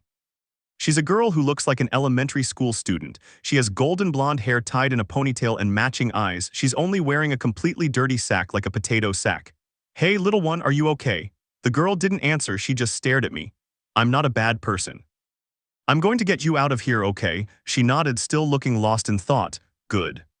The cell was made of wood, but it was made with a thick pole, so I went up to the lock and asked Sona for the pistol, and she shot the lock. As soon as I opened the cell, I went up to the girl and stroked her head to calm her down, then I gave her a piggyback ride. "Are you okay?" I asked the girl, who nodded. "Okay girls, let's get out of here." We went back into the woods, but this time we were right next to some rubble where Sona spotted a hole, so the four of us quickly went inside, finding ourselves what looked like under a bridge. "Which way?" Sona asks. This way." I said as I guided with my eyes a section of the broken fence. I lowered the girl from my back and forcefully bent the fence, creating a gap for us to pass through. Yoon and Sona went ahead to check that you were safe while the girl waited for me. Just then, a Scar appeared out of nowhere, pushing us both aside. Scar was an enormous woman, much bigger than the four of us. But I didn't care, so I quickly ran towards her and knocked her to the ground. She tried to punch me in the face, but I quickly recovered and just like her, wiped my cheek while looking at her. "You," Scar said, "is that my backpack?" I asked. Scar, without answering me, lunged at me and tried to hit me with her enormous hammer, but I dodged it, then punched her with my right hand and then with my left. While she was recovering from the blow, I snatched the hammer from her and struck her hard with the handle, causing her to fall. "No," the woman screamed as she saw me get on top of her. "Stop," but I didn't let her finish because I smashed the hammer into her head. "That's it," I said as I searched the body and gathered my things. "Are you all right?" "Yes," Sona said, "and you?" "Yes, I'm doing fine," I said, handing Sona my backpack. "Come on, kid, let's get out of here," I ordered. Without a word or any emotion, she came up to me and I gave her a piggyback ride. "That way, Yoon, go ahead." Clear, we entered what looked like a workshop where we briefly searched it and exited the building through a hole. In front of us were some stairs, but we didn't know where they led. Without hesitation, we started climbing them. Some infected approached us, but thanks to Yoon and Sona, they cleared the area for the time being. "Tatsumi, are you okay?" Sona asks. "Yes," I glanced at the girl. "Are you okay?" I asked and she nodded. "Good, we'll be out of here soon, don't worry." We climbed the stairs to the top of a hill and entered a building that was destroyed and collapsed in several places. It was also full of runners, which Sona and Yoon cleared again without any trouble. "And now?" I asked. "I'd say it's this way," Yoon said, "through that door." We approached the door that said Yoon, but when we tried to open it, it wouldn't move, and we saw that the other side was blocked by a fence. "Yoon, I'll help you up," I said, setting the girl down on the floor. Then I held out my hand like a step. "Come on, open the door." I pushed her through. Yoon went through without any trouble. "Now, Sona." "Come on, Sona, help her." "Okay," she said, then placed her foot on top of my hands and reached the other side. "Little girl, come here." I picked her up and pulled her firmly to the window where she slipped through thanks to Sona. "Come on, open it." But the moment Yoon and Sona tried to move the gate, I began to hear the sound of growling and clicking. It stuck. Yoon shouts, "Damn it, hurry up." While Yoon and Sona took care of the gate, I would be dealing with the infected. First came runners, then shortly after we finished them off, clickers came, and finally stumbles. "Hurry up, damn it," I shouted. "Let's go as fast as we can." Yoon shouts while holding off the waddlers and the infected that were coming. Sona peered through the windshield of an ambulance that was crashing through the wall. I quickly jumped in and a clicker was following us, but as soon as we stepped through the back door, Yoon slammed it shut, killing the clicker. I sat down on the floor. "Give me a second." "Let's rest a bit, we haven't stopped since we left," Sona suggested. It had stopped raining, which was the best thing about it. So Yoon, Sona, the little girl, and I sat down on the ground to rest for a few minutes. "Tatsumi," Yoon called to me. "I still haven't forgotten the shove, I could have died," Yoon said, looking at me with a hint of fury. "Oh, come on." "Everything went well, didn't it?" I smiled nervously. "At least warn us next time. You knew there was water at the bottom, didn't you?" "Yes, of course I knew. I wasn't going to just throw you away like that, heh heh." "Well, we haven't thanked you for saving our lives yet, have we?" Sona said with a smile as she looked at me. "That's right, Yoon, thank you." He smiled. Yoon, seeing my smile and Sona's, was a little surprised, then smiled with his eyes closed as if he were giving up. Finally, he showed a sweet but exhausted smile. Chapter 32. A few minutes after resting a little, we set out to leave that place and find shelter. Yoon and Sona would go ahead while I followed behind, carrying the child. She didn't say a word the entire way and showed no emotion whatsoever. Sometimes I lost hope that she would speak or at least show that sparkle in her eyes, but I kept trying. We were heading towards Yoon village. We thought it would be the safest place. But first we had to get out of Scar territory, and as soon as we passed under a bridge, a group of them spotted us and started shooting arrows at us. "Run," I shouted. "He's got the apostate, shoot." One of them shouts, "Apostate," I thought as I ran. The forest is over there. We would be running while dodging their arrows until we reached the end of the street where their shots couldn't reach us. "It seems we're safe for now, let's go to the village." Yoon and Sona headed into the woods, but just as I was about to follow, I heard a gunshot. Only one. What? I looked at Sona and Yoon and they were fine, but suddenly the little girl's arm, which had been gripping my neck to keep from falling, went limp. No. I quickly laid the girl on the ground and could see she was breathing heavily. Then I saw a bullet hole in her back. Without hesitation, I tore a piece of my jacket and pressed it against the wound. "SHH, I know it hurts, calm down, Sona." I yelled, and Sona came running and quickly pulled a first aid kit from her backpack. The girl was writhing in pain. "Calm down, you're not going to die, I promise." "Tatsumi, help me." I obeyed, and Sona bandaged the wound. "We have to get her somewhere safe, I can't do anything here." "Okay, Yoon, go ahead." I picked up the girl and we ran quickly to Yoon's village where we went into her house. I carefully placed the girl on the table and Sona began to examine the wound. His pulse is weak. Can you do anything? I asked. It would be useless to sew it up since the bullet is still inside. I have to get it out. And can you? Yoon asks. If I do it with what I have, he'll die. Shit. I yelled, leaning on the table. The little girl grabbed my hand as best she could. I looked at her and she gave me a small smile. What do you need? I asked Sona, looking at the girl. Well, I need antibiotics, anesthesia, a ventilator with the connecting tube, and also supplies of all kinds, cloths, sutures. If you had all that, could you save her? I asked. If I had it, I'd try, Sona said calmly as she put on her glasses. And the only place I could possibly have all that is the hospital, I said. Yeah, okay, make me the list. It will take you more than 2 days. I don't care, I shouted. Sorry, I didn't mean to yell at you, I just. What if it's 2 hours? Yoon asked suddenly. The Wolves Hospital, right, the one in the west. How? I asked. The scars have bridges connecting the tallest buildings so they can get around the flood and the wolves. I used them when nobody was around. Can it last 2 hours? Probably. Make me the list. Yoon, get ready. I said as I grabbed my things. Sona took a piece of paper from her pocket and started writing the list for me. We'll try to come as soon as possible. Please be careful, Sona said, handing me the list. Hey little girl, stroking her hair, she opens her eyes and looks at me. We'll heal you soon, okay, then I want you to tell me all about yourself, alright? I smile. And my name is Kei Kunu, the girl said with great effort. I'll be waiting for you, promise of a little finger. She said, raising her hand and showing her pinky finger. When I first heard her voice, I couldn't help but be moved, especially when I saw her smile. Seeing that smile, I promised myself I wouldn't let this little girl die and would give her a chance to live. I promise. She wrapped her pinky around mine, pink promise. She smiled, then I stood up and hugged Sona. We'll be back. Be very careful and come back safe and sound. We separated and pressed our foreheads together. I love you. And I love you too, I said, then kissed him. Yoon and I quickly got ready and left the village where we found ourselves back on the street, but this time there were no scars around. It's clear, Yoon, which way we need to get to the center, this way. He pointed the way, starting to walk briskly. May I ask, why are we helping the girl? It reminded me of my sister. Did you have a sister? Yes, I lost it 6 years ago. I'm sorry. Don't worry, the thing is, seeing that little girl reminded me of when my sister and I lost our parents. My sister went a whole month without speaking or showing any emotion. I had to take care of her from then on. You're incredible, Tatsumi. Despite having lost so many people, you still keep your head held high and smile. Well, it was all thanks to Sona. She was the one who helped me change, but you're wrong about something. In what? You're more incredible than me. You've lost all your people, being the only elf left, and yet you still smile. I couldn't bear it. You're amazing, Yoon. Thank you, she says, blushing slightly. As we made our way down the long street, overgrown with vegetation and littered with wrecked cars, Yoon and I chatted about trivial things. Since meeting her, I hadn't had a chance to get to know her much better. During our conversation, I learned that Yoon was actually 2,000 years old, which surprised me a bit. We continued until we reached the end of the street where the rapids began. Look, Tatsumi, Yoon said, pointing at the tall buildings. We have to get to that building. Okay, I see it. Do you think he will survive? If we get the supplies, if she shall have a chance. Well, let's not waste any time, Yoon said with a smile. Yeah. We started climbing the rapids, jumping over the debris in between until we reached a hole in a building. We climbed the stairs inside and entered an apartment, then climbed out the window onto a fire escape platform. From there, we climbed another set of stairs, this time close to the wall, to reach the building's rooftop. There's something I don't understand, Yoon said as I jumped from the rooftop to the road. The fact that. Why did you let me go with you when we finished this?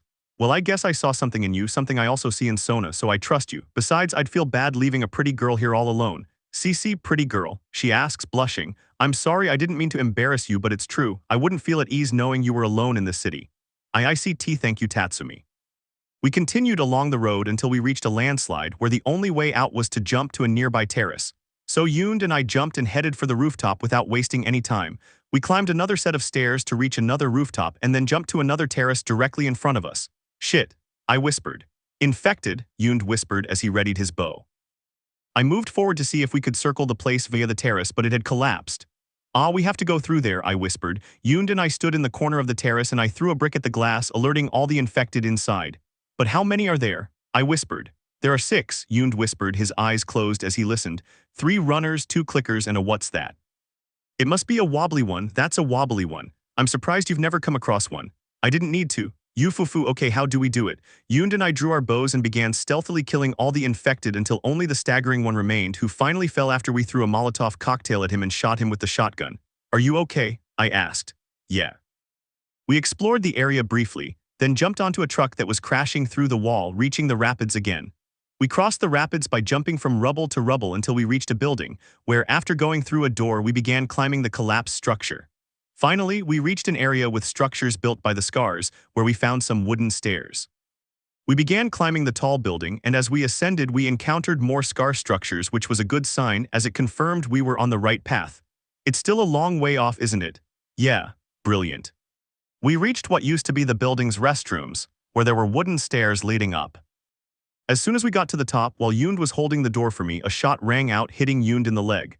Yoon, I'm fine, she said as she stood next to me covering herself. She and I quickly hid behind a desk and began a shootout with the scars, where after a few minutes I took them all out. I got my first aid kit and stitched her wound, then bandaged it. That's better, I smiled. Thank you, she smiles. We collected the bullets from the bodies and went up another set of stairs. This time I went first as a precaution. As soon as we reached the top, we came to what looked like an altar where we could see a woman. This must be their prophet. They say I save hundreds of people in inexplicable ways. Yeah, sure, I said sarcastically. We left the altar behind and climbed another set of wooden stairs, reaching a rather ruined part of the building. Yoon and I were going to continue walking, but unfortunately there were more scars. Let's do this discreetly, I whispered. Of course, she whispers. Yoon and I spotted 7 scars in the area, so we gradually took them out stealthily. Unfortunately, as we finished off the second-to-last scar, the last one saw us and started firing at me. But Yoon, with a swift movement, shot an arrow into its head. Nice shot, I said. You're very good with a bow. Thank you, I've used it my whole life. It's incredible, she smiled.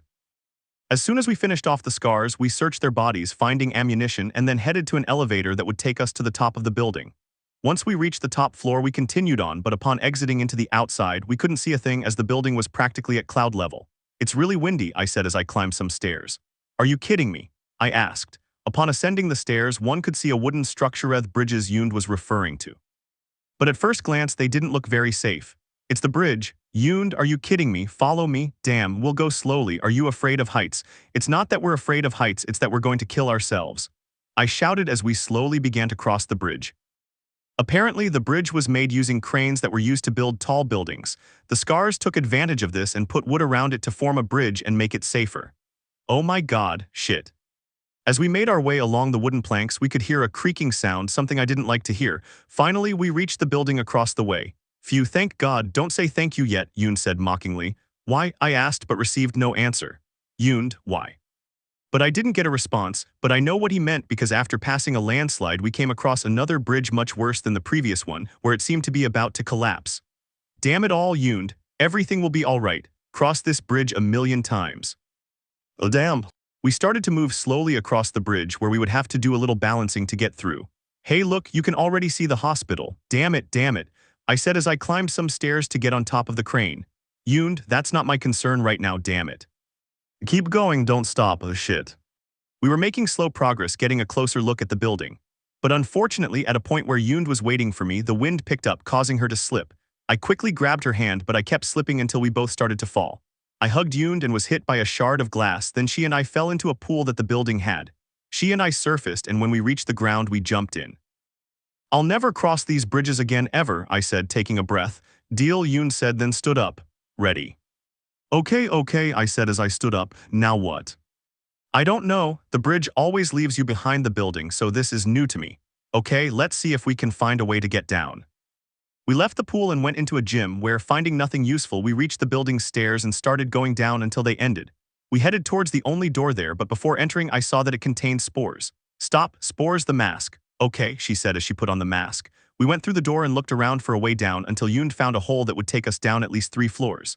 Okay, we need to find something to get us down. There, Yoon points, there's a hose, lift me up. Okay, come on, I said as I placed my hands in the shape of a step where Yoon reached without any problems. Okay, here goes, Yoon said after throwing the hose through the hole. Jump into the hose and go down first, then be followed by Yoon. And now, she asks, I have no idea, but follow me. We started moving through the building and I could see a door at the far end that led to the exit about 4 floors below. I also saw infected people in the area, which was understandable since all the rooms we were going through were full of infected people. God, this place is completely infested. Yoon, be on your guard. Understood. We continued moving stealthily through the rooms, occasionally having to take out a clicker or a shambler. But after a few minutes we finally reached the door that was emitting light. Okay, we're making progress. Is everything all right, Yoon? Yes, and you? To be honest, I've been better. We climbed down through the holes in the ground until we reached a door. Just beyond it, we found ourselves in a maze of stumps and infected creatures. Yoon and I could immediately spot clickers and a fatty from afar. Shit. Too many infected. You keep looking for a way out. We began to advance slowly, silently taking out the clickers and leaving the fat man for last.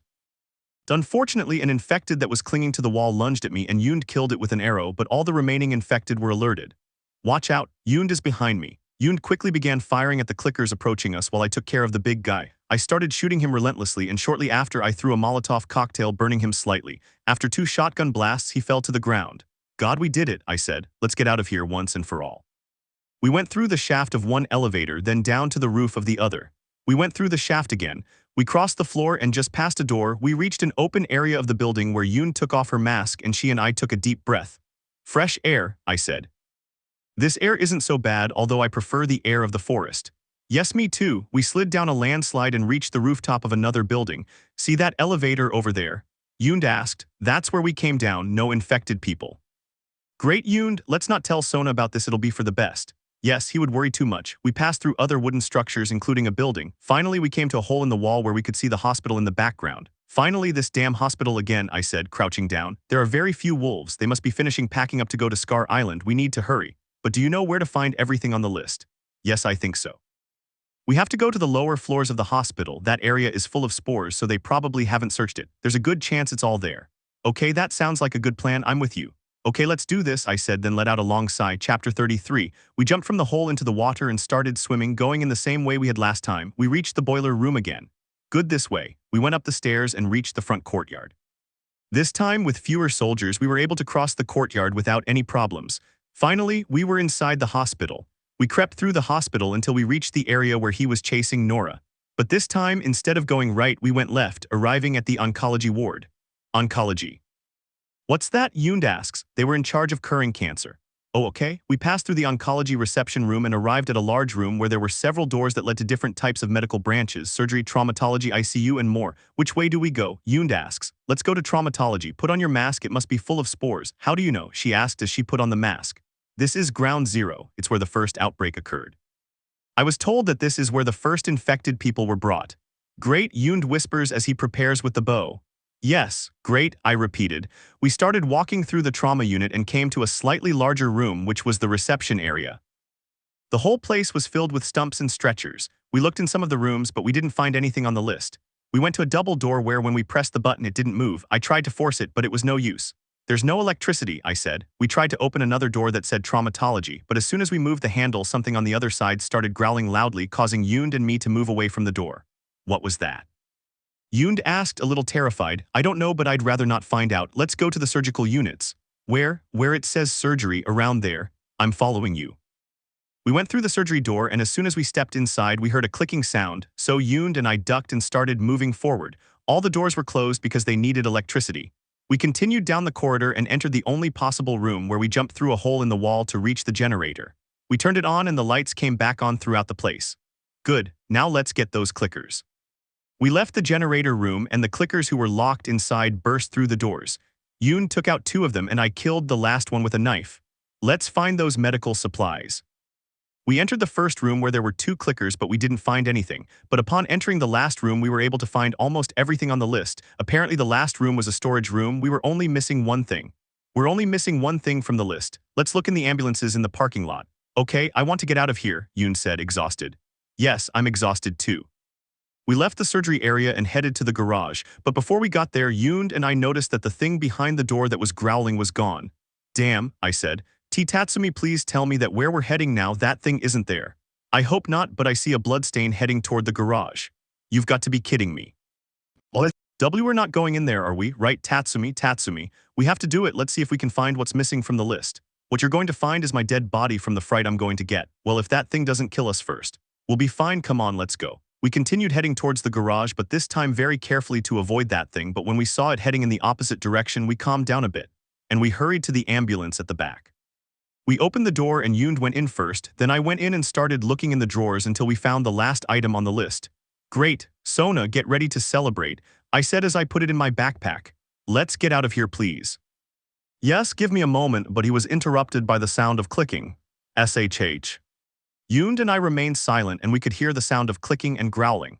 We were hoping that the thing would leave, but unfortunately, as soon as we pointed at the door, a huge infected appeared. It looked as if a bunch of infected bodies were joined together into one. Shit, Yoon, run. But what the— Yoon and I quickly got out of the ambulance and that thing wouldn't be chasing us anymore. We started running through the hospital corridors, not knowing where they were leading us. We only had one thing on our minds, that thing couldn't catch us. Run, run, what do you think I'm doing? Well, run faster, damn it all, damn it all. We ran non-stop until we reached a door where I had an axe to keep it from opening. Yoon removed it and I started pulling, but the door wouldn't open. At that moment, that thing grabbed Yoon and me by the neck. Yoon would start hitting him with the axe while I would be shooting at him until the floor collapsed, sending us to the flooded floor below. Damn it, let's kill this son of a bitch. Yoon, I yelled, drawing his attention by tossing my shotgun at him. Use it. As you aim and pull the trigger, it's not very difficult. Damn, Yoon and I started shooting at that thing non-stop, and I even threw bombs and Molotov cocktails at it, but nothing would kill that beast. Every now and then, Yoon would run out of ammo and I'd have to help her reload. Then suddenly that thing split apart, one of those clickers detached from its body, and they both started attacking us. You've got to be kidding me. Now too, the little one was a mix between a clicker and a stalker since he was always hiding. The problem was the big one who, after at least thousands of shots, fell to the ground dead.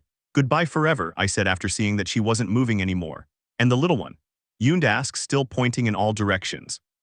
We could see the little boy go through a door, which, after searching the place, was the only way forward. We went through the door and then into a ventilation duct. I was in front and Yoon was behind. As we advanced through the passage, out of nowhere that infected creature lunged at me, causing us to fall into another room. Yoon quickly got down to where I was and we prepared to kill that thing. Let's kill this damn thing once and for all. Yoon and I started shooting at him. We missed occasionally because of his speed and because Yoon wasn't used to firearms. But finally, after a shotgun blast and a Molotov cocktail, the infected man fell to the ground dead. Okay, Yoon said, exhausted, handing me the shotgun. This place is shit. Let's get the buck out of here. We searched the area briefly and exited through a sliding door, returning to the parking lot. We continued through the parking lot until we passed through a gap between two trucks, thus exiting the area. I hope Kanu is okay, I said. Don't worry, I'm sure he's fine. She smiles. Yes, she smiled. We left the parking lot entrance and saw a soldier named Lobo on patrol, but after he left we looked around for a way out until I saw a boat on the river. Hey, there's a river in the forest. Yeah, please tell me that this river connects with the city's rivers. Now that you mention it, I think so. Great, follow me, I said as I headed towards the boat. Yoon and I were crossing the city in the boat until minutes later we arrived at Yoon's village. There we quickly gave everything to Sona and she began the operation. Right now, Yoon and I would be outside the house, sitting on the steps. We were silent the whole time until we heard the door open and Sona came out, wiping her hands. Done, he'll be fine. He smiles. Good heavens, I said as I stood up and gave Sona a big hug. You're amazing. Yufufu, it's not that big of a deal, besides, you guys did the hard work. Well, to be honest, I wouldn't have done it without Yoon, she's helped me a lot. He smiled as he looked at her. She noticed him looking at her and blushed. And no, it wasn't that bad. So Tatsumi, you have to go to the aquarium, right? Sona says, yes, I'll leave now. Yoon, will you come with me? Huh, are you sure? Of course. Besides, I know Sona will feel more at ease if you come with me. That's true, I'll feel safer knowing you're protecting each other. I'll stay here to look after Kanu. Be careful, we'll be right back. I love you, I said, then kissed her. And I love you, Baka. Come on, you coward, I said mockingly, referring to Yoon. Who are you calling a coward? You were the biggest coward. She shouts with a furious face. Me, I think you've got the wrong person, you coward. I said mockingly as I started running, pursued by Yoon. Come here, Tatsumi. Yoon shouts, be careful. Sona shouts, flashing a smile. Chapter 34. We left the village and the weather turned rainy, but we didn't mind and continued on towards the aquarium. Along the way we were silent but alert to anything that moved. The road was very uneven with many potholes and barricades, but we crossed them without any problems. After passing through a barricade that we couldn't get past, we went around the shop and encountered more wolf soldiers. Have they said when we're leaving? A woman asked. SHH. Yoon said, it will be today. He is gathering all the units. Who told you that? The boss. We make sure this area is clear. We wait for the rest of the units and we attack the scars. Very stealthily, Yoon and I slipped through the tall grass and began killing them one by one without anyone noticing. We thought we were finished, but out of nowhere more appeared and unfortunately they saw us. Intruders, get them. Yoon down. Yoon and I started a firefight with two Lobo soldiers. I was using my pistol and Yoon was using his bow. A few minutes later, we were able to kill both Lobos without any trouble. Maid, it seems they're leaving for the island today, Yoon said as he gathered his arrows. Yes, let's hurry. After collecting all the ammunition we could, we continued down the street until we reached another barricade where we entered a building. We approached a van and climbed in through a window. Landing on a street that was barricaded on several sides, I found a car where we got in and then climbed onto a truck, where in the distance a Ferris wheel could be seen. The aquarium, it's next to that Ferris wheel, I said, looking at the map. Okay, let's continue. He smiled. I put the map away and we got out of the truck where the only way ahead was to swim. Shit, looks like we have to swim. Oh yeah. We jumped into the water and started wading through the hole in the road. We finally reached a library. This place, Sona would love it. Do you like to read? She loves it, me too. Yufufu, now there are 3 of us. We went through the second floor of the library and down to the second floor, finding Scar's corpses.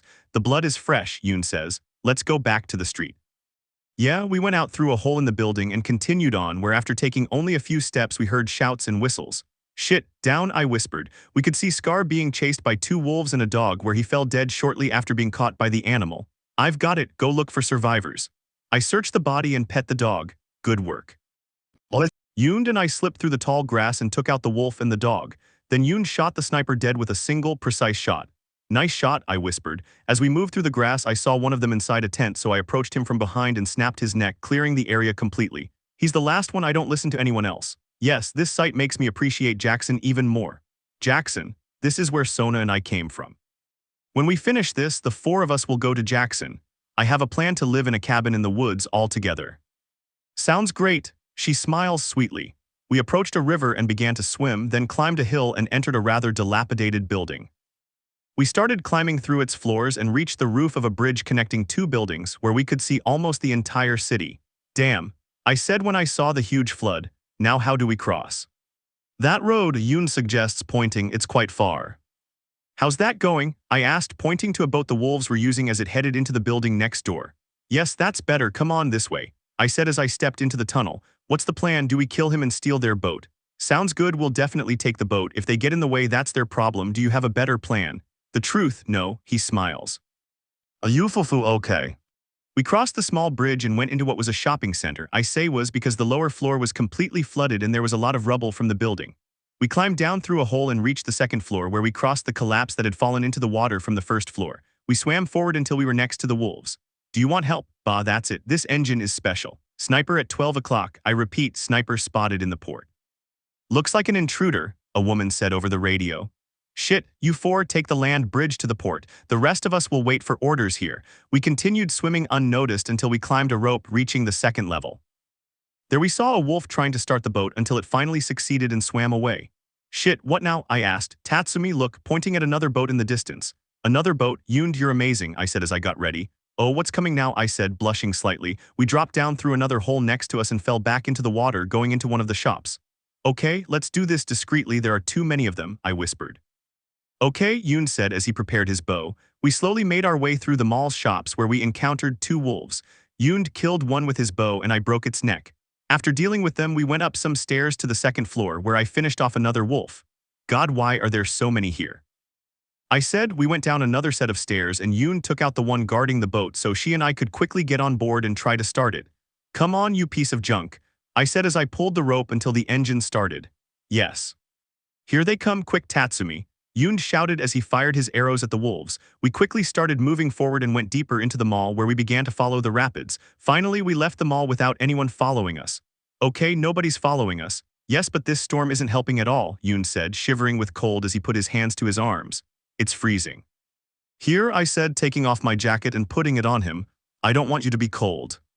Thank you, she said, blushing. Let's continue.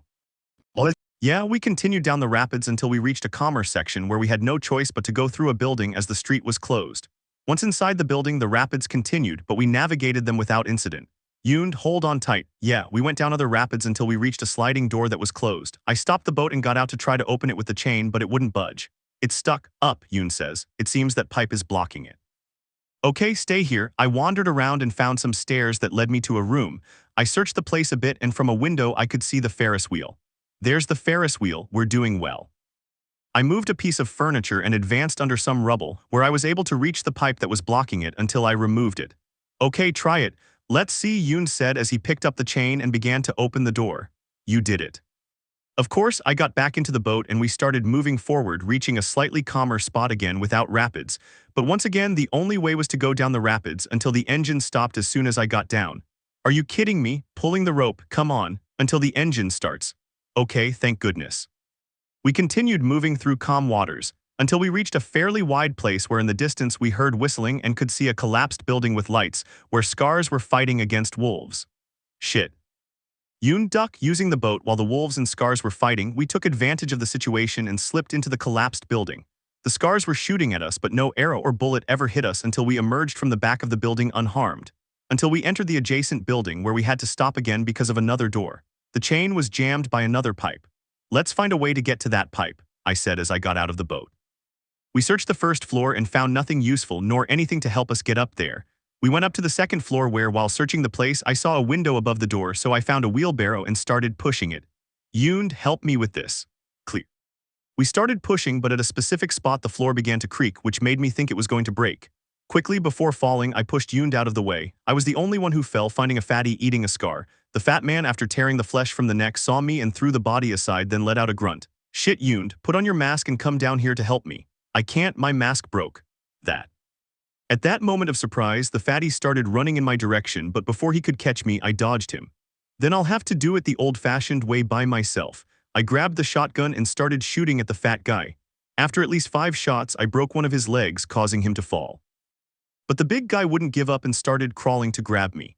How annoying. Just as I was about to finish him off, a runner lunged at me, but I barely managed to dodge him. I grabbed my pistol and shot him in the head, then aimed at another runner and killed him. I nearly shit myself from the fright. At that moment, the fat guy crawled towards me and grabbed my leg. Relax, I didn't forget about you, I said as I pointed the shotgun at him, then fired, blowing his head off. Disgusting. Tatsumi, are you okay? Yoon shouts from the other side. Yes, I'll be right there. I opened a shop gate and went inside, finding a staircase that led me to the second floor. I crossed the second floor without any problem, reaching the pipe that was blocking the door. Okay, try it now, I said after removing the pipe.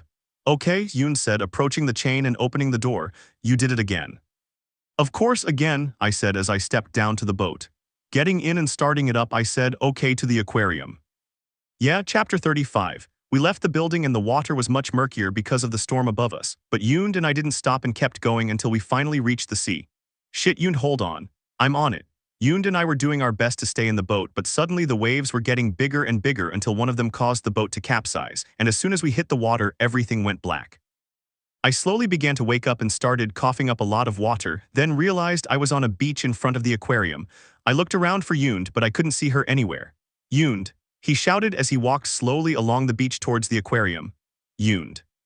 I continued on, luckily finding Yoon until I ended up at the port near the aquarium. I tried the aquarium doors, but none of them opened until I saw a broken window in the roof. I circled the place until I found a trash can, which allowed me to climb onto the roof, and then I entered the aquarium through the window. It was completely dark, but I didn't care and made my way through the aquarium's corridors. Which way is it? I followed the paths, quite lost, until I saw a crack inside one of the aquariums leading to the boiler room and a storage area. I searched the place and went through a hole to reach another aquarium where I climbed some stairs. This is huge. I searched the place until I reached what looked like the changing rooms. I opened another door, but there was no way out. Then I saw a ventilation duct and started crawling inside it until it collapsed, falling to the floor. God, that hurt. Just then, a dog lunged at me, where I quickly grabbed my axe and plunged it into its neck, killing it. What a fright. I ventured down the corridor towards the light, observing a bloody metal stretcher and many bloody rags. What happened? I searched the place and left the room, arriving at the area where I assumed they slept, as there were sleeping bags on the floor. I left the room and continued down the hallway where I began to hear voices behind a door. I drew my pistol and slowly opened the door. If the engine is fast, we'll get there sooner, Owen said. Nobody gets out of that island alive. A woman shouts. How many times has Abby risked her life for you? That was his doing. I'm not going. Okay, Owen shouts. Come back. Screw you, Owen, the woman said, her voice slightly broken. Hands up, I said, pointing my gun at both of them as I stepped out of hiding. They did as I ordered. Where are Abby and Saji? You're Jackson's boy, Owen said. Tell me where they've gone, and you won't kill us. The woman asks, if you tell him, he'll kill us. You don't have to die. I'm only looking for those two. Bullshit. You, I said, pointing the gun at the woman and pulling out the map. Come here. She moved forward slowly. Point to where it is on the map, and then you, I said, pointing the gun at Owen. And it better match. Okay, this is on Scar Island, the woman said. What are you doing? She may already be dead. It's not worth it. Owen approached me. Let's talk. Back, but Owen ignored me and lunged at me, intending to take my gun, but during the struggle I punched him, disorienting him, and then shot him in the chest. Owen. The woman quickly grabbed her knife and tried to stab me, but I stopped her with my arm and then tried to shoot her. She took the gun from me, throwing it a short distance, then slammed me against a piece of furniture and tried to stab me again. But in that moment of struggle, I kicked her in the groin, disorienting her, then knocked her to the ground and stabbed her in the neck with her knife. I quickly got up and grabbed my gun, pointing it at both of them. "This," Owen said between sounds of agony. I approached him and pointed the gun at his head. "Tell me where Abby and Saji are." This, I moved her hands aside and put the gun to her neck. "Pregnant," she said the last part before dying in an almost inaudible whisper. But I understood perfectly and I stared at the woman, then I approached her and unbuttoned her jacket, observing how her belly was full from a few months ago at most. No, bucks. I couldn't believe it at that moment. I fell to my knees, put my hands to my head and started hyperventilating. Then I began to hear a voice that seemed to be calling me. "Tatsumi," I grabbed my gun and pointed it at him. It was Yoon. "Relax, it's me." She came closer and cupped my cheeks in her hands so I would look her in the eyes. "It's me." "Yoon," I hugged her. I'm sorry, I said, my voice trembling. "It's okay," she says, hugging me. She looks at the woman's body and her belly. "It's okay, let's go home." "Yes," I said as we started walking out of the aquarium. A few hours later, we arrived at Yoon Village, where I stood before the door where Sona was waiting. My hand began to tremble, but after I clenched my fist, it relaxed and I knocked 3 times. As soon as the door opened, a little girl came out and gave me a hug. "Kanu," I hugged her and lifted her onto my shoulder. "You're awake, I'm glad," she smiled. "I'm glad you're back too," she said, stroking my cheek with hers. "Daddy." "Daddy," Yoon and I said at the same time. "Her parents died a long time ago and she's been alone all this time. She just wants a family," Sona said as she left the house. "Sona," I lowered Kanu from my shoulder and approached her, giving her a kiss and a hug. "I'm glad you're okay." "That's my line, Baka," he pulls away from me. "So what do you say, should we raise Kanu as our daughter?" "Okay," she smiled. "Some peace and quiet will do me good, Kanu. From now on we'll take care of you, okay?" "Yes, Daddy, Mommies," he smiles. "Moms?" I asked. "Yes," he nods. "She's here," pointing at Sona. "And isn't she?" He points at Yoon. "PPP, what are you saying? I'm not Tatsumi's girlfriend." Yoon said, blushing bright red. "Yufufu, so what now, Tatsumi? Where are we going? Home?" I smiled. 1 year later. It's been a year since what happened in Seattle, where right now Sona, Yoon, Kanu and I would be living in a cabin we built near Jackson and also near a huge lake. At this moment, Yoon and I would be in the forest. We were hunting while Sona and Kanu would be in the cabin. "Yoon, look." I crouched down and touched the ground. Footprints. They sound like a deer's. "I see it, SHH. "Close your eyes and start listening." "I hear it, it's close." "Okay, let's go, Alpha." Alpha is a female German shepherd we found a few months ago. At first she was hesitant about us, but after trusting us she became part of our family. She's always helping us out on hikes and when we go hunting. "Tatsumi," Yoon whispers. "There." He points to a deer in the distance. "Good, draw the bow." At the moment of the shot, I could see that instead of a deer it was a person, which terrified me and made everything go black. My breathing was very rapid and I couldn't see anything. Everything was black until I started hearing someone screaming. At that moment, a flashlight I had hanging from my backpack turned on, revealing that I was back on the basement stairs from before. I looked around, unable to believe what was happening. "Tatsumi," Joel shouts. No. "Help," Joel shouts, then begins to grunt and groan in agony. I started running down the stairs and tried to open the door, but it wouldn't open. "Joel," I said as I pushed the door. Please no," I was screaming uncontrollably while sitting in the grass. The deer, startled by the gunshot and the scream, ran off unharmed. Yoon didn't care and took my face in her hands so I would look her in the eyes. "Tatsumi, hey Tatsumi, look at me, relax, you're home." "It's just that," I breathe heavily. "I can't." Breathe, I'm sorry," I said after calming down. "The truth is I don't know." "Are you okay? It's over now, are you okay?"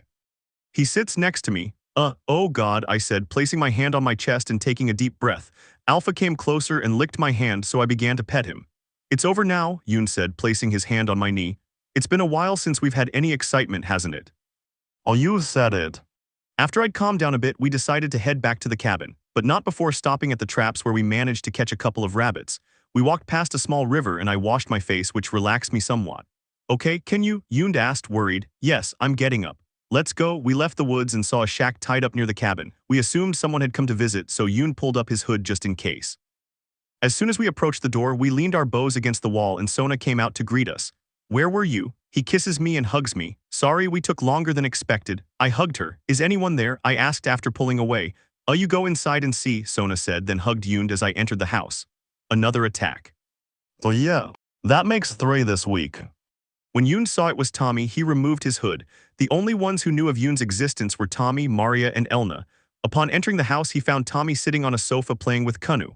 "Hi, Tommy," I said with a smile. "Here you are," Tommy says. "Daddy," Kanu said, getting off Tommy and giving me a hug. "You took your time."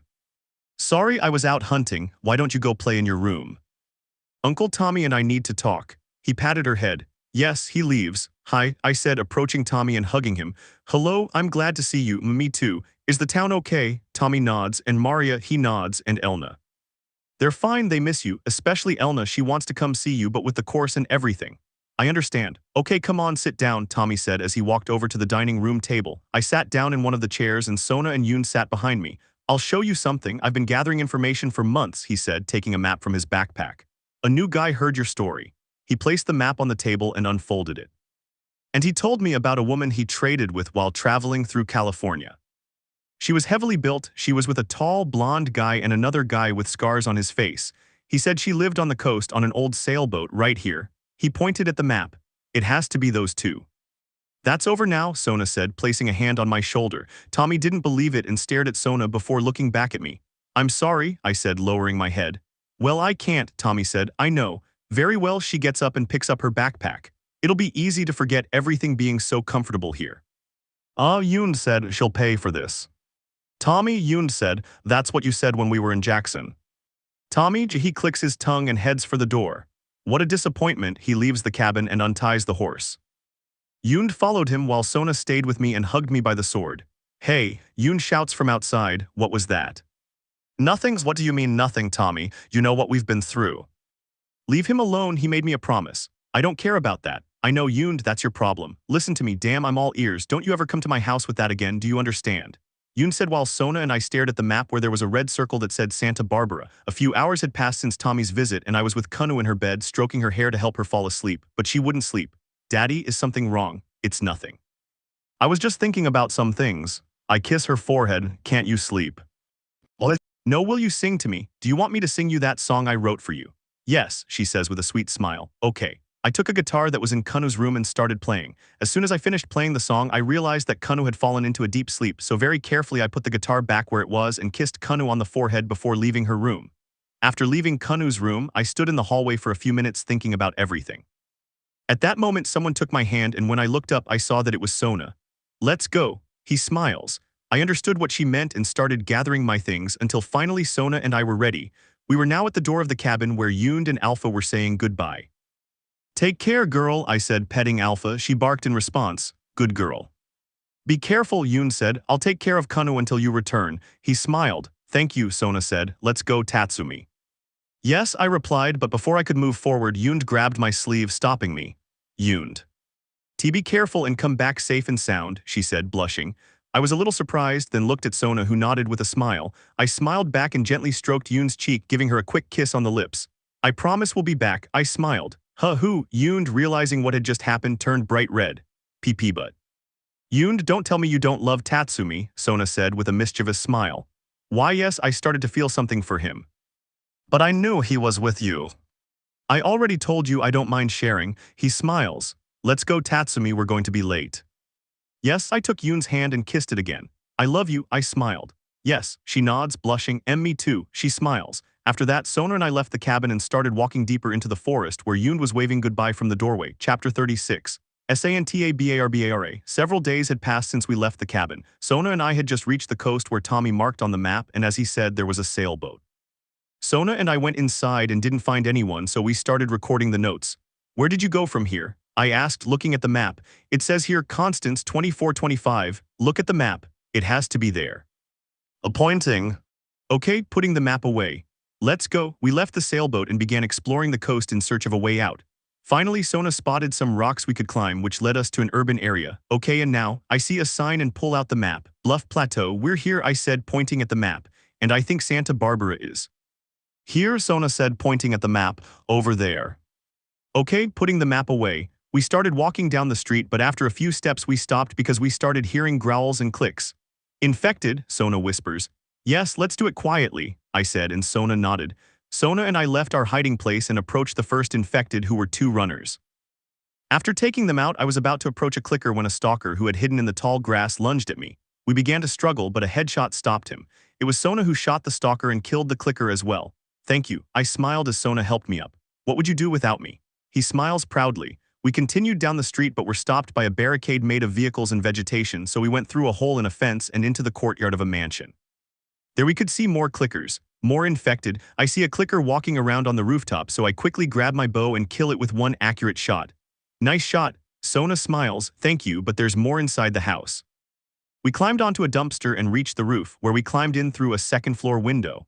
The second floor was completely clear. The worst part was the first floor, where Sona and I could see two of the shaky ones. Without hesitation, Sona and I started shooting at them until they finally stopped, and as always, before dying, they exploded with acid, something that didn't affect us. Okay, let's continue through the backyard. Yeah. We went out through a hole in the wall and reached the street behind where we could see the Santa Barbara Hill. Okay, Santa Barbara Hill, Constance, 2425. You have to be down there. We went down the hill where we encountered two runners, whom we killed without any trouble. We squeezed through a gap between a van and a caravan, and as soon as we were through, a trap caught my foot. I ended up hanging there, and then while I was swinging, a piece of tree stump impaled me in the abdomen. Ah, damn, Tatsumi. He quickly runs to cut the rope. Come on. Shit, I started hearing voices. Sona, hide, someone's coming. Sona quickly stopped what she was doing and hid in some bushes, then saw two men approaching me. Because of the wound and being face down, I was slowly losing consciousness, but I stayed awake. See, one alive, a man said. This idiot is screwed, the other one said, looking at me. The other man approached the rope and let me fall. Ah, damn, we'll be lucky if it lasts a month, the man said as he removed the rope from my foot.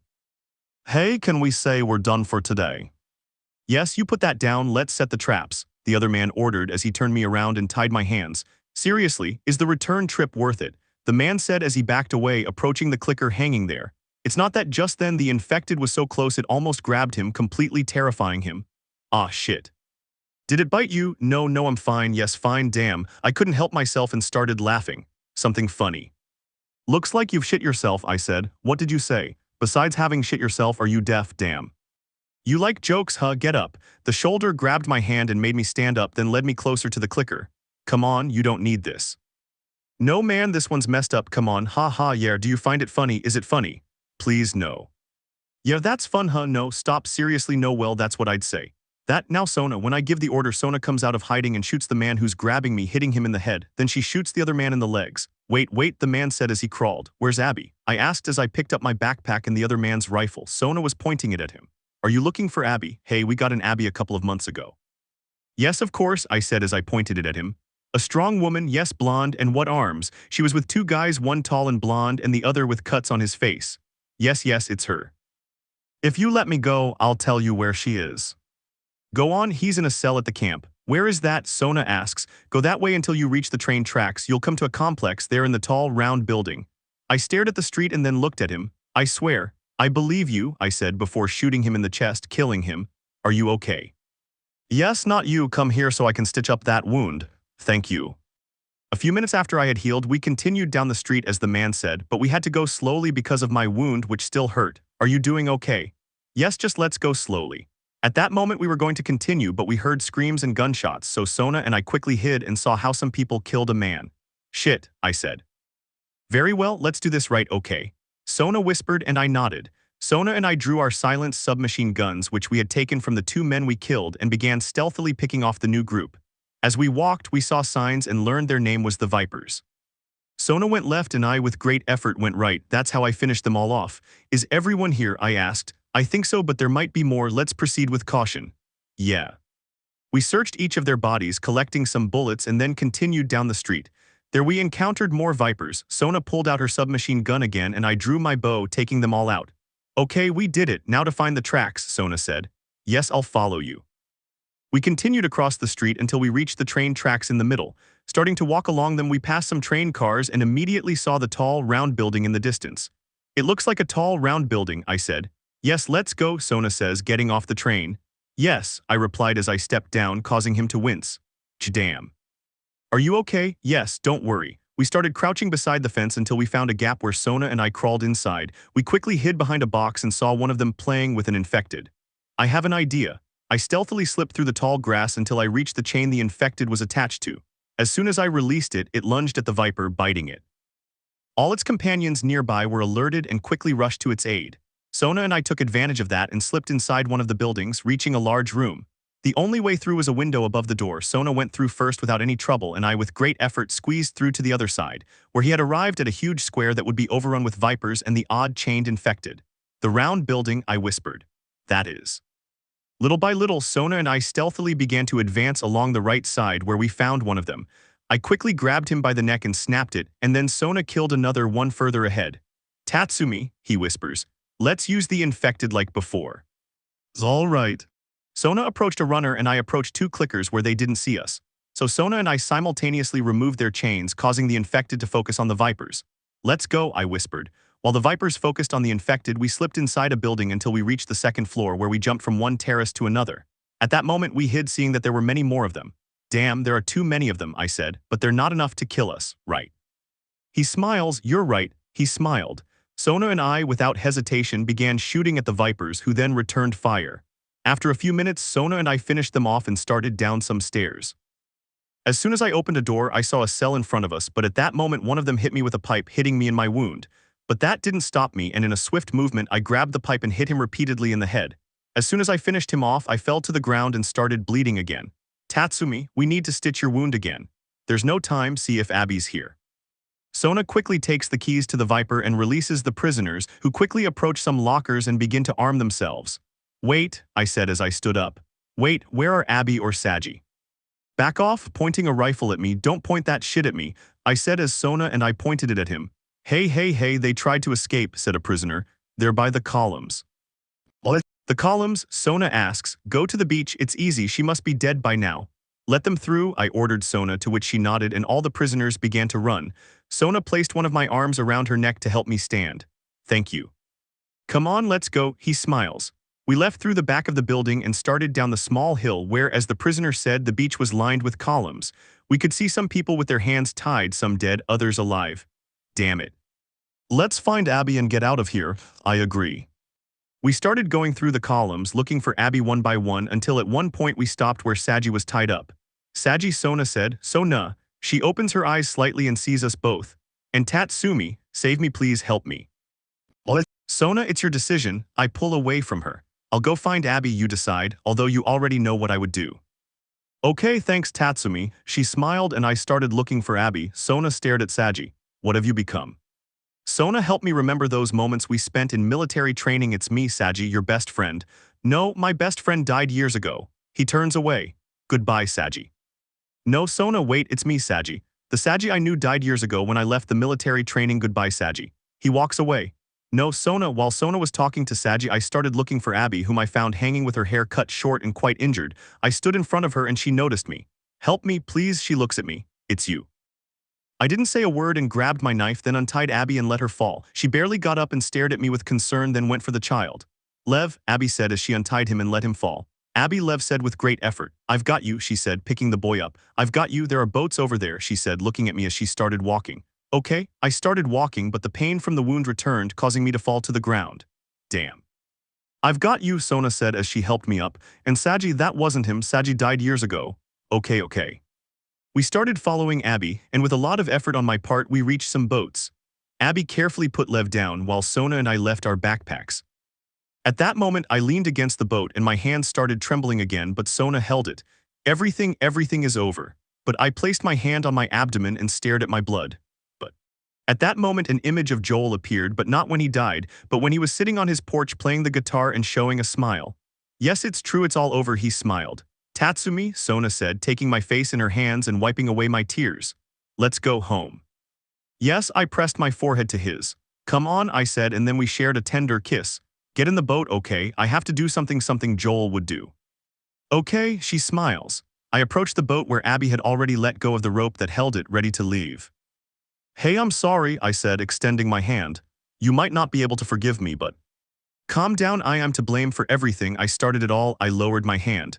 No, it was Joel. He killed your father, didn't he? Like.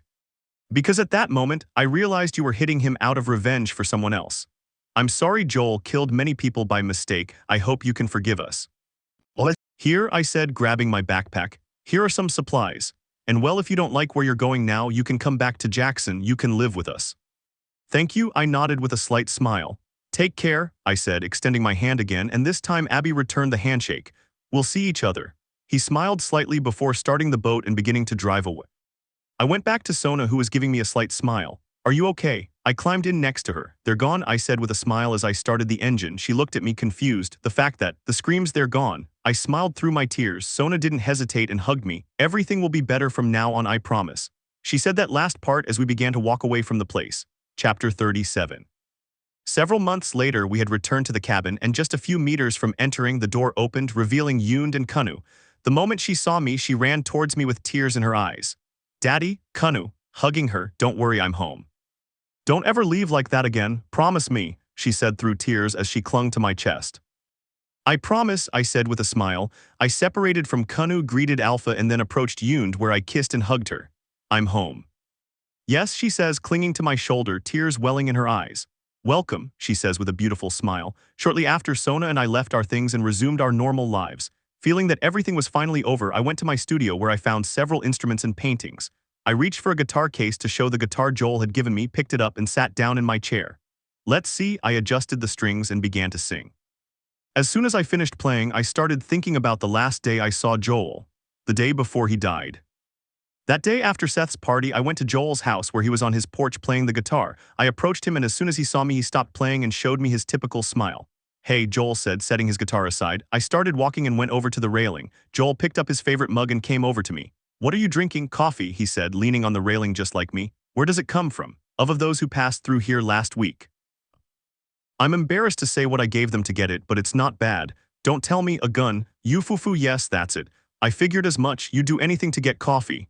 Yeah, hey, about before I didn't want you to get mad at Saji because. Yes, I know.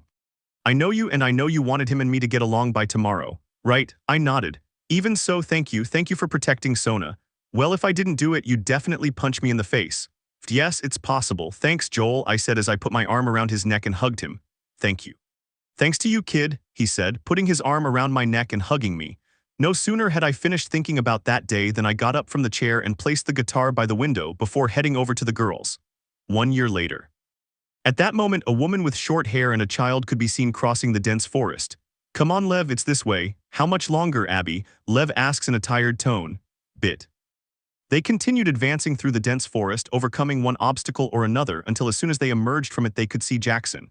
See, we're here, Abby said. Abby and Lev went down the small hill and headed towards the main gate where a few guards pointed their guns at them. Stop right there, hands up. Calm down, Lev, raise your hands. Abby ordered and Lev obeyed. Identify yourselves. My name is Abajil and this is Lev, Tommy, I radioed. A woman named Abajil and Lev are at the north gate. Orders, understood. Everyone took their weapons again, and after about 5 minutes Tommy appeared. Abby, what are you doing here? Tommy asks, pointing at her. They told us we'd be safe here. Tatsumi told me we'd be welcome. Tatsumi isn't here. He lives in a cabin nearby. Pointings that way, head north and you'll find him. Thank you. Abby and Lev carefully moved away from the door while Tommy watched them with a hint of disdain. Following Tommy's directions, Abby and Lev headed north where after a few minutes they found a cabin. Do they live here? Abby asks. The cabin is nice, Lev says. Just as Abby and Lev were about to approach the cabin, the door opened and Kanu emerged wearing a swimsuit and carrying a float. Come on, Daddy. Kanu shouts happily. I'm coming, I said as I closed the door behind me. Kanu, come here, you're stained. I started cleaning her face, and the moment I finished, I heard footsteps approaching. Kanu stood behind me and I became alarmed, but when I saw it was Abby and Lev, I calmed down. Daddy, who are they? Don't worry, they're old friends. I smiled as I stroked her head. Why don't you go ahead, I'll greet the guests. Hi, he runs off, it's good to see you. I look at the boy, Lev. Why yes, relax, don't get nervous. I crouched down to be face to face with him. Why don't you go to the lake and play with Kanu? I asked with a smile and Lev looked at Abby. You can go. He smiles slightly. Thank you. He runs off towards the lake. Come on, let's go, I said as I walked slowly toward the lake. Where have you been all this time? When we were in Santa Barbara, we were able to contact other fireflies on Catalina Island. And did you arrive? Yes. We were with them for a while. There were over 200 of them and more kept coming. But you didn't feel comfortable, did you? Yes, that's why I remembered what you told us that day and we decided to come. Good, I'm glad. I'll show you your room later, but before we get to the others, I think we should forget the past and start over, don't you? I smiled. Yes, you're right, he smiles. So I extended my hand. It's a pleasure to meet you. Abajil Anderson, she returns the handshake with a smile, and you. Tatsumi Miller, I smiled. After that introduction, we continued down the hill chatting about trivial things until we finally reached the lake. There we saw Kanu and Lev playing. They seem to get along well, Abby said. That's good, I smiled. Tatsumi. You're finally here, Sona said, then looked at Abby. Abby, it's so nice to see you again. Sona smiled, sitting in the lake where the water reached her waist. The pleasure is all mine. Thank you for letting us stay, Sona, she smiles. Sona, thank you. And then there's this I was going to say Yoon, but Abby beat me to it. An elf, she asked incredulously as she watched Yoon playing with the children while throwing water at them. Yes, she's an elf, the last of her kind, or so we believe. Her name is Yoon. It's incredible. Yufufu, you'll get used to it. Come on, go have fun. A few hours later, we finished having fun at the lake where we showed Abby and Lev their room. It was time for dinner, so we decided to have a barbecue outside. Abby would get the fire going while Yoon, Sona, and I would cook the meat. After we finished preparing everything before dinner, we told Abby we had a surprise. So we went to the back of the cabin where there were two graves. One said Joel Miller and the other Jerry Anderson.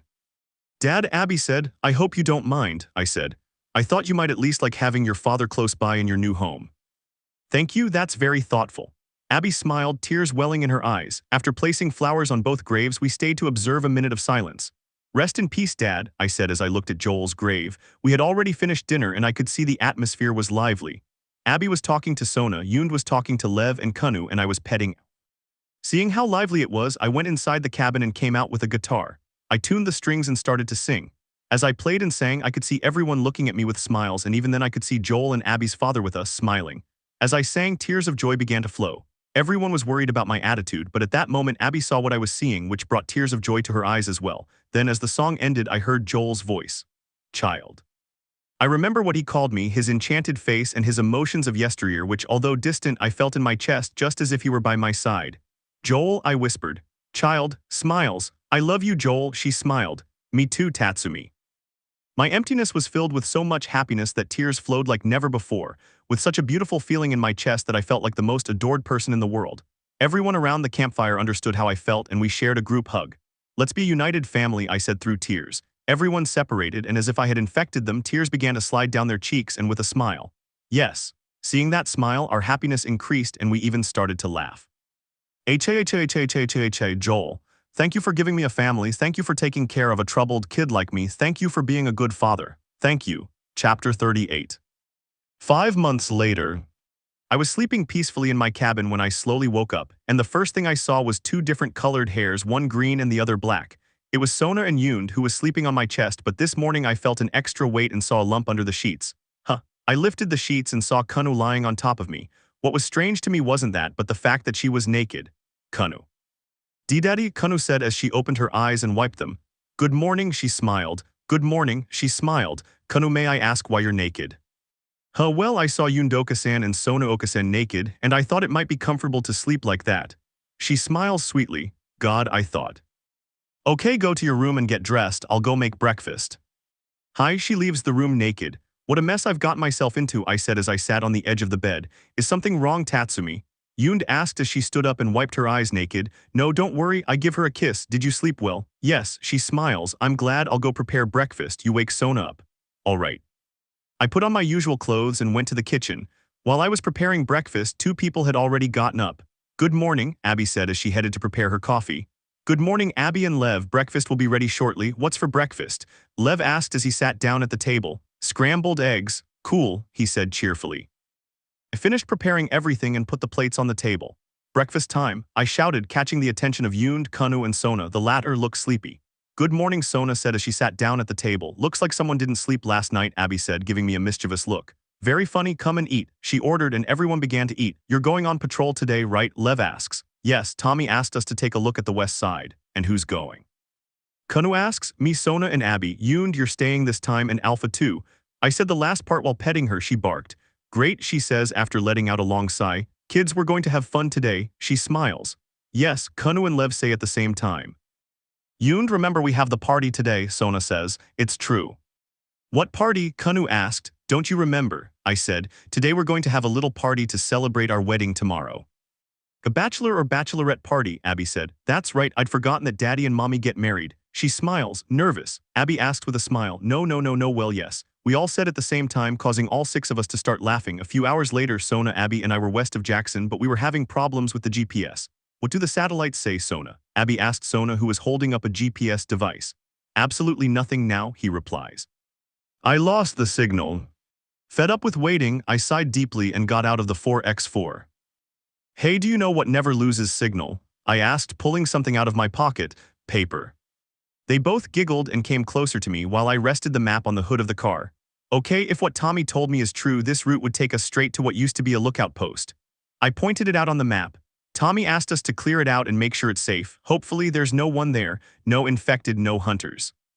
Let's get going, Abby suggested as she climbed into the back of the 4x4. Okay, Sona agreed, getting into the passenger seat. Okay, I agreed as I started the car and began driving. We drove through the forest. It was a hot day but pleasant enough to go for a hike. Look, tire tracks, they're fresh. Point. Someone's already been here. And how did you get this car? Abby asked, looking at me. Tatsumi insisted on getting a 4x4 with a winch, Sona replied. So you preferred the winch instead of the suspension, Abby said. I see. Hey, it's important. Off-road, the path can be muddy like it was recently, I defended myself. I bet we got through all of this without using the winch, Abby said, flashing a defiant smile. I accept, I smiled. After continuing our journey, we reached a very steep road that was blocked by mud. I got out of the car, grabbed the winch, and climbed up the side of the slope that wasn't muddy. I hooked it to a tree, and thanks to that, we were able to get up. Ha ha. You see, Abby, a totally useful winch, isn't it? Okay, I'll pay my bet later. Yufufu, Sona laughs. We continued moving forward until we could see in the distance the lookout post that Tommy mentioned. We were going to approach it, but I stopped when I saw hunters in that place. Shit, stop. Abby suddenly exclaimed. I see people. I see them, Sona said, looking through binoculars. Thugs are lurking around, I said. Are they hunters? Abby asks. Yes, Sona replied. Damn, what's the plan? Well, we can't let them be so close to the village, so. Should we kill them? Abby asks. You read my mind, he smiled. Let's do it. Sona smiles as she puts on her glasses. I left the car behind a rock so the hunters wouldn't see it. The three of us slowly advanced along the side, able to see two hunters chatting amongst themselves. Come on, comrades, it's a long, hot day and there's a lot to do. The boss must be pleased when he arrives. If you see any tourists, shoot them. They'll learn their lesson. I expect to see a few of them take care of. When was the boss coming? He told me over the radio to arrive soon, but he doesn't know exactly when yet. Without letting them continue talking, I approached the first hunter, breaking his neck. His companion turned around, but Abby grabbed him in time, causing him the same. Let's see if we can keep this up, Sona whispered, hiding in the tall grass. We circled the outpost and I stayed behind a wall while the girls continued hiding in the grass. A hunter approached them, but Sona grabbed him tightly, covering his mouth and plunged her knife into his neck. We have 2 casualties here, I announced one of them. Is anyone here? I want the search to begin. At least they don't know where we are, I whispered. Don't let them see us. The 3 of us approached the watchtower, silently eliminating the hunters. Hey, you found something, can you hear me? One of them said, approaching where there was a corpse. Oh shit, I'll take out another one, get out of there, idiot. Quickly, while the man was looking at a body, I approached from behind and began to strangle him until I broke his neck. Is everyone here? Sona asks. Yes, I think, but I was interrupted by the sound of an approaching truck. Shit, hide. We quickly returned to our previous hiding place and saw more hunters emerge from the truck. Search the place. And if you find anyone, I want them dead. One of them said, yes. His colleagues replied, shit, I whispered. They haven't seen us yet, let's take advantage of that. The 3 of us slipped away through the tall grass and Abby and I grabbed 2 hunters in front of us, snapping their necks without hesitation. Sona approached the one in front of us and plunged her knife into his neck. Unfortunately, a hunter saw us and started shooting at us, alerting his companions. Shoot, there are 3 of them. With no other options, we began a shootout that lasted no more than a few minutes where we ended up killing all the hunters. Okay, I think that's it. I said, yes. I hope there aren't any more, Abby said. Tell Tommy and let's go back. Yes, I affirmed, picking up the radio. Tommy, can you hear me? This is Tatsumi. I'm listening. We've cleared the lookout post on the west side. There were some hunters there, but they're dead now. Great. I'll send a team to that place. You guys come back and get ready for the party. Okay? She smiled and put the radio away. Echo, he said to go back and get ready for the party. I really want a nice cold beer, Abby said, stretching out both arms. This time I'll buy the first round, I said, eliciting a hooray. From Sona and Abby. As soon as we finished the job Tommy had given us, we were already back home, but this time I was outside Seth's bar. I was waiting for the girls who were getting ready at Elna's house. I was wearing something a little more formal. The party had already started, but the girls hadn't arrived yet until I heard Yoon's voice. Tatsumi, I'm sorry for making you wait, she said, blushing and giving a small smile. Yoon, you look very beautiful, I said as I approached her and kissed her. Thank you, you look handsome too. Thank you, and Sona, here I am. I looked ahead and saw Sona wearing a beautiful blue dress. When she realized I was staring, I thought something was wrong. Tatsumi, is something the matter? Do I look bad? On the contrary, he smiled and wrapped his hands around her waist. You look beautiful, he kissed her. Thank you, she blushes and smiles. I did a good job, don't you think? Elna said, wearing a red dress. Yes, I'm glad to see you, Okasan. I hug her. Is everything all right? Yes, it's exhausting. But today we're not here to talk about me, today we're going to enjoy the party, she says, sounding cheerful. That's right, let's go. I said as I looked at Yoon and Sona, who nodded with a smile as each took one of my arms. We entered the venue and could see how lively the place was. People were dancing, laughing, or drinking. As we walked through the bar, many people congratulated us on our wedding until we reached the table at the back. Maria, Tommy, Abby, Lev, Jesse, and Tsubaki were sitting there. The latter two had gotten married a few months prior and had a son named JJ. Hey friends, how's everything? I said as I looked at the six of them, who immediately greeted us. Tatsumi, it's good to see you. Congratulations on the wedding, you finally took the plunge, huh? Jesse said mischievously. Yeah, I shouted, at which point Jesse and I began to give our greeting. After our greeting, we ordered the first round from Seth and began to enjoy the party. Chapter 39, the next morning. At that moment I was standing before an altar in the church in Jackson, and today is finally my wedding day. Tommy was behind the altar. He is the father at my request, while Elna was by my side since I asked her to be my maid of honor and Jesse my best man. God, I'm sweating too much, I said as I grabbed a tissue and dried my hands. Relax, Tatsumi, nothing bad is going to happen, Abby said from the seats. Yes, I know, but I can't help getting nervous. Don't worry. At that moment the church doors opened and the first to arrive was Yoon, who was wearing a white dress, long in the back and short in the front so that she could walk freely. Next would be Sona, who would also be wearing a white dress the same as Yoon's, long in the back and short in the front. As I watched the two of them slowly walk down the aisle, I couldn't stop tears of joy from welling up. They noticed my reaction and blushed until we reached the altar where I took both of their hands. You both look beautiful. I smiled. You look very handsome too, don't you? Sona smiles as she looks at Yoon. Yes. Yoon smiles. Today, ladies and gentlemen, we are gathered here to unite this man and his two brides, Tommy began, until he reached the part about the rings. Tatsumi, please, the rings. Of course, she smiled. Please have Kanu and Lev bring the rings. Everyone knew Kanu and Lev were going to bring the rings, so they all watched the door. But no one came out and I was getting worried, but I knew someone would open it. Everyone was happy thinking it was Kanu and Lev, but it was actually a guard from the walls of Jackson who was having very labored breathing. Boss, there's a problem. What's the problem? Tommy asked. They've taken two children. Who? I asked desperately. I don't know, I've never seen them. But they took little Kanu and the other child. Kanu, I whispered. I quickly turned my attention to Abby and she nodded angrily. Without a word, she and I ran out of the church toward the west gate. We left the walls and looked around, hoping they were nearby, but instead I spotted two small boxes on the ground, ones containing the rings. Kanu, Daddy, hearing Kanu's voice, Abby and I ran a few more meters and could see a car driving away from us. Kanu was in the back and was yelling at me, but then a man grabbed him from behind. Kanu. I started running, hoping to catch the car, but unfortunately I tripped and fell to my knees.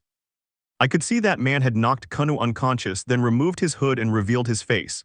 No, it can't be Saji, I said incredulously when I saw Saji looking at me with a sadistic smile. Lev, Abby shouted as she stood beside me, then she saw Saji. Saji, she asked, equally incredulous. Then she watched as the car drove farther and farther away until it was out of sight. Kunou, I screamed desperately, tears streaming down my face, collapsing to my knees in the middle of the road. Kanu. Several hours later, we were in my cabin where everyone was, thinking about what had happened that morning and who those people were. And do we know where they're from? Tommy asks. I saw a Las Vegas sticker on the car, Abby said. They must be from there. Are you sure? Abby nods. Good, we don't know if he's their leader, but we do know that. I interrupt him. Saji is with them. He might be the leader and he's come for revenge, I said, my face serious and worried. If I had killed Saji back then, none of this would have happened, Sona said, putting her hands to her face and beginning to sob. Sona, calm down. I hugged her. It's not your fault. No one could have predicted that Saji would survive and come here. Besides, I should have killed him when I had the chance. So what are you going to do? Jesse asks. Of course we will find them and kill every last one of them. This time there will be no mercy for any of them. I'm in, Abby said. And me, Sona said. Of course me too, Yoon said. Woof. Alpha barks, indicating that he's joining in too. Okay, he smiled slightly. The rest of you will stay here in case they decide to come back. Tommy, will need a car, I asked. Sure, take what you need. But are you sure you don't want us to come with you? We're very confident. This time we won't make any mistakes. He smiled. Quickly after everything was sorted out, Yoon, Sona, Abby, and I gathered our things and were now standing in front of Jackson's door. We were saying goodbye to our friends and family. Be careful, Elna said as she hugged me. Come back safe and sound and bring my granddaughter back. I promise. We stood face to face. Take care, Okasan. I pulled away from her and went to Tommy and Maria, where I hugged them both. We'll try to come back soon. I stepped back from them. Be careful, that's what's important, Maria said. If Joel could see you right now, the man you've become, Tommy says, placing a hand on my shoulder. He'd be so proud of you. He hugs me. Yeah, I know. I pull away from Tommy and walk over to Jesse. Take care, bro. I raise my fist. Oh, come on. When you get back, I'll buy you the first round at Seth's bar and we'll laugh about this. Of course, I said with a smile. After that, we got into the vehicle Tommy lent us and started moving towards the city of Las Vegas in search of Kanu and Lev. Summer. The days passed and we finally reached the outskirts of Las Vegas. At first glance, we saw nothing to indicate that Saji's group had been there, but we didn't give up and decided to enter the city. We eventually came to a road blocked by a sign and trash. Well, the easy way is over, I said as I got out of the car. We'll have to keep walking. Well, that barricade over there, it looks like it was made by humans, don't you think? Sona said as she got out of the car. Huh, well, that's a possibility. Let's look for something that shows a group lives here. When I was with the wolves, we had posters and graffiti all over town. They might have put something up, Abby said. You heard, we'll keep going down this road and see if we find anything. You stay alert in case you hear anything. Of course, she smiles. We crossed the barricade and continued down the street, hoping to find some drawing or something that would identify the group we were facing. At one point, as we walked through the streets, Sona and Alpha were no longer with us. And Sona, I asked. Alpha isn't here either, Yoon said. She was right here a few seconds ago, Sona, Abby shouts. Here, we followed Sona's voice and could see that she was standing in front of the side of a van. That's where Sona had found the logo, but what we didn't expect was that the logo was that of the Vipers. This must be a joke, I said. Snakes, Abby said. Who? Yoon asks. They're a group we met in Santa Barbara. They're crazy, and if Saji is their leader now, well, they're even more insane, aren't they? Yeah, we need to find Kanu and Lev as soon as possible, Sona suggested. Then she noticed a can of used paint next to the van. Alpha sniffed this. The dog obeyed and began to sniff. That's right, girl, find the owner for us, I said. Wow. He started running in one direction. Let's go, I ordered, and we began to follow Alpha. Kanu and Lev will rescue you soon. Chapter 40. We followed Alpha through the streets of Las Vegas, and along the way we didn't encounter any vipers or even any infected, which worried us. But we kept going until we saw a guard post at the end of the street with some vipers. We quickly hid behind some rubble. What do you think? Will this be their main base? I don't think so, Abby said. It must be a small base like the ones we had in Seattle. I think the same, Sona said. There aren't too many, but not enough to be a main base. Okay, then let's do it very discreetly. The five of us emerged from the rubble and moved down the street unseen until we spotted the entrance to the base, which was guarded by two vipers. Abby and I went ahead and positioned ourselves beside them. I quickly grabbed the one in front of me and snapped his neck. I saw Abby do the same. After dealing with those at the entrance, we alerted the others to continue advancing into the base. The base they were guarding appeared to be an old radio, so we assumed that was their communications source. Tatsumi, Yoon whispers. This is an old radio. We could probably destroy it completely and cut off their communications. Yes, I thought the same thing. We're going to split up. Yoon, Sona, and Alpha will go cut off communications. Abby and I will take care of the remaining vipers. We might have to make them talk. Okay, the three of them said at the same time. Sona, Yoon, and Alpha went down another hallway and we went upstairs.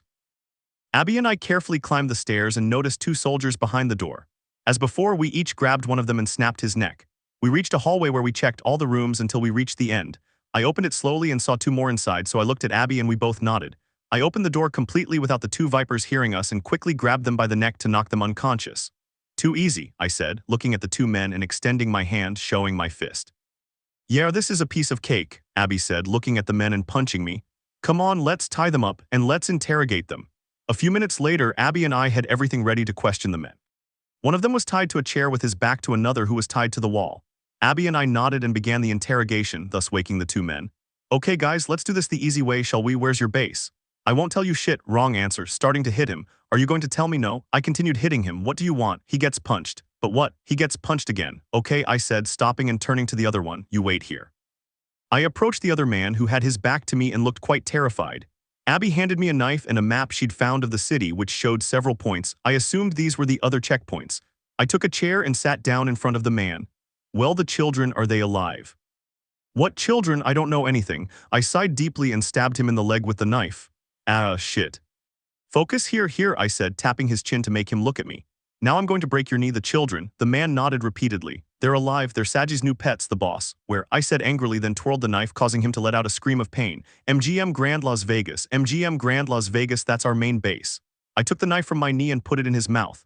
Now you're going to mark it on the map, I said, showing him the map. And it had better be the same spot your friend marks. Mark it. The man obeyed and made a mark on the map, then spat out the knife. It's right there, you can check it. Ask him, come on. I got up from the chair and put the map away, then started walking behind him. He'll tell you, I'm not lying. But without saying a word, I grabbed him by the neck and snapped it. "Screw you, man, he told you what you wanted," the other man said incredulously. "I won't tell you shit." "It's okay," I said. "We believe you," I said as I looked at Abby, who was preparing her fist while I picked up a pipe. Wait. But without letting him speak anymore, Abby and I started beating him until we killed him. After we had finished with the two men, we left the building where Sona, Yund, and Alpha would be waiting for us leaning against a car. "Did you finish?" Sona asked with a smile, knowing what we had done. "Yes, they're at the MGM Grand Las Vegas. The biggest hotel in Las Vegas, that's where the kids are. Did you manage to cut off their communications?" Abby asked. "Piece of cake," Yoon said with a smile. "Now they won't be able to talk to each other anymore." "Okay, look," I said, placing the map on the hood of the car. "Here's the MGM Grand Las Vegas," I pointed. "The other spots must be bases like this. My plan is to destroy the smaller bases and then go after the big one. Destroy their supplies and everything they need, then attack their base when they're undefended," Sona says. "I like it." She smiles. "And now that they have no communications, it's impossible for them to warn the other bases that they're being attacked, right?" Abby says with a smile. "Exactly," he smiled. "It's getting dark. Let's find a shelter where we can spend the night," Yoon said. "Yes, you're right," putting the map away. "Let's find a high place to be safer." The hours passed and night had fallen on the city. Luckily, along the way we found a fairly high hotel where we could see a large part of the city, so we took refuge in one of the rooms. Sona and Yoon had already fallen asleep. "Good night, my darlings," I said, kissing each of them on the forehead and tucking them in. Then I went out onto the terrace and leaned against the railing. "Don't you sleep?" Abby asks as she approaches the railing, a little terrified of heights. "I see your fear is slowly disappearing," I said with a smile, then petted Alpha, who came closer to me. "Well, little by little." He leans on the railing. "Are you worried? And who wouldn't? After all, my daughter is out there with a crazy guy." "I should have killed Saji," Abby said. "How did you meet him?" "Well, you already know it was Firefly," I nodded. "We had the same post in Sun Lake City, but the day when you took Sona, I was assigned somewhere else and Saji came with me." "I see, it's all truly incredible. The fact that, think about it, with everything that's happened to us, right now we should kill each other, but instead we're family." I smiled. "Yes, it has to be said that the children have a lot to do with it." Abby smiles. "A lot, or rather, everything," I said, making Abby and me laugh. After a few seconds we fell silent. "Abby, can I ask you a favor?" "Tell me." "If at some point I can't be with Sona and Yoon and I can't even save Kanu, can I count on you to protect them?" "What are you saying?" "Abby, right now we know someone has to die and I assure you it's going to be Saji, but promise me you'll protect the three of us if I'm not here. Promise me." I promise you." "Thank you," he smiled. "Knowing you're there to protect them makes me feel at ease. They're my life, and if anything happened to one of them, I'd never forgive myself." "Thank you, Abby, you're an amazing person." He stepped away from the railing. "Well, I'm going to get some sleep. Tomorrow's going to be a long day. Good night, Abby." "Yes, good night, Tatsumi," Abby said with a genuine smile, but also with a sad look. "I have a feeling something bad is going to happen," Abby whispered as she watched me sleep next to the girls. The next morning, first thing, we would all be ready to leave. We would be in the dining room of the room where we would be looking at the map. "Okay, if what we're saying about these points being small bases is true, then this is the closest one." He pointed. "So we'll go there and destroy it. We have to be careful, remember, people aren't the only enemy," I said as I put the map away. "You're right about what you say, but didn't you notice that since we entered the city we haven't seen a single infected person?" Sona said. "They might have taken over the whole city," Abby said, crossing her arms. "Although being a fairly large city with many buildings, there should be a few infected people." "Yes, I thought the same thing, but let's not take it too seriously," I said. "Yes, that's true. If there are no infected people, that's one less problem we have to worry about," Yoon said with a smile. "Okay, now that we're ready, let's go." We left our room and went downstairs. Before we left, Yoon came over to check that no one was around and that I hadn't heard anything, but seeing that there was nothing there, we left the building without worry. "Okay, it's clear," I said. We continued down the street, going up a slope, and as we crossed a corner, a large number of Viper soldiers were waiting for us with their weapons raised. "Shit, run." We were going to retreat, but we saw more coming up the slope. I turned around to continue down another street, but it was full of soldiers. Shit. With no other options, the four of us raised our hands and I calmed Alpha down, after which the one who seemed to be the commander of the soldiers began to approach us. "Welcome to Las Vegas, the city of the Vipers. My name is Jeff and I'm the commander of this army. The boss asked us to bring you before him." "Before whom?" "Before Saji," I said angrily. "Why doesn't he come himself and force me to go?" "Take aim," Jeff ordered, and everyone was pointing their guns at our heads. "I think it's best if you don't do anything stupid. Now that everything's settled, come with me." What? Reluctantly, the four of us agreed and began following Saji's entire army. There were almost thousands of them. We continued through the streets until we reached the main base, the MGM Grand Las Vegas. "God," I said, seeing the enormous building and all the Viper guards protecting it. We entered the hotel and as we expected, there were more Viper soldiers. We continued through the hotel, climbing the stairs to the top floor where we found a very large room. The only thing there was a throne in the middle of the room where Saji sat, protected by two enormous bodyguards. As soon as Saji saw us pass through the door, he gave me a sadistic and very unpleasant smile. "Well, look what we have here," Saji shouts. "Welcome to my kingdom, I hope we haven't caused you any trouble. But you must understand that you really screwed us over by destroying our communications." "Saji, where is my daughter?" I shouted. "Your daughter? Ah, those children, bring them in." After Saji gave the order, a door behind the throne opened, revealing a huge cage with Kanu and Lev inside. Upon seeing us, they began to cry tears of joy. "Abby," Lev shouts. "Lev, are you okay?" "Yes, we're fine." "Daddy, mommies," Kanu shouts. "Kanu, don't worry, I'll get you out of here." "Okay, that's enough, take them inside," Saji ordered. Giving the order again, they took away the cage where Kanu and Lev were trying to break it. As soon as I saw the door close, revealing no more of Kanu, I yanked the rope that bound me and approached Saji, where I punched him hard, causing him to spit out a little blood. "Ha, as always you have a good hook." Saji's bodyguards, without any orders, approached me and started beating me. I tried to defend myself, but being smaller, I didn't stand a chance. "Stop, you're going to kill him," Sona shouts. "Tatsumi." Yoon shouts. "That's enough," Saji ordered. The bodyguards stopped. "Come on, follow me, let's go to the rooftop." Following Saji's orders, we began to follow him through the hotel. I was being carried by two men, as I had been badly injured in the beating. After climbing some stairs, we reached the rooftop, from where we headed to the west side of the building. Saji's men threw us to the ground, and as soon as we reached the bank, we could see a huge river below us flooding the entire street. It was also clear that it had a tremendous force. In short, there was a minimal chance of survival if we fell in. "What do you think? Isn't the view beautiful? Stop talking so much and just kill us already," I said. "Oh no," he said, moving both hands to his sides. "I won't kill anyone today, well, maybe one." He smiled. "You know, Tatsumi, from the day I met you in Jackson, I knew you were going to mess with my life someday, but instead, look at me, I'm a king here." He said this last part while stretching out his hands and showing a big smile. "I should have killed you that day in Santa Barbara." "Yes, you're right. You should have done it, but instead you let Sona make the decision." "Wrong decision." "I still can't believe what you've become," Sona says. Sona, I've become a king. I'm the king of Las Vegas. The king of madmen," Yoon says. He glances at Yoon. "I don't know you, though I did notice you're an elf." "Quite surprising, Tatsumi. Not only did you get Sona, but an elf too, but whatever." "So what are you going to do?" I asked. He puts his hand to his chin. "I'm undecided, but I think it's best to kill the one who's always screwed me over." He says this while taking a gun from one of his men. "I've made up my mind," he said as he approached Abby. "Goodbye."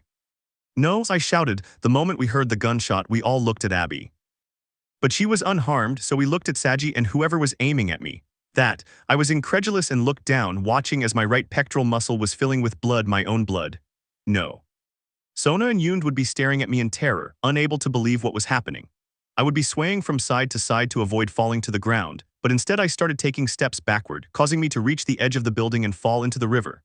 Before falling from the rooftop, I looked one last time at Sona and Yoon, and I could see them starting to cry and shout my name, but at that moment I couldn't hear anything. So I put on a smile, and with the last of my strength I had left, I said, "I love you all." I said that last part before falling, swallowing myself by the water. Tatsum. Sona and Yoon cried out with tears in their eyes as they tried to break free from the grip. Alpha, who was being held by a man, bit his hand and with great speed jumped into the water. Luckily, he was able to help me. "Well, that's a shame. Instead of one, there were two," Saji said as if it were funny. "You son of a bitch." Abby yelled as she broke free from the grip, punching Saji hard. Shortly after, one of the bodyguards punched Abby hard in the face. Then the other put her in a chokehold, pinning her to the ground and tying her up again, this time gagging her with a cloth so she couldn't speak.